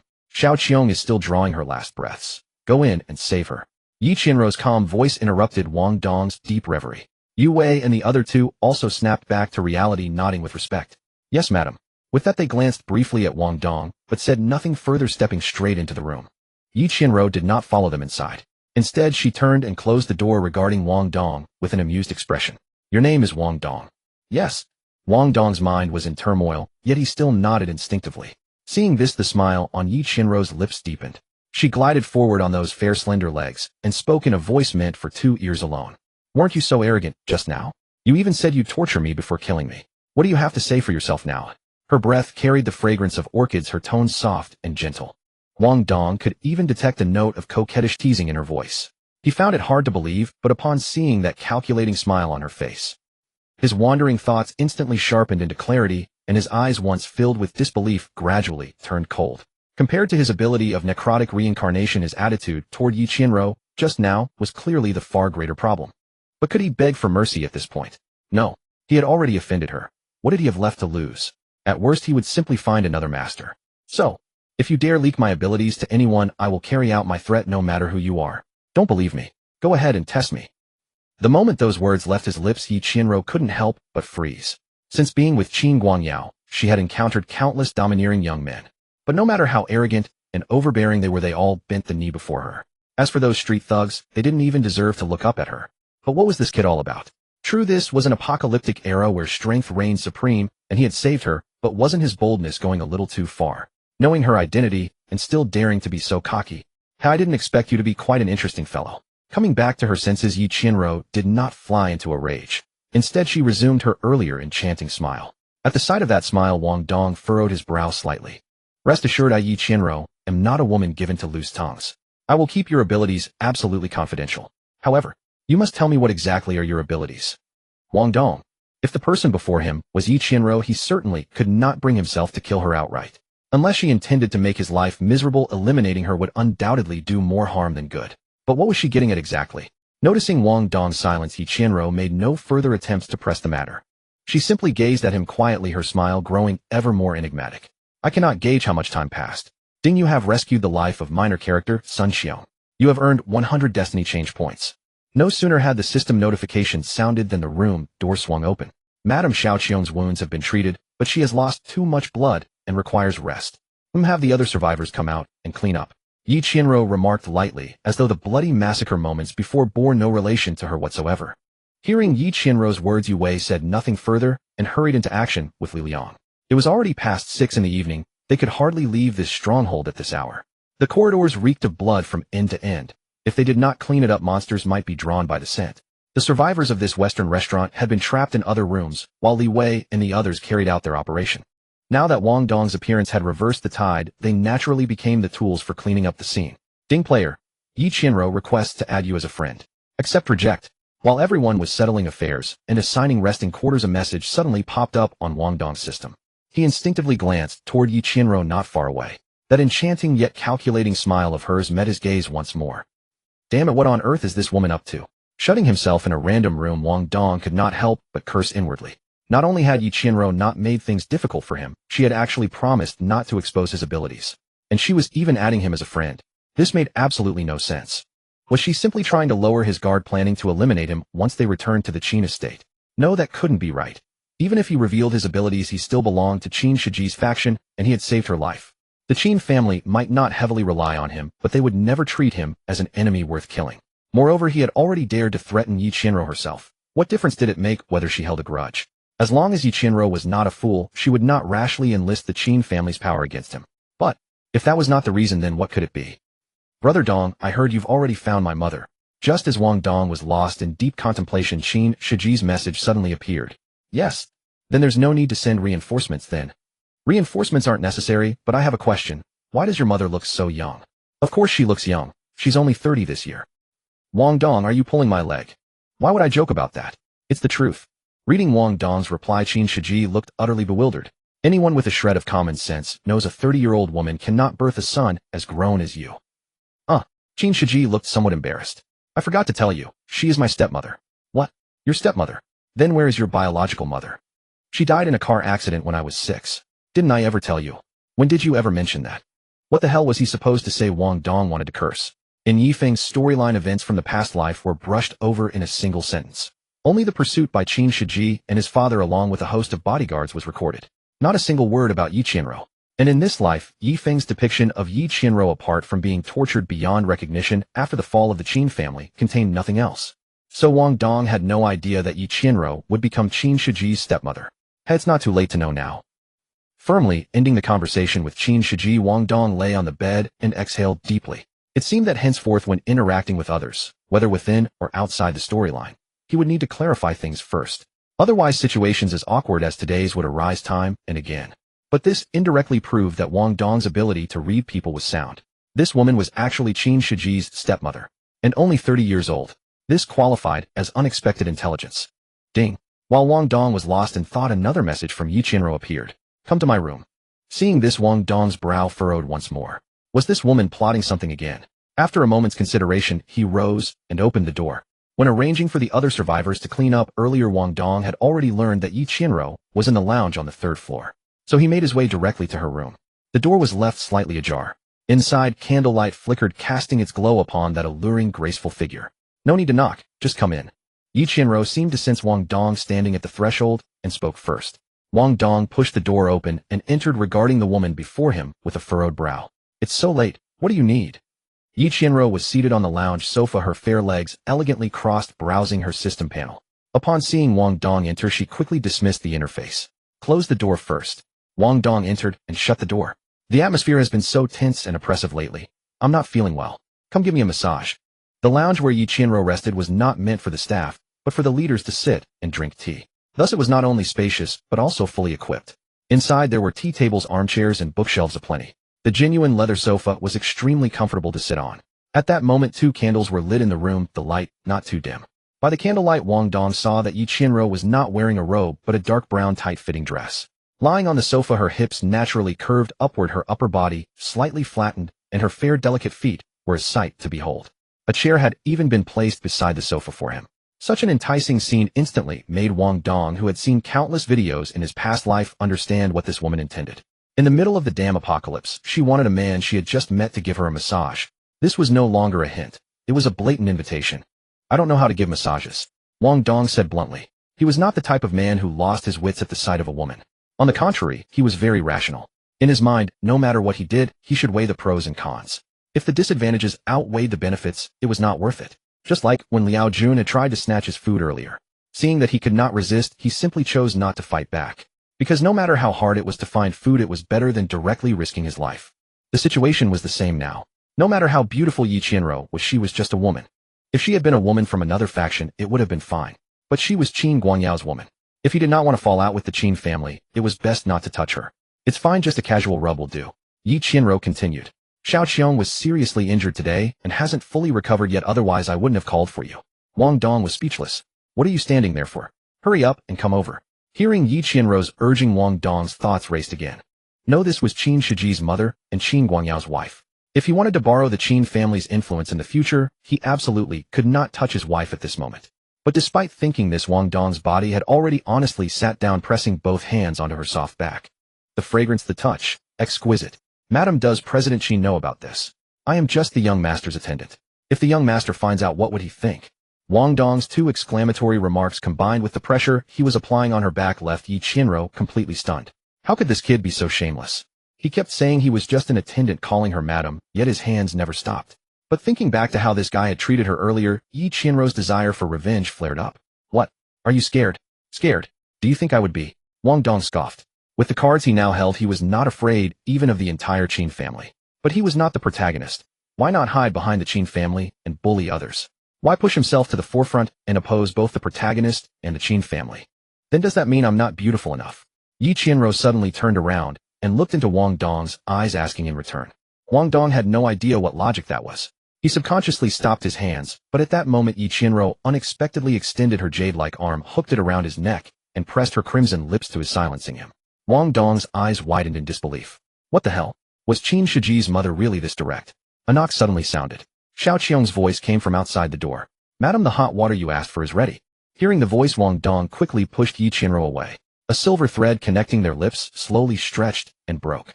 Ah, thread. Seeing Wang Dong's dumbfounded expression, Yi Qianruo's playful mood deepened. She wiped her mouth, straightened her dress, and sat up. Come in. The door clicked open. Xiao Qiong was still in her light armor, though without her helmet. There was dust on her face, and she looked somewhat unwell. She stood at the door holding a basin of hot water. Seeing Wang Dong in Yi Qianruo's room, she paused for a moment, but said nothing. You go back and rest. Yi Qianruo said to Wang Dong. I'll have someone notify you when we leave tomorrow morning. All right. Recalling the sweet and soft sensation, Wang Dong was still a bit dazed, but he knew better than to say anything more. He could only nod respectfully and leave Yi Qianruo's room. After Wang Dong was gone, Xiao Qiong approached. Yi Qianruo set down the hot water and spoke. Madam, this Wang Dong. What about him? His abilities are not as simple as being an elementalist. Although she had been inside the room and hadn't seen the battle outside, She had heard the cries of Li Wei and the others. Coupled with the traces of battle at the scene and the intelligence provided by Yu Wei and the other man, anyone with a functioning brain could tell that those men had been killed by blades, not by telekinesis or other elements. Of course, Yi Qianru did not deny it. But sometimes knowing too much is not a good thing. I spoke out of turn. Go and rest well. As for Xiaoping's matter, my condolences. I understand. They were well-trained warriors. For them being killed by others was only a sign of their own inadequate skills, not something to hold a grudge over. As for Wang Dong's abilities, without Yi Qianru say so, they dared not speak of it. It felt like working in a company and going over the manager's head to report to the boss. The manager would not be affected, nor would the person you reported. Only the informant would be marginalized or even fired. They had been trained in this since childhood and would never make such a basic mistake. Meanwhile, on the other side, back in his quarters, Wang Dong, though uncertain what had gotten into Yi Qianru, believed he could handle any situation. With his current abilities, he could face any unexpected turn of events. As long as the other party did not provoke him, he would not bother to interfere. His mind quickly turned to how he could raise his current level. As long as his strength was sufficient, everything else was a fleeting cloud. After each successful class change, the Temple of Class Change would provide a basic leveling map. This map was the entire map of Xia country, marking some of the most basic leveling locations. According to the markings, monsters in towns were mostly level 1 to 7, with very few at level 8 to 10. Occasionally encountering a high-level monster or boss was like winning the lottery. Therefore, leveling up beyond level 13 became extremely slow. Although there were high-level monsters in the wild, their numbers were a problem. Sometimes you could walk for a long time before encountering one, other times a large group would appear all at once. Moreover, the levels of wild monsters were not fixed, requiring players to explore on their own. What if you encountered a level 40 or 50 monster in the wild? Thus, it was not a wise choice to venture into the wilderness recklessly. After level 10, to continue leveling up, besides the class change dungeon, the best places are the Ant Cave and the Skeleton Mountain Range. Looking at the leveling spots marked on the map, Wang Dong muttered to himself. The Ant Cave and the Skeleton Mountain Range were special areas in the Apocalypse game for human players to level up. There were many more such places marked on the map, but they were all for level 20 and above. Wang Dong was only level 13 now, no matter how capable, he could not go to areas above level 20. Therefore, the Ant Cave and the Skeleton Mountain Range were good choices.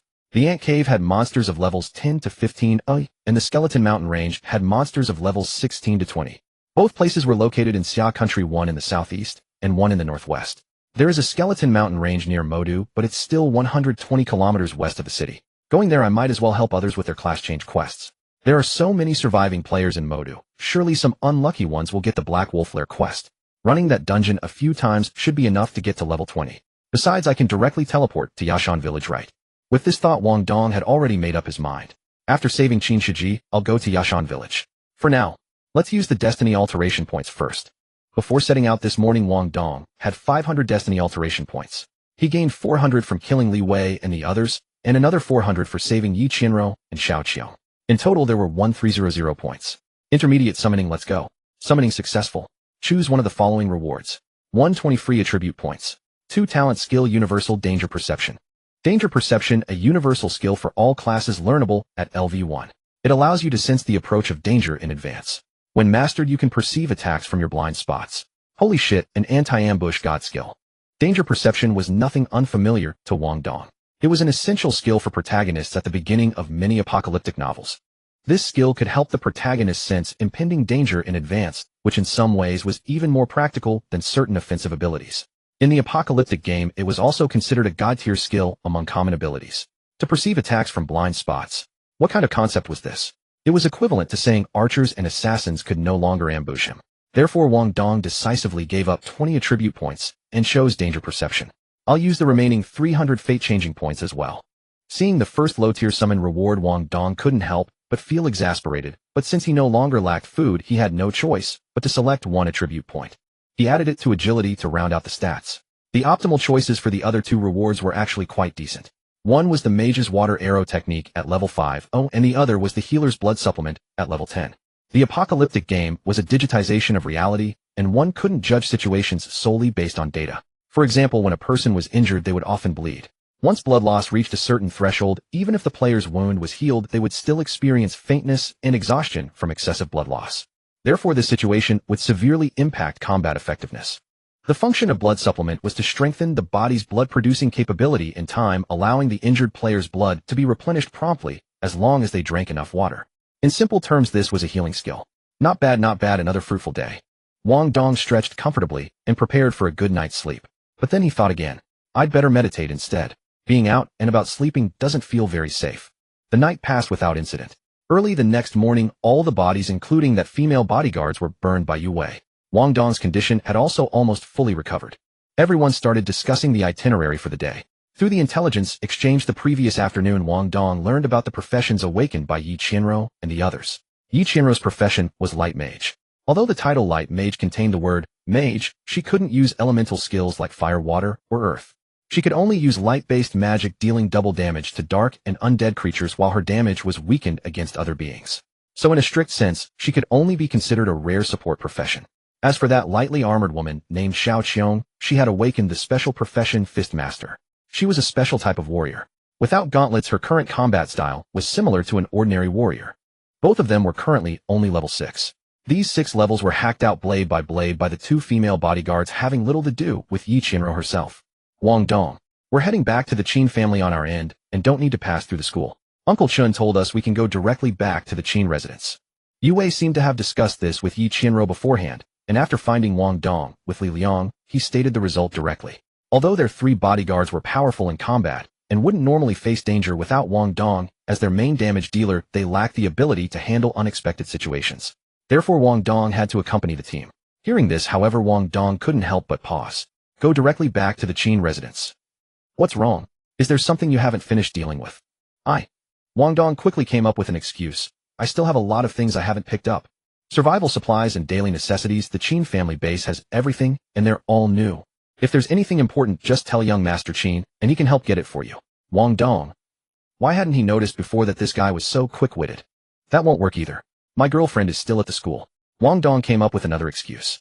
Your girlfriend? This time, it was Yi Qianrou who spoke, swaying her slender waist as she approached with Xiao Qiong. Combat players' recovery ability would become increasingly powerful as their physique improved. Therefore, after a medical profession player healed their wounds, as long as they ate enough food and rested for a night, their body could recover substantially. Xiao Qiong was in exactly this situation now. Don't worry about this. Shun Zhong is quite capable, and if he's at the school, he can definitely protect your girlfriend and ensure she gets back safely. Safely, my foot. If I don't go back, Qin Shiji and Shun Zhong will be finished tonight. However, Wang Dong wouldn't voice such things either. How can that be acceptable? Of course I have to protect my own woman myself. What kind of situation is it to let others protect her? Everyone. Seeing that everyone was silent, Wang Dong quickly added. Let's do it this way. Anyway, it won't add much detour. Consider it grinding monsters and leveling up together. This? Yue couldn't make the decision himself, and looked at Yi Qianrou somewhat embarrassingly. Yi Qianrou didn't hesitate much either. Do as Wang Dong says. Yes, madam. Yue responded respectfully and began arranging duties again. Xiao Qiong, and I will clear the path at the front gate. Li Liang, you'll cover the rear. Wang Dong, you just protect madam. Wang Dong. Let him protect Yi Qianrou. 2 melee professions in the front, a bodyguard priest in the rear, and 2 mages in the middle. This formation arrangement was quite reasonable, but why did it feel so off? Arriving at the first floor of the restaurant, some goblins were stepping on glass fragments while searching for food. Wang Dong concealed himself behind the cashier counter and used fireballs to pick off the goblins one by one before deliberately making some noise to lure out all the monsters hidden in blind spots and eliminate them. The group soon arrived on the street. Hey Yue, why doesn't that guy join the party? At the front of the team, the hot-tempered, lightly armored female bodyguard finally couldn't help but ask her question. When players form a party, there is party protection. Whether using game weapons or game skills to attack teammates, no substantial damage can be dealt. Therefore, when a group travels together, if they don't form a party, it's easy to accidentally injure their own people. He's level 13 now, joining the party to share experience. Yue said casually. What? Level 13? Hearing Yue's words, Xiao Qiong was dumbfounded, and her gaze toward Wang Dong also involuntarily gained something else. But after seeing Wang Dong casually crush a goblin to death with a fireball, she once again curled her lip. TCH. The mage profession really has no technical skill involved. He who could disagree. Yue also started laughing. It was obvious that a chain of contempt had formed. Although Wang Dong's strength was sufficiently powerful, and his monster-killing speed was several times faster than theirs, and they had even acknowledged Wang Dong as one of their own. But in the eyes of technical players like them, Wang Dong was still a noob. His monster-killing speed was so fast that it was completely just heaven-provided luck. What did it have to do with his own abilities? If everyone's levels were similar, they were confident that after getting close to Wang Dong, they could instantly kill him. Therefore, in their minds, they wouldn't feel that Wang Dong's status was higher than theirs. Wang Dong probably knew their thoughts, but there was nothing he could do about it. Because he was originally just an ordinary person, his body and combat skills couldn't compare to these trained fighters. If he had these people's combat skills back, then he probably wouldn't have had his food snatched away and subsequently awakened the system. However, inside the system, even a common skill like danger perception could be drawn. There should be other melee-type skills as well. Although Wang Dong was a mage and couldn't learn warrior and assassin skills, the kind of close-quarters combat ability from before the apocalypse should be learnable. Therefore, Wang Dong was full of confidence in his future. Your girlfriend, is she very pretty? Yi Qianruo beside him suddenly asked a baffling question, leaving Wang Dong completely bewildered. What did whether his girlfriend was pretty or not have to do with her? Wait, hold on. Based on Yi Qianruo's behavior last night, could it be that Qin Guangyao couldn't perform in that department? In that brief moment while Yi Qianruo was speaking, Wang Dong's mind raced with countless thoughts. He remembered the first time he had encountered her. The woman left him with an impression of undeniable sexiness and feminine allure, yet her haughty demeanor betrayed a towering pride. She carried herself with an air that silently proclaimed, "We do not belong to the same social stratum." This was precisely why Wang Dong had approached her poorly in temper during their second meeting. His intention had been to make her confront reality. Yet instead of growing furious, this woman had actually made a move on him the night before. That was entirely beyond Wang Dong's expectations. Upon hearing Yi Qianruo's question, a commonplace cliché immediately surfaced in his mind: a wealthy married woman betraying her husband with her own driver. Yi Qianruo was the second wife of Qin Guangyao. With his business consuming all his time, Qin Guangyao had little opportunity or inclination to gratify her, leaving Yi Qianruo isolated and yearning for warmth. So she had turned to her bodyguard or driver for solace. TSK, tisk, the mere thought sent a thrilling shiver through him. You're far more striking. Oh. Yi Qianruo offered a faint reply and then fell silent once more. She simply followed quietly at Wang Dong's side, her thoughts concealed from him. As the hours drifted by, around 4 o'clock that afternoon, they arrived at Moda University. Through his fate alteration system, Wang Dong had already acquired most of the intelligence regarding the coming apocalypse. He knew every character's name and ultimate fate from Yi Feng's storyline, but lacked any account of Yi Feng's personal growth and development. Therefore, in terms of combat experience and detailed post-apocalyptic intelligence, Wang Dong still lagged behind Yi Feng. Damn it, that kid has Qin Shiji shielding him. He's genuinely a tough nut to crack. At that moment on the playground near the school's main gate, Bao Wei was drilling alongside a student squad. Wang Dong's act of taking Qin Sujin from right under his nose had left him deeply vexed. For any man, having a woman he coveted snatched away before his very eyes was an irritation that gnawed at him. But Wang Dong was protected by Qin Shiji, and Bao Wei trusted Pan Lei's judgment implicitly, so he truly dared not provoke the latter. If only I had awakened as a rare thief class. Bao Wei muttered to himself. From Pan Lei's intelligence, it was clear that Wang Dong's awakened profession was at the very least a rare mage. However rare a mage might be, they were exceedingly vulnerable once an enemy closed the distance. In other words, excluding the support class and the mage itself, 4 of the 6 basic professions posed a genuine threat to a mage. The knight and warrior classes, however, struggled to close in on mages due to their skill mechanics. Even when they occasionally did manage to get close, it was difficult to deliver a decisive killing blow in one strike. Once the mage created distance again, the tables could turn, and the mage might counterkill. Thus, the true counter to a mage besides the archer class was the thief, that insidious sneak. If he had awakened as a rare thief, he would undoubtedly have assassinated Wang Dong in a surprise attack. Unfortunately. Hey brother Wei, look at that. That kid's ridiculously strong. He's taking down so many half-orcs all by himself. Tisk, damn impressive. The teammates' chatter snapped Bao Wei back to the present, and he quickly followed their gaze. At the school entrance, a young man clad in heavy armor and wielding a curved crescent blade was engaged in combat with several half-orcs. As everyone knew, half-orcs boasted thick hides, boundless strength, and were every melee class player's nightmare at the same level. Ordinary player parties usually needed to soften them up with ranged attacks before sending in close combat specialists. A standard 4 or 5 level player group would find themselves in a grueling battle upon encountering more than 3 half-orcs. Yet this young man was facing 7 or 8 of them completely alone. Though encased in heavy armor and carrying a medium-sized black backpack, his movements were remarkably agile, and the crescent blade in his hands was devastatingly sharp. He effortlessly dodged the half-orcs' attacks, and each of his strikes tore flesh and opened wounds upon their thick hides. Within mere minutes, all 7 or 8 half-orcs lay defeated on the ground. This kid must have trained extensively, and his level is certainly no less than 9. Witnessing this scene, Bao Wei quickly drew his conclusion. The warrior's initial skill was basic swordsmanship. That ability merely taught a handful of fundamental sword techniques. Using other cold weapons with such foundation proved far less effective. Relying solely on those basic techniques could never produce the result they were witnessing. Brother Wei, he's heading straight for us. Bao Wei? Are you students of this school? The cold, condescending tone rankled Bao Wei and his companions. Yet having witnessed the young man's combat prowess firsthand, none of them dared to talk back. Especially since none of them had yet learned any skills and were fighting purely on instinct, they were even more reluctant to provoke him. Why yes. Bro, what do you need? I'm here looking for someone at this school. Who among you knows the campus best? It should be me. Bao Wei volunteered eagerly, though he hesitated. Help me find him, and this blade will be yours. Speaking those words, the young man thrust sent blade toward him. Upon seeing the cold glint radiating from that massive chopping blade, Bao Wei's eyes brightened. Given the damage the young man had inflicted on the half-orcs, this weapon was undoubtedly far superior to a beginner's issue, almost certainly a black iron tier arm. Although melee weapons inherently possessed formidable attacking power and granted fewer attribute bonuses than magical artifacts, black iron weapons, however, only dropped from boss kills. As a warrior, how could Bao Wei remain unmoved? Bro, who exactly are you looking for? The young man cast a glance at Bao Wei's teammates, who wisely retreated upon reading the mood. With no witnesses remaining, the young man finally spoke. Qin Shiji. Hearing that name, Bao Wei froze momentarily. Qin Shiji. Without a doubt, the young man was Yi Feng. Wang Dong had never interacted with him, so the butterfly effect triggered by his own transmigration had not yet influenced Yi Feng's trajectory. At present, Yi Feng was following the route described in the original storyline. He had passed through this location while en route to the Qin residence, and recalled that Qin Shiji studied here, so he had come directly to search. Hearing that the person they sought was Qin Shiji, Bao Wei's mind began whirring with calculations. Why was this stranger looking for Qin Shiji? Was he perhaps one of his bodyguards? But then he reconsidered. Qin Shiji's bodyguards had already made an appearance earlier, and they typically operated in teams, never alone. Thus this person could not possibly be Qin Shiji's friend. Yet someone unrelated to Qin Shiji still came searching for him. Bao Wei's eyes suddenly lit up as a bold scheme took shape in his mind. Do you know him? Of course I know him, we've dined together.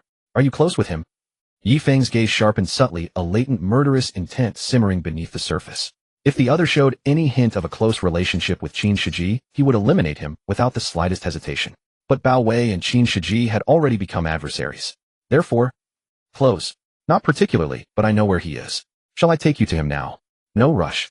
First tell me about the current situation at the school. Knowing both oneself and one's enemy was the key to victory, a fundamental law of survival in the apocalypse. Even though Yi Feng's strength had grown considerable, he still relied on the pragmatic methods of his previous life. Bao Wei was not stingy with information either. After dismissing his squad to train independently, he sat down and chatted with Yi Feng.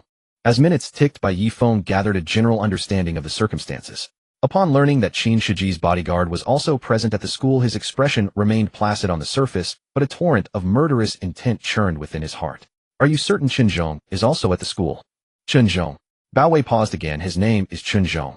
I only ever heard them call him Uncle Chun. Oh, I never knew his actual name. Excellent. Lead the way. After uttering these words, Yi Feng coldly added to himself in his heart. Chen Zhong. In my past life you were the one who relentlessly hunted me. This life let me see how you die. The Qin family boasted 4 principal combat forces. Besides Feng Xiaolong, the most formidable fighter, there were 3 other top experts, Chunzhong Zhao Wu and Steward Tian.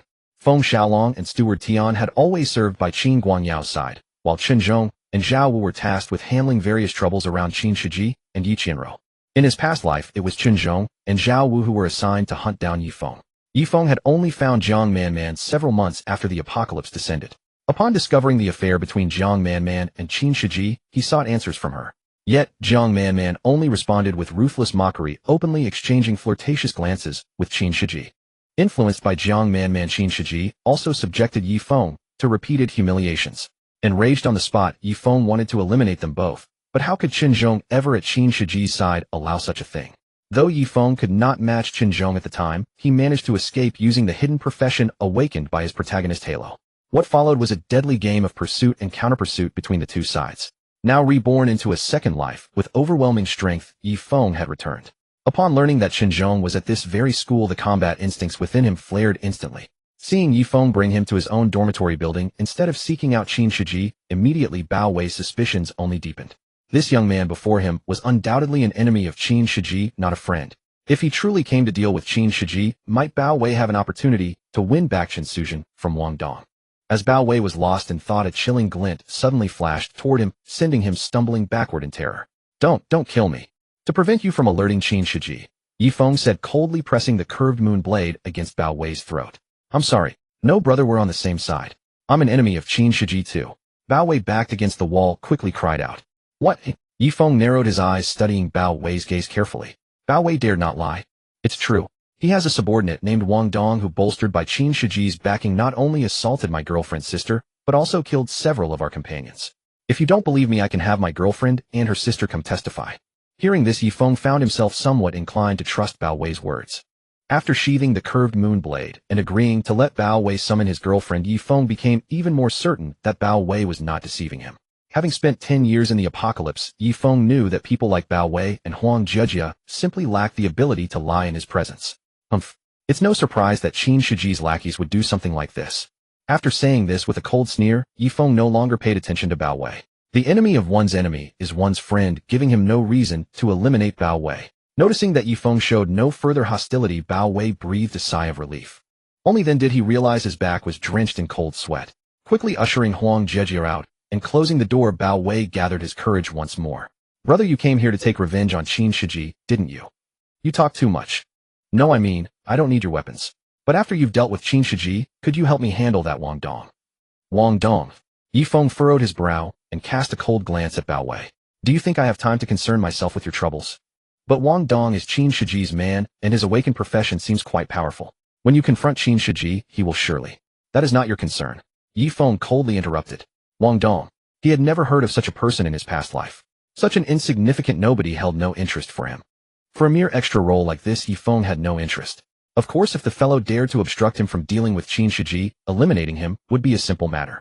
Yes. Hearing this, Bao Wei nodded repeatedly, his mind already fantasizing about Wang Dong recklessly stepping up for Qin Shiji, only to be cleaved in two by this powerhouse's blade. Show me your system's friend interface. Why, yes. To Yifeng's orders, Bao Wei dared not delay. Only after confirming that Qin Shiji did not appear on Bao Wei's friend list did Yifeng feel reassured. As the two chatted, the moments slipped by one after another. Around 6 in the afternoon, dusk began to fall, and a flood of leveling players gradually made their way back to their strongholds.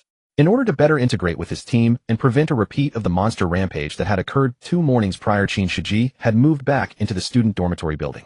Moreover, he resided on the same floor as Wang Dong. Wang Dong, Shen Suzhen, Shui Liangping, and others occupied the row of dormitories to the right of the hallway entrance, while Qin Shiji and his bodyguards lived on the left. The rest resided on floors below the 6th. Yifeng casually grabbed some provisions from his black backpack, glanced out the window, and seeing that the timing was ripe, warned Bao Wei twice before departing. Outside the dormitory building, he pretended to be a student exchanging greetings with the players residing in Qin Shiji's building. At this hour, the light was dim, and most players wore helmets. Students at the school did not all recognize one another. Relying on his masterful acting, Yifeng easily slipped into the dormitory building.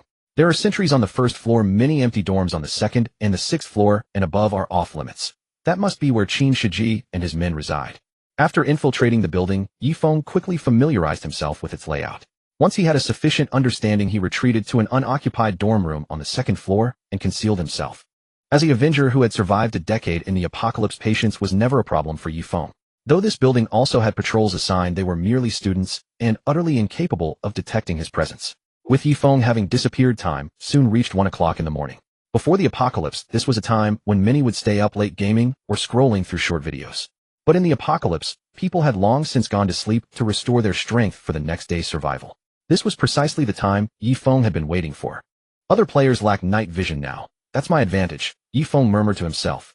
Quickly, he swapped his novice heavy armor for chain battle armor, black iron light armor, and replaced the curved moon blade with a short sword. Taking a black mask from his black backpack and donning it, Yifeng slowly rose to his feet. Amidst the pitch-black darkness outside, he cautiously made his way toward the 6th floor. His steps were extraordinarily light, making not a single sound against the ground. The chain light armor, originally fixed in grass green, had been dyed black by him to blend seamlessly into the night. Simply hiding in any corner, he became indistinguishable from the shadows himself. Players on guard duty on the 3rd floor and above were all in their rooms, and no other players would be patrolling at this hour. Thus, leveraging his profession's unique traits, Yifeng reached the 6th floor without difficulty. The 6th floor differed from the others. Even at night, 2 players were posted on permanent guard duty here. Yifeng had already scouted Qin Shiji's location. As long as he silently eliminated those 2 sentries, Qin Shiji would be but a step away from death. As for Chen Zhong, even with casual handling, Yifeng was confident he could make short work of him. So, hiding at the stairwell corner, Yifeng picked up a small stone and tossed it forward. The sound of the stone immediately aroused the suspicion of the 2 sentries. What was that sound? I didn't hear anything.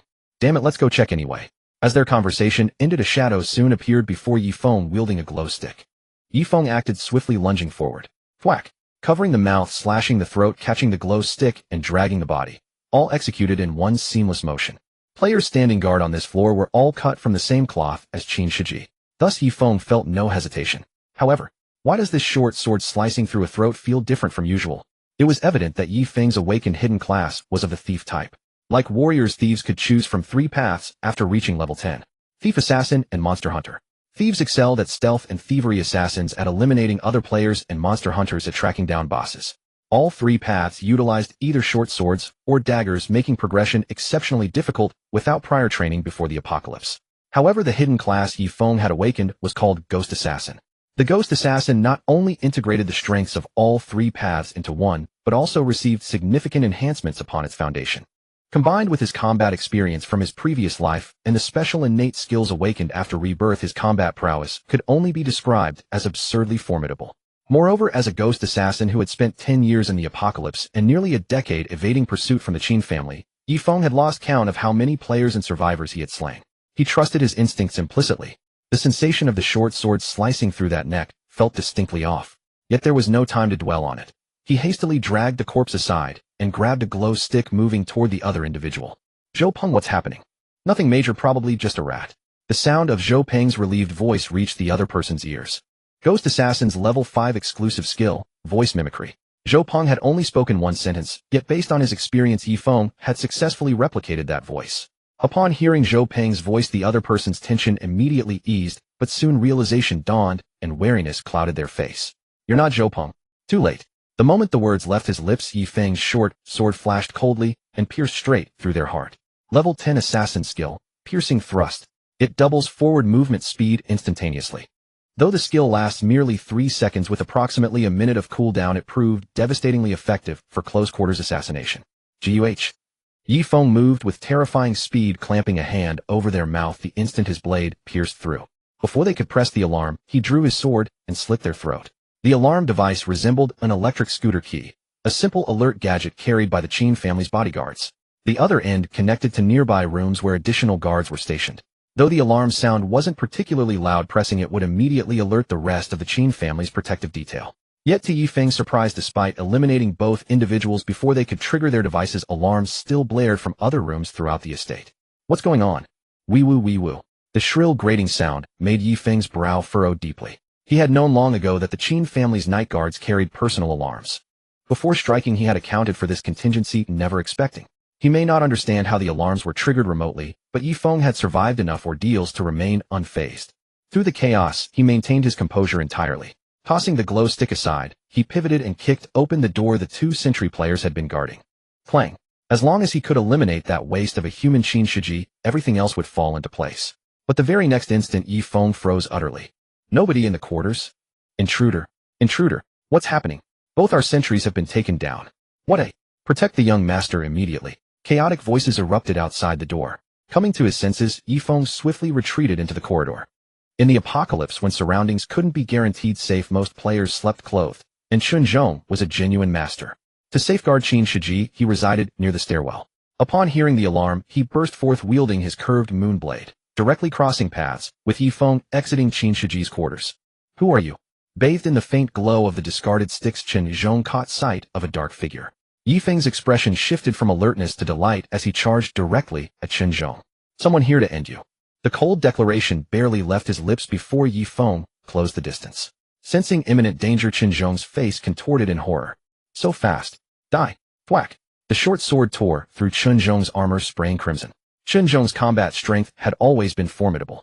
Before the apocalypse, even against unarmed opponents, unless he was worn to exhaustion, ordinary people stood no chance against him. Even trained fighters couldn't close the distance. 3 or 5 wouldn't suffice. Yet now, in a single exchange, that short blade had drawn blood from his arm. Yifeng's strikes came swift and precise, each targeting vital points, while the dim lighting forced Chun Zhong to continually fall back. Fortunately, the other guards responded with reasonable speed. Within 10 seconds of engagement, a mage bodyguard emerged to cast a light spell. But what he hadn't anticipated was Yifeng's superior reaction time. The moment the fireball ignited, Yifeng abandoned Chun Zhong and appeared before the mage. Swish! The flames died as the mage clutched his throat and crumpled to the ground. Witnessing this, Chun Zhong's blood ran cold. These guards were properly trained. He himself required considerable effort to dispatch them.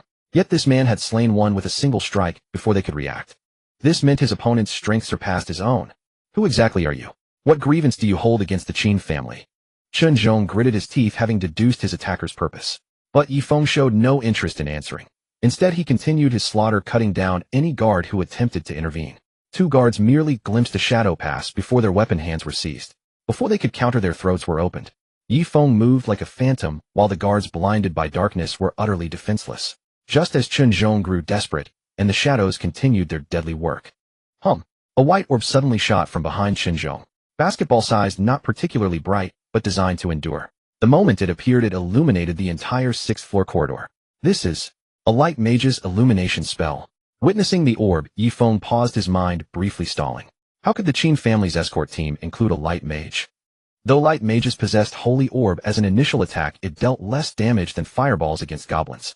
Light mages were late-game support specialists, virtually useless in early stages. Such classes were typically cultivated within leveling parties, so why would one accompany Chen Zhong's rescue team? However, Yifeng had no time to ponder such questions. Swiftly repelling a guard, he resumed his assault on Chen Zhong. Though assassins should retreat immediately after a failed strike, Chen Zhong was wounded and outmatched. Eliminating him would neutralize the rest.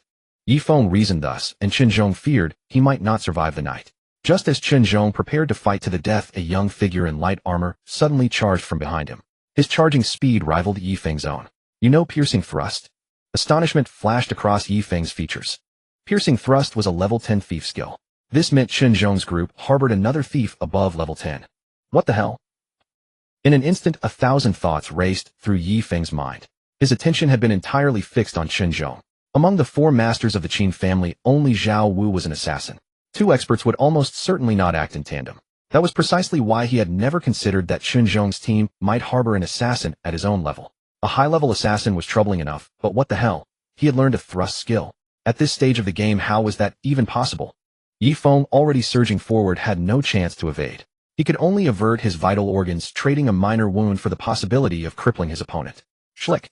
Both fighters drove their weapons home. Yifeng's short sword pierced his opponent's chest, while the other's dagger sank into his collarbone. Get lost. Yifeng gritted out through the pain. The instant he steadied himself, he hurled his remaining short sword. Mother and child twin blades, strength 7, agility 12. Included skill sever. Weapon grade bronze. Required level LV 12. Class restriction thieves. Durability 2630. Sever 10, chance to bypass the player's armor entirely. Note, if the armor's level exceeds the weapon's, this skill has no effect. Conversely, when the weapon surpasses the armor's level, the skill's effectiveness doubles to 20. These were Yifeng's weapons. Bronze tier twin short swords, 1 long and 1 short. The longer blade fell just shy of a standard sword's length, while the shorter one extended slightly beyond a typical dagger. Having 3 extra days of experience, his level matched or surpassed Wang Dong's. As the protagonist, his personal prowess and fortune were bound to exceed Wang Dong's as well. He had obtained these weapons from a class change dungeon, not the Black Wolf Den, but the Goblin Lair. Though both dungeons shared identical level requirements, Yifeng's formidable strength and exceptional mobility allowed him to clear this one solo in merely 4 hours. Melee weapons naturally dealt high damage, so their stat bonuses were modest compared to magical artifacts. Yet Yifeng cared little for such details. When it came to physical weapons, tier always took precedence over secondary attributes. As he flung his second short sword, Yifeng leaned backward rapidly, catching a clear view of his opponent's face. As expected, it wasn't Zhao Wu. Thud. Swish. Yifeng had no time for hesitation. He kicked and slashed in one fluid motion the assassin, who had ambushed him, suffering a chest wound and being kicked all the way to the stairwell entrance. Fortunately, Chen Zhong was a true expert. Seizing the fleeting opportunity, now that his vision had been restored by the illumination spell, he sprinted forward and launched himself into the air. Tiger Slash. The crescent moon blade swept toward Yifeng with terrifying force. Not made of iron, Yifeng sensed the danger and quickly ducked and twisted to evade the strike. Swish. The blade sliced through the air mere inches from his face. Yifeng's expression shifted as he planted one hand on the ground and executed a backflip, putting distance between himself and the attack. Warrior's initial skills included not only basic swordplay, but also fierce valor and courage. The latter two granted a 10 boost to strength and enhanced both offensive courage and damage resistance by another 10%. Chen Zhong's blade soul carried those same 2 skills, but basic swordplay had evolved into basic blade technique, with Tiger Slash added as well. Having mastered blade work before the apocalypse, he had already upgraded his basic blade technique to mastery proficient. When Tiger Slash was unleashed, it channeled not only the ferocious aura of a tiger, but also released a shockwave shaped like the beast itself. Though the strike hadn't landed on Yifeng directly, the force of it sent his blood surging within him. Just as Yifeng found his footing and prepared to close the distance on Chunzhong, a heavily armored warrior wielding a machete and wooden shield appeared at Chunzhong's side. His gaze was cold and calculating, his movements deliberate and measured, clearly not some ordinary fighter. A blade and shield warrior. Yifeng's brow furrowed deeply at the sight. Despite his own formidable strength, assassins weren't built for open combat, especially when outnumbered.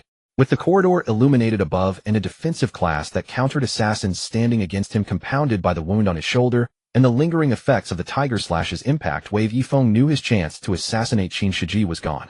Damn it, we'll meet again. Though Yifeng's pride burned with resentment, he knew better than to gamble his life, a move only a fool would attempt. So he bolted toward Chunzhong's dorm and leaped from the 6th floor balcony. Melee players who reached level 5 could make such drops without injury. Already nearly level 14, Yifeng would emerge unscathed. Once he vanished, Yi Qianrou's illumination spell faded away. Qin Shiji finally arrived with Wang Dong and Shui Liangping shouting loudly. What the hell, Uncle Chun? What happened here? By the firelight, Qin Shiji took in the blood-stained corridor, utterly bewildered. Ding. You've saved Qin Shiji and rescued Chunzhong along with 6 of his bodyguards from death. The main storyline has been altered, earning you 2900 destiny change points. Ding. Due to the changes in the main storyline, you have received revised plot information. Please visit the Destiny system to review the updated storyline. What felt like a drawn-out assassination attempt had actually unfolded in under 3 minutes from the moment Yifeng reached the 6th floor until the fighting ended. The direct confrontation lasted barely a minute. In such a brief span of time, it was entirely understandable that Qin Shiji and his group on the other side of the 6th floor hadn't even registered what had occurred. Upon seeing the system notification, Wang Dong, who had followed Qin Shiji, couldn't help but marvel inwardly. Damn, this Yifeng is truly impressive. Managed to take down so many people even in this situation. And a single failed assassination attempt netted him 2900 destiny change points. As expected, the protagonist is truly the protagonist. Wang Dong was merely Qin Shiji's subordinate. Initially seeking rapid power growth, he had chosen the mage class, a choice that left him vulnerable to assassination by enemies like Yifeng. Yet in open combat, a mage's combo could eliminate an assassin in seconds. So without absolute certainty of defeating the protagonist, he naturally wouldn't draw the protagonist's attention. But as someone blessed with a system, while eliminating Yifeng might prove difficult, rescuing Qin Shiji should be straightforward. He had simply persuaded Qin Shiji to stay at the dorm across from his own after returning to school, with Yi Qianrou and Xiao Qiong, then stationed Zhou Peng warrior and Fang Ming mage at the entrance of Qin Shiji's former room. This created the illusion that Qin Shiji still resided there, while Yang Ping blade and shield warrior and Mao Nian thief were summoned to his own dorm ready to reinforce at a moment's notice. That was all. Yi Qianrou's illumination spell had nothing to do with Wang Dong. It was Xiao Qiong standing beside her, who heard the commotion outside and provided cover fire as they emerged. He had originally planned to have the mage Fang Ming cast fireball to illuminate the area once he recovered. Are you all right? I'm fine. So am I. These two are already dead, and this one seems beyond saving. Seeing that Yifeng showed no signs of returning, the bodyguards began their duties, some keeping watch with flashlights while others cleared the battlefield. Excluding Xiao Qiong, who accompanied Yi Qianrou, Chunzhong's 9 bodyguards suffered 3 fatalities, 1 critical injury, and 2 minor wounds. Zhou Peng and Fang Ming had been lifeless corpses to begin with. After Yifeng's supposed elimination of them, Wang Dong naturally extinguished their consciousness, leaving behind 2 lifeless bodies. Chunzhong glanced at the corpses, but gave them no further attention.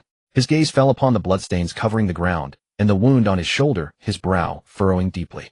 Where is that young man who risked his life to save me just now, eh? We couldn't find his body. The high-level assassin who had rescued him was none other than Mao Nian, revived by Wang Dong. Despite reaching level 10 through Wang Dong's deliberate training and learning the thrust skill, his level equipment and combat proficiency fell far short of Yifeng's. Even when launching a surprise attack, he had been dispatched in a single exchange. To avoid complications, Wang Dong had him slip downstairs and hide in the darkness after regaining consciousness. Chunzhong couldn't locate Mao Nian at the moment, which puzzled him, but there was no time to dwell on such details now. Clean up the battlefield. Yes. Understood. Sorry, Uncle Chun. I haven't been able to sleep for days, and I must have been in a deep slumber. Wang Dong approached Chunzhong and scratched his head awkwardly. Life was a performance, and survival depended on acting skills. In his past life, Wang Dong had grown up scraping by at the lowest levels of society, witnessing its darkest sides. For survival, he had developed not only the ability to read people, but also the art of outward compliance, masking hidden resistance. So Chunzhong, rather than harboring suspicions, actually offered words of comfort to Wang Dong. It's fine. That opponent was a master. A mage like you, unsuited for melee combat, would only have become another corpse if you joined the fight. In Chunzhong's mind, no matter how extraordinary the abilities awakened by Wang Dong, Tao Lin, and the others were, they were still essentially students. The assassin who had just appeared, however, was a true master. Even he and his team of bodyguards could not handle that master. What use would Wang Dong and the others be? Therefore he truly did not blame Wang Dong. Wang Dong nodded in gratitude, and instinctively glanced toward Yi Qianruo. After Yi Feng's assassination attempt, no one on the 6th floor felt sleepy anymore. The corridor was now illuminated by various lights. By the light, he saw Yi Qianruo staring at him. Could this woman have seen something again? Wang Dong felt puzzled, and quickly averted his gaze. Yi Qianruo said nothing, but her gaze toward Wang Dong grew increasingly complicated. Damn it, who the hell is this kid? After assigning tasks, Yu Wei walked over cursing, completely oblivious to the exchange of glances between Wang Dong and Yi Qianruo. Li Liang, who followed, also spoke with lingering fear. If it weren't for the lady's illumination spell, we would have been wiped out just now. Indeed. Judging by his movement pattern, he was targeting the young master. Chen Zhong looked at Qin Shiji. Young master, have you offended any important person recently? Hearing this, Qin Shiji was baffled. What important person could I have offended? The only one I offended, Liao Jun, was already killed by Wang Dong, right? Chen Zhong seemed to think of something. Could it be him? Who? Yi Feng. That's impossible. Qin Shiji firmly denied. First of all, even if Yi Feng is a master, I've never met him. How would he know I'm here? Well, Chen Zhong was at a loss. The young master had never met Yi Feng, nor had they ever dealt with him. How could that person come to the school to assassinate him at this time? It indeed didn't make much sense. But if it wasn't Yi Feng, then who could it be? Chen Zhong fell into confusion. At this moment, no one could have imagined that Yi Feng was a reincarnator. Who is Yi Feng? Wang Dong pretended not to know. He's Jiang Manman's boyfriend. Qin Shiji didn't hide anything and briefly explained the situation. Afterward, he handed Jiang Manman's phone to Wang Dong, which had a photo of Yi Feng. Wang Dong studied the photo for a moment and quickly drew his conclusion. Since he killed Jiang Manman, he must have investigated the Qin family before the apocalypse, right? It's not surprising that he knew you were here. Hearing Wang Dong's reminder, Chen Zhong realized instantly. Right, better to kill 1,000 by mistake than let one go. Whether it's Yi Feng or not, we can catch him and ask. Brother Dong, you saved me again. The sudden words of gratitude drew everyone's attention and startled Wang Dong. Could this Qin Shiji have discovered something too? Qin Shiji, unaware of the others' thoughts, looked at Wang Dong excitedly. If you hadn't invited me to play landlord tonight, I would have been killed by that guy. Hearing this, Chen Zhong and the others were speechless. Wang Dong breathed a sigh of relief and smiled. Hey, it's just that you weren't meant to die. No, I feel like you're my lucky star. Qin Shiji excitedly draped his arm over Wang Dong's shoulder, acting like a good brother. Wang Dong pushed him away with disgust. Please stay away from me. I'm not into that. Me neither. How about I call 2 girls over and give you one? Wang Dong. Calling girls was of course a joke. But it was an indisputable fact that Wang Dong's unintentional act had saved Qin Shiji. Friend, thank you just now. Seeing the crisis temporarily resolved, Chen Zhong also looked at the blade and shield warrior Yang Ping. Yang Ping was present at the school as Wang Dong's friend, while Zhou Peng and Fang Ming had joined by pledging allegiance to Qin Shiji's team. The condition for the latter two to join the team was to help with the night watch. After all, except for Pan Lei, Wang Chao, and a few others, no one knew they were already dead. But on their first day they were killed by Yi Feng, just their bad luck. No need to thank me. It was a simple gesture. Yang Ping waved his hand casually. He was a member of the armed forces, originally a dead man. Although Wang Dong didn't need to ask for his opinion, he chose to respect Yang Ping's wishes to preserve his own humanity. But Yang Ping did not choose to leave this world. For no other reason than he couldn't bear to part with his wife and daughter. Even if he couldn't live with them, it was better to silently watch over their growth.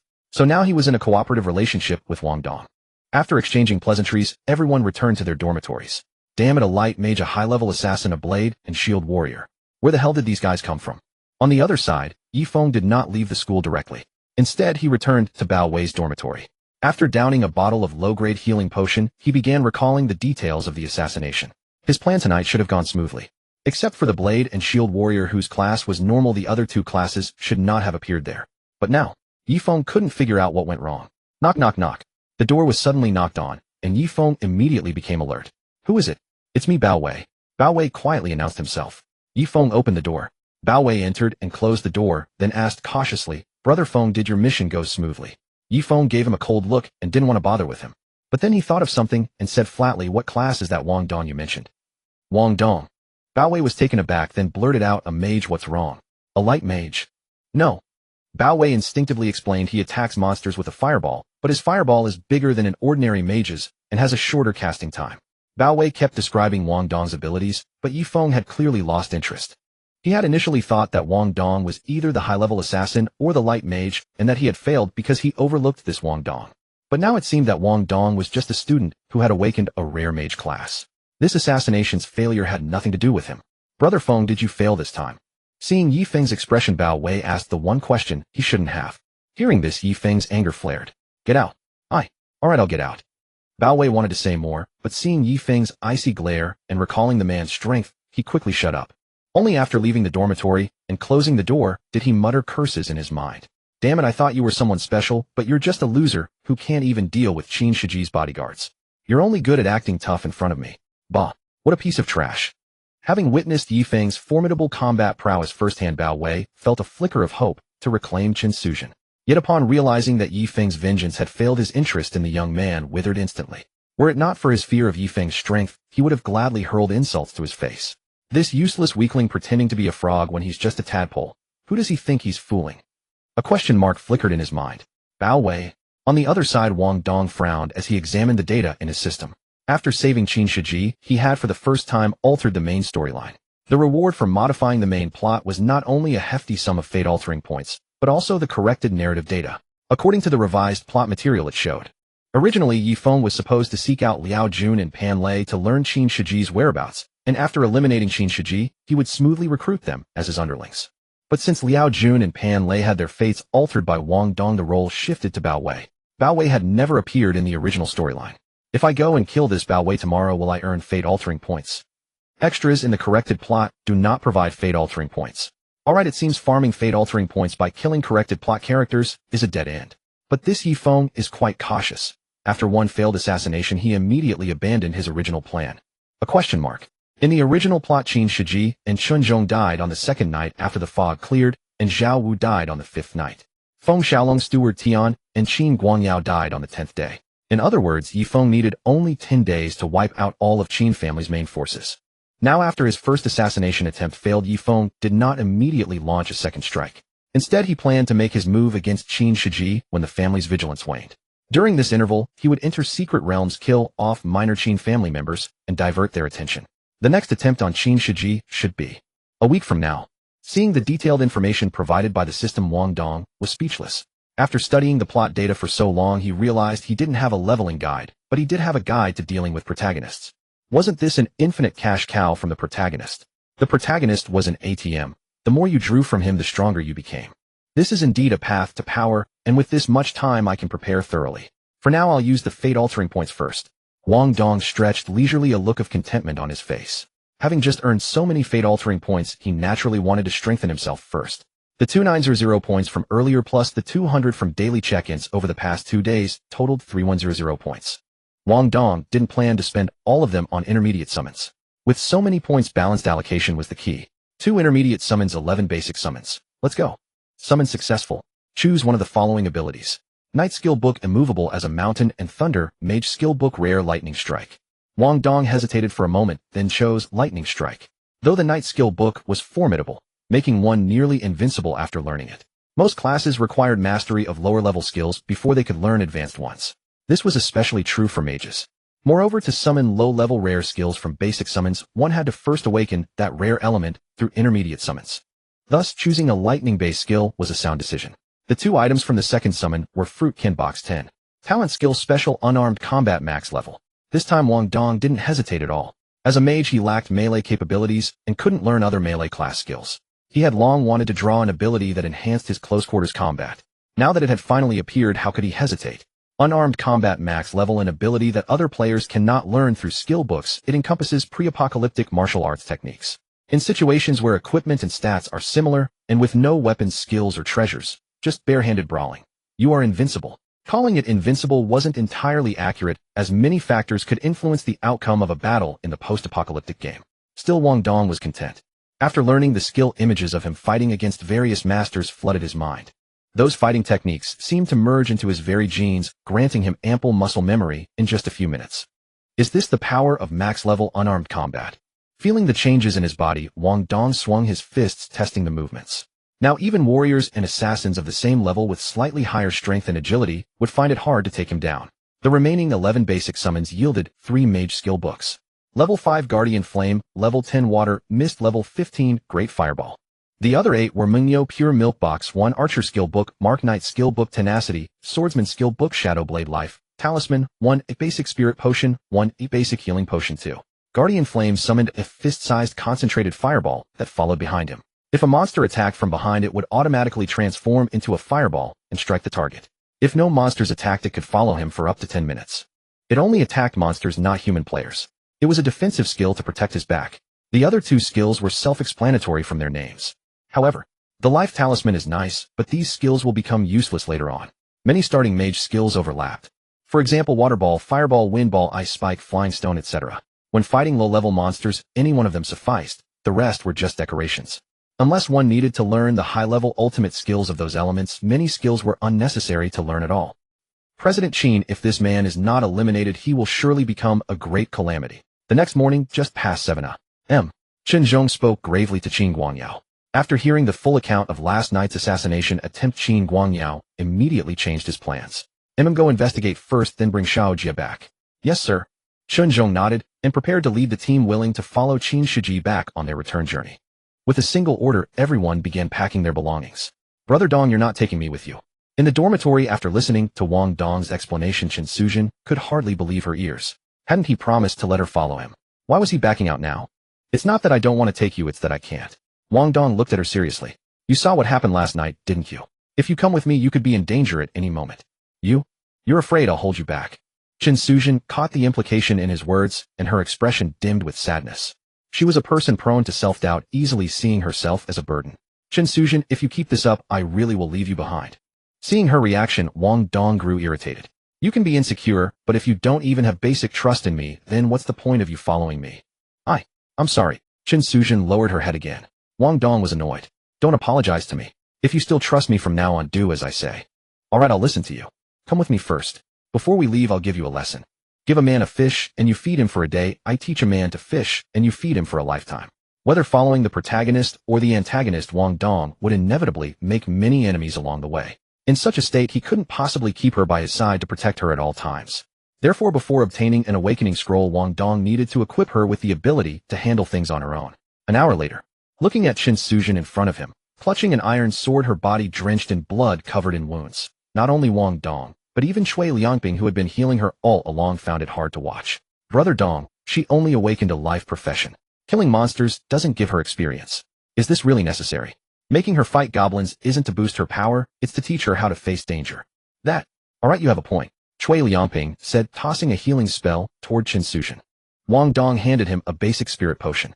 A basic spirit potion cost 5,000 copper coins and restored 1,000 energy points, while a single healing spell cost only 20 energy points. So he didn't hold back in casting the spell. Go call Tao Lin and Xiang Fei over. What do you want to do? Let's go have a chat with Bao Wei together. Whether or not the guy had allied with Yifeng, Wang Dong intended to leave a lasting impression on him before leaving. 10 minutes later, on the empty ground in front of Bao Wei's dormitory building, staring at the dozen fully equipped players before him, Bao Wei was dumbfounded. Wang Dong ignored him, his gaze fixed on Chen Suzhen beside him. Was it Bao Wei's ex-girlfriend who brought people to bully you? Go ahead. Whoever bullied you, you go settle the score. If anyone dares to help or resist. Wang Dong paused, then swept his cold gaze over the crowd. Kill them all. What does it mean to bully others by virtue of one's power? Wang Dong's current behavior was precisely that. Because Qin Shiji had gathered a large number of high-level players and promised to help them find their relatives. Thus the dozen or so players Wang Dong brought along were all voluntarily following Qin Shiji. They knew Wang Dong's status in Qin Shiji's team, and upon hearing that he needed assistance, they came without a second word.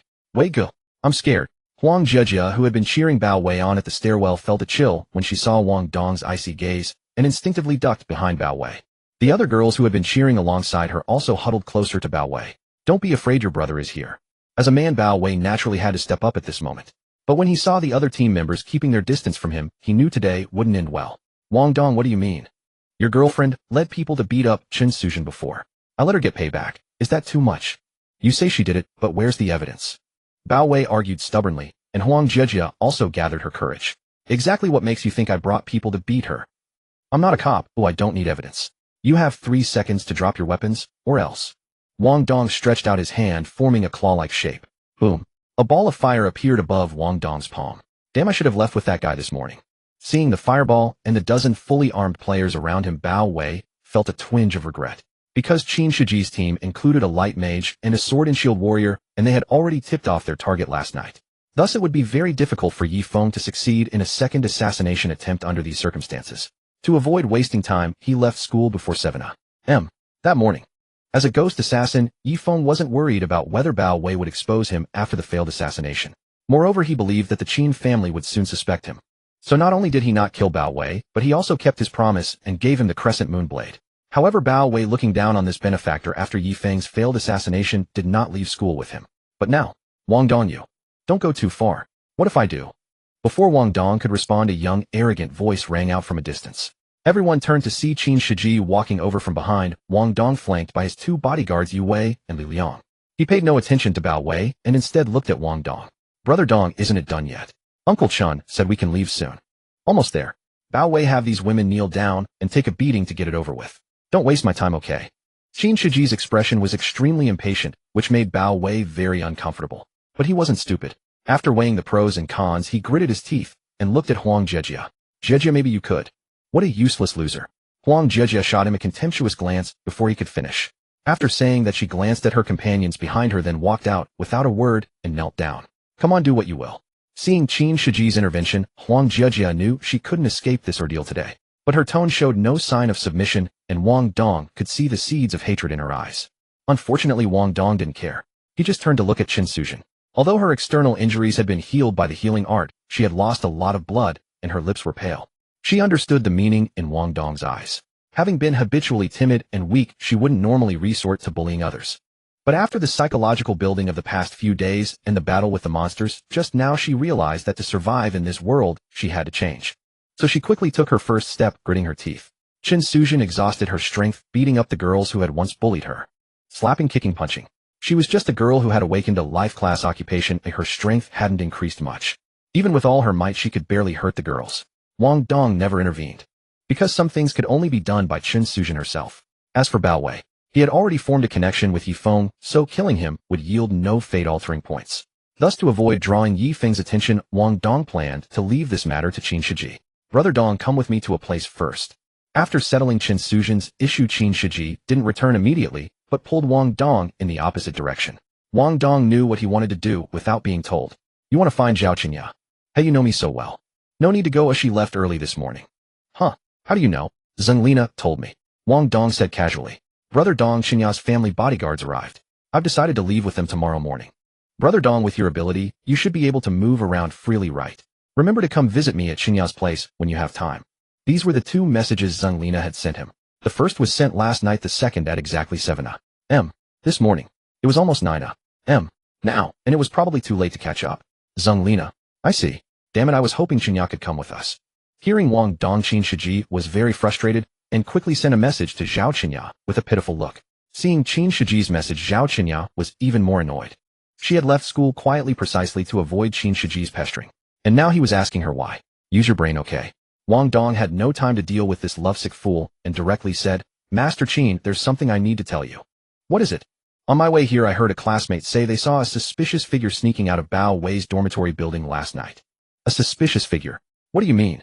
Qin Shiji was confused, not understanding why Wang Dong was telling him this. When it dawned on him, his face filled with surprise. Holy shit, you mean the assassin from last night? This guy was slow to catch on. Wang Dong shrugged. I only heard it, I can't be sure. But that dormitory is managed by Bao Wei and Pan Lei. Why don't you have Uncle Qin call them in for questioning? Good point. I'll inform Uncle Qin right away. Qin Shiji didn't think too much and sent the message to Qin Zhong. Last night, he hadn't felt much, but this morning when he thought about how close he had come to being killed, cold sweat ran down his back. So this matter had to be resolved. However, he wasn't very skilled at interrogation, so handing them over to Qin Zhong was the best choice.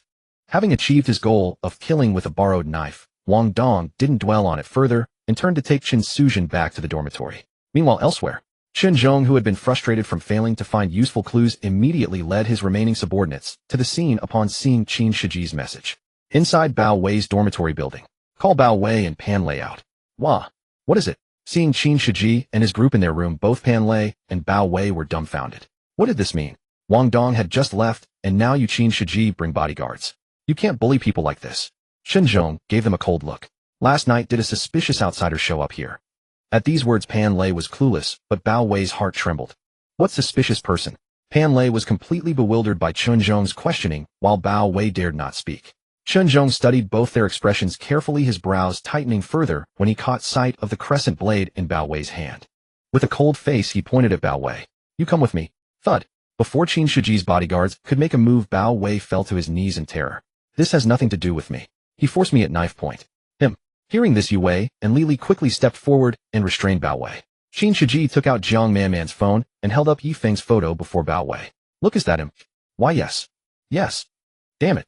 Qin Shiji cursed angrily and kicked Bao Wei hard. Last night you almost got me killed, do you have any idea?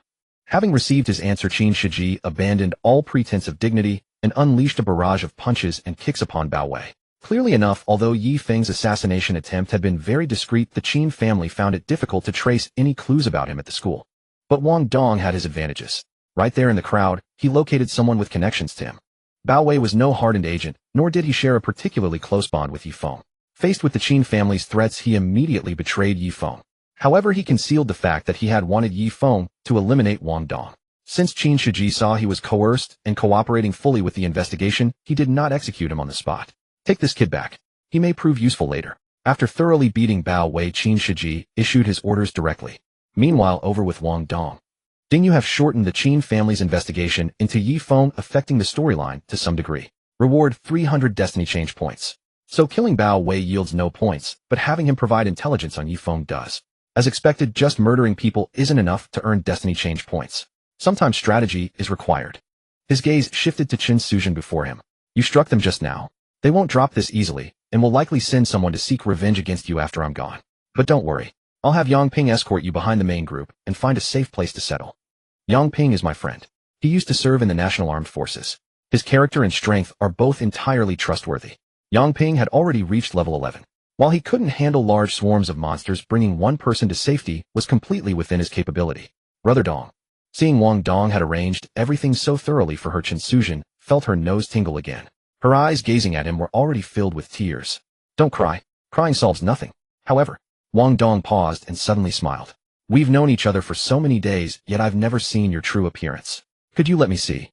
Qin Sujin's face, half hidden by hair, was actually not unattractive. It was simply her inferiority complex and constant habit of keeping her head bowed that made others overlook her. Yes.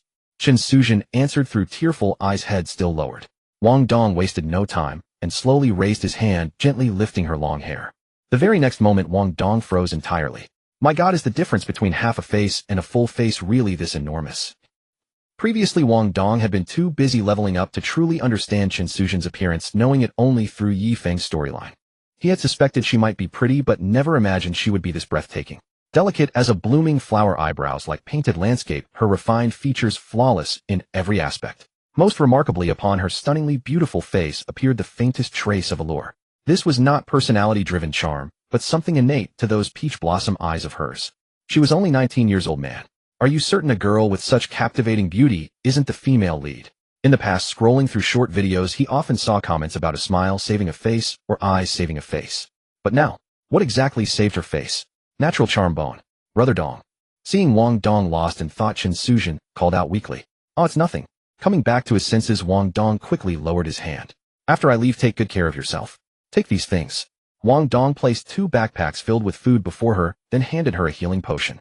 With that done, he went to the neighboring dorm room and called over Yang Ping. Brother Ping, I'm troubling you to look after her during this time. Yes, leave it to me. Let's go. Wang Dong waved his hand, and without waiting for Qin Sujin's response, slung his own backpack over his shoulder and departed from the dormitory building. In this apocalyptic game, even the strongest individual needed a place to shelter. The school was certainly unsuitable, and the safe zone was chaotically overcrowded, making the Qin estate a fine option. Not only were there numerous villas, but also plenty of bodyguards. With clothing, food, and daily provisions taken care of, he could devote all his energy to improving his strength. The reason he didn't bring Qin Sujin along was twofold: first, to temper her more effectively; second, to prevent himself from developing overly deep feelings for her. Qin Sujin's circumstances mirrored his own. Wang Dong could clearly sense his intense desire to protect her. Forming an emotional bond with her wouldn't be so bad. But Wang Dong was merely an accompanier, and she was only a life-class player. If one day he strayed onto the wrong path and someone used Qin Sujin against him, the outcome might not be pleasant. Therefore, to guard against such possibilities, Wang Dong decided not to maintain close contact with her until she grew stronger.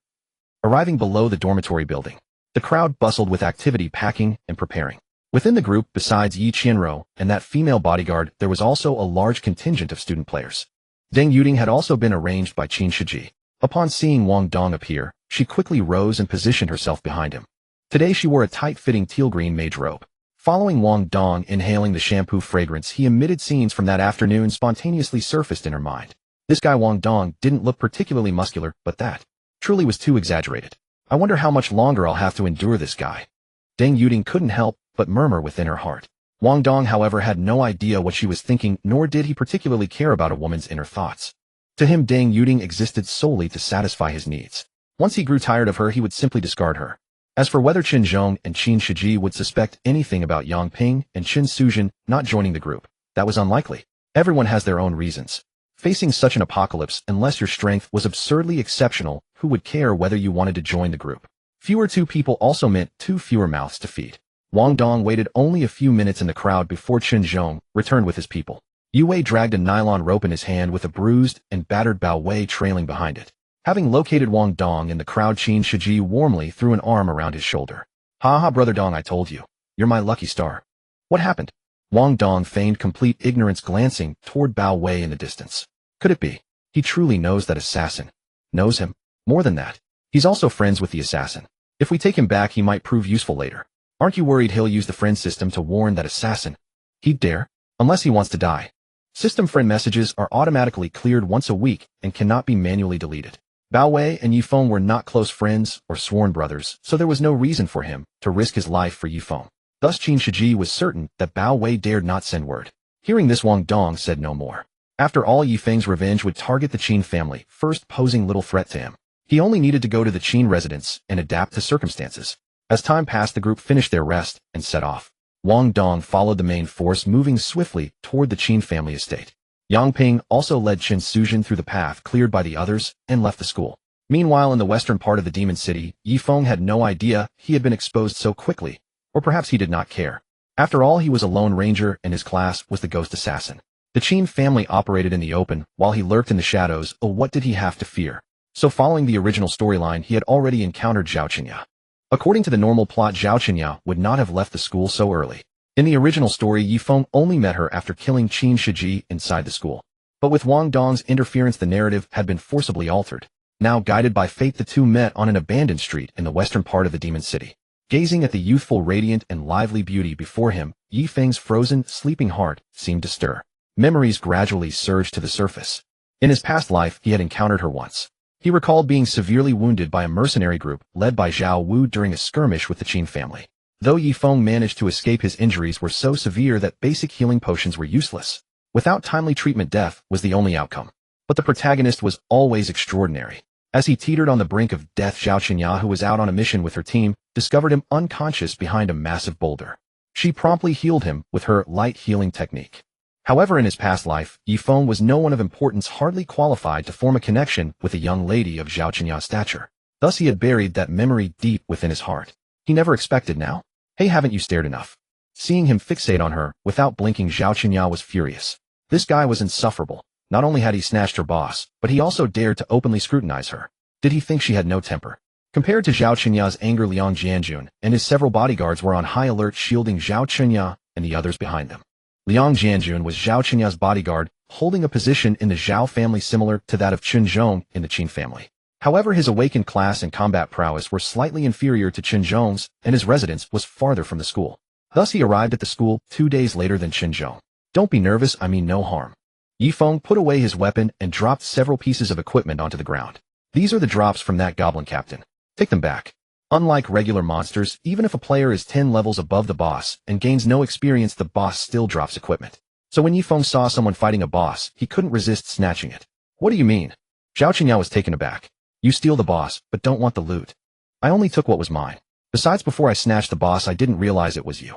You know us." "Of course." Yifeng casually fabricated a lie. "I was an orphan once and I received help from old Master Zhao." "Is that so?"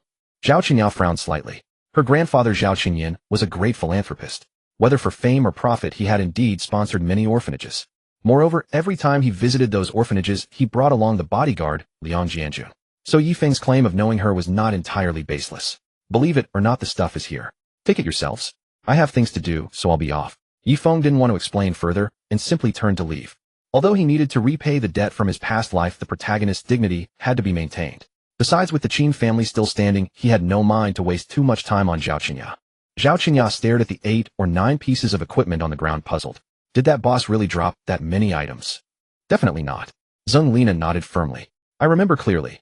There were only 6 light orbs in total. Could he really be an orphan my grandfather sponsored?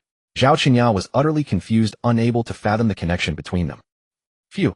After parting with Zhao Qinya, Yi Feng breathed in the foul air of the apocalypse and looked up at the gray overcast sky. It was a cloudy day. The already chaotic city was shrouded in a layer of gloom. Although his first assassination attempt had failed unexpectedly, he had spent over 9 years in the apocalypse maneuvering against the Qin family. How could 1 or 2 setbacks make him lose heart? Moreover, this life was vastly different from the last. In his past life, he was merely prey hunted by the Qin family, forced to flee and barely survive. In this life, he relied on his former power and experience to stay ahead of most players. He now possessed enough capital to contend with the Qin family. What would happen when a large guild offended a powerful assassin? It wouldn't stop until the guild was disbanded. Otherwise, it would be a disgrace to the word powerful. In the real world, killing someone meant 1 less person to deal with. So who was the hunter and who was the prey? Who could say? Qin family, I truly want to see whether your talent cultivation is faster or my killing speed. Yi Feng was truly formidable, yet the people of the Qin family had not yet grasped the gravity of the situation. Perhaps it was Wang Dong's actions that drew their attention to Yi Feng's existence, and Qin Zhong was well aware that Yi Feng was a powerhouse. But deep down they still did not take Yi Feng seriously. The Qin family was such a prestigious and powerful clan, brimming with experts at every turn.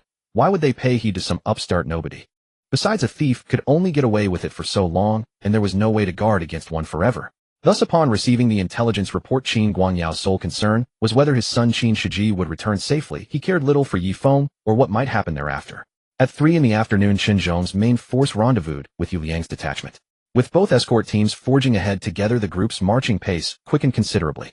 2 days later, at 6 in the evening, Wang Dong finally reached the Qin estate. Due to the halved experience rate, he needed to slay 2,000 level 8 monsters just to level up. Consequently, having traveled with the group, he remained below level 14. Standing before the luxurious villa complex and the dozen heavy trucks lined up for cargo transport, the student players couldn't help but express their awe. Tisk, no wonder it's the Qin family. Is this what the strength of a major clan looks like? I never thought I'd see the day when I could actually live in a villa complex in the southern suburbs of Mo. Heh. I seem to have made a very sound decision. The number of student players willing to follow Qin Shiji had grown from the original 30 or 40 to over 50. Accounting for their ordinary civilian companions, there were more than 70 students in total. Their method of advancing involved combat-oriented players clearing monsters and scouting ahead, first only moving forward once they had secured a new shelter. This repetitive cycle consumed considerable time. Fortunately, Wang Dong's monster-clearing speed far outpaced everyone else's. Without him, returning to the Qin estate would have required at least 1 additional night's rest. Upon hearing the crowd's exclamations, Wang Dong quickly took a look. This was a villa complex south of Mo, where over 400 standalone villas were neatly arranged in orderly rows. The villa prices here had not been the most expensive before the apocalypse. Yet the Qin family owned 2 properties here, and it was easier to stockpile supplies and build their team. So Qin Guangyao had brought people to occupy this place. Madam, young master.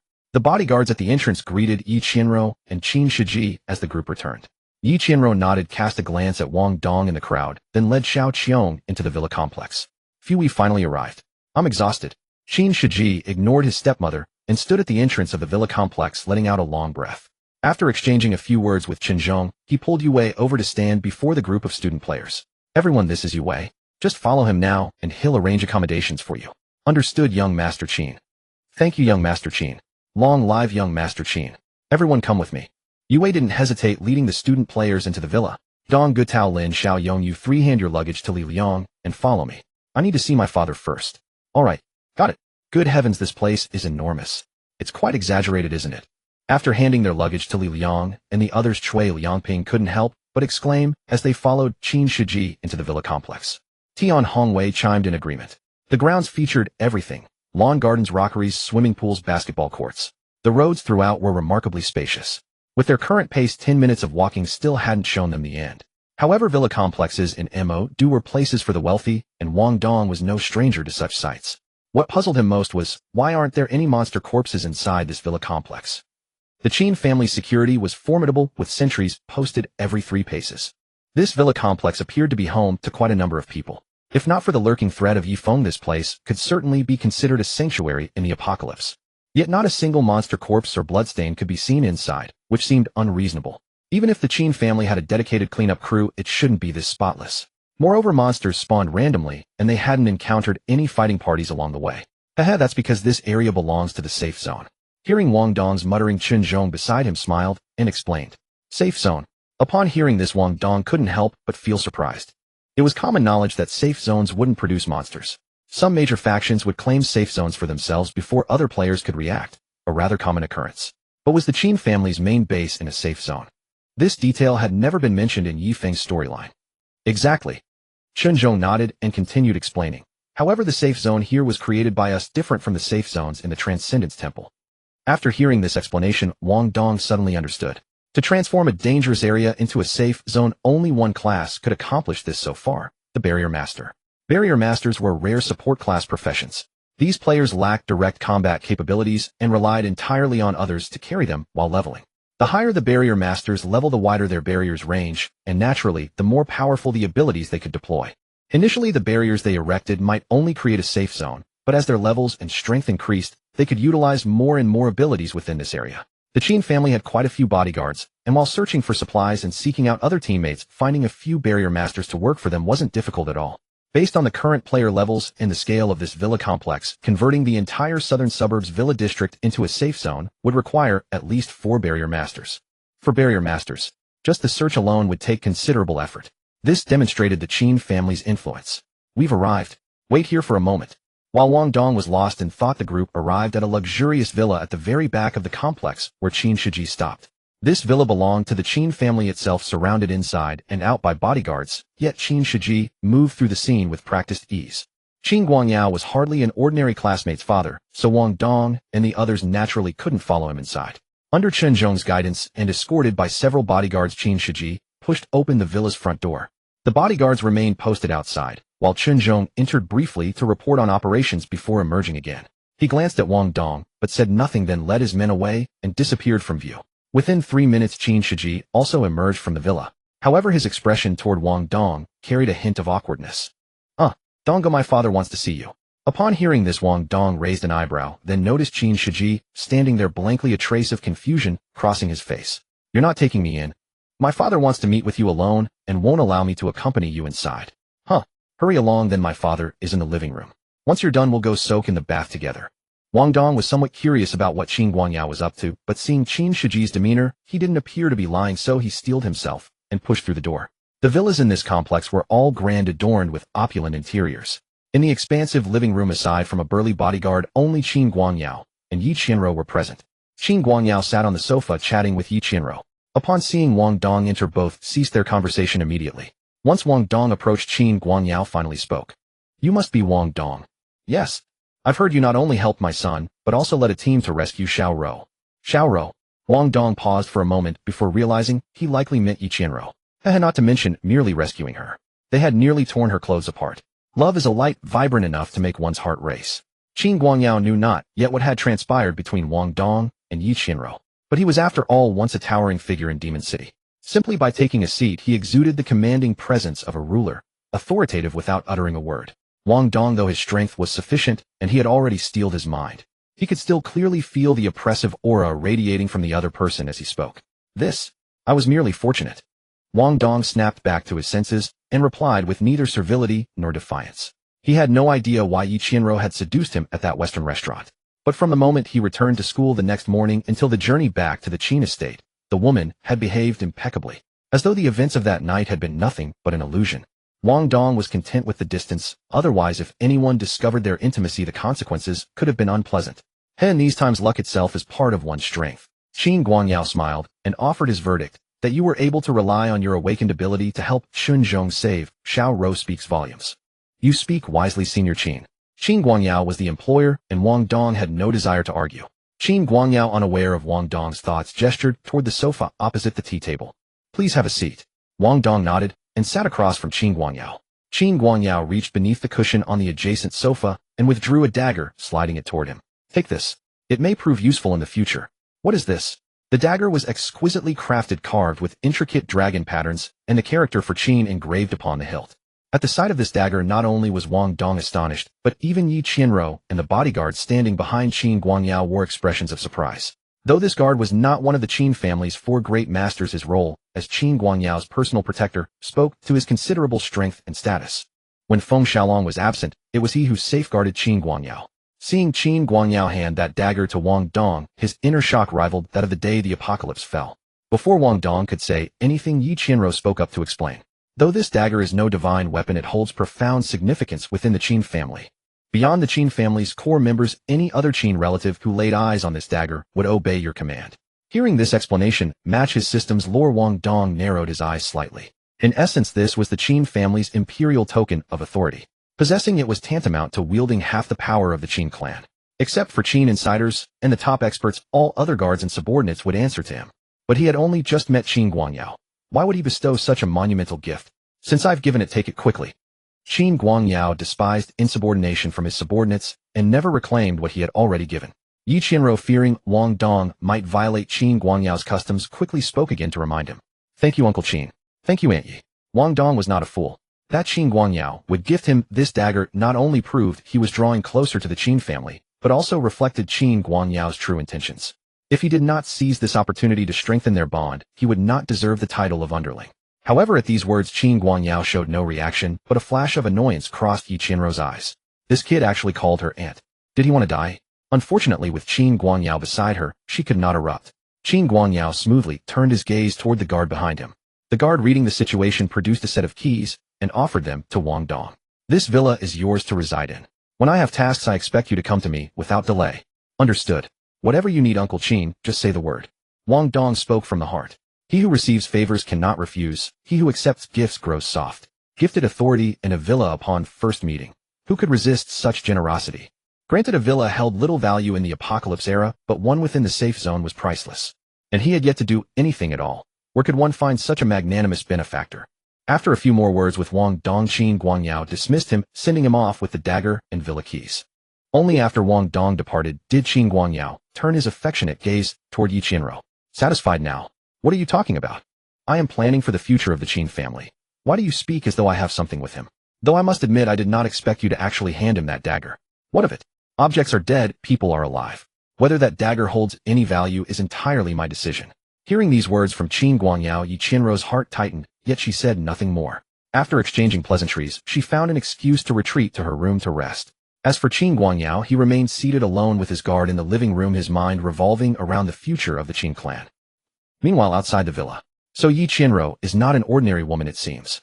Qin Guangyao gifting that dagger confirmed that Yi Qianruo had neither leaked secrets nor sought revenge. In other words, Yi Qianruo harbored her own secrets.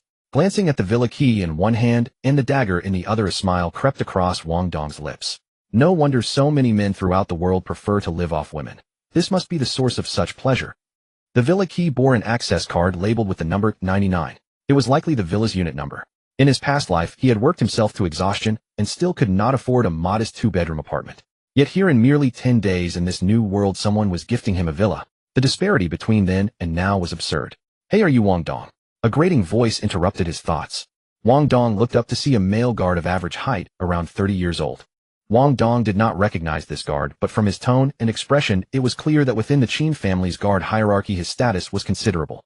In fact, Wang Dong's guess proved correct. Each of the Qin family's 4 great masters had 1 or 2 most trusted subordinates.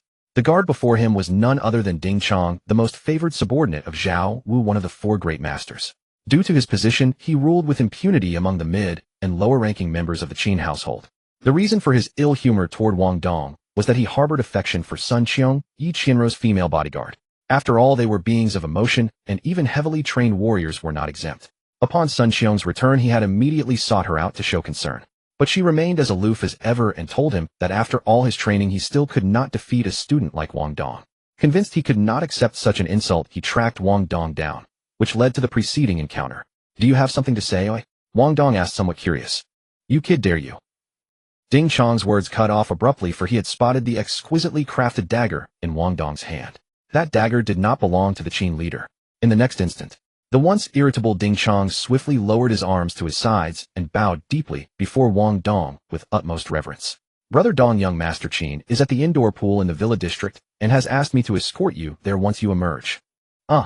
Witnessing the guard flip his attitude a full 180 degrees within seconds, Wang Dong could not help but smile. This dagger of Qin Guangyao truly proved its worth.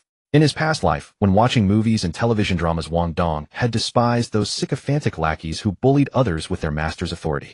He had never understood why, upon being mistreated by the protagonist, those lackeys always felt compelled to cry out, "Do you know who my boss is?"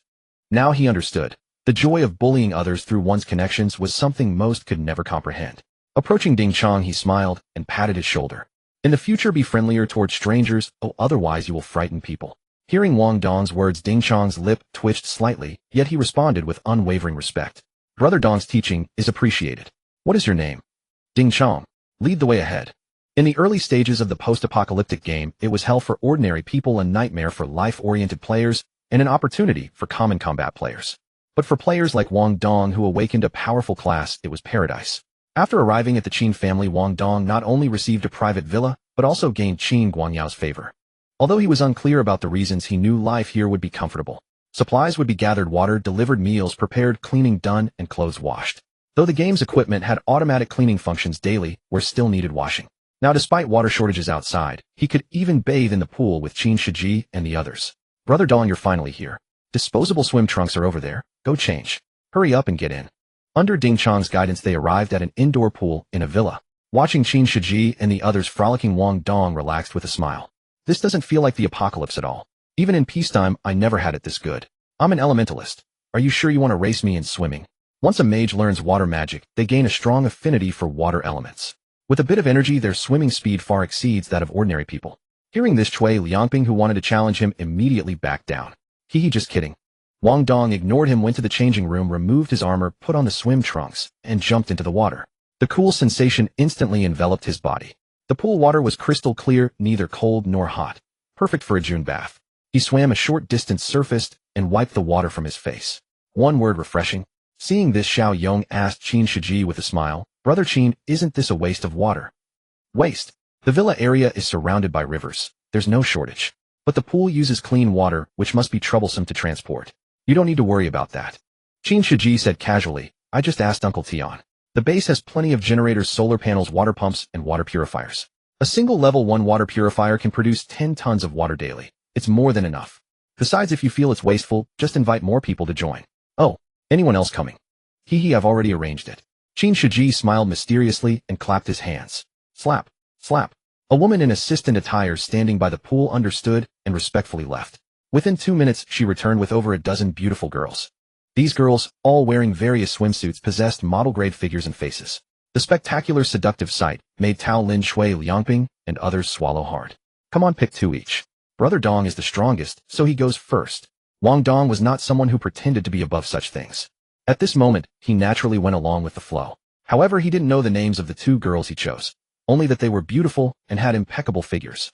To survive in the Qin family's safe zone, the girls tried every means to please him.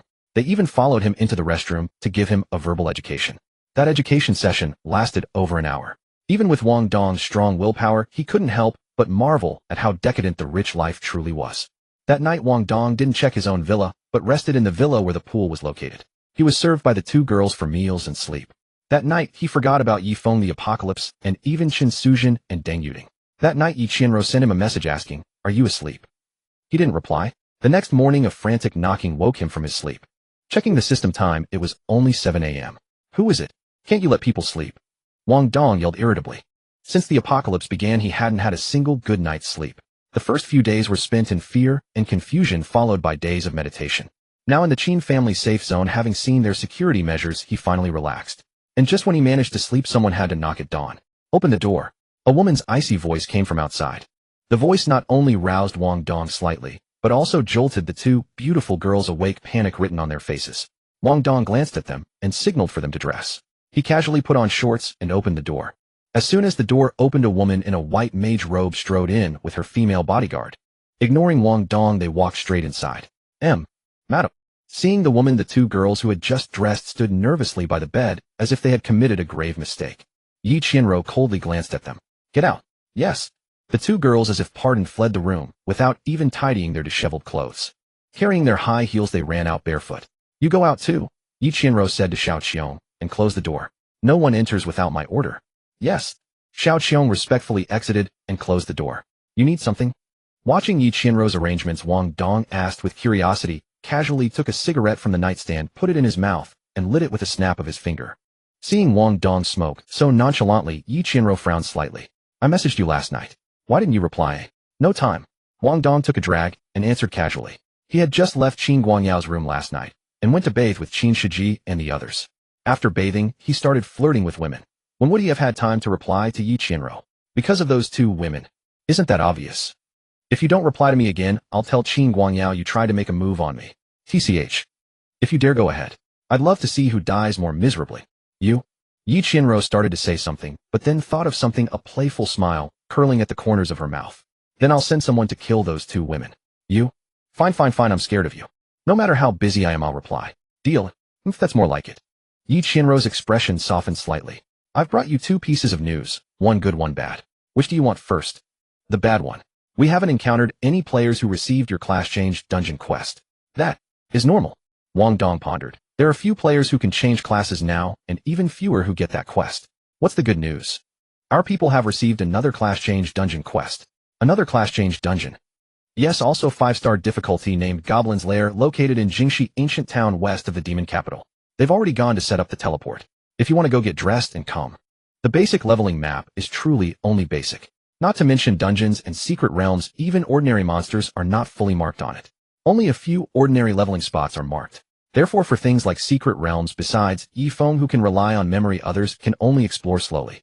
Upon hearing Yi Qianrou mention west of Mo Du, Wang Dong couldn't help but feel puzzled. Yashan village is north of Mo Du. Jingxi ancient town is west of Mo Du. Can a first-tier city have two 5-star job transition dungeons? Of course I want to level up, but such tasks usually have time limits. Will it still be in time if we go now?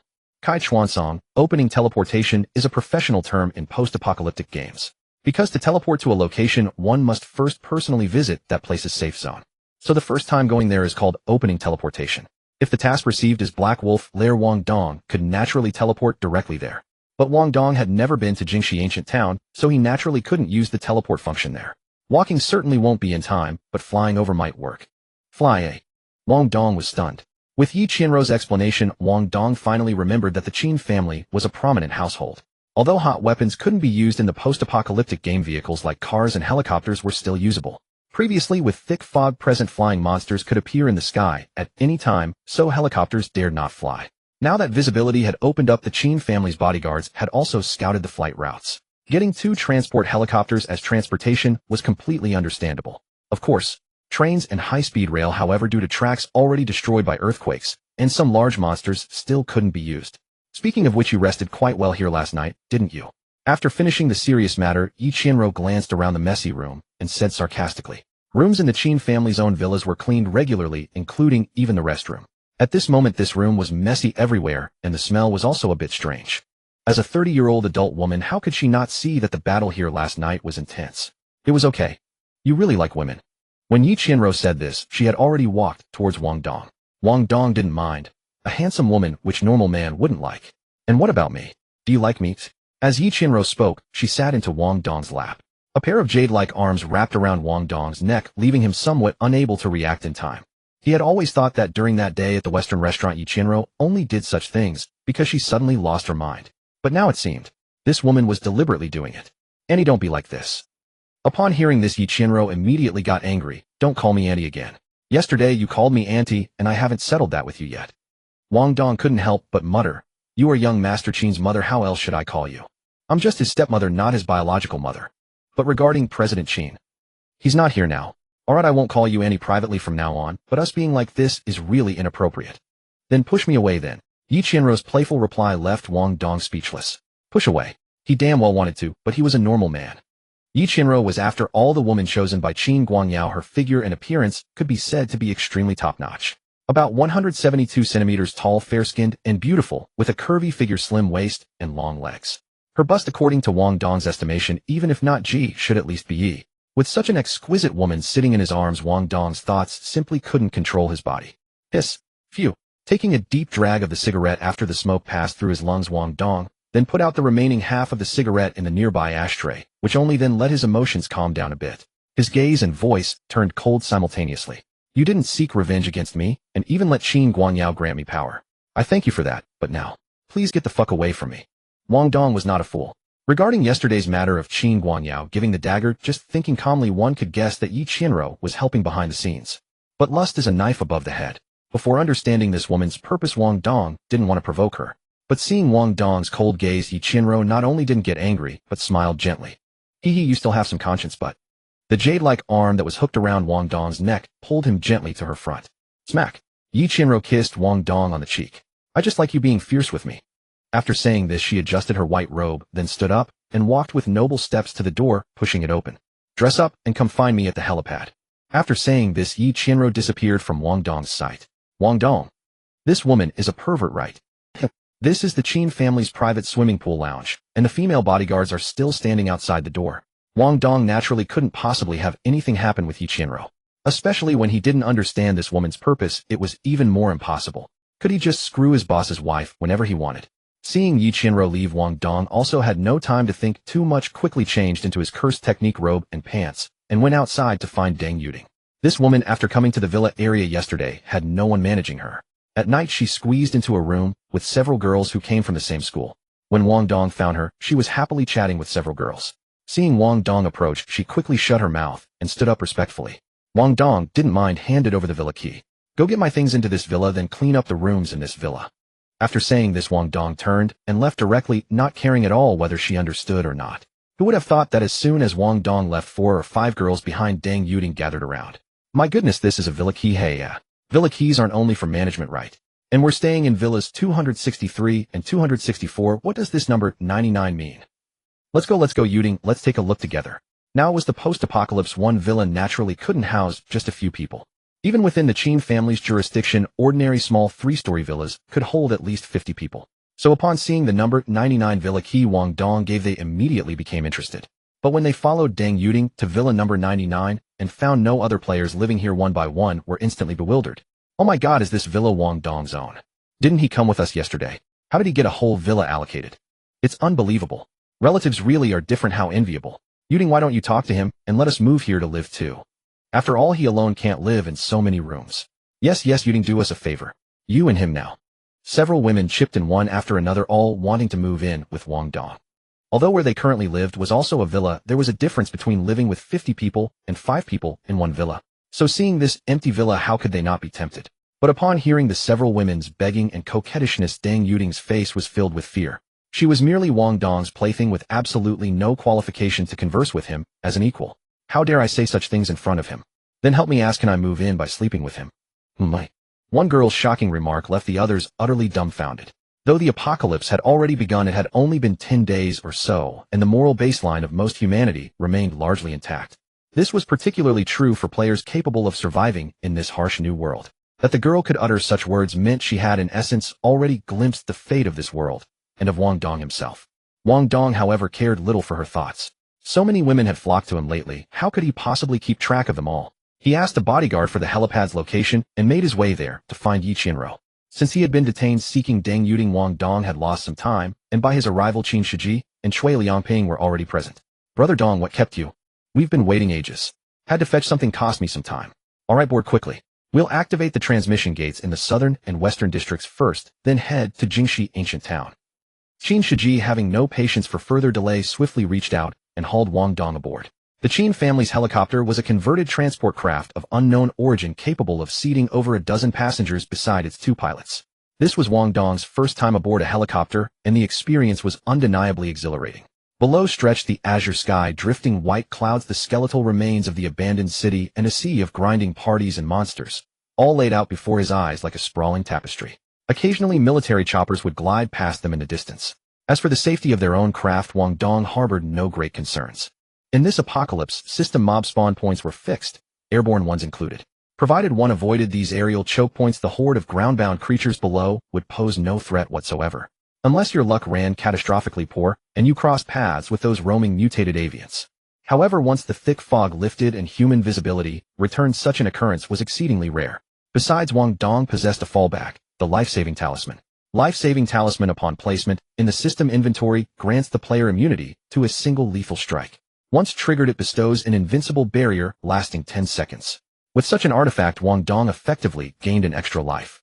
Jingxi ancient town was a tourist enclave situated to the west of Mogu, roughly 60 kilometers away.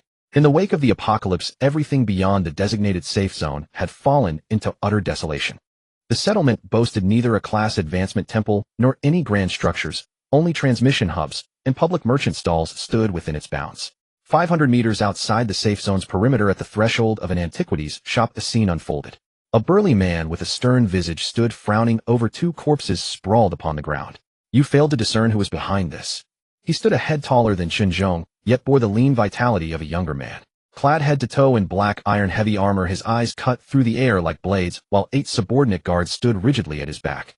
Indeed, he was Feng Xiaolong, the undisputed premier martial artist of the Qin clan and one destined to rank among the 10 great war gods of the coming Xia nation. The report from his subordinate left him scarcely able to believe his ears. These were elite guards drilled relentlessly by the Qin household. Confronted by the sudden onset of this apocalyptic game, they possessed a survivability that far outstripped that of the common folk. And yet for all their training, men had fallen, silenced without so much as a sound. The logic of it defied reason. We couldn't make out who it was. We were on night watch, the guard confessed, shame coloring his tone. When I heard the disturbance, their names in my contacts list had already faded to gray. In the real world of this game, the concept of logging out simply did not exist.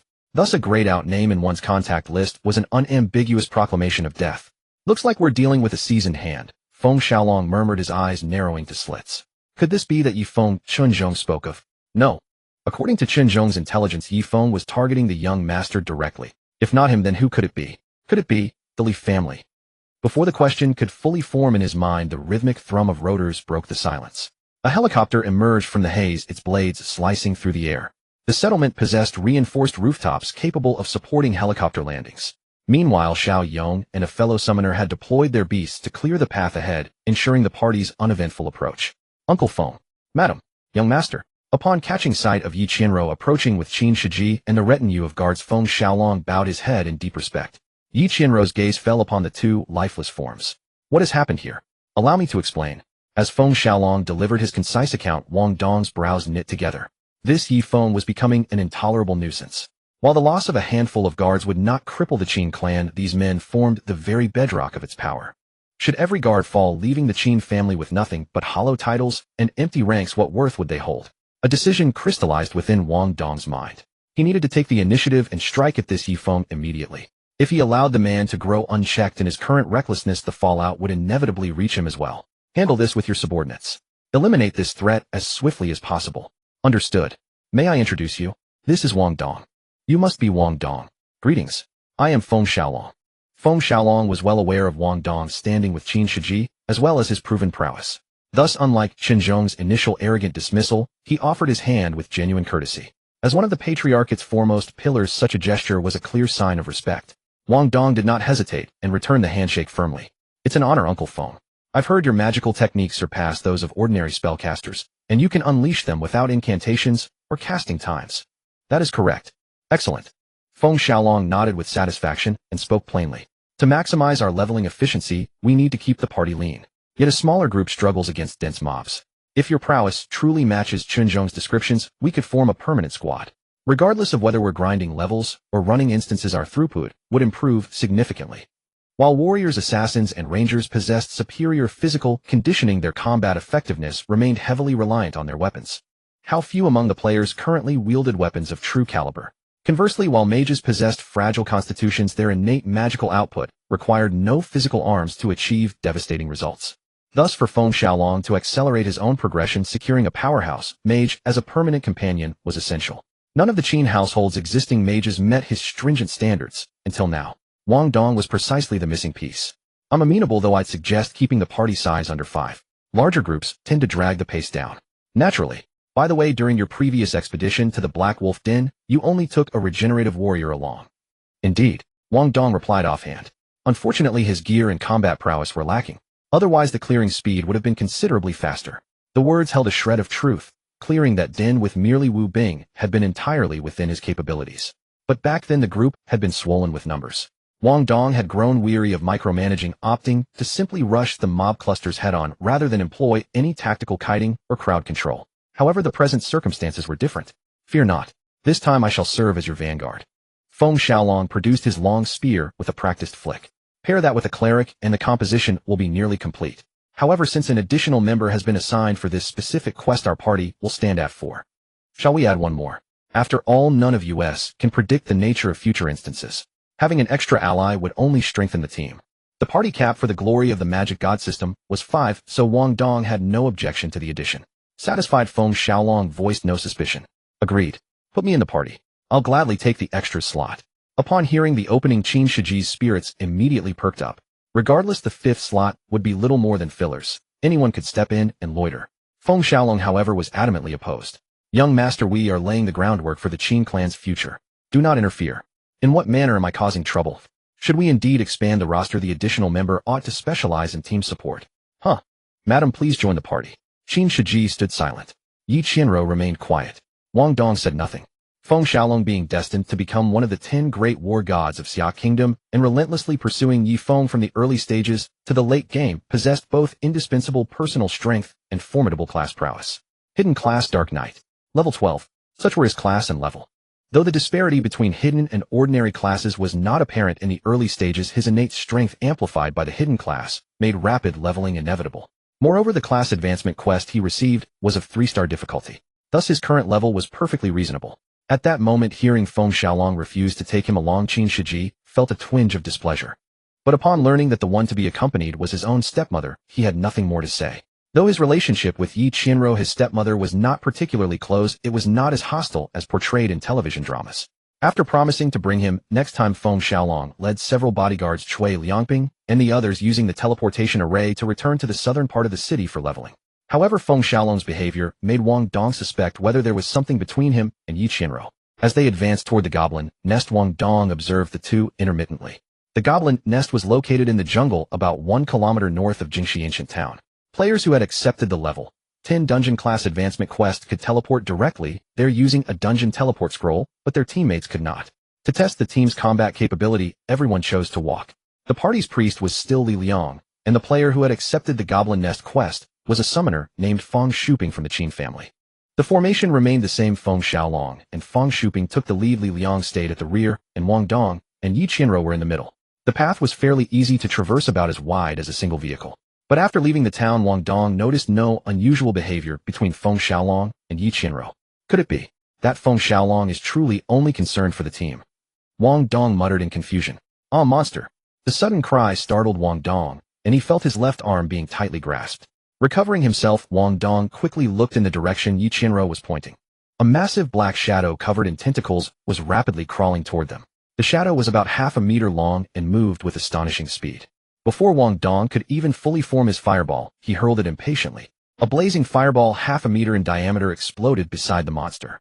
Enveloped by the flames, the shadow let out a series of squeaks and quickly curled into a ball. Successfully killed Black Centipede. LV11 110 EXP, 20 copper coins. One-shot kill. Feng Xiaolong, who had turned back to assist, was momentarily stunned. He paid no attention to Yi Qianrou grabbing Wang Dong's arm. Yi Qianrou, however, breathed a sigh of relief. Releasing Wang Dong, she habitually patted her own exaggerated bust. Phew, that was close. Good thing you're here. Her chest trembled slightly under her delicate hand, instantly drawing Wang Dong's gaze. Noticing his stare, Yi Qianrou, far from covering herself, smiled playfully and deliberately arched her back. Damn it, this crazy woman. Flirting with me in public. Was she trying to make it obvious? Fortunately, Feng Shuping was clearing the path ahead. Feng Xiaolong's attention was on the monsters, and Li Liang behind couldn't see them either. Otherwise, things would have been much worse. Wang Dong, can you one-shot monsters of the same level?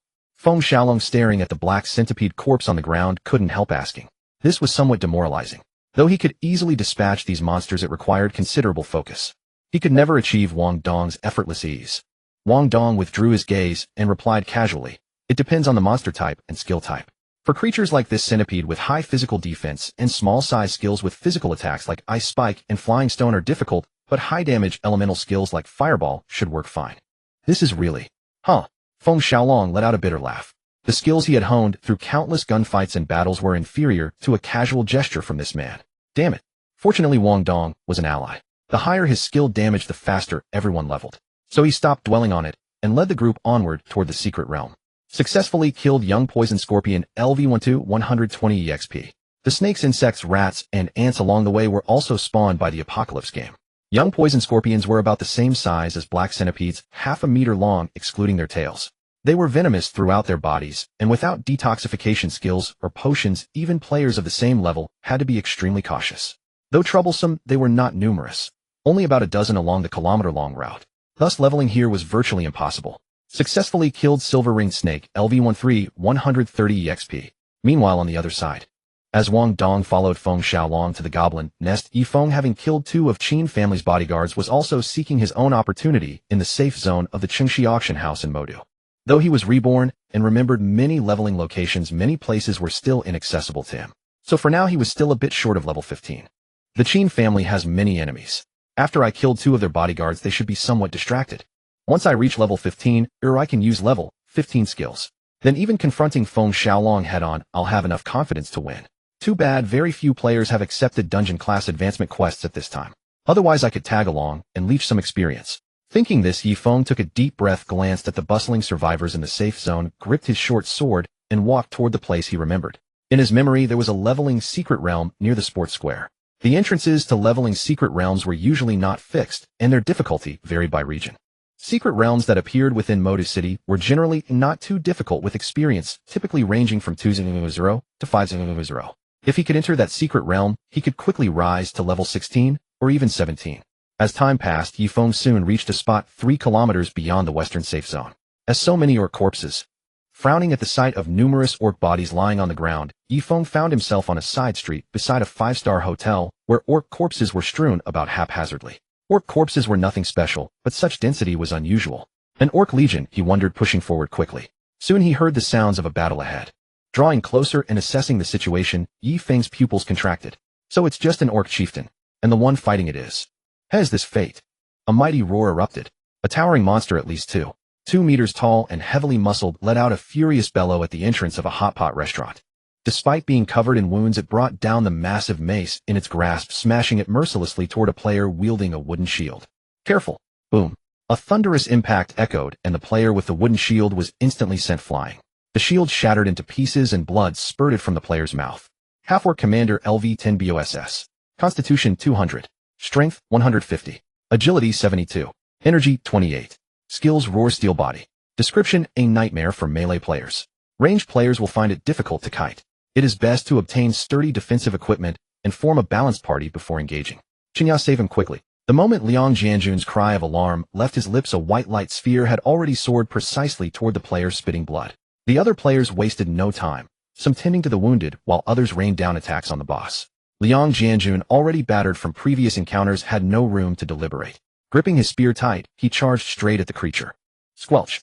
The spear drove into the monster's body with tremendous force, yet upon closer inspection the blade had barely penetrated an inch.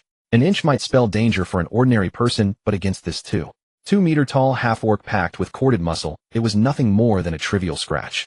Damn it, does this starter spear lack sufficient killing power? Liao Jun cursed furiously, but before he could even withdraw his weapon. Roar! A deafening roar shook the air. Liao Jun felt his mind go blank for a moment, and when his senses returned, the half-orc commander's spiked mace was already inches from his face. His expression shifted instantly as he twisted his body to dodge. Though he barely avoided his head and vital areas, the impact still sent him flying from the shoulder strike. Fortunately, his sturdy physique and beginner armor absorbed most of the blow. If not for that, half his body might have been permanently disabled by such a devastating hit. Boom, boom, boom, whoosh, whoosh. The others kept up their assault without pause, hurling fireballs and arrows to keep the boss occupied. After roughly 5 minutes of coordinated effort from everyone, the half-orc commander finally collapsed to the ground.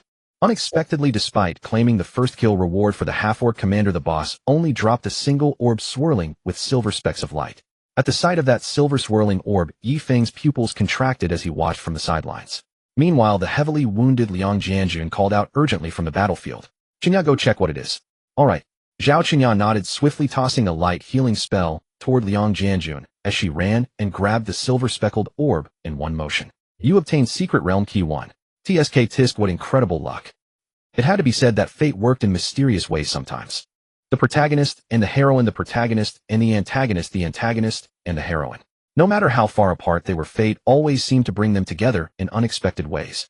Wang Dong was just a minor character, a thug who would face the protagonist's wrath only after the antagonist had absorbed the initial blow. So while Yifeng discovered Zhao Qinya had obtained the secret realm key, Wang Dong was simultaneously leveling up rapidly alongside the villainous faction. Ding, congratulations on reaching level 14. You gained 5 to all stats 20 free attribute points.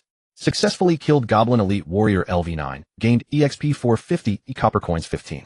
Successfully killed Goblin Elite Archer LV10, gained EXP 500, copper coins 7.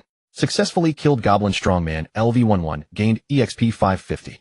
Ding, congratulations on reaching level 15. You gained 5 to all stats 20 free attribute points. Haha, leveling up in here is truly satisfying. Watching the Goblin Elites fall one by one and feeling that familiar warmth surge through his body twice in quick succession, a long-lost smile spread across Wang Dong's face. The copper coins were split 5 ways, so it wasn't much per person. But this was a secret realm, where monsters were stronger than those outside, right? The Goblin Elites in the instance were about as tall as the Goblin Captain. The Goblin Strongman stood nearly 1.8 meters tall. But aside from the Goblin Strongman, the other Goblin Elites were nearly crippled with just a casually thrown skill of his. The archers could be instant killed outright, and with Yi Qianrou's illumination spell providing support, Wang Dong felt this run through the Black Wolf Nest was significantly faster than his first time. He estimated it wouldn't exceed an hour and a half. But the Goblin Nest seemed to have considerably more monsters, totaling around 260 or so. Combined with the reduced 20 experience overflow penalty, Wang Dong gained roughly 130 experience from the clear. He was already close to leveling up from 13 to 14, but ended up jumping straight to level 15 instead. Meanwhile, Feng Xiaolong, Yi Qianrou, and the others each received around 2600 experience. Players below level 10 leveled up nearly a full tier, while those at level 10 and above gained over half a level's worth. As for the instance boss, the Goblin King, his combat power was comparable to the Black Wolf King, standing over 2 meters tall with 3 skills at his disposal. Flame Breath, tactical sweep, knockback. Fully armored, it faced off against Feng Xiaolong, one of the future 10 divine warriors, and Wang Dong with his devastating damage output. With Feng Shuping, a summoner, also contributing to kiting and harassment, the boss fell in under 3 minutes. Successfully killed Goblin King LV15, gained EXP 3000, copper coins 200. You obtained Goblin King's Crystal Core. You obtained Stone Cleaving Battle Axe Bronze 1. You obtained Summoner Skill Book Brown Bear. You obtained another wave of abundant experience and equipment dropped. These secret realm monsters are indeed formidable. But if I learn a level 10 skill and wield a bronze weapon, I should be able to solo this. After clearing the secret realm, Feng Xiaolong offered his assessment. The Goblin King was powerful, but for seasoned fighters like them, one encounter was enough to read its attack patterns. If Yifeng could solo at level 10, he could do the same. However, Yifeng had superior gear and skills along with more post-apocalyptic combat experience. That's why he dared to enter directly. He chose caution over recklessness. Yi Qianrou, playing a support role, wasn't particularly concerned about soloing. She was simply curious about the egg-sized shimmering greenstone in her system inventory. What's this Goblin King Crystal Core used for? This? I'm not entirely sure either. I believe craftsmen use it to make rings. Wang Dong mentioned it offhandedly. Chen Suzhen's profession was indeed that of a craftsman. Life professions like tailor, blacksmith, craftsman, and pharmacist gain access to crafting recipes for lower-tier items upon awakening. There was supposedly an item called Goblin King's Ring that required this very crystal core to craft. A team entered the secret realm together, and everyone could pick up equipment. Whatever one found was one's own to keep. Within other systems, they could only see what you had collected. There was no mechanism to force you to relinquish it. Thus, one should never casually join strangers for dungeon runs, for the risk of having one's loot snatched away was ever present. Wang Dong's team belonged to the antagonist faction. What defined the antagonist faction? Unity and camaraderie bound by mutual loyalty. Strike down the young and the veterans would come. Every subordinate remained utterly devoted to their master. The sort of loyalty that never fractured. Unlike the protagonists, whose teams inevitably splintered and turned on one another wherever they went. Therefore, when Yi Qianrou claimed the equipment, no one in the team dared to object. Crafting a ring. Upon hearing this, Yi Qianrou's eyes lit up involuntarily, and she turned her gaze toward Feng Xiaolong. Does our household currently have a skilled artisan capable of crafting rings? We do. Feng Xiaolong replied respectfully. However, this profession requires enormous resources to cultivate, and at present we likely lack the capacity to produce such a ring. Black iron rings required level 4 to equip, bronze rings level 14, and the Goblin King's ring demanded level 20. Judging by the level requirements alone, it was clear this ring held something extraordinary. How could an ordinary artisan possibly craft it? I see. Then leave this with me and divide the remaining equipment among yourselves. Yi Qianrou spoke these words with casual indifference. What could the others possibly say? Nothing. She was Madame Qing. Here she held absolute authority. Wang Dong thus received his rightful share, a pair of cursed silk boots black iron and a cursed silk hat black iron. The rest did not suit the mage profession, so Wang Dong declined them. Climbing from level 14 to 15 requires 900 experience points, and 15 to 16 demands 1500. Indeed, every 5 levels serves as a dividing line. With each 5-level interval, the experience requirement for advancement rises dramatically, though it appears I may now be eligible to learn group attack skills. Mage Skill Tome, Greater Fireball, an advanced fire element skill tome for mages. Release a massive fireball to strike multiple enemies.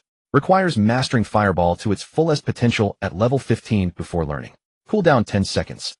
Range: each 10 points of spiritual power equals 1 meter with a maximum range of 50 meters. Fireball diameter: 100 points of spiritual power equals 1 meter. At level 13, Wang Dong possessed 580 points of spiritual power unarmed. At level 15, that rose to 680, adding the Green Jade Staff's bonus of 50 points. In other words, Wang Dong's Greater Fireball would directly achieve the maximum range of 50 meters. With the staff equipped, the fireball's diameter would reach 3 meters. Although there is a 10-second cooldown, unleashing a 7-meter-wide fireball would surely incinerate dozens of monsters. Returning to Jingxi Ancient Town, Feng Xiaolong once again acknowledged Wang Dong's capabilities. Of course, this recognition was limited strictly to monster-slaying ability. In his heart, he had always believed that as long as one stacked elemental resistance high enough, dealing with mages would still be relatively effortless. Wang Dong paid no mind to his thoughts. Upon returning, he followed the group and spent 1500 copper coins to teleport back to the South District safe zone. The Qin family's influence was considerable. Before other players could even react, they had already established a stronghold in the South District safe zone specifically to receive and support the Qin family's own players. This safe zone was originally a high-end kindergarten containing only 2 teaching buildings, one at the front and one at the rear. Now the front building had been transformed into an awakening temple, while the rear building had been renovated by the Qin family into a temporary strategic point. Wang Dong did not return here with Feng Xiaolong and the others. Instead, he first went near the class change temple, found Qin Shiji, who was leveling, and handed over the Knight Skill Tome Resilience to Tao Lin. He then gave Qin Shiji all the surplus equipment from his backpack, including the Warrior Skill Tome Basic Swordsmanship and the Swordsman Skill Tome Shadow Blade.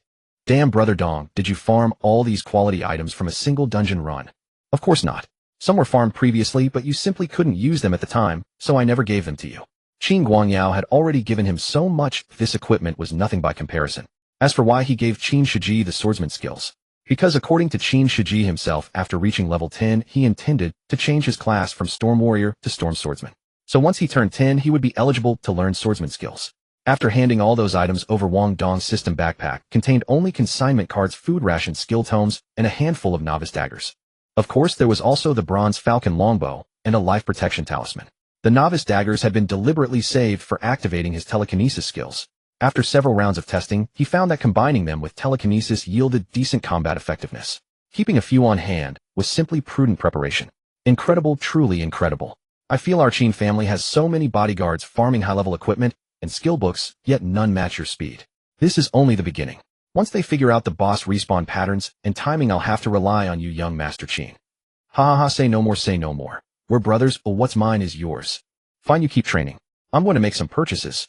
After bidding farewell to Qin Shiji, Wang Dong made his way toward the auction house. The Qin family currently had no formidable archers on hand, and Wang Dong could not simply leave everything to them. Added to the fact that his backpack space was insufficient, he decided to exchange or sell off the archer equipment. The auction house in the South District was considerably more impressive than its counterpart in the North District. Situated within a 5-star hotel, all 52 floors of the building fell under the auction house's safe zone jurisdiction. Brother, where are you headed? The moment Wang Dong arrived at the hotel entrance housing the auction house, 8 or 9 men clad in leather armor and carrying swords, daggers, and short bows emerged from all directions surrounding him.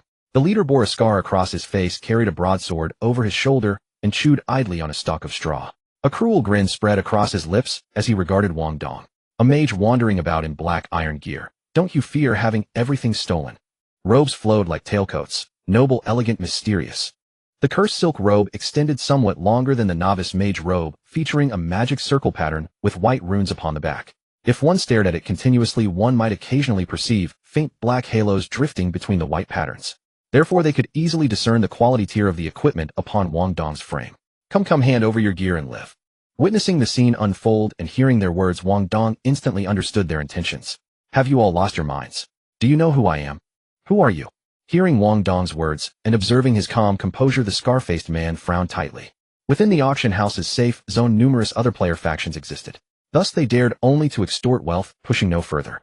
In their estimation, no matter how fine a mage's equipment or how high his level, releasing skills always required channeling time. With both sides so close and the numbers overwhelmingly in their favor, relying on their enhanced reflexes and speed, they could surely incapacitate the mage before any skill could be unleashed. However, the scar-faced man was no fool. During this period, certain factions had already risen quietly, and provoking the wrong people over a mere robbery would hardly be worth the trouble. Does the Qin family know about this? If they do not, then I shall gift you this as an introduction present. With that, Wang Dong tossed his green jade staff forward, extending it toward the scar-faced man.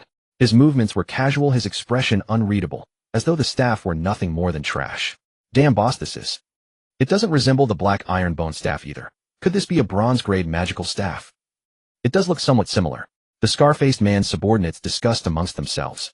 This bronze-grade green jade staff far exceeded the value of Wang Dong's entire cursed silk robe ensemble.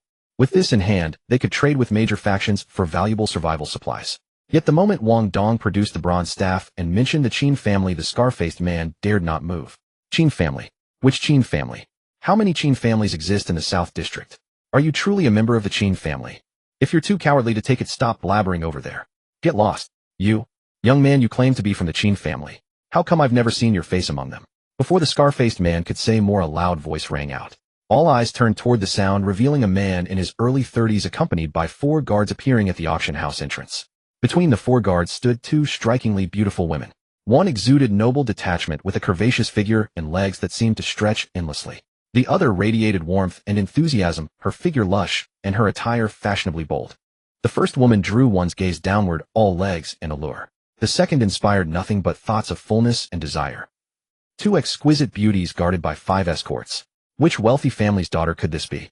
One must admit the genes of these aristocratic families are indeed remarkable. Any girl they pick is curvaceous and fair-skinned.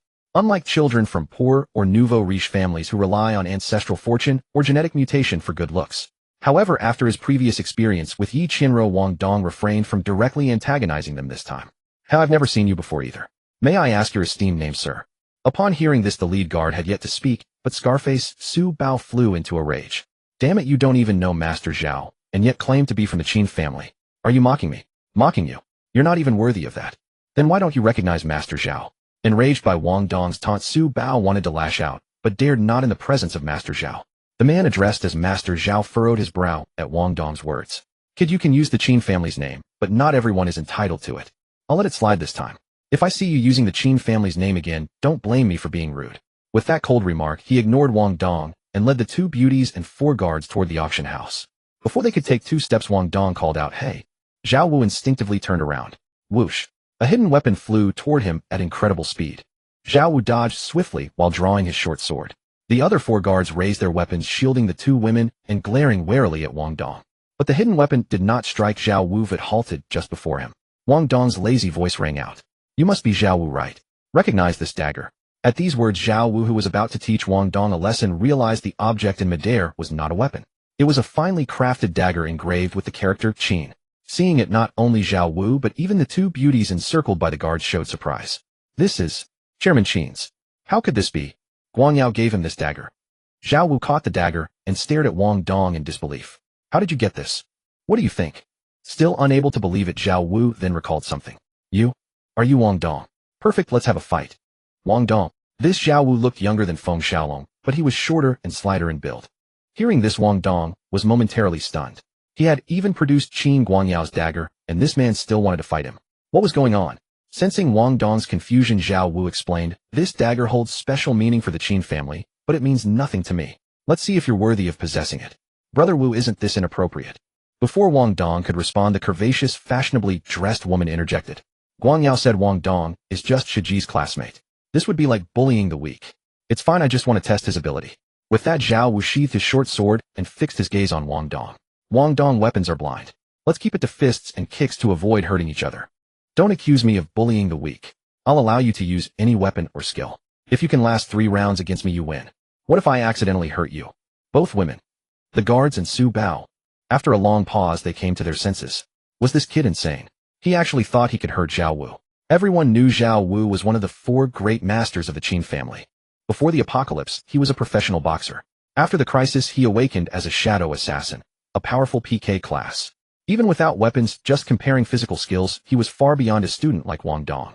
Besides, according to Qin family records, and Wang Dong's appearance, wasn't he a mage? What gave him the right to say that? Yet compared to the guard's astonishment, Zhao Wu nodded approvingly at Wang Dong. Good. Fear before battle is a fatal flaw. Your confidence earns you some respect. But words aren't enough, you need real skill. Without further ado, Zhao Wu took 2 swift steps forward and delivered a high sidekick. At 34, as a core member of the Qin family, his martial skills were no less than Feng Xiaolong's. The reason he was overshadowed by Feng Xiaolong was partly due to height and build, and partly due to their awakened classes. Assassins counter squishy targets, heavy warriors counter assassins. This was common knowledge in gaming circles. Besides, he was merely a rare assassin, while Feng Xiaolong was a hidden knight. As the game progressed, he would only fall further behind. Still, defeating Wang Dong, a mage, was more than enough. Not only Zhao Wu thought so, but everyone else did. Unfortunately, they were gravely mistaken. A level 10 assassin versus a level 15 mage. If it were the old Wang Dong suddenly closed in on by Zhao Wu, he would have had to create distance to have a chance of winning. But now, Wang Dong's hand-to-hand combat was maxed out. He ducked, sidestepped, lunged forward, threw punches, elbowed, swept, kneed, and executed a spinning kick. Not only were his movements clean and his transitions smooth, but each punch was accompanied by a searingly hot flame. Bang, bang, bang. The rapid exchange left the onlookers dazzled. My God, what is happening? He's integrating magic into close combat. Unbelievable. Can an ordinary mage achieve this? More importantly, he's matching Zhao Wu blow for blow. No wonder Guan Yao gave him the dagger. This kid is amazing. Amid the murmurs, the fight came to an end. Zhao Wu clenched his fists ready to attack again, but Wang Dong raised his hands in surrender. Enough, enough. I'm just a student. How could I possibly be a match for you? Hearing this, and seeing Wang Dong rubbing his arms and panting, Zhao Wu snapped back to reality. Damn, what was he thinking? Weren't they only supposed to fight 3 rounds? Why had he gone all out after 5? You have good skills. Trained before. A bit as a child. Wang Dong kneaded his sore arms and replied, honestly, but I could never integrate those moves into real combat. After awakening my class, my mind became much clearer. When a player's spiritual power increased, their memory and reaction speed improved significantly. Many things that were once confusing became clear instantly. Things he couldn't learn before came easily now. Thus, though Wang Dong was lying, no one present could find a flaw in his words. Haha, excellent, excellent. Hearing this, Zhao Wu burst into laughter. Your skills are outstanding among the younger generation. But we didn't finish our bout. Train more, and we'll fight again. I find it quite enjoyable. Wang Dong. Was this man a martial arts fanatic? Zhao Wu was indeed strong, but maxed out hand-to-hand combat was no joke. If neither used weapons or skills, Wang Dong was confident he could KO him in under a minute. But he was, after all, only Qin Shiji's subordinate. If he knocked down Qin Guanyao's right-hand man on his first day, how could Zhao Wu ever hold his head up?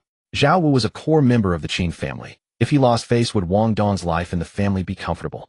So a little restraint was necessary. As they chatted, Yi Qianrou's voice suddenly rang out from afar. Yanran Jingxuan, oh Wang Dong, you're here too. Madam. Zhao Wu and the guards bowed respectfully. Seeing everyone gathered in a circle around Zhao Wu and Wang Dong, Yi Qianrou looked puzzled. What happened here? Zhao Wu smiled awkwardly. Nothing much, just sparred with Wang Dong. You sparred with Wang Dong? Yi Qianrou was taken aback, then looked at Wang Dong with concern. Wang Dong, are you hurt? Everyone. Wang Dong. Yi Qianrou's words not only surprised everyone, but also startled Wang Dong. That woman was acting recklessly. Couldn't she at least show some restraint? At a time like this, instead of caring about her own bodyguard, she was worrying about a stranger. Fortunately, Yi Qianrou quickly snapped out of it and turned to look at Zhao Wu. You're bullying someone who followed your young master here just yesterday. Is that any way to treat a newcomer? Are you worried our Qin family has too many talented people? And no, madam. Seeing the reprimand in Yi Qianrou's eyes, Zhao Wu hurriedly explained, this Wang Dong isn't someone you can easily bully. Truth be told, Zhao Wu had been quite frustrated today. He had just fetched the young miss back when his subordinate Ding Chong reported that President Qin had given a dagger to a young man who had recently joined their ranks. To be honest, he felt somewhat resentful. Even with the apocalypse and everyone awakening different abilities at varying strengths, President Qin shouldn't favor an outsider so openly. So he had seized this opportunity to see what kind of person Wang Dong really was. His original plan was simple. If Wang Dong could survive even 2 moves against him, he would consider him worthy. But he never expected the young man to be this strong. From their earlier exchange, he could clearly feel that Wang Dong was somewhat weaker in both strength and agility. However, the other's martial arts skills were impressive, and combined with the flame magic attack effects, they instantly compensated for the gaps in raw power and speed. If the opponent had used that advantage to keep his distance and hurl skills at me, I might not have been able to defeat him either. You mean you couldn't beat Wang Dong? After hearing Zhao Wu's brief explanation, Yi Qianrou looked utterly amazed. Her gaze toward Wang Dong grew even brighter. She knew Wang Dong dealt massive elemental damage and possessed a bizarre summoning ability. But she had no idea his hand-to-hand combat skills were this formidable. Even in a contest of pure martial arts, he could best Zhao Wu. What on earth was going on?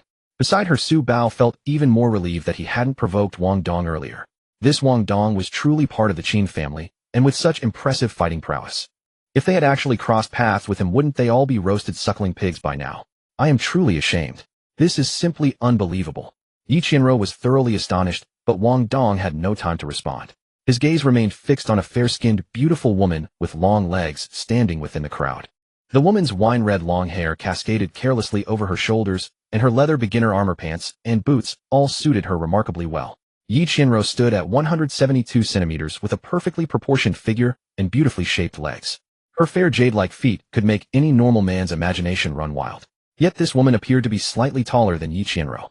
Such a tall stature paired with black tight leather pants made her thighs look even more elongated and stunning. Since Zhao Wu belonged to the Qin family, these two women naturally did as well. Combined with Yi Qianru's earlier address to them, their identities were immediately obvious. Qin Yanran and Zhou Jingxian. Wang Dong narrowed his eyes. Qin Yanran was Qin Shiji's older sister, and Zhou Jingxian was their aunt. Both women had named roles in Yi Feng's storyline. Originally, when Qin Shiji and Chun Zhong clashed with Yi Feng at school, although they were completely defeated, they had managed to send news back to the Qin family in time. Zhao Wu was subsequently dispatched to investigate, but was ambushed and killed halfway by Yi Feng. As a result, Qin Yanran had not returned to the Qin residence immediately. By the time Qin Yanran arrived back at the Qin estate with Zhou Jingxian and several bodyguards, not only was Zhao Wu gone, but even Qin Guangyao and Feng Xiaolong had already been slain by Yi Feng. With no other choice, the two women embarked on a path of vengeance for the Qin family. During their journey for revenge, they encountered a monster siege. Monster sieges ignored ordinary safe zones. Zhou Jingxian perished during that attack, while Qin Yanran was unexpectedly saved by Yi Feng through sheer coincidence. Following the usual trope, the protagonist's halo came with harem attributes as well. It was only natural that Qin Yanran fell in love with Yi Feng during their time together. Later, through some chance discovery, she learned that Yi Feng was the one responsible for wiping out the entire Qin family. Unable to bear the devastating blow, she ran off alone to grieve in isolation. Lost in her emotions and lacking vigilance, she was spotted by a group of cannibals.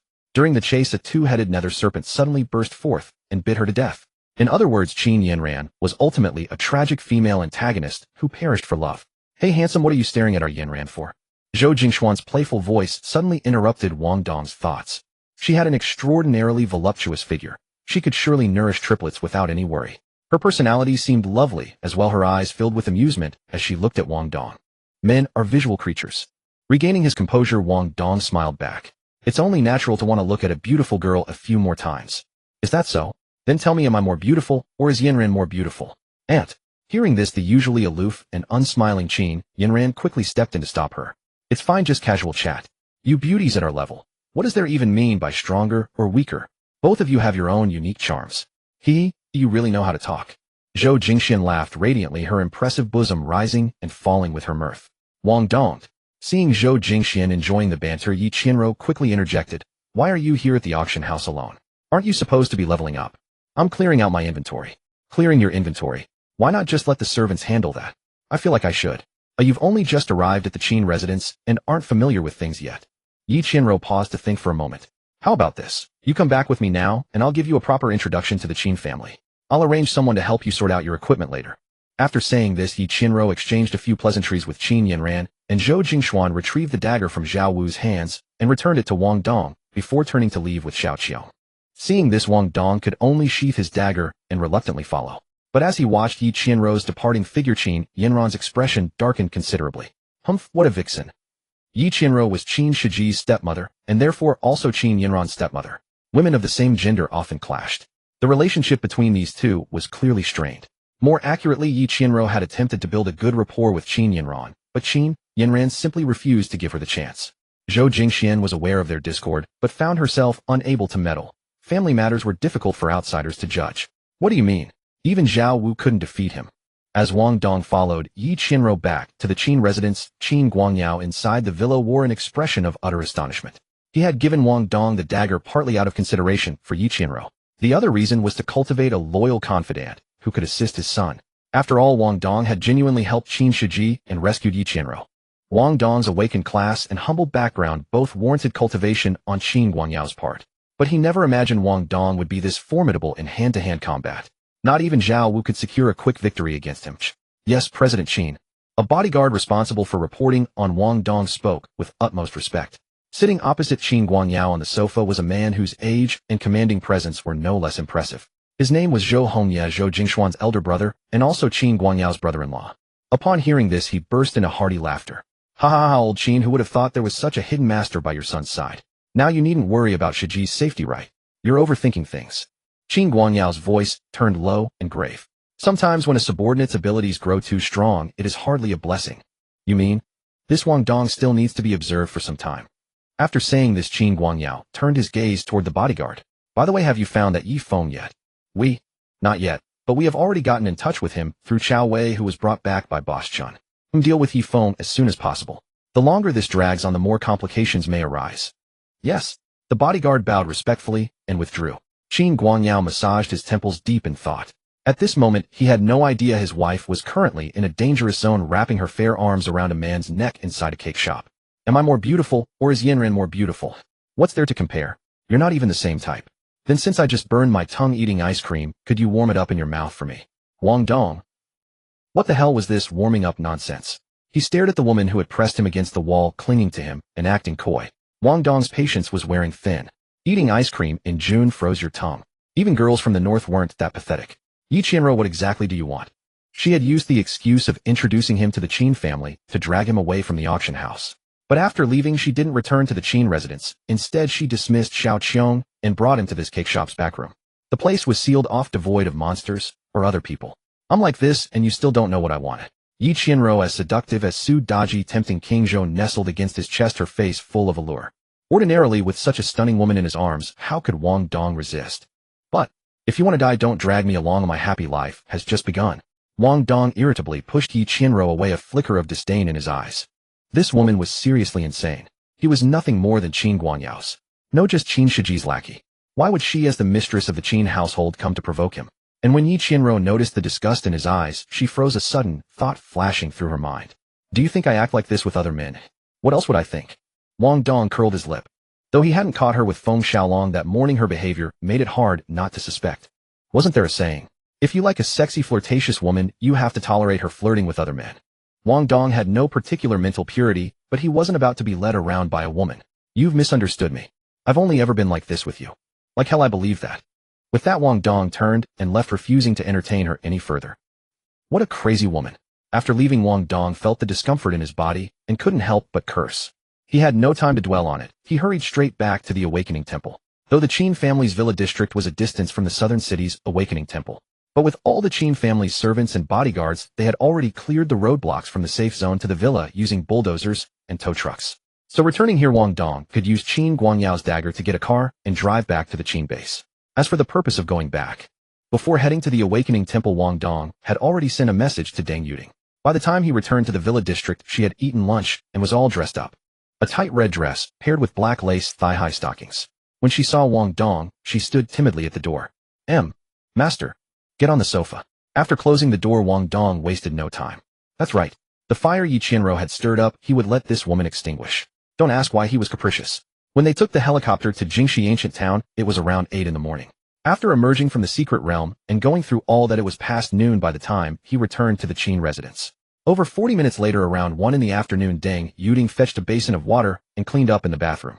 Wang Dong sat on the sofa eating the lunch the Qin servants had brought: shredded pork with green peppers, sweet and sour pork, stir-fried cabbage, and tomato egg soup. It had only been about 10 days since the apocalypse began, so fresh vegetables were still available. But soon they would become a luxury. Even rarer than meat. Still, Wang Dong wasn't too worried. Not only did he have a system to summon food, but the Qin family had also gathered quite a few life-class players. Besides water purifiers, there were chefs who leveled up by cooking. They could tell which food was edible and which wasn't. Farmers who leveled up by growing grain and vegetables could accelerate crop growth. Add to that the existing veterinarians, breeders, geologists, and other miscellaneous specialists. As long as the Qin family stood, the villa district would never go hungry. Eating stir-fried dishes in the apocalypse feels really good. After eating his fill, Wang Dong stretched, grabbed a napkin to wipe his mouth. This life of no worries about food in the apocalypse was something ordinary people couldn't enjoy. But I just offended Yi Qianro. Will she make things difficult for me? Wang Dong muttered to himself, wondering if he should send her a message to test the waters. But after opening the chat window, he gave up. Damn it, even if she does, I'm so awesome, what do I have to fear? Who's messaging me? He opened the message, Zheng Lina. Dong Gu, we got a secret realm key. Want to come with us to the secret realm? Wang Dong.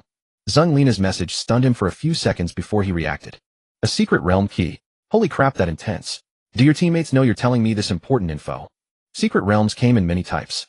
Most secret realms, even if you couldn't enter, could be seen in reality. But those opened with a key were hidden realms. The treasures and equipment inside were generally better than ordinary ones. However, such keys were extremely rare. Ordinary players might never find one in a lifetime. And now? Probably not. I'm close with Qinya, and according to the info we got, the realm open with a key could be very dangerous. It's only right to invite a few strong teammates, isn't it? I see. So are you coming? Zheng Lina replied quickly. If you want, I'll tell Qinya, she'll probably agree. They were classmates after all, and Wang Dong's magic damage was higher than anyone she'd ever seen. With him in the team, at least they wouldn't have to worry about insufficient firepower.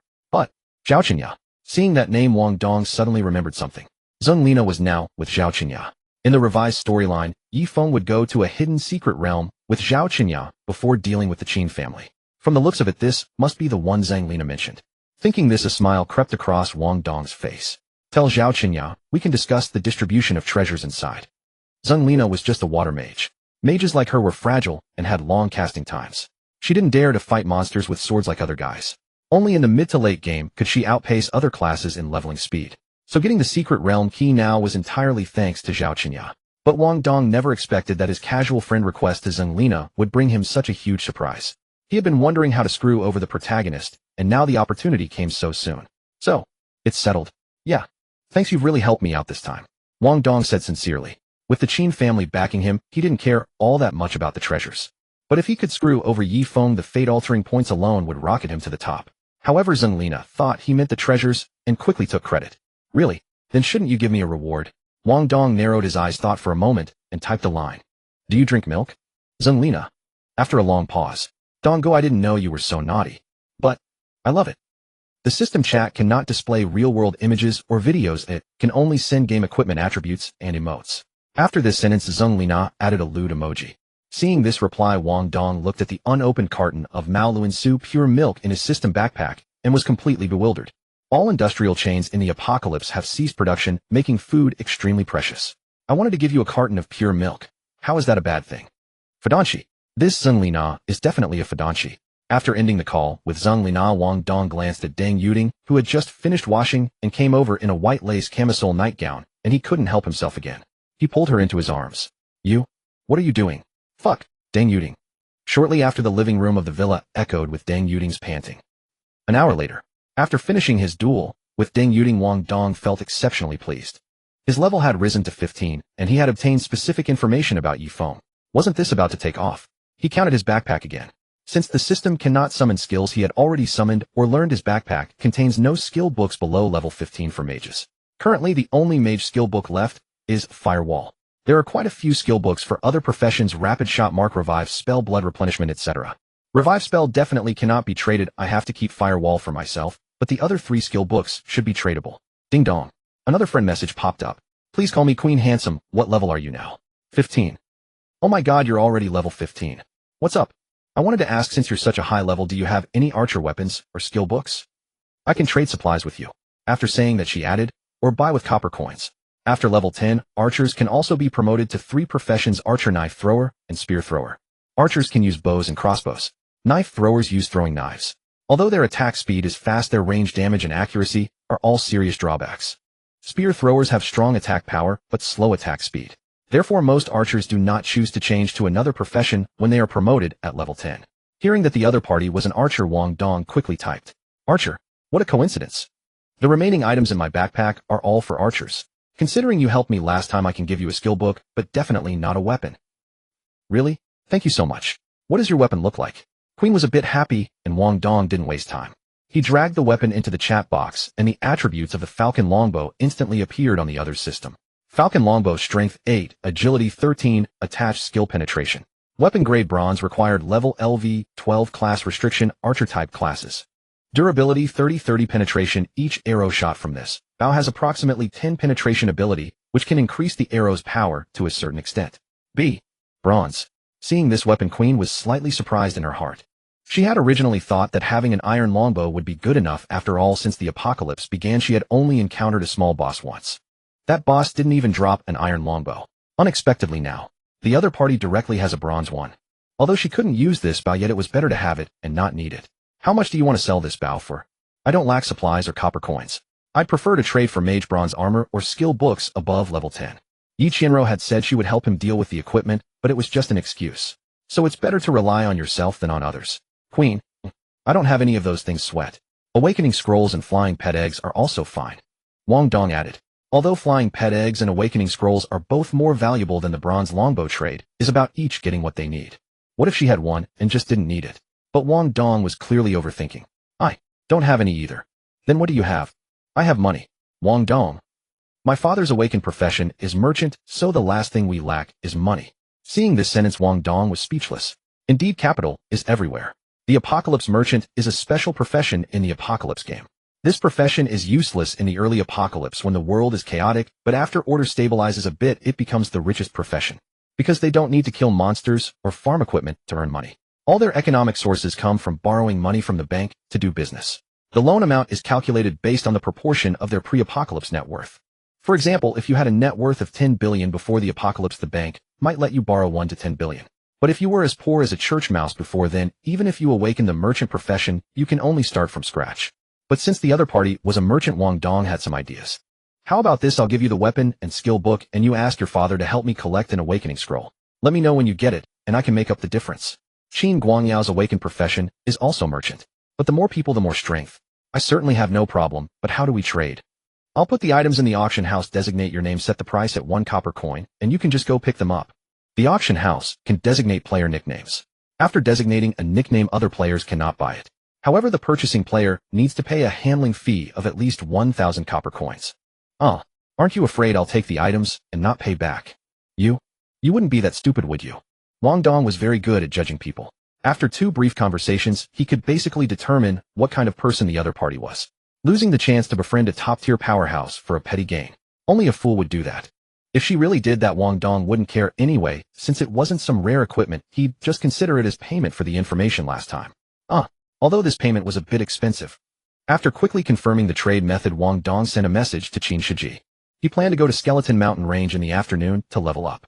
To go to Skeleton Mountain Range without teleportation or a flying pet, he could only use a helicopter. Borrowing the Qin family's helicopter wouldn't be possible without Qin Shiji. Brother Qin going to Skeleton Mountain Range to level up this afternoon. Hearing that Wang Dong would take him to Skeleton Mountain Range to level up, Qin Shiji was overjoyed. Damn, finally waited for you. But Skeleton Mountain Range. I heard from Uncle Phone that the monsters there are level 16 to 20. Can we beat them? The Qin family's intelligence is shared. So after returning to the Qin family, he naturally knew about the leveling maps. I'm level 15. Brother Dong is awesome. I'll have them prepare the helicopter right away. For other professions at level 15, Qin Shiji might have to reconsider. But for Wang Dong at level 15, he could definitely kill those mobs. Prepare supplies and wait for me at the auction house entrance. Okay. After ending the conversation with Qin Shiji, Wang Dong looked at the magnificent villa and stretched comfortably. This is not an apocalypse at all. This is heaven. He quickly tidied up, went out, found a hidden spot, and summoned Wu Bing and the others. Except for Yang Ping from before, the remaining impure earth reincarnates formed a 10-man squad. Go level up on your own. All of you listen to Wu Bing's command and don't come back without my orders. Although Wang Dong wouldn't get experience from their monster kills beyond 500 meters, they wouldn't be affected by Wang Dong's level either. So killing level 1 to 5 monsters would still give experience. After arranging all this, Wang Dong got in the car and drove towards the South City auction house. Qin Yanran was the elder sister of Qin Shiji. At 23 years old, she stood a statuesque 174 centimeters tall. She possessed an aristocratic and icy beauty with fair skin, delicate features, a slender waist, and long legs. After the apocalypse, her awakened class was the Frost Archer. As an archer, she had the longest attack range and the highest physical damage, but she was also the most dependent on her weapon. Ordinary melee classes, even with subpar weapons, could still increase damage through skills and raw strength as they leveled up. But archers couldn't. During the past 2 days of fighting the half-orcs, she had clearly felt that her composite bow lacked sufficient killing power. If a half-orc was more than 20 meters away, even if she pulled the bow to its full draw and struck the heart, the arrow wouldn't even pierce the skin. So when she returned today, she headed straight to the auction house, hoping to find a better archer weapon from other players. But at this point in time, even her own family didn't have a good archer weapon. How could other players? After browsing for a while, she had to return disappointed. Fortunately, on her way back, she recalled the duel between her family's bodyguard and her brother's lackey. The name, I love a single stick, suddenly flashed through her mind. So she opened her friend list and contacted him. To her surprise, he actually had an archer weapon. "Sis, what are you doing here?" A startled voice rang out at the auction house entrance. Qin Yinran frowned as she saw her fully armed brother Qin Shiji approaching with 4 teammates. "Why can't I be here?" "No, I mean, didn't you just go out with Uncle Zhao and the others to level up? Why are you back?" "Waiting for a friend," Qin Yinran said casually. Waiting for a friend was a lie. Waiting for him to list the equipment was the truth, but she didn't want to explain. "A boyfriend? Can't you drop that nosy habit of yours?" "He depends on who it is." Qin Shiji grinned, then pretended to be serious. "If it's about you, then I have to give you a piece of advice. Now that the world has become like this, if you're looking for a boyfriend, you can't just go by looks." "What else should I go by?" "Money," Qin Shiji said matter-of-factly. "Strength. In this world, power is everything. He doesn't have to be as strong as Uncle Feng, but at least at Brother Dong's level, right?" "Brother Dong." Wang Dong. At the mention of Wang Dong, Qin Yinran's mind involuntarily conjured the scene of his duel with Zhao Wu. That handsome, delicate face, those clean, crisp movements. Every image seemed etched into her heart. If only he were a little taller, he would be perfect. Wait, why was she thinking about this? "Whom you've met him?" "At noon." "Oh, but his ability. Is he amazing?" Qin Shiji grinned, proudly interrupting her. The era of becoming strong through hard work and relentless training had ended the moment the apocalypse began. Now talent skills mattered. Some people awakened the same class, but with different talent skills their combat power was worlds apart. Take Tian Hongwei for example. He awakened as a fire mage. He was indeed much stronger than ordinary mages, but compared to Wang Dong the difference was like a pistol with 8 bullets versus an infinite ammo submachine gun. The two were simply not on the same level. Seeing Qin Shiji's smug expression, Qin Yinran ignored him. "What are you doing at the auction house?" "Brother Dong said he's taking us to the Skeleton Mountains and told us to wait for him here." "The Skeleton Mountains?" Her pupils contracted and a flicker of surprise crossed her usually calm face. As a member of the Qin family, she naturally knew about the Skeleton Mountains. But was Wang Dong already that strong? He could actually take her brother to such a place. She wondered who was stronger, Wang Dong, or I love a single stick. With these thoughts, Qin Yinran fell silent. A few minutes later, a black Audi A8 came into view. "Yo, Brother Dong is here." Damn, driving in the apocalypse really doesn't work. Wang Dong got out and couldn't help complaining, "Monster corpses everywhere, you can't go fast at all." "Then let's get a mount." "Mounts aren't that easy to get. Wait for me 2 minutes, I'll go in and list a couple of items." In the end, it all came back to him having to visit the auction house himself. Without waiting for a reply, Wang Dong ran straight inside. A few minutes later, Qin Yinran received a message. "The items are in the auction house. Go get them." Seeing this message, and then seeing Wang Dong emerge from the auction house, Qin Yinran froze. Oh my god, no way. The auction house was connected nationwide. If you listed something in any city's auction house, players from other cities could buy it. So Qin Yinran didn't know who I love a single stick was. But Wang Dong had just walked into the auction house, and she received the message right after. Didn't that say it all? Watching Wang Dong drive off with her brother Qin, Yinran snapped out of her dazed thought for a moment, then turned and walked back toward the auction house. The 5-star hotel that housed the auction house was entirely a safe zone. Players couldn't attack each other, and they couldn't stay there either. Here players could only trade. You could trade in person or list items on the auction house for sale or exchange. In-person trading required a stall fee of 10 copper coins per day. Listing for exchange cost 1 gold coin per month, which was different from the 5 commission for consignment sales. "Miss, do you have a novice armor? I'll trade you a novice robe." Low-grade healing potions. Anyone need low-grade healing potions? Cheap. Cheap sale. Warrior hand axe for a bow. Anyone want to trade? Come find me quickly. Urgently need 2 boxes of anti-inflammatory medicine. Anyone willing to sell? Name your price, thanks. When Qin Yinran arrived at the hotel lobby, it was packed with people. A female staff member hurried over to greet her. "Hello, madam. How may I help you? I'd like to pick up something." "Of course, please follow me." About 10 minutes later. Staring at the falcon longbow and 2 archer skill books in her hands, Qin Yinran felt a little dazed. Ding. A message from Qin Shiji popped up. "Sis, what do you think of Wang Dong?" "What's up? He just told me you're beautiful and wants you to be his girlfriend." Qin Yinran. "Maybe. Just go with it. Better to have Brother Dong than some stranger. You really are my dear brother." As Wang Dong's level rose and his strength grew ever greater, his importance in Qin Shiji's heart deepened accordingly. Moreover, Wang Dong not only guided him through leveling, but repeatedly pulled him from the brink of danger. This led Qin Shiji to regard Wang Dong as his very luck star. To ensure Wang Dong would remain at the Qin family with peace of mind, he unhesitatingly sacrificed his own older sister. Earlier, Wang Dong had merely exchanged a few words with Tao Lin and the others, remarking that Qin Shiji's sister was quite attractive. He immediately volunteered to let Wang Dong become his brother-in-law, even sending the message right in front of Wang Dong's eyes. "Young Master Qin, is this appropriate? What could be inappropriate about it?" Qin Shiji knew exactly what Wang Dong was referring to and quickly patted his shoulder to reassure him. "In the past you truly had no connections, but now you are a powerful mage. You must have confidence in yourself. Exactly, Brother Dong, we're all relying on you to level up. Hee. Wang Dong gave an embarrassed smile. I nearly had a scandal with your mother, and now you want me to ruin your sister. Your father knows you're betraying your own family like this. However, Wang Dong did not care much about this. After all, as long as one's strength was sufficient, what woman could not be had? Hey Brother Dong, do you see that thing? Is that a secret realm? While they chatted idly, Tian Hongwei seated beside them suddenly patted his shoulder. It wasn't there just now. It appeared out of nowhere. By this time, everyone was already aboard the helicopter, each with a seatbelt fastened around their waist. The helicopter had not yet left the area of Mogu. Hearing Tian Hongwei's words, Wang Dong instinctively followed his gaze. Holy crap! It really is a secret realm. Young Master Qin quickly have Lao Qi turn around. Lao Qi was the pilot of this helicopter. He had not awakened any profession, but his flying skills were excellent. It was he who had piloted the helicopter to Jingxi Ancient Town that morning. On both occasions when they encountered flying monsters, it was his coordination with Wang Dong that had turned disaster into safety. Upon hearing their conversation, everyone in the transport cabin was astonished. Qin Shiji even unbuckled his seatbelt directly and ran toward Wang Dong. Through the window of the transport cabin, he saw an elliptical vortex of silver light points. This vortex was neither in some desolate wilderness nor on an empty sports field, but on a street in front of a bank. The vortex's maximum diameter was only about 10 meters. Had they not been in the helicopter, they never would have noticed it. Qin Shiji had no time for further deliberation and quickly shouted into the helicopter's intercom to Lao Qi. Lao Qi, quick turn left. Copy. Having received the command, Lao Qi also spotted the existence of the secret realm under Qin Shiji's directions. He hurriedly piloted the helicopter toward the secret realm. Secret realms were divided into many types. Ordinary secret realms mainly involved completing quests and obtaining equipment and materials. But random secret realms and hidden ones requiring secret realm keys generally came with tremendous opportunities. Wang Dong did not know whose opportunity this secret realm originally belonged to. But since he had discovered it, he absolutely could not let it go. Young Master Qin, there are several players heading toward the secret realm over there. Along the way, Tao Lin noticed something amiss, while Chui Liangping on the other side also detected anomalies. There are some over here too. Damn it, Lao Qi, fly faster. If the treasure gets snatched by others, I'll hold you accountable. Sir, there are too many abandoned vehicles on the ground. Ooh, I cannot find a suitable landing spot. Just fly lower anywhere, and we will jump straight down.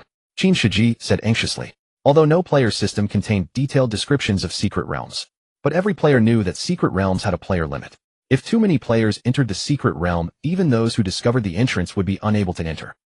At this moment, in the southwestern direction of Mogu at the intersection in front of the bank, because there were some leveling players on the street and quite a few survivors in the buildings on both sides. Furthermore, the silver light vortex of the secret realm was extremely distinctive. Even from the side, one could see a vertical beam resembling a galaxy.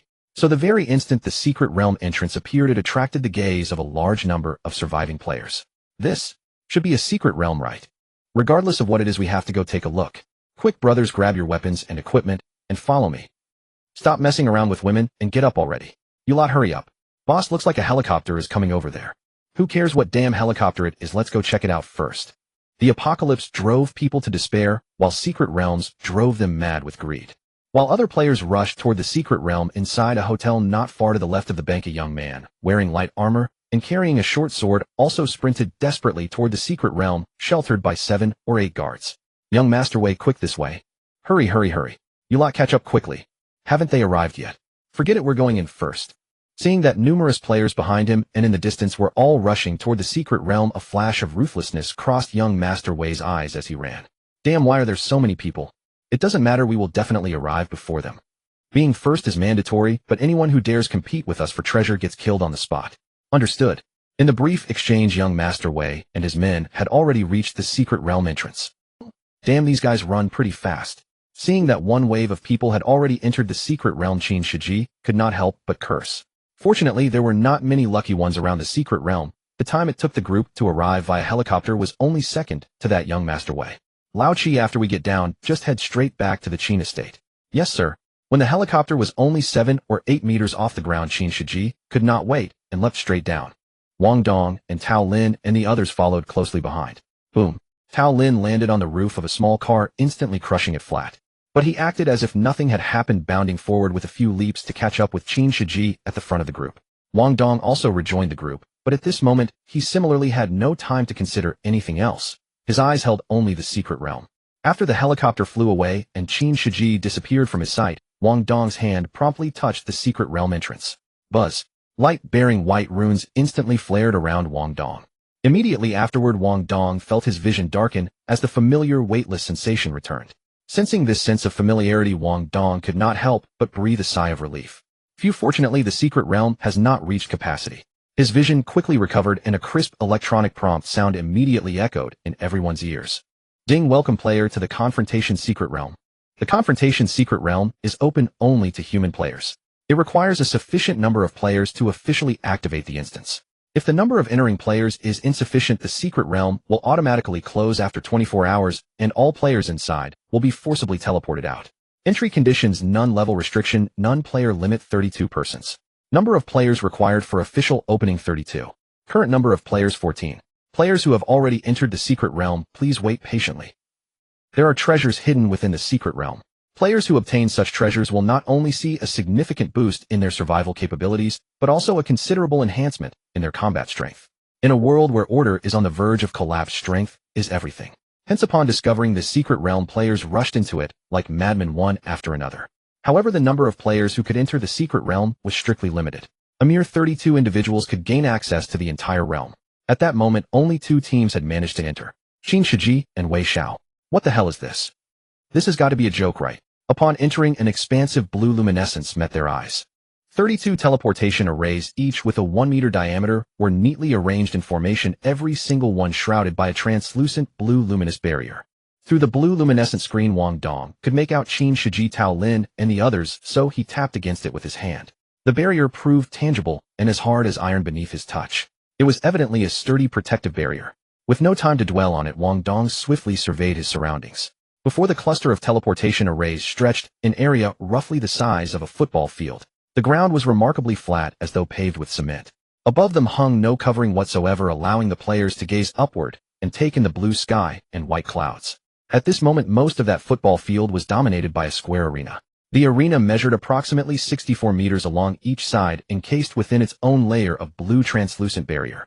Directly ahead of the arena stood 2 additional teleportation arrays 3 meters in diameter, left unprotected. Before anyone could fully process this, the remaining arrays began activating in succession. Within less than a minute, all 32 teleportation arrays had been claimed by other players. Ding, player count has reached the threshold for the secret realm. The entrance is now sealed. Combat realm officially activated. Now posting the rules for the secret realm. First, spatial items cannot be used within the secret realm, and players are prohibited from attacking one another outside the arena. Violators will be immediately expelled from the realm and stripped of all treasures obtained here. Second, once the teleportation array barriers are deactivated, the system will select 2 players every minute, counting from the end of each confrontation, to enter the arena for a 5-minute no-rules death match. The victor earns the chance to open a secret realm treasure chest and automatically advances to the next stage, while the loser suffers a level reduction and is transported out of the realm. A draw results in both players being deemed defeated. Note: 1 players entering the arena may choose to surrender directly, though surrender triggers a 5-second delay. Players should time their surrender carefully. Note 2: the rewards within the secret realm chest escalate with each stage of the confrontation. The further you progress, the greater the prizes. The ultimate victor will claim this realm's final treasure. Note 3: the exit portal to the secret realm will only activate after the final confrontation concludes. The rules have been posted. The teleportation array barriers will disengage in 30 seconds. All players prepare for combat. 30, 29, 28. No mutual attacks inside the secret realm. You can only fight once you're in the arena. So this is just a arena competition. Why dress it up with such fancy language? A burly-looking man blurted out the true nature of this secret realm without hesitation. After enduring so many days of the apocalypse, everyone had grown accustomed to this world's game mechanics. Upon reading the rules, the others concurred with the man's assessment. Exactly, I was wondering what all the fuss was about. There are only 2 ways out: lose in the arena battles, or become the final champion of the tournament. Fortunately, this secret realm poses no life-threatening danger, or else we'd be in real trouble. No threat to life, true, but losers will drop a level. Losing a level beats losing your life any day, right? Tell me about it. Hahaha, did you come to this secret realm just to lose a level, eh? An unusual voice caused everyone to turn their heads in unison toward its source. It was a young man wearing glasses, clad in light armor, and wielding a crossbow. Noticing everyone staring at him, he calmly remarked, "We have 32 people in total, which perfectly matches the structure of a standard tournament. If winning doesn't grant a level up, then only the champion will escape without losing a level." His words fell silent among the group. Then someone remembered something else. Getting the treasures here makes losing a level worth it, right? Exactly. All the players were currently at low levels. Dropping one level could be reversed in 2 or 3 days of grinding, but the treasures within were far more valuable than that. Therefore, obtaining treasure from this secret realm was a massive windfall. If the treasure quality is mediocre, it's not a big deal. But if it's exceptionally good... The bespectacled young man smiled enigmatically. He left his sentence unfinished, but the implication hung heavy in the air. Alliances between players suddenly grew tense and fragile. The secret realm indeed forbade players from attacking each other. But what happened once they left the secret realm? Could anyone guarantee they wouldn't be ambushed after securing the treasures? Brother Dong, what should we do? As the group chatted away, the teleportation array barriers dissolved, and players quickly rallied their teammates. Qin Shiji arrived with Tao Lin and the others approaching Wang Dong. Over these past days, their combat capabilities had improved considerably. Since Wang Dong had brought him along today specifically for leveling practice, Qin Shiji hadn't brought any bodyguards. In this situation, Wang Dong was his strongest asset. Don't rush. Let's assess the situation first. Wang Dong narrowed his eyes, quickly scanning the other players within the secret realm. The realm was vast, offering plenty of space beyond just the arena. Among the 32 present, nearly everyone was equipped with complete starter gear, but very few possessed full sets of black iron armor. Including himself and Qin Shiji, there were no more than 5 individuals with complete black iron sets. Meanwhile, the 9-person team that had entered earlier had already assembled as a group. The remaining 18 players had formed small clusters of 3 or 5 huddled together in discussion. Between each group, there was a minimum gap of over 10 meters. As time passed, Wang Dong failed to locate Yi Feng, but identified 4 suspicious individuals.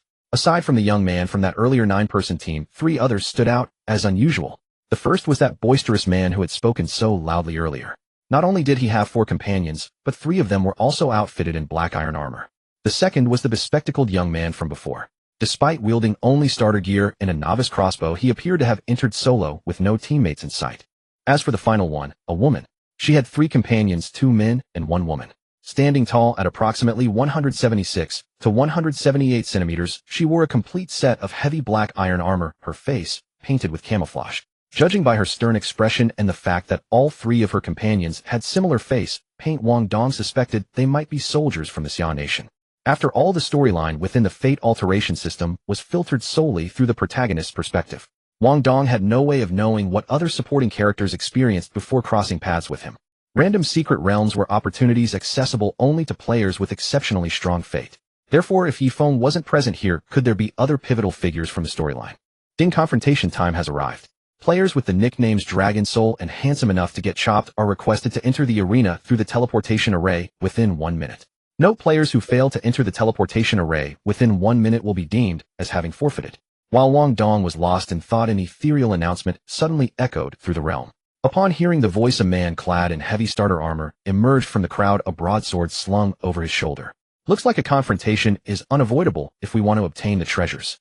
The man had dark skin, a lean build, and an unremarkable appearance. He stepped up to the teleportation array, warily eyeing the opposing one. When he caught sight of his opponent's face, shock registered across his features.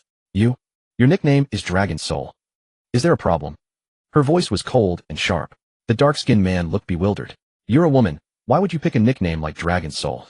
You're not exactly handsome yourself. With those cold words, she dismissed him entirely and stepped onto the teleportation array awaiting her in front of the arena. Before the arena stood 2 teleportation arrays, each 3 meters in diameter, spaced about 5 meters apart. 5 meters was a relatively safe distance. After all, if you were fast, others could react just as quickly. To strike an opponent from such a distance without any visual obstruction, you would either need to be so fast that they couldn't see you, or your skill range had to be too wide for them to dodge. Otherwise, it was difficult to succeed. However, private fights were forbidden within the secret realm. Therefore, the two did not engage in any physical conflict before stepping onto the arena. As a beam of light flared up, the woman's figure vanished from sight. When she reappeared, she was already standing on the left side of the arena. Nothing about her had changed except for a wristwatch-like device that now adorned her left wrist. The watch had no hands, only a single red button. Soon the man appeared opposite her, about 25 meters apart, and with the same red button on his left wrist. He gripped his broadsword tightly and spoke to the woman with a hint of nervousness. Just because you're clad in black iron heavy armor doesn't mean I'll fear you. After entering the secret realm, level loss was almost inevitable. He knew that with his skill he couldn't win the championship, so he could only try to grab as many treasures as possible to justify the level he would lose. The woman ignored him, calmly summoning a pear blossom spear from her system. Ingshue, go for it. The players below the arena, in order to easily step onto the stage, all stood on the side with the teleportation arrays. but they kept a considerable distance from each other. Whispering softly among themselves, others could not hear them. The women's team consisted of 2 men and 2 women. Wang Dong hadn't expected that the first to step onto the stage would be the woman in black iron-heavy armor. Hearing another girl loudly cheering for the woman on the stage, Wang Dong narrowed his eyes. Ying Xue.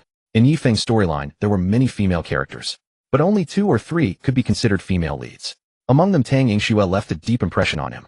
As a woman, becoming one of Xia Kingdom's 10 war gods was an extraordinary feat. So, could this woman be Tang Yingxue? As Wang Dong frowned and thought the battle on the arena had already begun, how could the dark-skinned man be a match for that woman? In strength, agility, reaction, and technique, he was completely overwhelmed by her.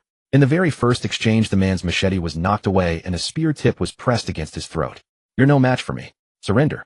The woman remained cold. The man was reluctant, but the disparity in strength was too great. He had no chance for a sneak attack, so he pressed the red button on his left wrist. The red button was a surrender device. 5 seconds after pressing it, the man was teleported out of the secret realm. In the center of the arena, a 3-meter diameter hexagram appeared. The woman was standing in the middle of the hexagram. Sensing the magical fluctuations on the ground, she quickly retreated. The hexagram lit up rapidly, and a black chest engraved with ancient patterns rose slowly from its center. The chest was about the size of a suitcase. The players cast a glance at it. Small-scale conflict, secret realm, top 16 chest.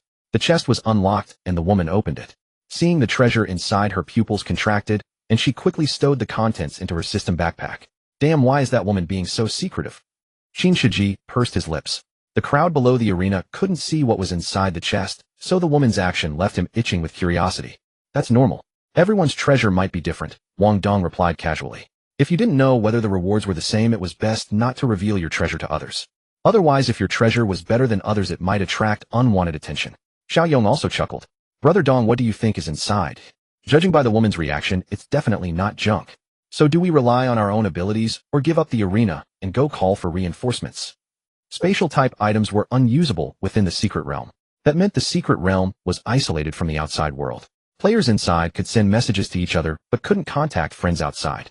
To call for reinforcements, you had to leave the secret realm. But, give up the arena and go call for reinforcements. Is there enough time? From the Qin family villa to here by helicopter, including preparation time, it would take at most 15 minutes. The first round of matches would take at least an hour. Players who obtain treasures will only be eliminated in the second round, so time is more than sufficient. Alright, but if we call for reinforcements, one person is enough. The rest should try to win the arena matches. Okay, whoever among us steps up first will immediately surrender. Understood. Got it. Haha, I'd love to win, but my opponent might not give me the chance. Shui Liangping joked. This secret realm was a conflict arena, and one where players had to duel on stage. As a priest, how could he possibly defeat combat-oriented classes? It's fine. Qin Shiji comforted him with a smile. Even if you're not the first to go up, no one will blame you for surrendering. Ha ha ha. Whoosh. As the group chatted and joked, the woman was teleported back beneath the arena, but the red button on her wrist hadn't disappeared. It seemed she wouldn't be fighting again for a short while. Ding, the first group match has ended. Players with the nicknames Too Big to Bust and Macho Spy, please prepare for your match. 1 minute later, 2 more players walked toward the teleportation arrays. The player nicknamed Macho Spy was the bodyguard from the young man's team. The other person didn't look like much of an expert either. But just as everyone thought the match would be a foregone conclusion, the bodyguard directly pressed the red button on his left wrist and said decisively, "I surrender." What's going on? Everyone in the secret realm changed their expressions instantly. Not only his opponent, but even Wang Dong below the arena frowned. Watching the man being teleported out, Qin Shiji couldn't help but curse. Damn it, those bastards must have had the same idea as us. Fuck. Brother Qin, what do we do now? How should I know? Asked Brother Dong. Wang Dong's recent performance had earned Qin Shiji's trust. Besides, Qin Shiji never liked using his brain, so he naturally pushed this matter to Wang Dong. Brother Dong. Wang Dong raised a hand to stop Xiaoyong and turned to Qin Shiji. They got out before us. If we go out to call for reinforcements, it'll be too late. How about you try revealing your identity to them first? That could work. The Qin family was well known in Moda's upper circles. The other party seemed to be people with some influence. If they were wealthy members of Moda's upper circles before the apocalypse, they couldn't be unaware of Qin Guangyao. And even if they didn't know him, they could investigate the other side's background. So upon hearing Wang Dong's suggestion, Qin Shiji only thought for a moment before nodding. But just as he was about to walk over and negotiate with the young man, a sudden change occurred in the arena. Hey, what do you mean your people surrendered directly? A man from the woman's team stepped out even sooner than Qin Shiji. He was a blade and shield warrior, and his strength was formidable. Any person with a functioning brain could guess this group's intentions. But on the Secret Realm arena, shouldn't everyone compete fairly and rely on their own abilities? Why must you use such thuggish tactics? What? Does this Secret Realm arena not allow others to surrender? The young leader at the forefront sneered dismissively. Or perhaps you believe you wrote the Secret Realm's rules yourself. Not allow my people to surrender. Don't think I don't know what you're planning. So what if I do? Who the hell do you think you are? I'm no big shot, but I simply can't stand watching what you're doing. You'll just have to swallow it then, boy. Say one more word of nonsense, and see if I don't kill them all. You. Hearing this, the blade and shield warrior flew into a rage instantly, but fortunately another man behind him grabbed him in time. Lu Ning, don't act on impulse. Damn it, these wealthy family brats are really fucking annoying. Captain Tang, what should we do? Go out and declare our identities. They probably won't dare to mess with us. As for the others. The cold woman paused in thought, and couldn't help taking a deep breath. As long as no one dies, let them do what they want. The post-apocalyptic game had severed communication and transportation across Shuelan Star. It also granted ordinary people powerful abilities. Under these circumstances, even they could only protect themselves, wanting to interfere and help others. At least for now, their capabilities weren't sufficient. As the standoff continued, the third group of players quickly entered the arena. Due to the earlier incident, those players lacking both strength and connections simply declared surrender. After all, even if they obtained treasures, they couldn't take them out. Of course, some weren't willing to concede. Take the players from the fourth group, who went up to compete. The two players competing this time were the burly man from before and the young master's bodyguard. Hey, just surrender. You won't be able to take the treasures anyway. The bodyguard maintained a cold expression, but the burly man was thoroughly unconvinced. What the hell are you talking about? Don't think having numbers on your side means you can do whatever you want. I've got people on the outside too. It's not worth it for a bit of treasure. Then why don't you surrender? Refusing a toast only to be forced to drink. The bodyguard barked sharply and clashed with the burly man in fierce combat. The burly man's name was Zhang Deshan. He wasn't some important figure, and obtaining the black iron equipment was purely a stroke of luck. Though his awakened class was decent, making him a shield knight like Tao Lin. But before the apocalypse, he'd merely been an auto mechanic, no match for this bodyguard. After holding out just over 3 minutes, he was defeated, trading serious injuries for minor ones. Young master, there aren't many strong players among those here. Taking advantage of a lull after the fourth group's match ended, an older bodyguard surveyed the players in the secret realm and spoke to the young man. The only ones we need to watch out for are that woman's team and the group of 5 young men. That woman's team I can tell just by looking. The young man's voice dropped low. They may not be military, but they've definitely served time in the armed forces. As for those 5 youngsters, I'm puzzled. What makes them worthy of 2 sets of black iron equipment? Wang Dong's curse spell set had been earned through 2 profession change instances. Qin Shiji's refined iron set came from Wang Dong, swapping it out, supplemented by 3 pieces provided by the Qin family to complete the full set. So among their 2 sets of black iron armor were accounted for. It's possible their awakened power is strong enough, or perhaps like yourself, young master. Oh, heh. The young man narrowed his eyes, a cold smile curling at the corner of his mouth, because he spotted those 5 young men walking toward him. Hey kid, do you know who I am?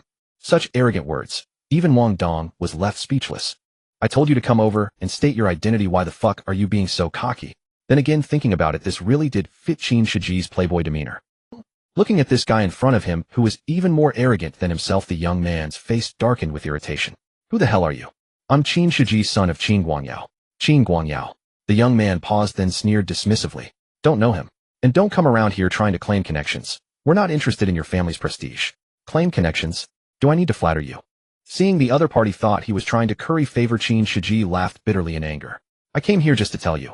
I don't care if you want to steal others' belongings, but you'd best not target us, or I'll make sure you regret it. Oh, dare to threaten me. Scram the fuck out of here. If you want to leave the secret realm safely, just surrender already. Why the hell are you talking nonsense to me? You? Fine, I'll see who laughs last. Qin Shiji was furious too and led his people away in a huff. Although Wang Dong wasn't sure why the 2 rich heirs had fallen out, he suspected the other party probably wasn't from Shanghai. Even if they were from Shanghai, they were likely not part of the city's upper echelon. Otherwise, they would surely know Qin Guangyao. But at this point, there was nothing else to do. He could only rely on force.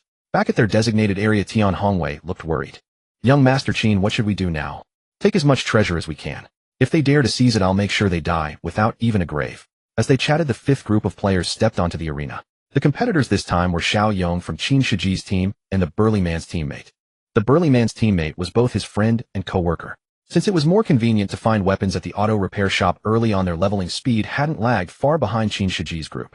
With both parties at roughly the same level, Xiao Yong wouldn't have been able to defeat him head-on. But Xiao Yong was a summoner. Calling forth a ferocious wolf for a 2-against-1 fight left his opponent with slim chances. So after 2 minutes, Xiao Yong secured his first victory. Xiao Yong, what did you get? As soon as he stepped down, Qin Shiji was barely able to contain his impatience. Xiao Yong stifled his excitement and sent the treasure he'd obtained to the others via friend message. 10 transfer stones, 1 intermediate healing potion. Transfer stone, a stone imbued with special energy. Carry it to a teleportation array, and you can use the array to reach any town within Xiagu that has a safe zone and teleportation facility. Intermediate healing potion, not only does it possess powerful healing and recovery effects, but it can also treat most hidden ailments and internal injuries, including cancer. Seeing the 2 items Xiao Yong had obtained, Wang Dong's heart was stirred. The teleportation stone needed no further explanation. It was simply used for opening teleportation gates. With this treasure, one could go anywhere within Xia country without having to endure the dangers of the journey. The mid-level healing potion was equally impressive. This item could not only not be purchased from public shops, but it could also cure hidden ailments and dark injuries, including cancer. Do you realize this was merely the reward for winning the first match? As Wang Dong pondered, the arena for the 6th group also began. Then came the 7th group, the 8th group. Tao Lin fought in the 8th group, his opponent being a level 7 warrior. When Wang Dong set out to search for Yi Qinro, Tao Lin was already around level 7. After so many days, he was now approaching level 9. As a burly shield knight nearing level 9, ordinary players were no match for him. Thus, he easily won this confrontation and received a mid-level healing potion and 10 double experience cards as rewards. Double experience card upon use grants a 1-hour experience boost applicable only when defeating monsters. Note, this item is ineffective against Secret Realm monsters, but can be stacked with other skills and items that increase experience. The double experience card was somewhat useful, but not by much. After all, one couldn't slay many wild monsters in just an hour. Tian Hongwei was competing in the 10th group and unfortunately faced the Blade and Shield warrior from the women's team. This Blade and Shield warrior not only possessed superior skill, but also a higher level. His fireballs couldn't even land on the opponent. After casting a single fireball spell, he was closed in and defeated. Surprisingly, Cui Liangping from the 11th group actually won his match. Ha ha ha, I actually won. I damn well actually won. Dong Gu, you're my idol. With Qin Shiji and Wang Dong backing him, Cui Liangping had no worries about what would happen after leaving the secret realm. At worst, he could surrender the treasures to them and wait for young Master Qin to reclaim his honor. Thus, his face was alight with excitement after winning the confrontation. His victory over the opponent was entirely due to the charged shot skill book that Wang Dong had given him earlier. Feign weakness first, let the opponent see his priest skills by accident, then ambush with charged shot. Once a single charged shot landed, the rest would be easy. If same-level warriors couldn't be bullied, wounded lower-level warriors certainly could. As long as we can win, that's good enough. Ding, the 12th group player confrontation has ended. Players with nicknames, I Love a Stick, and Song Lang, please prepare for confrontation. As time passed, the 12th group confrontation also concluded, and Wang Dong was in the 13th group. Qin Shiji and the others knew Wang Dong's nickname, and after hearing the system announce his name, they quickly searched through the crowd to find his opponent. At this point, apart from Qin Shiji, young Master Wei, and Wang Dong, there were 5 other people in the crowd who hadn't yet worn the red button on their wrists. So it wasn't particularly difficult to find. When they saw Wang Dong's opponent, the guard in black iron armor, serving young Master Wei, they were momentarily stunned. Holy crap, Dong Gu, your luck really stinks, doesn't it? This first battle is already so tricky. This Song Lang seems pretty badass. Dong Gu, are you confident? A man can never say he can't do something. Wang Dong smiled and stretched his arms before walking from the crowd to stand before the teleportation array. Although the arena was small and not particularly favorable for ranged classes like mages and archers. But did Wang Dong care? Not at all. Song Lang, whose real name was Hong Qingfeng. In a team barring class restrictions, the strongest members typically prioritized resource allocation. Their team was no different. Seeing his opponent, the mage from Qin Shiji's team, at that moment a sneer curled at the corner of his lips. Kid, I don't know where you got that black iron gear, but if you're just a magic user, you'd best give up now. Come on. Wang Dong didn't say much, only tucking his left hand behind his back and raising his right hand to beckon Song Lang mockingly with a finger. Such an impolite gesture thoroughly enraged Song Lang. Him seeking death. With a cold shout, Song Lang charged toward Wang Dong, his curved moon blade in hand. In his combat experience, mages required channeling time to cast skills. The more powerful the skill, the longer the channel. Other players could sense this build-up in advance. Thus, weaker spells could be dodged while stronger ones could be interrupted or avoided altogether. A class with such obvious disadvantages was simply unsuited for player versus player combat. But before he had even reached halfway, a dagger appeared in Wang Dong's hand. Whoosh! The blade shot forth with incredible speed, aiming straight for his face. Song Lang's forward momentum came to an abrupt halt as he hastily swung his curved moon blade to block. Clang! The dagger was deflected away by the blade. But before he could react, a second dagger flew out, and the one that had been deflected earlier had also returned to the battlefield. Then came a third, a fourth. This is telekinesis. Damn, when did Dong Gu awaken this ability? Element mages could use telekinesis. That much they could have guessed. But Wang Dong had only used it once since his first solo test, and that was today at noon in front of Zhao Wu. So Qin Shiji and the others only knew that element mages could use telekinesis. They had no idea Wang Dong could as well. Seeing Wang Dong's telekinesis skill, now their faces were filled with excitement. That's absolutely fucking awesome. As expected of Dong Gu. No wonder he was so confident. This is what it was about, huh? Like light mages' telekinesis, mages couldn't use elemental skills like water, fire, and earth. When fighting monsters, they weren't any stronger than ordinary mages. In fact, after learning numerous area attack skills, they were even slower at clearing mobs than regular mages. However, when it came to player versus player combat, they were definitely superior to ordinary mages. Just look at Song Lang's situation in the arena. After drawing daggers from the system, Wang Dong stood still without moving a muscle. He simply kept his eyes on the battlefield, anticipating where the daggers would fall, then used telekinesis to control them for repeated attacks. Song Lang was already being tortured beyond recognition. The 4 novice daggers attacked Song Lang, relentlessly tireless in their assault. Whenever a strike missed or was parried, they would promptly return to the battlefield under Wang Dong's telekinetic control. Novice daggers were no match for fruit knives. They were on par with sharpened Swiss Army knives. Your armor might block most of the damage, but can it protect everywhere else? With such high-frequency attacks, endless and unrelenting one solid hit could mean certain death. Damn it, you kid. I surrender, I surrender. In less than a minute, several slashes had already appeared on Song Lang's limbs and face from the daggers. If this continued, he would be dead on the arena within 3 minutes. So he decisively shouted out loud. Upon hearing Song Lang's words, young Master Wei frowned from below the arena. Wang Dong, unwilling to trouble himself, further swiftly retrieved his 4 daggers. The daggers floated behind him just so much like a blade dancer from the Alliance, pushing the aura of a Psy mage to its absolute peak. Witnessing this, Song Lang breathed a sigh of relief. Phew, he panted heavily, then placed his weapon on the ground to demonstrate his sincerity in surrendering. I admit I misjudged this time, but... As he spoke, Song Lang pressed his hand against the red button on his left wrist. However, he didn't press it. Instead, using this motion as cover, he casually drifted closer to Wang Dong. The post-apocalyptic game's system panel could be projected onto one's retina. But to retrieve items from his system inventory, he needed to overlap his hand with the retinal system panel. After the previous battle, the distance between them was already only about 7 or 8 meters. By closing in like this, he instantly shortened the gap between them. Whoosh. When he reached about 3 meters away, he suddenly flung a short sword from his system and charged straight at Wang Dong. As the strongest bodyguard beside his young master, how could Song Lang possibly lose? You want to defeat me, eh? How about the next life? Despicable. The woman watching from below the arena exclaimed in astonishment. Qin Shiji and the others also thought things were about to turn ugly. But before anyone could react, Wang Dong had already dodged the fatal blow. He sidestepped, countered with an upward nudge, dropped low, and hooked his elbow back. Thud. The solid elbow strike landed squarely on Song Lang's abdomen. Song Lang cried out in pain and retreated half a step. Before he could recover, those 4 daggers reappeared before him. Die. Kid, you dare? Seeing Wang Dong's killing intent on the arena, the young man's expression changed dramatically. Qin Shiji's angry shout rang out simultaneously. Brother Dong, kill him. Swish.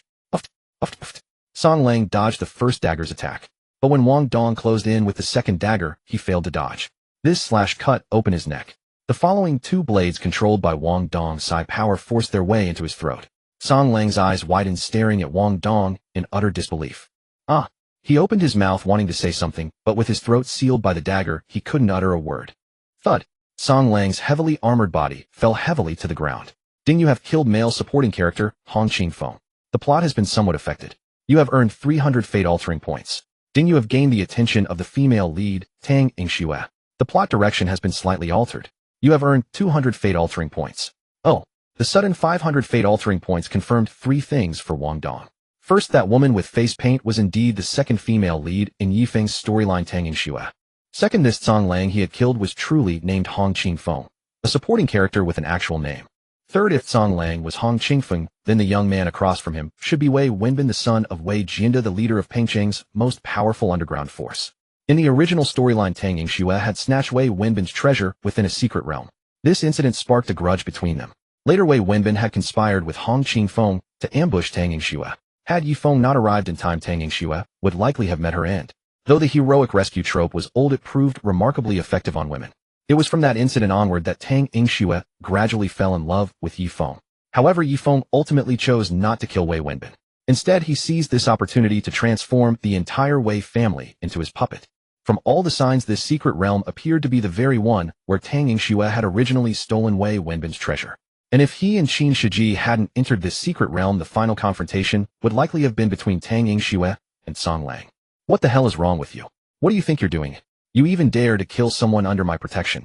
Who gave you the gall? When opposing death within the secret realm, equipment wouldn't drop, but corpses would still be forcibly teleported out. Seeing those daggers left behind and Song Lang's body being teleported out against his will, Wei Wenbin immediately erupted in curses. But he didn't direct them at Wang Dong. He aimed them at Qin Shiji instead. From their earlier exchanges and the positioning of the group below the arena, he could tell Qin Shiji was the leader.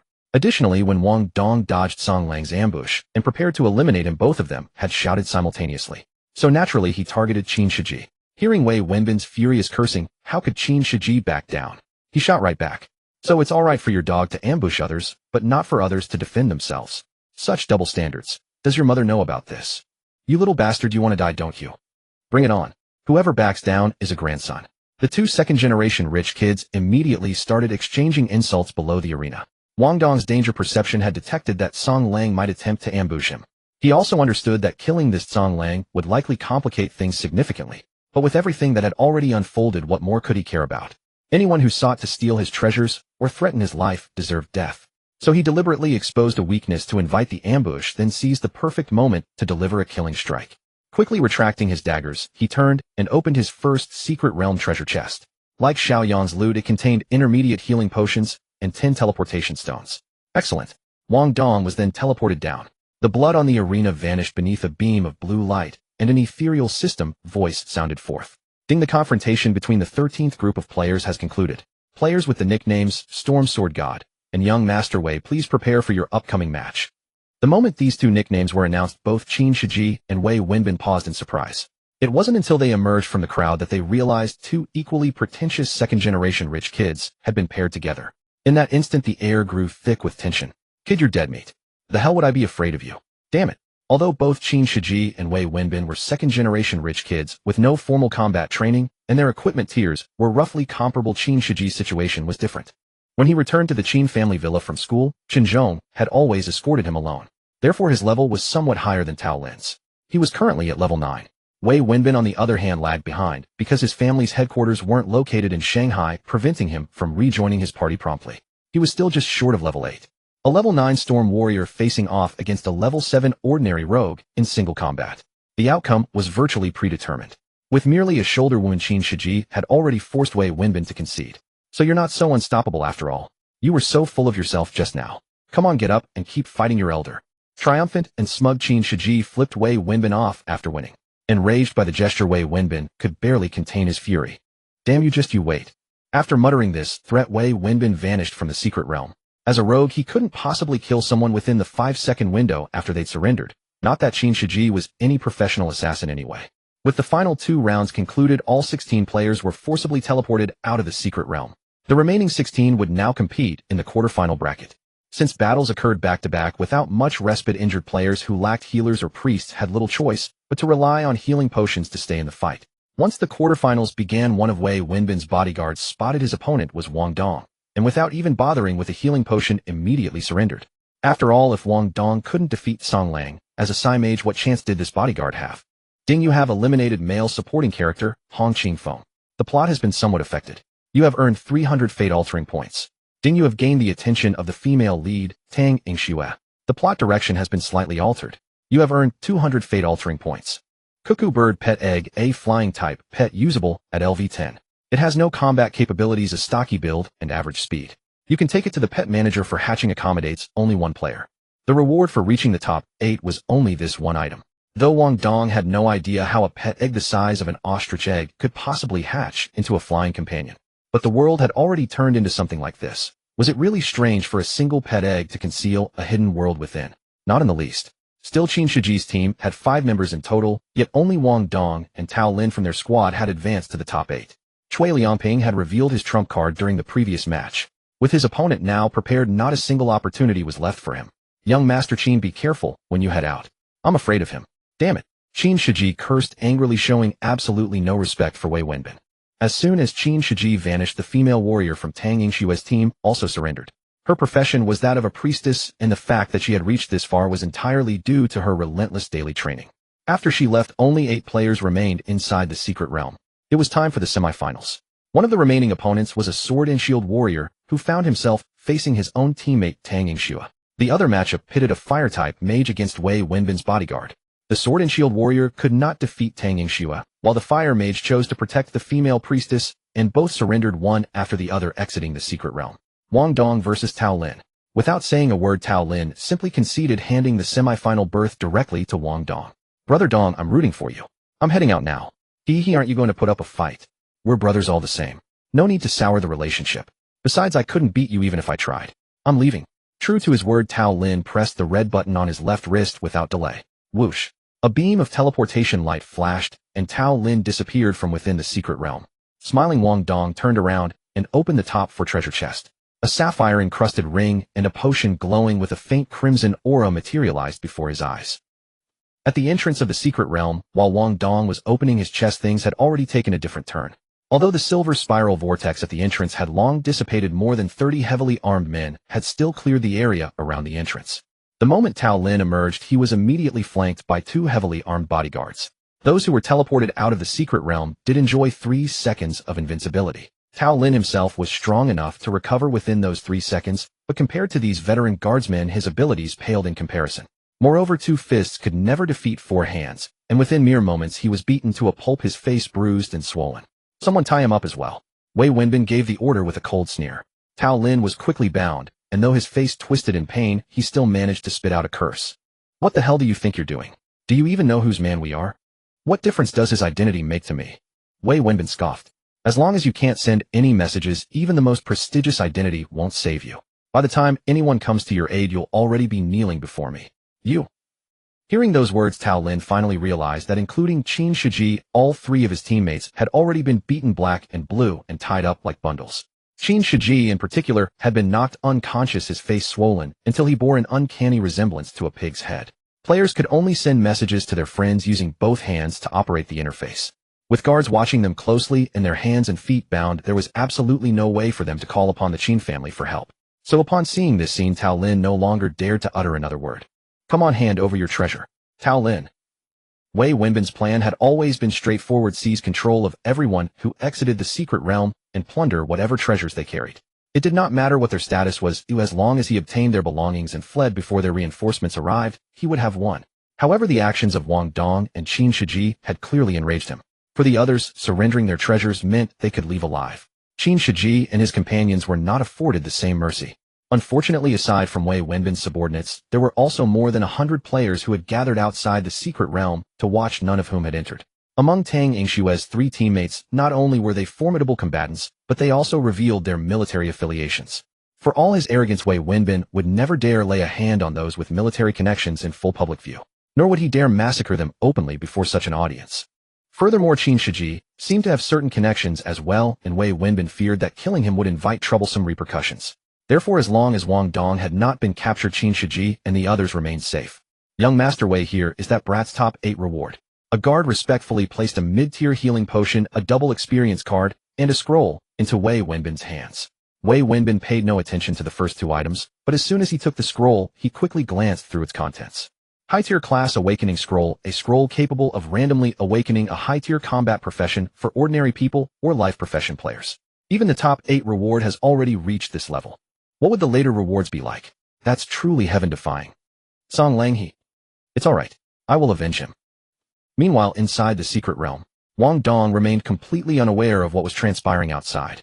At this moment, he was busy examining the treasures he had just obtained from the top 4 chest.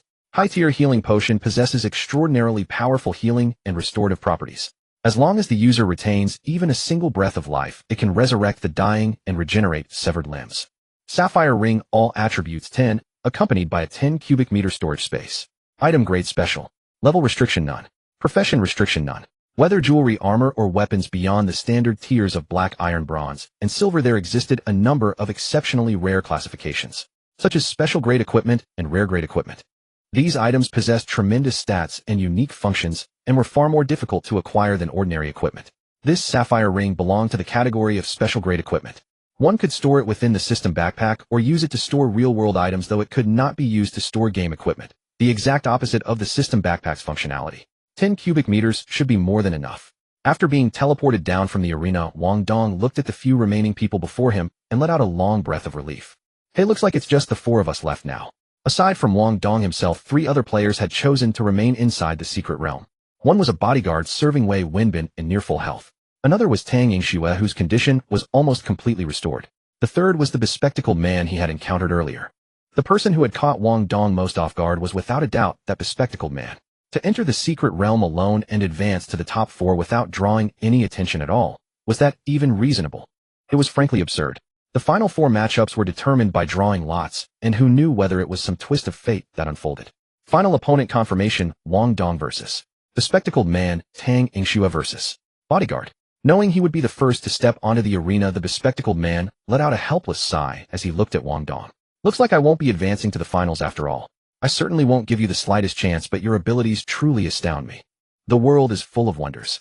It's nothing remarkable to have awakened 2 professions.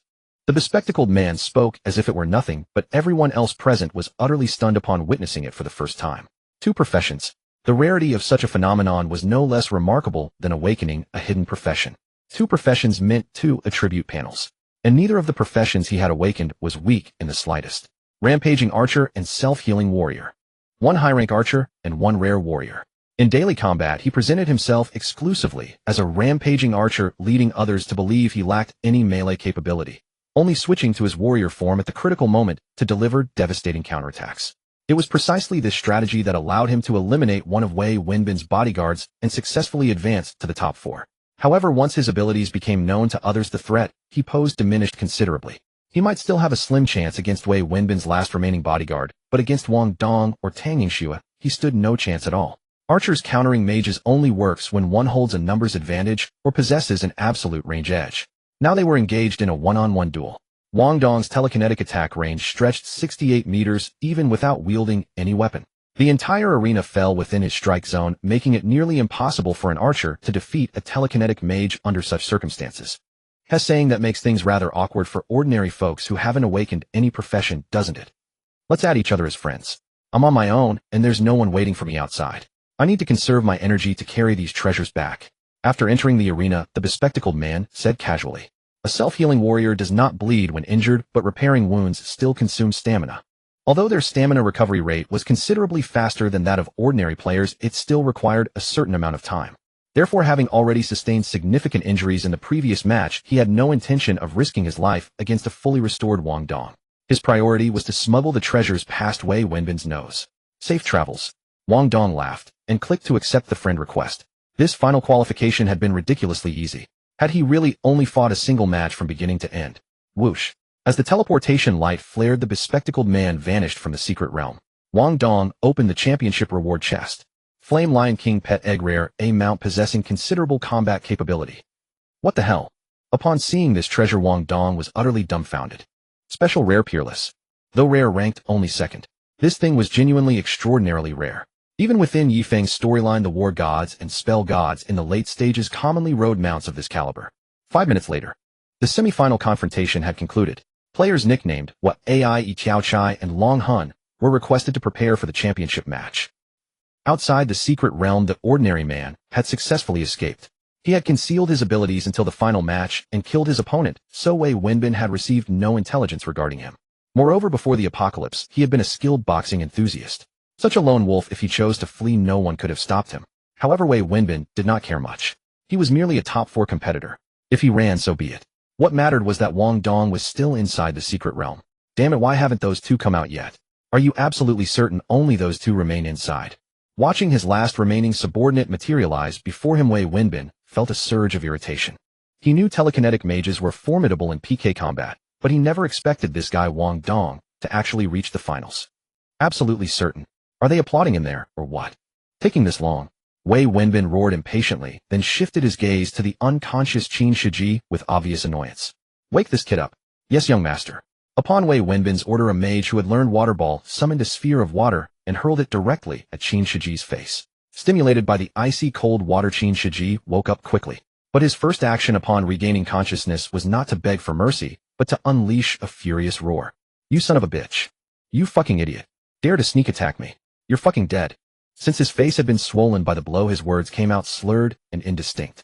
But Wei Wenbin, hearing Qin Shiji's roaring, paid it no mind. In 3 or 2 steps he strode forward and kicked Qin Shiji hard. Fuck you, still talking tough. Do you know who I am? Beat him. This time don't knock him out again. Smack. A subordinate received the order and immediately walked over, delivering a fierce slap across Qin Shiji's face. Qin Shiji was about to speak. Smack. Smack. 2 more slaps rained down.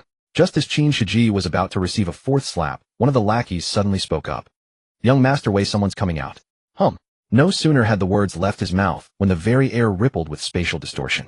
A woman with war paint streaked across her face, a cold expression, and clad in heavy armor materialized before their eyes out of thin air. How can it be her? Seeing that the person emerging was Tang Yingxue, Wei Wenbin couldn't help but furrow his brows. Her close combat prowess was formidable. That was the intelligence he had gathered. It was also one of the reasons he had dared not recklessly move against her 3 teammates. But even someone with her strength had been defeated. Was that telekinetic mage really that overwhelmingly powerful? Compared to Wei Wenbin's bewilderment, Tang Yingshue's 3 teammates could only be described as stunned. Good heavens, how could this happen? Even Yingxue has been defeated. This is simply unbelievable.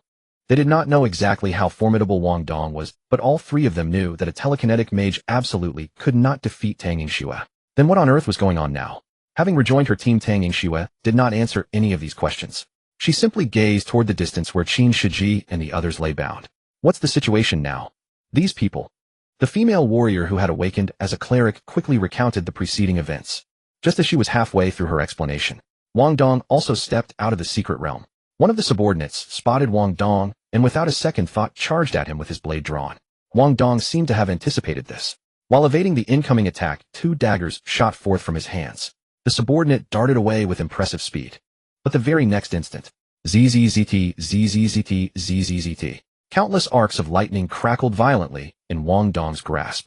Lightning strike summons a high-voltage electrical attack against enemies. Although other players could sense immense magical fluctuations before this skill was unleashed. The projectile speed of this technique was the fastest among the 9 great elements: metal, wood, water, fire, earth, wind, thunder, light, and dark. Therefore, after evading the telekinetic daggers, this bodyguard simply had no time to react. Whack! The lightning struck true, sending the subordinate flying through the air. The other subordinates closed in rapidly, but Wang Dong had no intention of trading blows with them directly. Several daggers danced through the air as Wang Dong fought his way forward, retreating step by step. What the hell, this kid? Not only can he use telekinesis, but he also possesses lightning elemental abilities. He's not an ordinary telekinetic mage. Damn it. You little bastard, if you dare resist again, I'll kill him right now. Wei Wenbin's furious shout echoed, and he pressed a dagger against Qin Shiji's throat. The remaining 20-plus bodyguards took the opportunity to surround Wang Dong, leaving only a single path open toward Wei Wenbin and Qin Shiji. Hearing this, Wang Dong quickly glanced in the direction of the voice, and a faint smile tugged at the corner of his lips. 1, 2, 3, 4. How did you all manage to gather in one place? What? Wei Wenbin clearly failed to understand. The very next instant.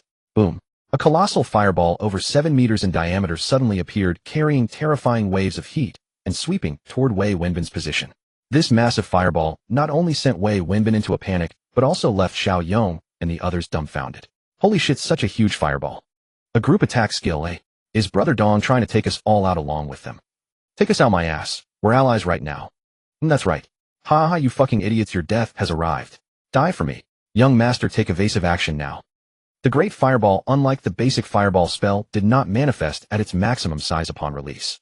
Instead, it began as a small sphere with a diameter of merely half a meter, gradually expanding until it reached its full magnitude after traveling approximately 10 meters. The projectile speed of this skill was not particularly fast, yet it was by no means slow. At this moment, Wei Wenbin was only 20-odd meters away from Wang Dong, and he had never imagined that Wang Dong would wield a fire elemental area attack skill. Fire elemental area attacks required at least level 15 to unlock, yet Wang Dong was already at this threshold. Moreover, was he not supposed to be a psionic mage? How was he executing a fire elemental area attack? Where had he obtained such a skill tome? And didn't casting this ability demand lengthy preparation time? Did the great fireball truly unleash such devastating power? A cascade of questions swirled simultaneously through Wei Wenbin's mind, yet he had not a moment to dwell upon them. A colossal fireball hurtled toward him, radiating terrifying waves of scorching heat. If he squandered precious moments attempting to eliminate Qin Shiji, he would face relentless retribution from their powerful backing, and worse, be consumed by the very flames he sought to wield. Moreover, Qin Shiji was far from a fool. He would never sit idle and accept his fate. After receiving reminders from his teammates and realizing that party attacks would not affect allies, he quickly grasped the situation.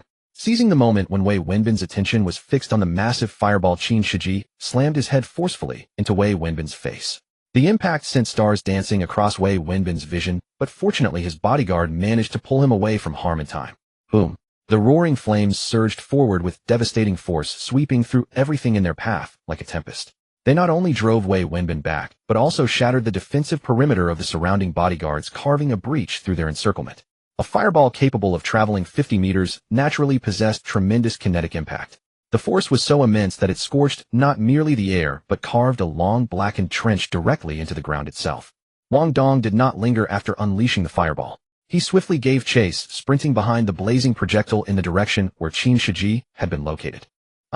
The fireball spanned over 7 meters in diameter, and the bodyguard's capabilities proved insufficient to extract Wei Wenbin entirely from its destructive range. Even with his shield deployed to block the inferno, the blazing flames forced a blood-curdling scream from Wei Wenbin's lips. Meanwhile, Qin Shiji and the others experienced not a single degree of heat, a truly miraculous phenomenon. Beyond that, the flames also set fire to the ropes binding them. Team protection only applies to players' game pets and game equipment. Nothing else falls within the protection range. Ha, Brother Dong, you're magnificent. Brother Dong, truly invincible. Since all of them were players, the ropes burned for merely 2 seconds before they broke free with a single forceful tug. They quickly retrieved daggers and other blades from the system to slice through the ropes binding their ankles. Liaoping, heal me at once. Once the ropes were severed, Qin Shiji's heart surged with overwhelming emotion. He had been the most brutally beaten earlier, yet with Wang Dong's return, they had suddenly turned the tide and reversed their dire fortunes. All he could say was that Brother Dong was truly extraordinary. However, when he had rammed into Wei Wenbin earlier, inertia had sliced his neck. Though the vital areas had been avoided, leaving the wound untreated carried serious risk. Upon hearing Qin Shiji, Wang Dong, who had arrived alongside the massive fireball, quickly spoke up. Let's withdraw from this location first. Taolin, carry young Master Qin and have him contact President Qin. Understood. Damn it, stop them. Don't let them escape. Wei Wenbin's furious curses erupted simultaneously with the bodyguard's shouts. But just as they moved to pursue, the hard cement beneath their feet transformed into yielding sand. This is sand sink. Damn it. Move, hey. Taolin carried Qin Shiji on his back, following the path forged by Wang Dong's fireball as they sprinted toward the far end of the street. Cui Liaoping cast healing spells on Qin Shiji while running. Wang Dong led the group into a narrow alleyway, and when he noticed their pursuers closing in hot on their heels, he spun around and slashed the green jade staff across the ground. Rock shield. A 7-meter-long, 3-meter-high earthen wall materialized from thin air, instantly severing the entire alleyway. To prevent their adversaries from scaling the barrier, the rapidly fleeing Wang Dong added a sand sink skill at the base of the earthen wall. Brother Dong is absolutely brilliant. Without you today, we would have been completely doomed. Tell me about it. Damn, someone on a motorcycle has circled ahead of us. Let's head to the rooftop of that hotel. With me there, they won't be able to break through. Roger that. These bastards are courting death. Watch what I do next. Here I come, father. By the time Wang Dong and the others boarded the helicopter, nearly 3 in the afternoon had passed. They had been inside the secret realm for approximately 6 hours by then. Those engaged in leveling typically chose to return at this hour. Since Old 7 had not awakened as a player, and there was no suitable landing zone nearby for helicopters, he had to return to the Qin residence early under Qin Shiji's arrangements. Upon returning to the Qin estate, he reported the situation within the secret realm. Yet when Qin Guangyao learned that Wang Dong was accompanying Qin Shiji, he made no immediate move to send reinforcements. Come now. With an elementalist capable of holding his own against Zhao Wu, who among ordinary opponents could possibly stand against him. At that moment within the Qin family villa, Qin Guangyao, Zhou Hongye, Yi Qianrou, and other direct members of the Qin family were gathered in the living room conferring with representatives of another faction. When Qin Guangyao saw the message Qin Shiji had sent, he showed no immediate reaction, but Yi Qianrou beside him was the first to gasp in alarm. What a... Over 30 experts. Earlier that noon, after Wang Dong had dismissed her, she had harbored a slight grievance in her heart. Yet upon learning that Qin Shiji was trapped by more than 30 men, genuine concern seized her. This worry was utterly beyond pretense. Perhaps not even Yi Qianrou herself fully realized it. Indeed, the person she worried about was Wang Dong. Despite his uncanny summoning ability and solid combat prowess, the number of zombies he could summon remained limited, and his class was still that of a mage. Could someone like him possibly handle over 30 elite fighters? Qin Guangyao glanced back at Yi Qianrou. Since Yi Qianrou maintained a decent relationship with Qin Shiji, he naturally assumed her alarm stemmed from worry for her son. He flashed her a reassuring look, then immediately turned to his subordinate behind him. Where's Feng Xiaolong now? Boss Feng has already mobilized and is en route. Excellent. Qin Guangyao nodded.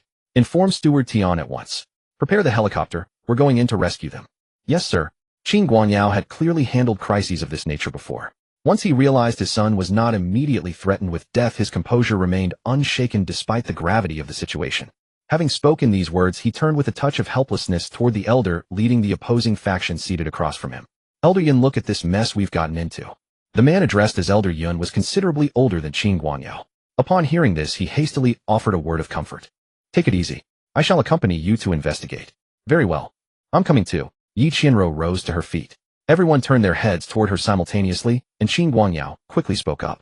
Xiaoro, I understand your concern for Shiji, but leave this matter to me and my people. You should remain behind and rest. Who was worried about Qin Shiji really? That was Yi Qianro's true inner thought.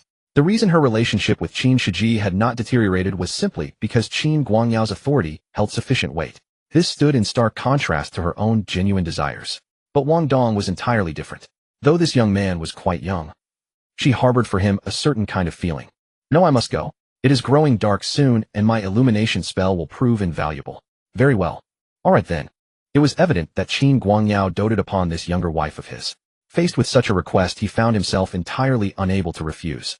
He even felt a sense of quiet gratitude within himself. That brat Shiji is fortunate to have a stepmother who cares for him so deeply. It must be a blessing earned over many lifetimes. How wonderful it would be if my own daughter could share such a bond with her. Father, I wish to go as well. Moi. Seeing the beautiful archer on the second floor of the villa clad in light armor, Qin Guangyao was momentarily stunned. What? What was going on? Didn't his daughter despise her stepmother, Yi Qianro, the most? Why was she volunteering to act alongside Yi Qianro this time? Nevertheless, he was always willing to obey his daughter's wishes. So under Qin Guangyao's leadership, the group set off in a grand procession. Meanwhile, in the southwestern direction of the demon capital, on the rooftop of a luxury hotel, Qin Shiji and the others sat here, gasping for breath. Wang Dong was in relatively better shape since he hadn't been beaten or injured. With such a formidable physique, it was unrealistic for him to be panting so heavily after running up dozens of flights of stairs. However, Qin Shiji and the others were faring much worse. They had not only engaged in close combat that consumed more stamina, but had also been viciously beaten by Wei Wenbin earlier. Even after receiving healing magic, running up so many flights of stairs left them physically and mentally exhausted. Damn it, where did these bastards come from? Not only do they have considerable power, but they don't even know my father. You'll find out in a moment. They're here, catch them. Bring the shield. Damn, they're coming again. Tao Lin, use your shield to block those sniper shots while I handle them. Alright. Clang. Tao Lin summoned a massive round wooden shield from his system and took position at the stairwell on the top floor. Novice wooden shields came in two types, one small enough for single-hand use with a diameter of about half a meter, and another large shield designed for two-handed use with a diameter of approximately 1.2 meters. At this moment, Tao Lin was using the latter type. By crouching slightly, he could completely conceal himself behind the round shield. In direct combat, assassins would struggle to breach the frontline tank and reach the rear ranks unless they flanked or teleported. Given the tactical advantage of the terrain, the archer's effectiveness was significantly diminished by this shield. In this situation, the mage behind the shield was practically invincible. As Wei Wenbin arrived with his bodyguards preparing to charge upward with their own shields, Wang Dong simply launched a fireball and easily repelled them. The novice wooden shields couldn't withstand Wang Dong's flames. Even an explosion-proof shield wouldn't help. The intense heat radiating from all sides would force anyone to retreat. With Tian Hongwei providing support from the side, how could Wei Wenbin's men possibly advance? Witnessing this, Qin Shiji couldn't help but breathe a sigh of relief. Downstairs, Wei Wenbin's bodyguards no longer dared to launch a direct assault. Young Master Wei, what should we do? We can't get up there. Fuck, I refuse to believe we can't handle these damn kids. Wei Wenbin cursed furiously and immediately accessed his system to contact his father. Although Qin Shiji and the others had already been thoroughly searched for their treasures, Wang Dong was the last to exit the secret realm. The treasures on his person would surely make everyone drool. Moreover, Wang Dong had killed Songlong. How could he possibly back down now? Father Songlong has been killed. The young men who did it are quite capable. We've them trapped on the rooftop of the XXX hotel right now. Please send people over immediately. What? Stay there and wait for me. Upon reading the message, Wei Jianda on the other end looked thoroughly astonished. But there was no time for prolonged deliberation. He quickly assembled his men and raced toward Wei Wenbin's location. On the way, he learned the full account of what had transpired. When he discovered the conflict stemmed from the secret realm dispute, he accelerated his pace even further. Let's see if you survive this time. After ending his conversation with his father, coldness filled Wei Wenbin's eyes. His rage had initially been tempered, but the devastating power of Wang Dong's fireball had intensified it. Even clad in black iron light armor, he could distinctly feel the lethal threat posed by that fireball. Had his bodyguard not urgently pulled him to safety in time, he would have suffered severe injuries, if not death. Thus, having followed his bodyguard to catch up, he was now filled with murderous intent. However, just as he waited for his father's arrival, one of his subordinates suddenly received a message and hurried over to Wei Wenbin's side. Young Master Wei, 3 helicopters are approaching our position. Hearing this, Wei Wenbin furrowed his brows and quickly followed his subordinate's guidance to an unoccupied room. Through the floor-to-ceiling glass, he spotted 3 transport helicopters in the distant sky. Are they coming for us? Likely. Don't you remember that young man mentioning he's the son of a major faction? A major faction possessing helicopters is no ordinary force, is it? Young master, what should we do? Should we temporarily withdraw, or? The hell would I fear him? Gather all the players who arrived earlier, my father's coming right now. Yes. The confrontation between major factions was rarely as straightforward as mere combat. Such encounters involved numerous interests at stake. Neither side would escalate things so drastically without compelling reasons. Yet this incident had clearly spiraled beyond control. One had killed the other's subordinate, while the other had seized the opposing party's treasures and wounded their young master. Both sides possessed deep confidence in their respective backing factions, so Wei Wenbin resolved to stand firm and confront the enemy directly. Wang Dong, however, remained unfazed. After all, he was merely an attendant. Had he been alone, not even hundreds of Wei Wenbin's bodyguards could have stopped him. But with Qin Shiji and the others in tow, the situation changed. Abandoning them to flee alone or attempting to hold off the pursuers single-handedly, neither option proved optimal. Preserving their lives while awaiting the Qin family's reinforcements. That was precisely what a competent attendant should do. As time ticked away, Wei Wenbin's subordinates gradually converged upon the hotel. The Qin family's 3 transport helicopters, coordinated by Feng Xiaolong, touched down, with one on the hotel rooftop, while the other 2 descended at the ground level below. Chen Zhong leaped from the helicopter with 15 men at his side. Young master, Uncle Chen, you finally arrived. Witnessing this, Qin Shiji hurried forward and pointed accusingly toward the rooftop entrance. It was those bastards downstairs. They plundered our belongings and assaulted our people. Look at our injuries. Healing magic could readily mend bruises and swelling. However, to preserve evidence of their ordeal, none of them had opted for complete restoration. Young master, remained composed. This matter shall be resolved. After offering comfort to Qin Shiji, Chen Zhong cast a glance toward Wang Dong. Wang Dong, you've worked hard. Leave the rest to us from here on. Tao Lin, let them up. Yes, Uncle Chen. During his journey here, Chen Zhong had already learned everything that had transpired. Upon discovering that Wang Dong's heroic efforts had been instrumental in rescuing Qin Shiji, this time Chen Zhong's attitude toward him grew even warmer than before. Spiritual energy circulated within him as Wang Dong and Tian Hongwei retreated behind the group of bodyguards. Downstairs, Feng Xiaolong had already positioned his men to block the hotel entrance. In the distance, Qin Guangyao's helicopter came into view. Within moments, it arrived at the rooftop. Let me see which blind fool dares to hunt my son Qin Guangyao in the demon capital. Seeing his father disembark alongside his stepmother's sister and a substantial entourage of bodyguards, Qin Shiji's voice grew thick with emotion. Woo! Father, Uncle Tian, you must right this wrong for me. When bullied, seeking father's help was standard procedure for these second-generation rich kids. Not only did Qin Shiji behave this way, but Wei Wenbin downstairs was the same. Young master, we're surrounded. Don't worry. Their defenses above have already been withdrawn. Let's go to the rooftop. I don't believe they dare to touch me. Faced with so many opponents, Wei Wenbin's expression remained fearless. It wasn't for any other reason. He had an incredibly powerful father backing him. At this moment on the hotel rooftop, seeing his son was indeed unharmed, Qin Guangyao couldn't help but breathe a sigh of relief. However, seeing his son surrounded and beaten to such a state, his expression naturally turned grim. Meanwhile, Yi Qianrou felt a touch of surprise upon witnessing the injuries on Qin Shiji and the others. Even Qin Shiji had been beaten to this state, so Wang Dong must have suffered even worse. But when she spotted Wang Dong standing beside Chen Zhong, her worries eased. Wang Dong's complexion appeared rosy, and his breathing steady, showing no signs of injury. So everyone else had been hurt except him. Had she worried over nothing after all? As this thought crossed her mind, Yi Qianrou cast a resentful glance at Wang Dong. At that moment, Wang Dong's gaze was also fixed on Yi Qianrou and Qin Yanran. Caught by her glance, he felt bewildered, yet at this moment, he had no time to pay attention to Yi Qianrou. Boy, what gave you the courage to hunt down my son? Watching Wei Wenbin ascend with his men, Qin Guangyao questioned coldly. Qin's transport helicopter wasn't particularly large. Besides the pilot, it could carry only 16 people in total. This meant both sides now had roughly equal numbers. Yet there was a stark contrast in aura between the self-made rich and second-generation wealthy heirs, which made Wei Wenbin feel somewhat uneasy under Qin Guangyao's questioning. It was, your people who killed mine first. Idiot, I heard everything on my way here. Qin Guangyao thundered, his voice icy. In the secret realm, arena competitions should be fair. Your people not only resorted to underhanded tactics, but also plundered others outside the secret realm by overwhelming them with numbers. Now you actually think you can twist facts and reverse right and wrong before me. Then, what do you want to do? Have your elder come speak with me. As soon as Qin Guangyao finished speaking, Feng Xiaolong stormed up from below with over 30 people. Fortunately, the hotel rooftop was spacious enough to hold 300 or 400 people without crowding. Yet the sheer numbers still began to unnerve Wei Wenbin's bodyguards. Damn it, how did this happen? There are so many of them. Don't be afraid, we have the young master. One bodyguard stepped forward to Wei Wenbin. Young master, what should we do? Wei Wenbin's pride was wounded, yet he summoned his courage. My father is Wei Jianda from Pengcheng. He's coming right now. Wei Jianda. Upon hearing this, Qin Guangyao paused for a moment, then a sinister smile curled his lips. Heh, I was wondering who it was. So it's Wei Jianda's son. In that case, I'll be all the less lenient toward you. Xiao Jie, go drag out those who beat you. Anyone who dares to resist will be killed without mercy. Yes, Dad. Upon hearing this, Qin Shiji grinned broadly, emboldened by his father's support, and strode straight toward Wei Wenbin. Hee, kid, you're dead. His resentment toward Wei Wenbin had been the greatest, so naturally, he targeted him first. Alas, Wei Wenbin's bodyguards were no pushovers either. One of them quickly stepped forward with a blade in hand. Stop, don't even think about laying hands on our young master. Get lost. Bang.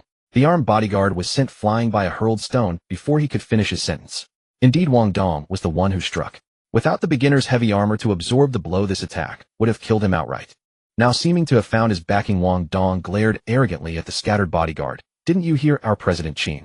Anyone who dares resist will be killed without mercy. With those words, tensions between the two sides instantly escalated. Witnessing Wang Dong's bold move, Yi Qianruo's eyes sparkled with amusement, while Qin Yanran frowned slightly. Their contrasting reactions to Wang Dong's behavior were glaringly obvious. Even Qin Guangyao was taken aback. While he had indeed intended to intimidate with superior force, he never anticipated Wang Dong would strike so decisively. This youngster had quite the nerve, didn't he? Did he even know who he was charging at? But then again, upon reflection, it was somewhat understandable. As a master capable of matching Zhao Wu in combat, being driven to such extremes while protecting his own son would naturally breed resentment. Now that his backing had arrived, it was only natural for him to vent those pent-up frustrations. Yet it was precisely Wang Dong's bold action that sent Wei Wenbin's men into a state of heightened alarm. Two of the lesser-equipped underlings, gripped by fear, pointed their weapons at Qin Shiji and Wang Dong. You don't come any closer, or we'll fight to the death. Fight to the death. Wang Dong sneered at the threat. They were all playing the same game of bullying through connections. Did his father know about this arrogant display? Stepping up to the man, Wang Dong pointed at his own chest. Come on, if you've got the guts, strike right here. An aura of fearlessness suddenly radiated from Wang Dong as he pressed his chest toward the blade. This wasn't some film set. With a real knife in someone's hand, pushing forward like this could easily result in being stabbed. Witnessing Wang Dong's ferocity, everyone froze in shock, and the subordinate was utterly bewildered. Even Qin Shiji stood nearby, dumbfounded and speechless. Was this guy truly fearless? Wang Dong may have been reckless, but the subordinate dared not actually follow through. With such formidable combat power, this fellow's position in the Qin family must be significant. If he drove the blade, and would any of them survive? Smack! Wang Dong suddenly slapped the subordinate across the face. If you don't dare strike, why are you even brandishing that knife? Smack! Another slap. What an absolute bastard. Smack! Nobody else stepped up, but you thought you were special, didn't you? Smack! How many lives do you even have to be so arrogant? If you're too cowardly to strike, get the hell out of my sight, and stop yapping here. Wang Dong, utterly arrogant, continued slapping the subordinate's face relentlessly. Each strike seemed crackling with purple electrical arcs. The subordinate, reeling from Wang Dong's electrifying slaps, his facial expressions contorting wildly, barely had time to react before being kicked away. Bastard, trying to block me. After kicking the man away, Wang Dong spat on the ground near him. His arrogance and bullying nature were displayed to perfection in that moment. Even more surprisingly, despite these humiliating actions, not a single bodyguard dared to intervene. The scene was uncanny, leaving Qin Shiji utterly dumbfounded. Just as Qin Shiji snapped out of his daze and prepared to take advantage of Wang Dong's cover to beat Wei Wenbin, another bodyguard approached Qin Guangyao respectfully and spoke quietly. President Qin Wei Jianda has arrived. Oh. Qin Guangyao narrowed his eyes. Xiao Jie, come back for now. Okay. Qin Shiji, still caught up in the excitement, dared not disobey his father's command and reluctantly retreated behind Qin Guangyao with Wang Dong. Barely had they rejoined the group when a towering, middle-aged man hurried up from below with a dozen subordinates, breathless from haste. Upon seeing his father, Wei Wenbin quickly rushed forward. Dad, But before he could finish, the middle-aged man raised his palm. Smack! A resounding slap landed across Wei Wenbin's face. Hiss! Witnessing this, Wei Wenbin's bodyguards gasped in astonishment. What in the world was happening? Meanwhile, on Wang Dong's side, Ding successfully redirected the Wei family's hostility toward the female lead, Tang Yingxue. The main storyline has been influenced accordingly, earning 1,000 destiny-altering points. Corrected storyline has been sent to the host's destiny-altering system. Please check it yourself. Ding, since you have altered the protagonist storyline of the second antagonist faction, you are now able to bind the second antagonist faction. The sudden system notification filled Wang Dong with quiet delight. As expected, Wei Wenbin's storyline would indeed impact the main narrative. Previously, he had been puzzled as to why Tang Yingxue hadn't crossed paths with Wei Wenbin despite him already claiming the Secret Realms Championship rewards and ultimate treasure. If Wei Wenbin hadn't schemed against Tang Yingxue, she would never have fallen for Yi Feng after he rescued her. How could the system only grant him such meager fate-altering points? Still, it seemed Wei Wenbin bore little responsibility. Now it appeared this final piece required Wei Jianda's involvement. Moreover, he could potentially bind a second antagonist at this point. Dad, why are you hitting me? They killed Uncle Hong first. Shut up. Wei Jianda barked coldly. How many times have I warned you? This is Shanghai, do you understand? Are you really that careless with my advice? He knew his son's character well. It was understandable that his son and his subordinates didn't recognize Qin Guangyao since they operated on different levels. But as the head of Pengcheng's most powerful underground force, how could he possibly not know him? He and Qin Guangyao had previous business disputes. In Pengcheng, Wei Jianda feared no one, but this was Shanghai. Regardless of whether outsiders can dominate locals, the presence of Elder Yun beside Qin Guangyao meant 2 against 1 already gave the opposition an advantage. Wei Jianda, why are you causing trouble in Shanghai instead of staying in Pengcheng? Should I take this as a declaration of war? Qin Guangyao's cold voice interrupted their conversation. Wei Jianda exhaled with relief, turning to face Qin Guangyao with hands clasped. President Qin, this was a misunderstanding. I failed to properly educate my son. I beg you to show mercy. Come to Shanghai to bully your son. I merely came here for business before the apocalypse and got trapped. Otherwise, who would bother with you? Let your son go. Qin Guangyao's expression hardened slightly. Wei Jianda replied calmly. Your men killed mine first, which is why my son had to defend himself. And my son didn't know your son. If he had known, he wouldn't have acted this way. Qin Guangyao naturally dismissed Wei Jianda's words and turned to Wang Dong. Wang Dong, is this true? Wang Dong, who had been studying his system, snapped out of his thoughts at these words. Of course not. We introduced ourselves before entering the ring, but they didn't care. He tried to kill me, so I fought back. Yes, that's right. Qin Shiji quickly agreed. They wanted to kill both Brother Dong and me. If Brother Dong hadn't risked his life to save me, I might never have seen you again. Wei, Ji, duh. Qin Guangyao clenched his fists in fury. How do you explain this? Wei Jianda was also caught off guard. They had identified themselves before entering the ring. His son had the audacity to strike after knowing who they were. This was unexpected. His son had always been a coward, so when did he become so bold? Wait, now wasn't the time to question his courage. The real issue was whether his son would survive this encounter. He immediately turned to his son with anger. Is he telling the truth? You damn fool. Wei Wenbin remained silent under his father's scolding. He only intended to grab the treasure and leave before reinforcements arrived. Who would have expected Wang Dong to be so overwhelmingly powerful? Not only had Wang Dong evaded Song Lang's ambush and repelled his men's attack, but he had also rescued Qin Shiji from them. More importantly, this opponent's power was such that even Wei Jianda feared provoking them. Seeing his son's silence, Wei Jianda realized Wang Dong wasn't lying. With no other option, Wei Jianda spread his hands. President Qin, regardless of the circumstances, your son is unharmed while we've suffered casualties. How should we resolve this? He understood that neither side would resort to total destruction. Great powers rarely engaged in mutual annihilation, even when victorious, due to the enormous costs involved. Since Qin Shiji was still alive, Qin Guangyao had no reason to risk everything. Though irritated, Qin Guangyao remained silent and continued observing Wang Dong. Wang Dong, how should we handle this? Everyone was taken aback by the question. They couldn't fathom why such a critical matter would be put to a teenager. What was this about? Wang Dong was equally confused. Such matters should be decided by major figures like him, not this minor character. Nevertheless, with Qin Guangyao asking, Wang Dong had no choice but to respond. If they dared lay hands on young Master Qin, killing them all would be justified.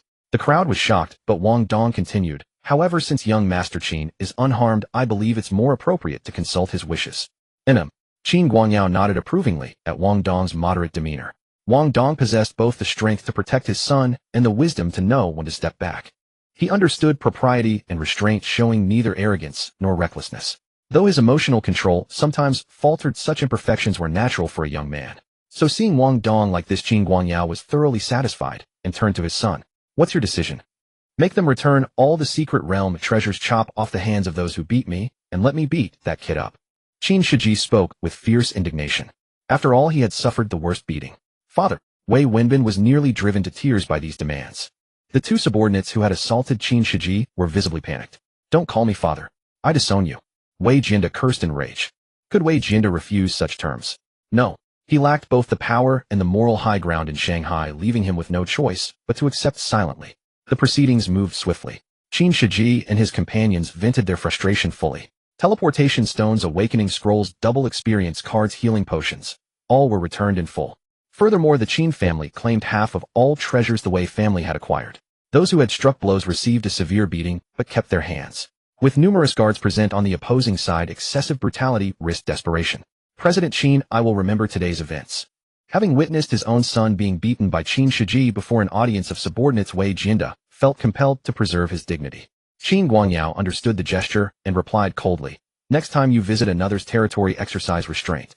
He then signaled his guards to clear a path. Wei Jinda prepared to depart with his son and bodyguards, but cast a significant glance at Wang Dong before leaving. Young man, I admire you.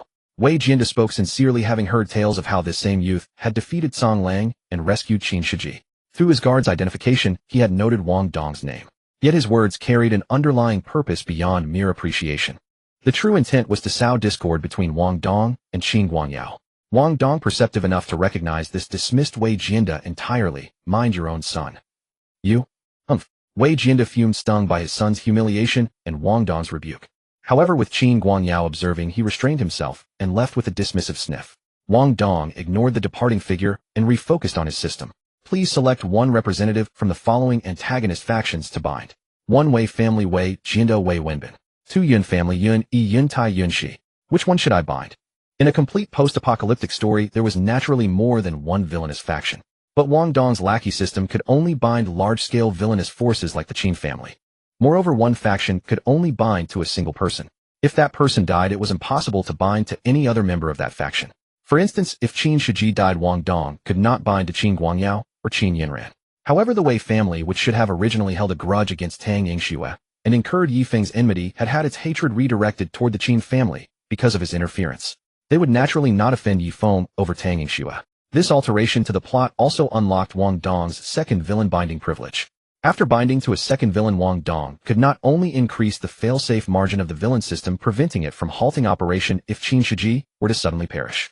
Furthermore, the daily base destiny-changing points would double from 100 to 200. While 200 points might not seem like much, the advantage was that it required no effort to accumulate. Over time, this would amount to an extraordinary figure. The first villain bound by the system was the default choice. There is no way to change that. But the second villain can be freely chosen. Doesn't this villain have to be the one whose fate he alters? Can it be someone he has merely encountered? The Wei family, the Yun family. Looking at these two options that appeared on the system, Wang Dong fell into deep thought. Both family faction option icons bore an inverted triangle symbol. When he tapped to open them, he saw those 5 names from earlier. Wang Dong had never interacted with the Yun family, yet the Yun family's name still appeared on the system. This meant that the elderly man by Qin Guangyao's side who had remained silent throughout must be a member of the Yun family. As for why the Yun family would be classified as a villainous faction, it was not because of their close ties to the Qin family. After all, in the original storyline, the Qin family would not survive for long. The Yun family became villains primarily because Yun Qian, the young miss of the Yun family, developed feelings for Yifeng later in the plot. This Yun Qian was the type with a touch of Yandere tendencies. After being ignored countless times by Yifeng, she inexplicably turned dark. Later, the corrupted Yun Qian attempted to eliminate Zhao Qinya, but when Yifeng discovered it in time, he killed her without hesitation. To avenge Yun Qian, the Yun family naturally walked toward their own destruction. If I bind the Wei family after changing the Yun family's fate, I can obtain a third opportunity to bind a villain. But if I bind the Yun family and then change their fate, I won't be able to gain this privilege. But binding the Wei family is definitely out of the question. The two sides are already at odds like this. Would I go protect them just for destiny-changing points? That would be foolish behavior. So binding the Yun family was the only option. But which Yun family member should he bind to? Yun Qian was the most unpredictable of the women. Binding her would grant him more opportunities to change fate. So, with that thought, Wang Dong had already made his decision. Ding, congratulations on successfully binding the second villain faction, Yun family Yun Qian. The daily base reward is 200 destiny-changing points. The past 2 days of sign-ins had earned 200 points plus the 500 points contributed by Song Lang and Tang Yingxue, plus another 120 from the Wei family. That brought his total to 1700 points. Wang Dong was very satisfied and planned to save them for drawing group attack skills once he reached level 20. What do you think about today's events? Coming downstairs, Wei Jianda did not blame his son. Instead, he immediately sought his son's opinion. By now, Wei Wenbin had already been healed by the team's medic, but getting beaten had genuinely hurt. Hearing his father's words, his gaze grew profound. Why don't I have subordinates like that? What kind of subordinate? Naturally, a subordinate like Wang Dong. If not for Wang Dong today, Wei Wenbin's plan could have been completed flawlessly. Even if the Qin family came looking later, as long as they denied everything, Qin Guanyao could not do anything about it. Unfortunately, one wrong step led to a cascade of mistakes. Who could have imagined Wang Dong was already level 15, and he had learned a group attack skill, one that did not require channeling. Wei Jianda nodded slightly, said no more, and disappeared from the hotel lobby with his son and subordinates. Meanwhile, Qin Guanyao was also looking at Wang Dong. Wang Dong, you did well today. While it is still daylight, go back with your aunt. Okay, Uncle Qin. You all go back together too. Yes. Qin Guanyao nodded, then looked at his son. You come with me. Wang Dong knew Qin Guanyao had something to say to his son privately. He did not mind, and followed Yi Qianro, Qin Yinran, and Tao Lin, heading to the helicopter under the escort of several bodyguards. They had originally planned to train at the Skeleton Mountain Range today, but ended up spending all their time in the secret realm. Although their levels had not increased, the gains had been substantial. Not only had he obtained treasure from the secret realm, but he had also bound a second villain and accumulated so many destiny-changing points. Truly invincible now. Brother Dong, let's grab drinks tonight. The moment he stepped onto the helicopter, Qin Shiji's voice came from behind. Good heavens, this guy had almost died today and still had the energy to suggest drinking. Shut up. Qin Guanyao promptly intervened upon hearing his son's shout. Don't you have any dignity as a young master? Calling someone Brother Dong in front of so many subordinates. What kind of propriety was this? But Qin Shiji was caught up in the excitement and had no room for such concerns. Dad, you didn't see it. When Brother Dong came out of the secret realm, he took on a group of bodyguards alone using telekinesis. The moves, the posture, absolutely brilliant. And that fireball had outrageous power. But I never expected Brother Dong to be this combat capable. Thud. Qin Guanyao kicked his son squarely on the rear. I told you to shut up. Didn't you hear me? Qin Shiji continued, gesturing animatedly, still talking to his father. But the rest of his words were drowned out by the helicopter blades, and Wang Dong could no longer hear them. Inside the helicopter, everyone sat upright in their seats. Due to the sensitivity of their positions, Yi Qianro and Qin Yinran sat facing each other with no one beside them. Even Tao Lin and the others unusually fell silent in their presence. The helicopter had run out of extra seats. Only the spaces beside the two women remained. After a moment's hesitation, Wang Dong chose to sit beside Qin Yinran. The sight brought that plaintive look back to Yi Qianro's eyes, yet Qin Yinran felt an inexplicable flicker of delight. Earlier that afternoon, when she had spotted Wang Dong exiting the auction house, she had already taken note of him. Afterward, when Qin Shiji suggested she become Wang Dong's girlfriend, she dismissed it as a joke, but it only deepened her interest in him. His domineering attitude earlier had unsettled her somewhat. It made her feel as though he were nothing more than a sycophant who clung to power and wealth. Yet based on her encounters with I Love a Stick, Qin Yinran was nearly certain that if Wang Dong was indeed the same person, he possessed an entirely different side. So she found herself full of curiosity about him. When a woman becomes curious about a man, it was the prelude to falling for him. It was just that Qin Yinran remained unaware of it. Ding. As Qin Yinran observed Wang Dong with casual interest, Yi Qianro's message suddenly appeared on Wang Dong's system. I was really worried about you earlier, do you have any idea? After reading the message, Wang Dong glanced at Yi Qianro in confusion. He hesitated for a moment, then replied. About what happened at noon. You're not upset, are you? A little, but not much. If you make it up to me, I'll forgive you. What kind of compensation do you want? What do you think? I'm just your son's lackey. I actually like it when you're fierce with me. Wang Dong. Alright, don't you have those teleportation stones on you? We could use the teleportation stones to find somewhere nobody knows us. Holy shit, is that really how you use teleportation stones? Yi Qianro's astonishing remark made Wang Dong somewhat admire this woman's unconventional thinking. However, with so many people on the helicopter, he dared not chat much with her. After ending the call with this woman, he leaned against the window and closed his eyes to rest. At that moment, neither Wang Dong nor Yi Qianro noticed the confusion in Qin Yinran's eyes beside them. Was he using the system to chat with Yi Qianro just now, eh? Although the system interface was projected onto their retinas and invisible, to others the subtle finger movements from typing were still visible. Adding to this, after the two boarded the helicopter, the frequency of his typing and replying to messages basically matched up. Therefore, Qin Yinran found it difficult not to think along these lines. However, she had no concrete evidence and dared not jump to conclusions hastily. With such puzzled thoughts, the helicopter returned to the Qin family villa. At night, the Qin family's guards were not numerous, for this was a safe zone.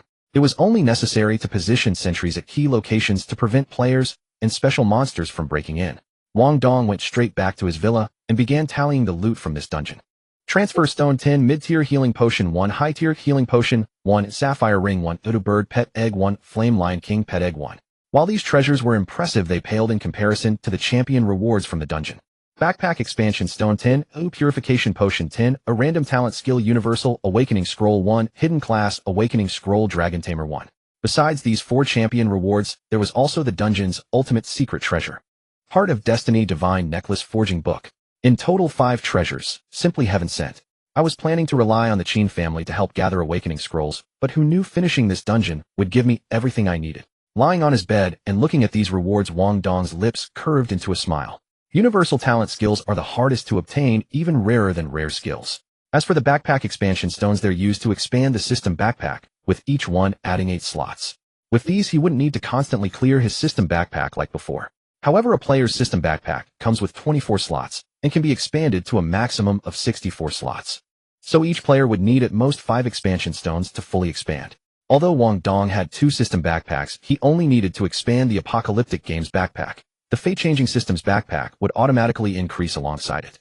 Thus, he didn't need more expansion stones. As for the purification potions, these were simply high-tier antidotes, nothing particularly noteworthy. The Heart of Destiny's Forging Book functioned like a skill book for the artisan class, also nothing remarkable. And what about the hidden class Dragon Tamer? This gave Wang Dong pause. The fact that someone with the ordinary man class had awakened 2 professions had sparked some inspiration in him. If that person could awaken 2 professions, could he do the same in the future? But after careful consideration, he realized this class might conflict with his reanimation jutsu skill. Even if he could awaken a second profession someday, he probably wouldn't choose a summoning type 1. Beast taming and summoning professions are more suited to women without strong combat abilities, so perhaps it would be better to give this to Chen Suzhen. That actually makes sense. Ding dong. Lost in thought, Wang Dong's attention was caught by a sudden message from Zheng Lina. Brother Dong Chenyu agreed, but for safety we should wait until we've all transferred classes first, probably around 3 days from now. Alright, just let me know when you set off. Okay. Kisses. Seeing that affectionate emoji, Wang Dong felt exasperated. Place the flour and rice over here. Move the canned goods lower down. Put the water and beverages further inside. These are precious items now, don't spill any of them. Yingxue, that person's combat strength is indeed formidable, but you surely shouldn't last less than 5 minutes, right? Exactly, Yingxue. Something must have happened between you two in there, do tell us. Tell us. While Wang Dong returned to the Qin family base to rest, Tang Yingxue made her way back to the military base on the other side. Observing the soldiers busily moving about the camp, several former female teammates, having learned of today's dungeon situation, eagerly pressed Tang Yingxue to recount what had happened. The mere mention of Wang Dong in the dungeon brought a peculiar expression to Tang Yingxue's typically frosty face. Let's stop fighting. My teammate must be in trouble outside. I need to go check on them. Then what about these treasures? Obviously they're mine. On what grounds? Because you can't defeat me. Hep. A telekinetic mage like you. Where does your confidence come from? I'm not just a regular telekinetic mage. This was the conversation Wang Dong had with Tang Yingxue inside the dungeon. Wang Dong did nothing else but display his other stats. Tang Yingxue was indeed exceptionally strong, nearly immune to most physical and magical attacks at their level. But Wang Dong's magical attack power was far too high, still registering impact on her. Combined with his max-level close combat skills and ability to cast magic without channeling, Tang Yingxue certainly couldn't defeat him.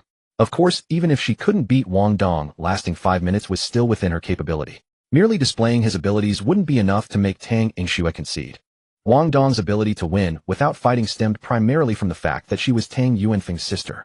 Wang Dong not only claimed to be Tang Yuanfeng's close friend, but also promised to train with her going forward. Additionally, exceeding 5 minutes on the dungeon arena resulted in both parties being declared losers. After thorough consideration, Tang Yingxue ultimately agreed to Wang Dong's proposal. Originally, the two had planned things out within the dungeon. Wang Dong would hold back all enemy combatants while she adapted to circumstances and helped rescue the captives. However, subsequent events proved unpredictable, rendering their coordinated strategy useless. Just because he knows your brother, you handed over the treasures to him. Aren't you afraid he might deceive you? Upon hearing Tang Yingxue's account, the girls wore expressions of curiosity. Tang Yingxue responded with resignation. What difference would it make if he did deceive me? We couldn't determine a winner within 5 minutes, so neither of us would get the treasure. Still, you should have at least checked how many treasures there were. If there were 2, he could have given you 1. The treasures from the semifinals were already that valuable. What do you think the champion's reward would look like? If you obtained treasures at that level, would you be willing to share them with others? That's true. But didn't you discuss this beforehand? If he wasn't willing, simply walk away from the deal entirely. Exactly, who's afraid of whom? Theoretically, that's feasible, but deliberately sabotaging a deal hurts everyone involved. That doesn't sound like something Ingxue would do. Hey, you truly understand Ingxue best. The group chatted and laughed their way back to the dormitory together, where they cleaned the battle paint from their faces using cloths and body wash, before Ingxue, finally, let out a long breath of relief. Lying in her bed, she opened her friend chat interface. The world had become this way, which for most of humanity meant nothing short of catastrophe. Yet someone still had to handle certain things. Though she pretended not to care on the surface, deep down she genuinely did. Hey, you're Wang Dong, right? Yes. Are you serious about leveling me up when you said that? Absolutely. Wait until I reach level 20. How long will it take you to get to 20? At the fastest 3 days, at most 5. But you're only level 15 right now. 5 days to reach 20. You should trust the killing efficiency of a hidden class mage. By the way, do you have a boyfriend? What are you planning? Of course I want to dual cultivate with you. Your close combat abilities are so strong, and my range capabilities are decent too. If we combine our strengths, we'll be invincible as a couple. Who wants to dual cultivate with you? And couple in sync. A blush suddenly appeared on Tang Ingxue's normally cold expression, shifting her perception of Wang Dong to an entirely different level. Besides, with your height, is that even appropriate? Hey, don't bring up people's shortcomings like that. After a brief interaction, Wang Dong discovered that Tang Ingxue not only lacked a smile, but also had a sharp tongue. She had once bluntly told someone nicknamed, "So handsome people want to hack you," that he wasn't actually handsome. And now she was openly saying his height wasn't sufficient to be her boyfriend. This woman was 176 centimeters tall, and at 179 centimeters, why would he be unsuitable? While the height difference was minor, it hardly constituted a weakness on his part. Forget it. I can't seem to connect with this woman. Wang Dong stretched lazily. I'd better get some fresh air. It was only a little past 8 in the evening, and since he didn't need to restore his stamina or energy, there was no reason to sleep so early. Brother Dong, come drink with us over at Taoline's. I'm coming.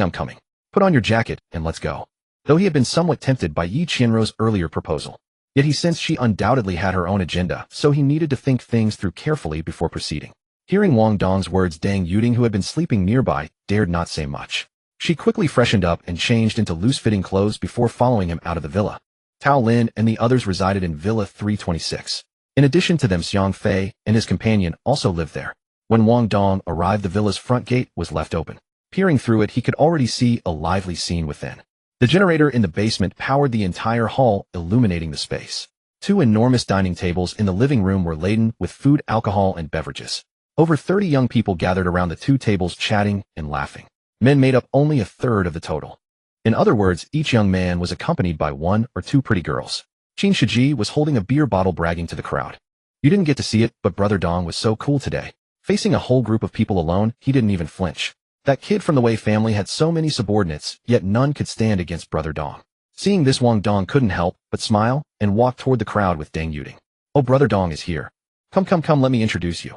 Qin Shiji enthusiastically draped his other arm around Wang Dong's shoulder. Wang Dong is my brother. If not for him today, we would have all been finished. Brother Dong. Hello, Brother Dong. Good evening, Brother Dong. After Qin Shiji's introduction, everyone looked at Wang Dong with deep respect. Wang Dong nodded to the crowd and took his seat beside Dang Yuding, where Qin Shiji had arranged it for them. Qin Shiji sat down as well, and only when the noise around them resumed did he lean close to Wang Dong's ear and speak. Brother Dong, the treasures from that secret realm must be quite impressive, right? Wang Dong paused briefly before nodding. Naturally. Could I take a look? Almost immediately after saying this, Qin Shiji seemed to realize something and quickly added, Don't worry, I'm not asking you to give it to me. My father already made it clear, whatever you obtained in the secret realm belongs to you alone. No one has the right to interfere, not even me. I'm just curious, that's all. It's not that I'm worried about that. Fine, I'll send it to you.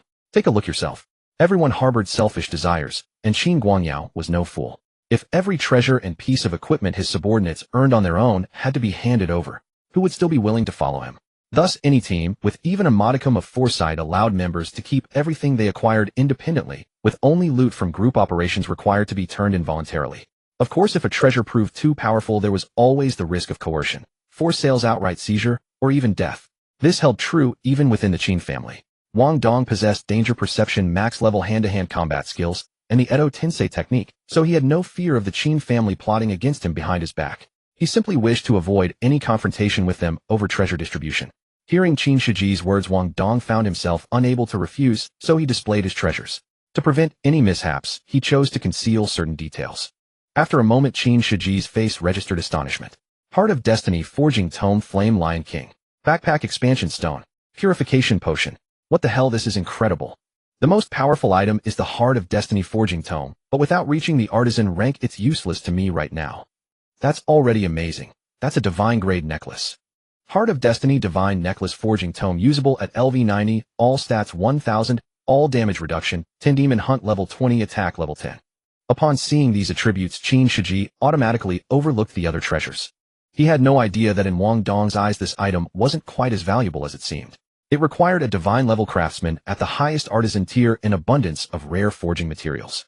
Treasures that couldn't be utilized in the short term were worth only half as much to him. Hell, let's not discuss this further. Let's drink.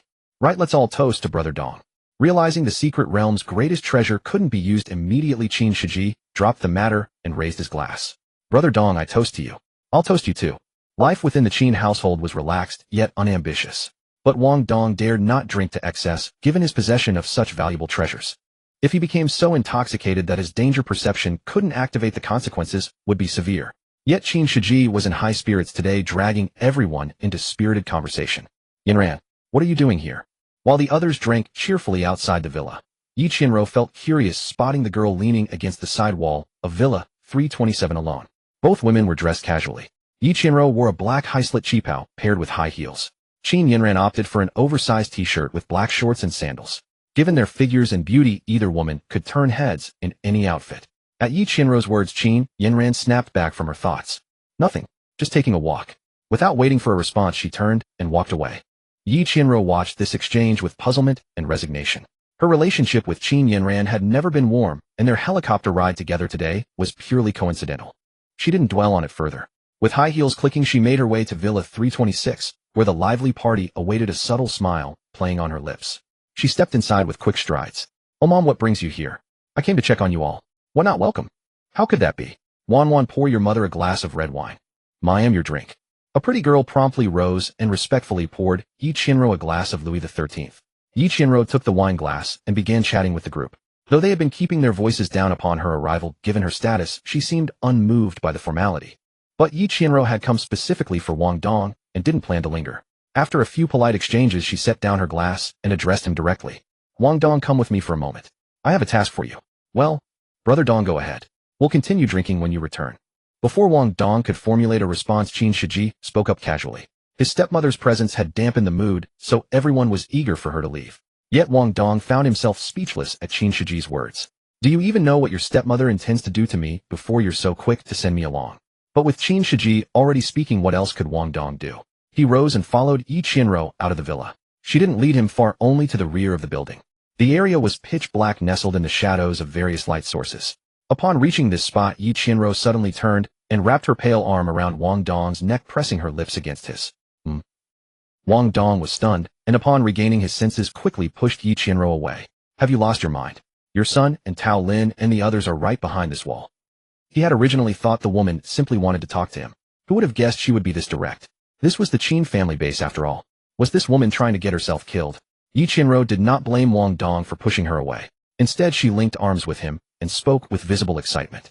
The way you were fighting today was so cool. Wang Dong. What kind of thinking led to that conclusion? If you have nothing else to say, then scram. If anyone discovers this, we are finished. Even when you scold me, you look so handsome.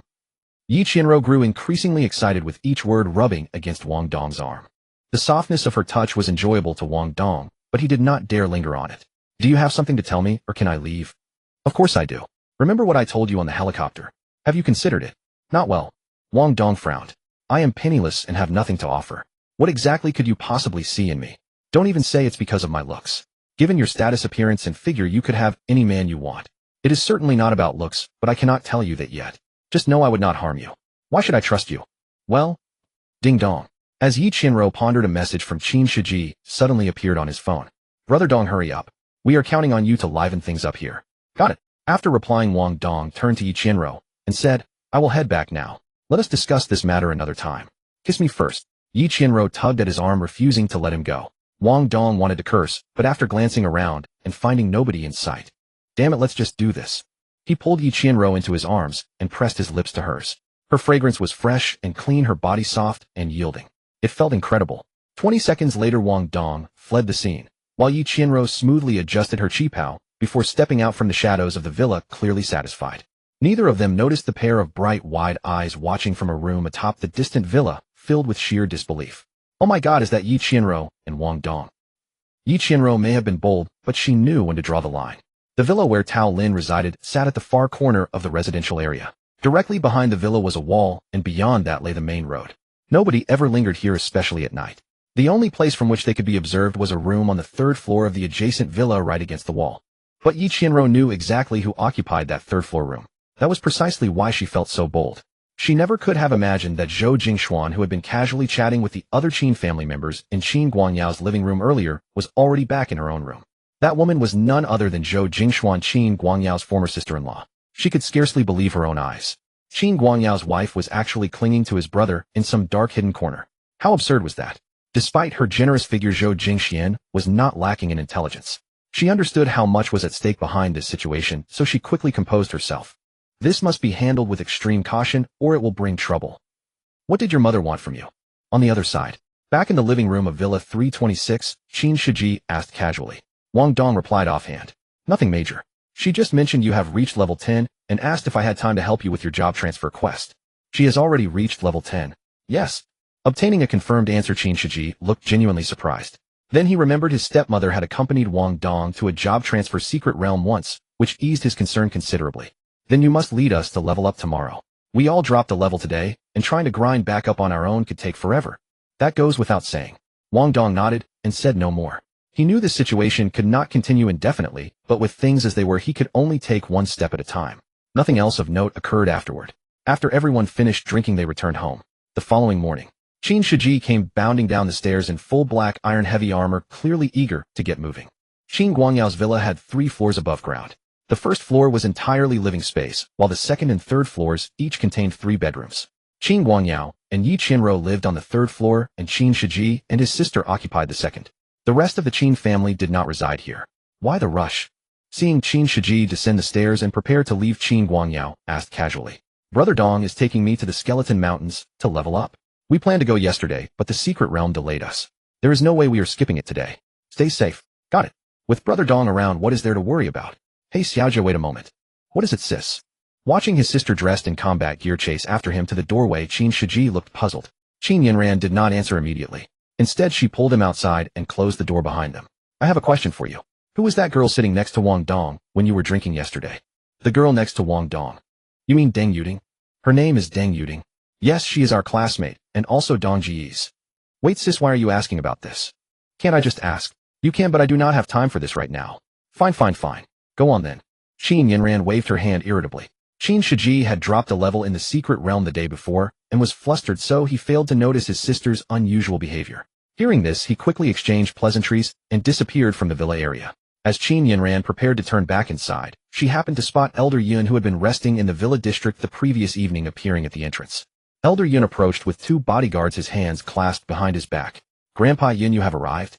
Child, your father has not left yet, has he? No, he is waiting for you in the living room. Let me show you in. All right. Yun smiled and nodded, instructing his 2 guards to remain at the entrance as he followed Qin Yanran inside alone. Elder Yun, you have come. Please take a seat. Shall we continue discussing yesterday's matter? Of course. But first I would like to ask Elder Yun a question. What question? What do you think of Wang Dong? Wang Dong. Upon hearing her father and Elder Yun discussing Wang Dong, Qin Yanran, who was preparing to ascend the stairs, instinctively stopped in her tracks. Yuni downstairs had not noticed this detail. He only asked curiously, you mean that young man who saved Shiji yesterday? Yes. Qin Guangyao nodded. Well? Upon hearing this, Yun fell into deep thought. After a moment, he slowly responded. I feel he reminds me a bit of you when you were younger. Hearing this, Qin Yanran could not help but pause. Similar to her father when he was young. Did this Grandpa Yun hold such a high opinion of him? However, Qin Guangyao's brows furrowed upon hearing this. Before he could say anything, Yun continued. But he does not seem as ambitious as you were back then. He looks more like someone suited to be an aide. Oh, ha. Hearing this, Qin Guangyao's frown dissolved, and a long unseen smile appeared on his face. Yun was initially surprised, but then laughed along, pointing a finger at Qin Guangyao. Ha, you. Watching the 2 of them, Qin Yanran was utterly bewildered. What on earth were they laughing about? Qin Yanran was not actually unintelligent, as she simply could not have imagined that her father would already be contemplating grooming a deputy for her younger brother, and that the chosen candidate was none other than Wang Dong. After all, Wang Dong had only arrived at the Qin family 2 days prior. How could he possibly become a core member? Yet to Qin Guangyao, Wang Dong had been serving as Qin Shiji's follower for nearly 3 years. Qin Shiji knew him inside and out. After the apocalyptic game, descended Wang Dong possessed both strength and capability, yet lacked ambition and background. Would such a person not be the ideal candidate for a trusted confidant? So despite Wang Dong having joined the Qin family only 2 days ago, he had already successfully infiltrated their inner circle. Meanwhile, on the other side, Wang Dong remained entirely unaware of Qin Guangyao's thoughts, for he was already en route to the Skull Mountain Range. The Skull Mountain Range lay to the west of Demon City, while Jingxi Ancient Town sat to the northwest. This range occupied the southwest position. Countless peaks stretched endlessly across the landscape, all shrouded in a thin veil of gray mist. Wang Dong should have sought out Qinsuzhen first, but with the hidden secret realm appearing in just 3 days, he needed to grow stronger to face whatever awaited him there. After confirming Qinsuzhen was reasonably safe, he came here to level up instead. After all, sharpening the axe won't delay the woodcutting. Once his level increased, and he learned a couple more area attack skills, he'd be able to help her level up much faster. Unfortunately, the doo-doo bird could only carry one person and was no faster than a helicopter, so the group traveled by helicopter to reach this location. The moment the helicopter's rotors dispersed the thin fog at the mountain range's edge, a desolate expanse of eerie peaks came into view. It appears we're the first team to come here for leveling. That's certainly the case, though these creatures seem to have remarkably high defense. Their bones are extremely tough with large gaps, making them difficult for ordinary battle pets and archers to handle with novice weapons. The entire mountain range stood completely barren with no vegetation in sight. Yet the scattered white bones and skeletal soldiers across the ground sent shivers down everyone's spines. Qin Shiji swallowed hard at the sight. Brother Dong, can you handle this? Try to avoid those archers and mages. Keep the helicopter at an altitude of about 20 meters and leave the rest to me. Wang Dong observed the ground through binoculars with steady composure. All creatures in the Skull Mountain range were skeletons. Their bones were not white, but gray. Skeleton warriors wielding bone swords were level 16, axemen at level 17, archers at level 18, and mages at level 19. Since the mage's fireballs and the archer's bone arrows could reach the helicopter, and flying monsters occasionally appeared overhead, maintaining air superiority proved impossible. Wang Dong examined the skeletons closely. The higher the level, the darker the bone coloration. Faint blue soul fires burned within each skull's eye sockets, creating an unsettling atmosphere.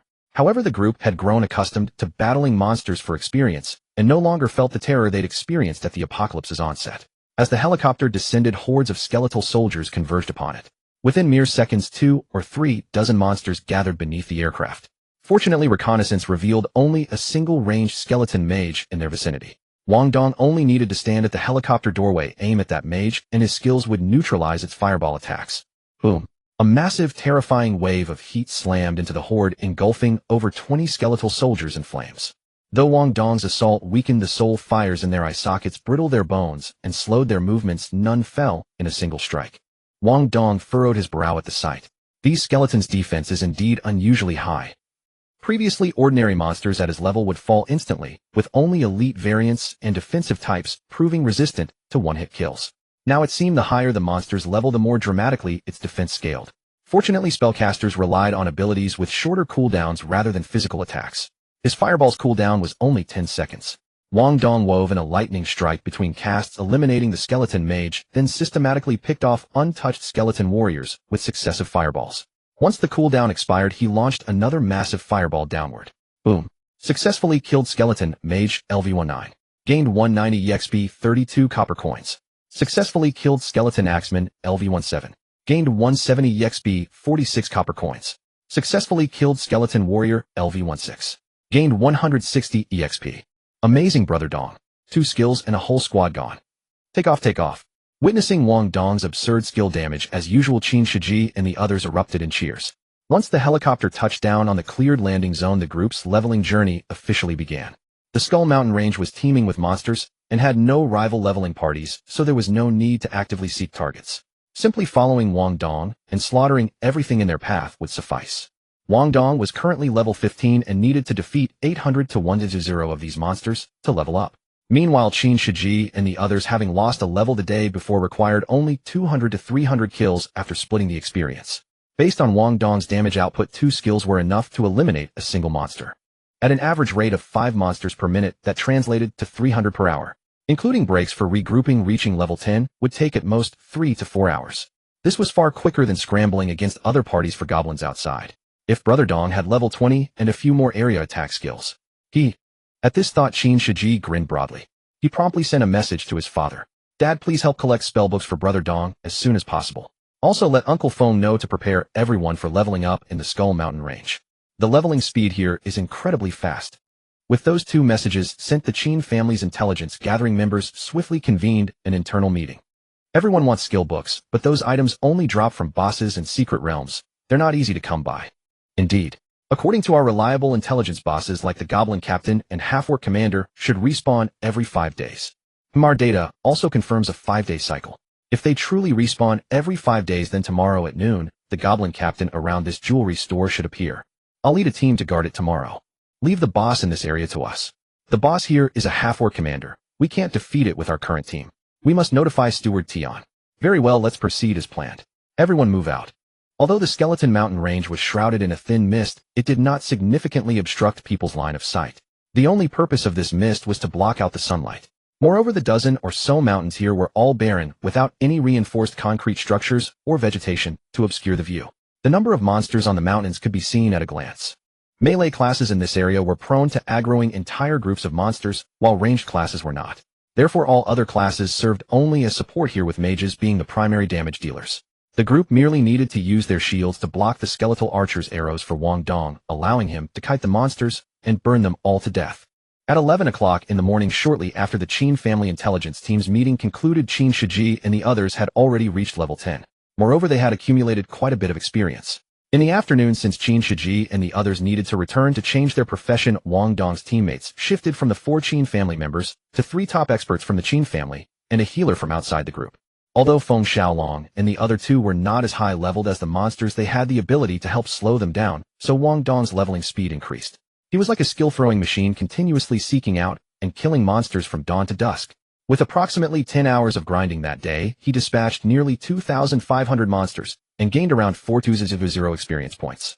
It should be noted that leveling from 15 to 16 required only 1500 experience points, and from 16 to 17 required 1800. In other words, on his first day at Skeleton Mountain Range, Wang Dong had leveled from 15 to halfway through level 17. There's a town nearby. Let's stay there for 2 nights.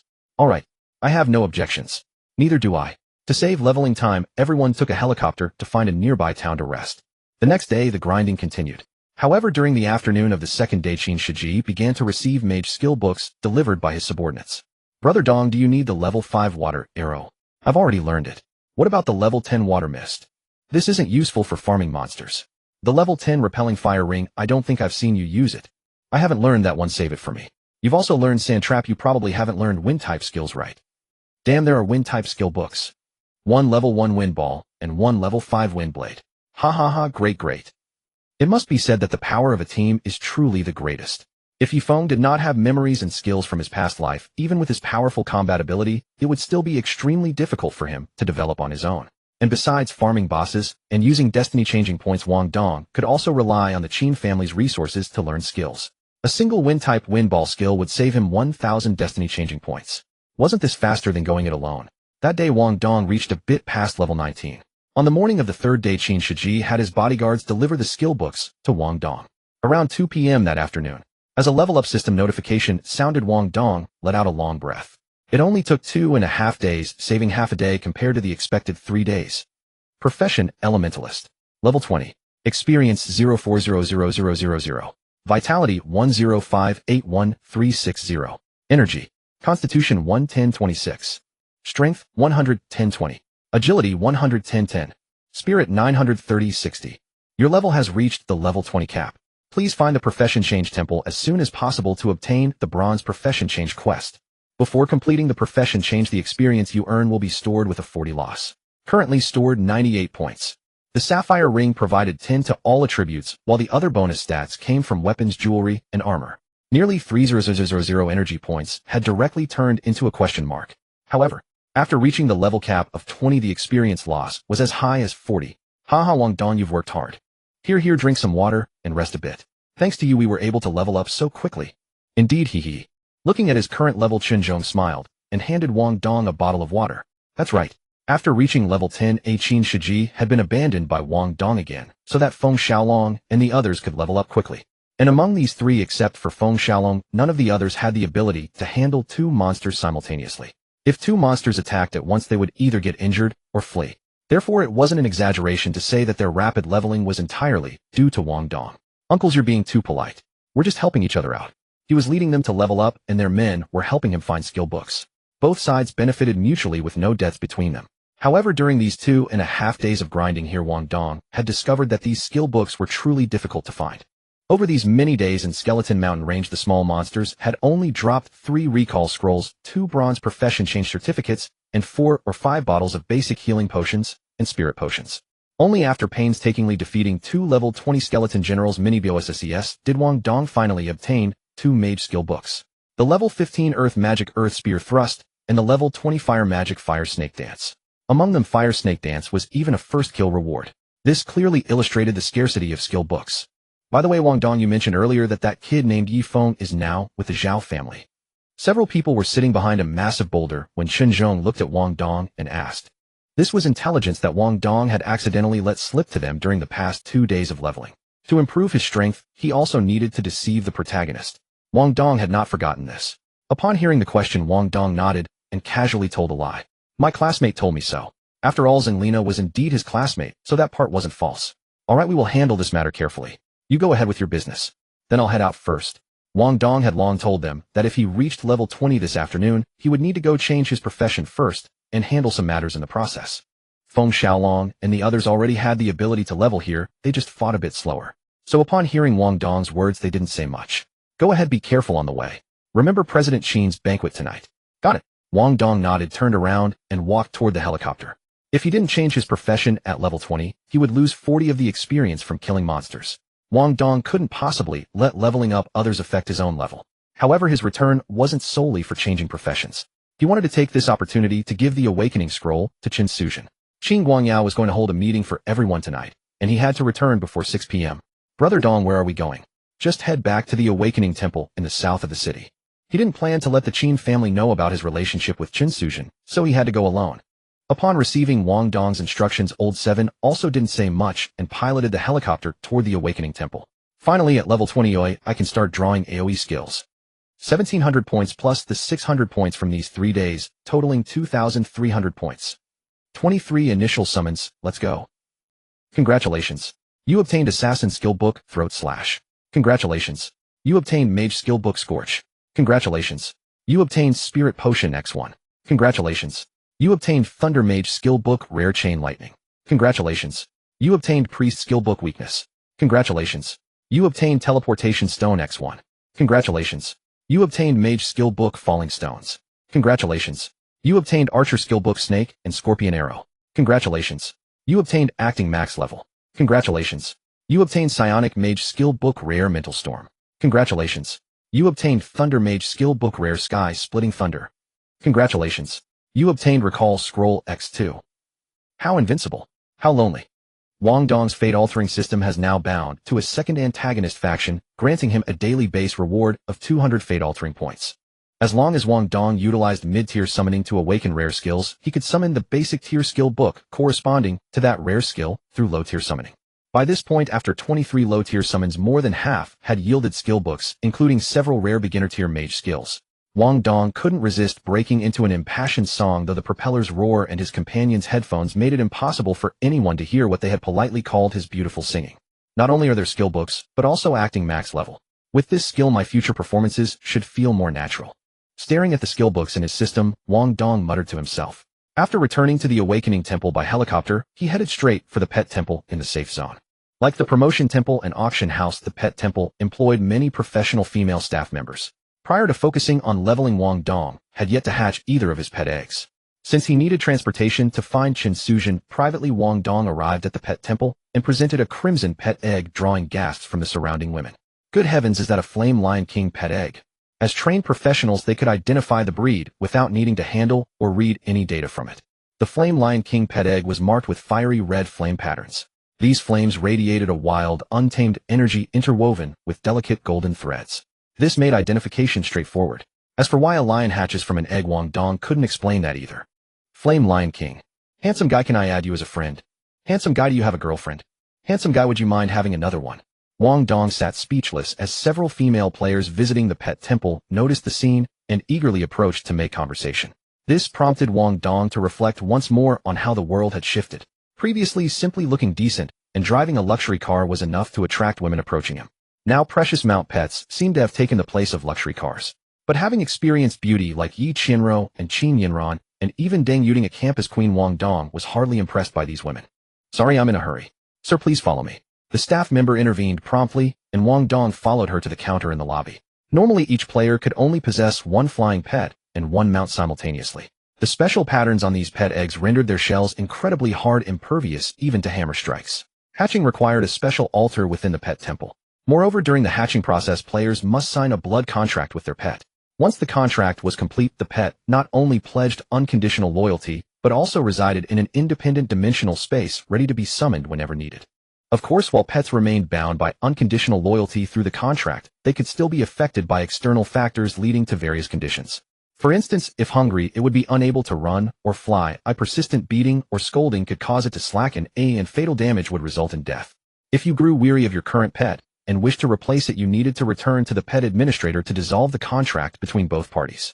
A Dudiao can be used at level 10, requiring 10,000 copper coins for hatching, but a Flame Lion King at level 30 demands 100,000. Why so expensive? Despite his decent monster-killing efficiency, recently the copper coins were split among several people, so between what he currently held and the savings from selling his starter gear, he only had a bit over 1,000 copper coins total. He was still short by a few thousand copper coins to hatch both pet eggs. The price is fixed, there is nothing we can do about it. Then forget it, just hatch the Dudiao for me first. Wang Dong did not wish to trouble himself further. The Flame Lion King could not be used until level 30 anyway, so hatching it now would serve no purpose. Alright, sir. The staff member nodded politely. But just as the staff member was preparing to process Wang Dong's request, a tall, graceful figure appeared beside him, with several bodyguards extending a white jade card to the staff member. Hatch the Flame Lion King along with it for him. Charge it to my card. Miss Qin. My name is Qin Yinran. Oh, just call me Yinran. Is this appropriate? If you are uncomfortable, you can call me sister, just like Xiao Jia does. No, I mean, is it okay for you to pay for me? Qin Yinran sat silently. She realized her way of thinking differed from Wang Dong's.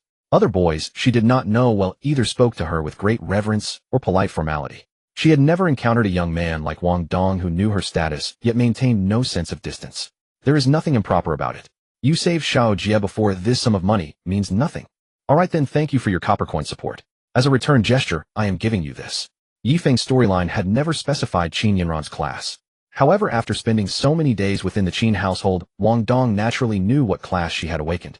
Yet upon seeing the marksman skill book Serpent's Arrow that Wang Dong offered, Qin Yinran froze once more. The skill name was displayed upon the book itself, so she did not need to hold it to understand what it was. But what was going on now? This guy was handing out skill books so carelessly. He had already given her 2 before, and now another one. What is wrong? Do you not value it? Seeing her hesitation, Wang Dong instinctively explained, this thing is poisoned and quite potent. While it may not show much effect against regular monsters, it is highly effective against bosses and defensive-type enemies. Know this skill book is worth far more than 100,000.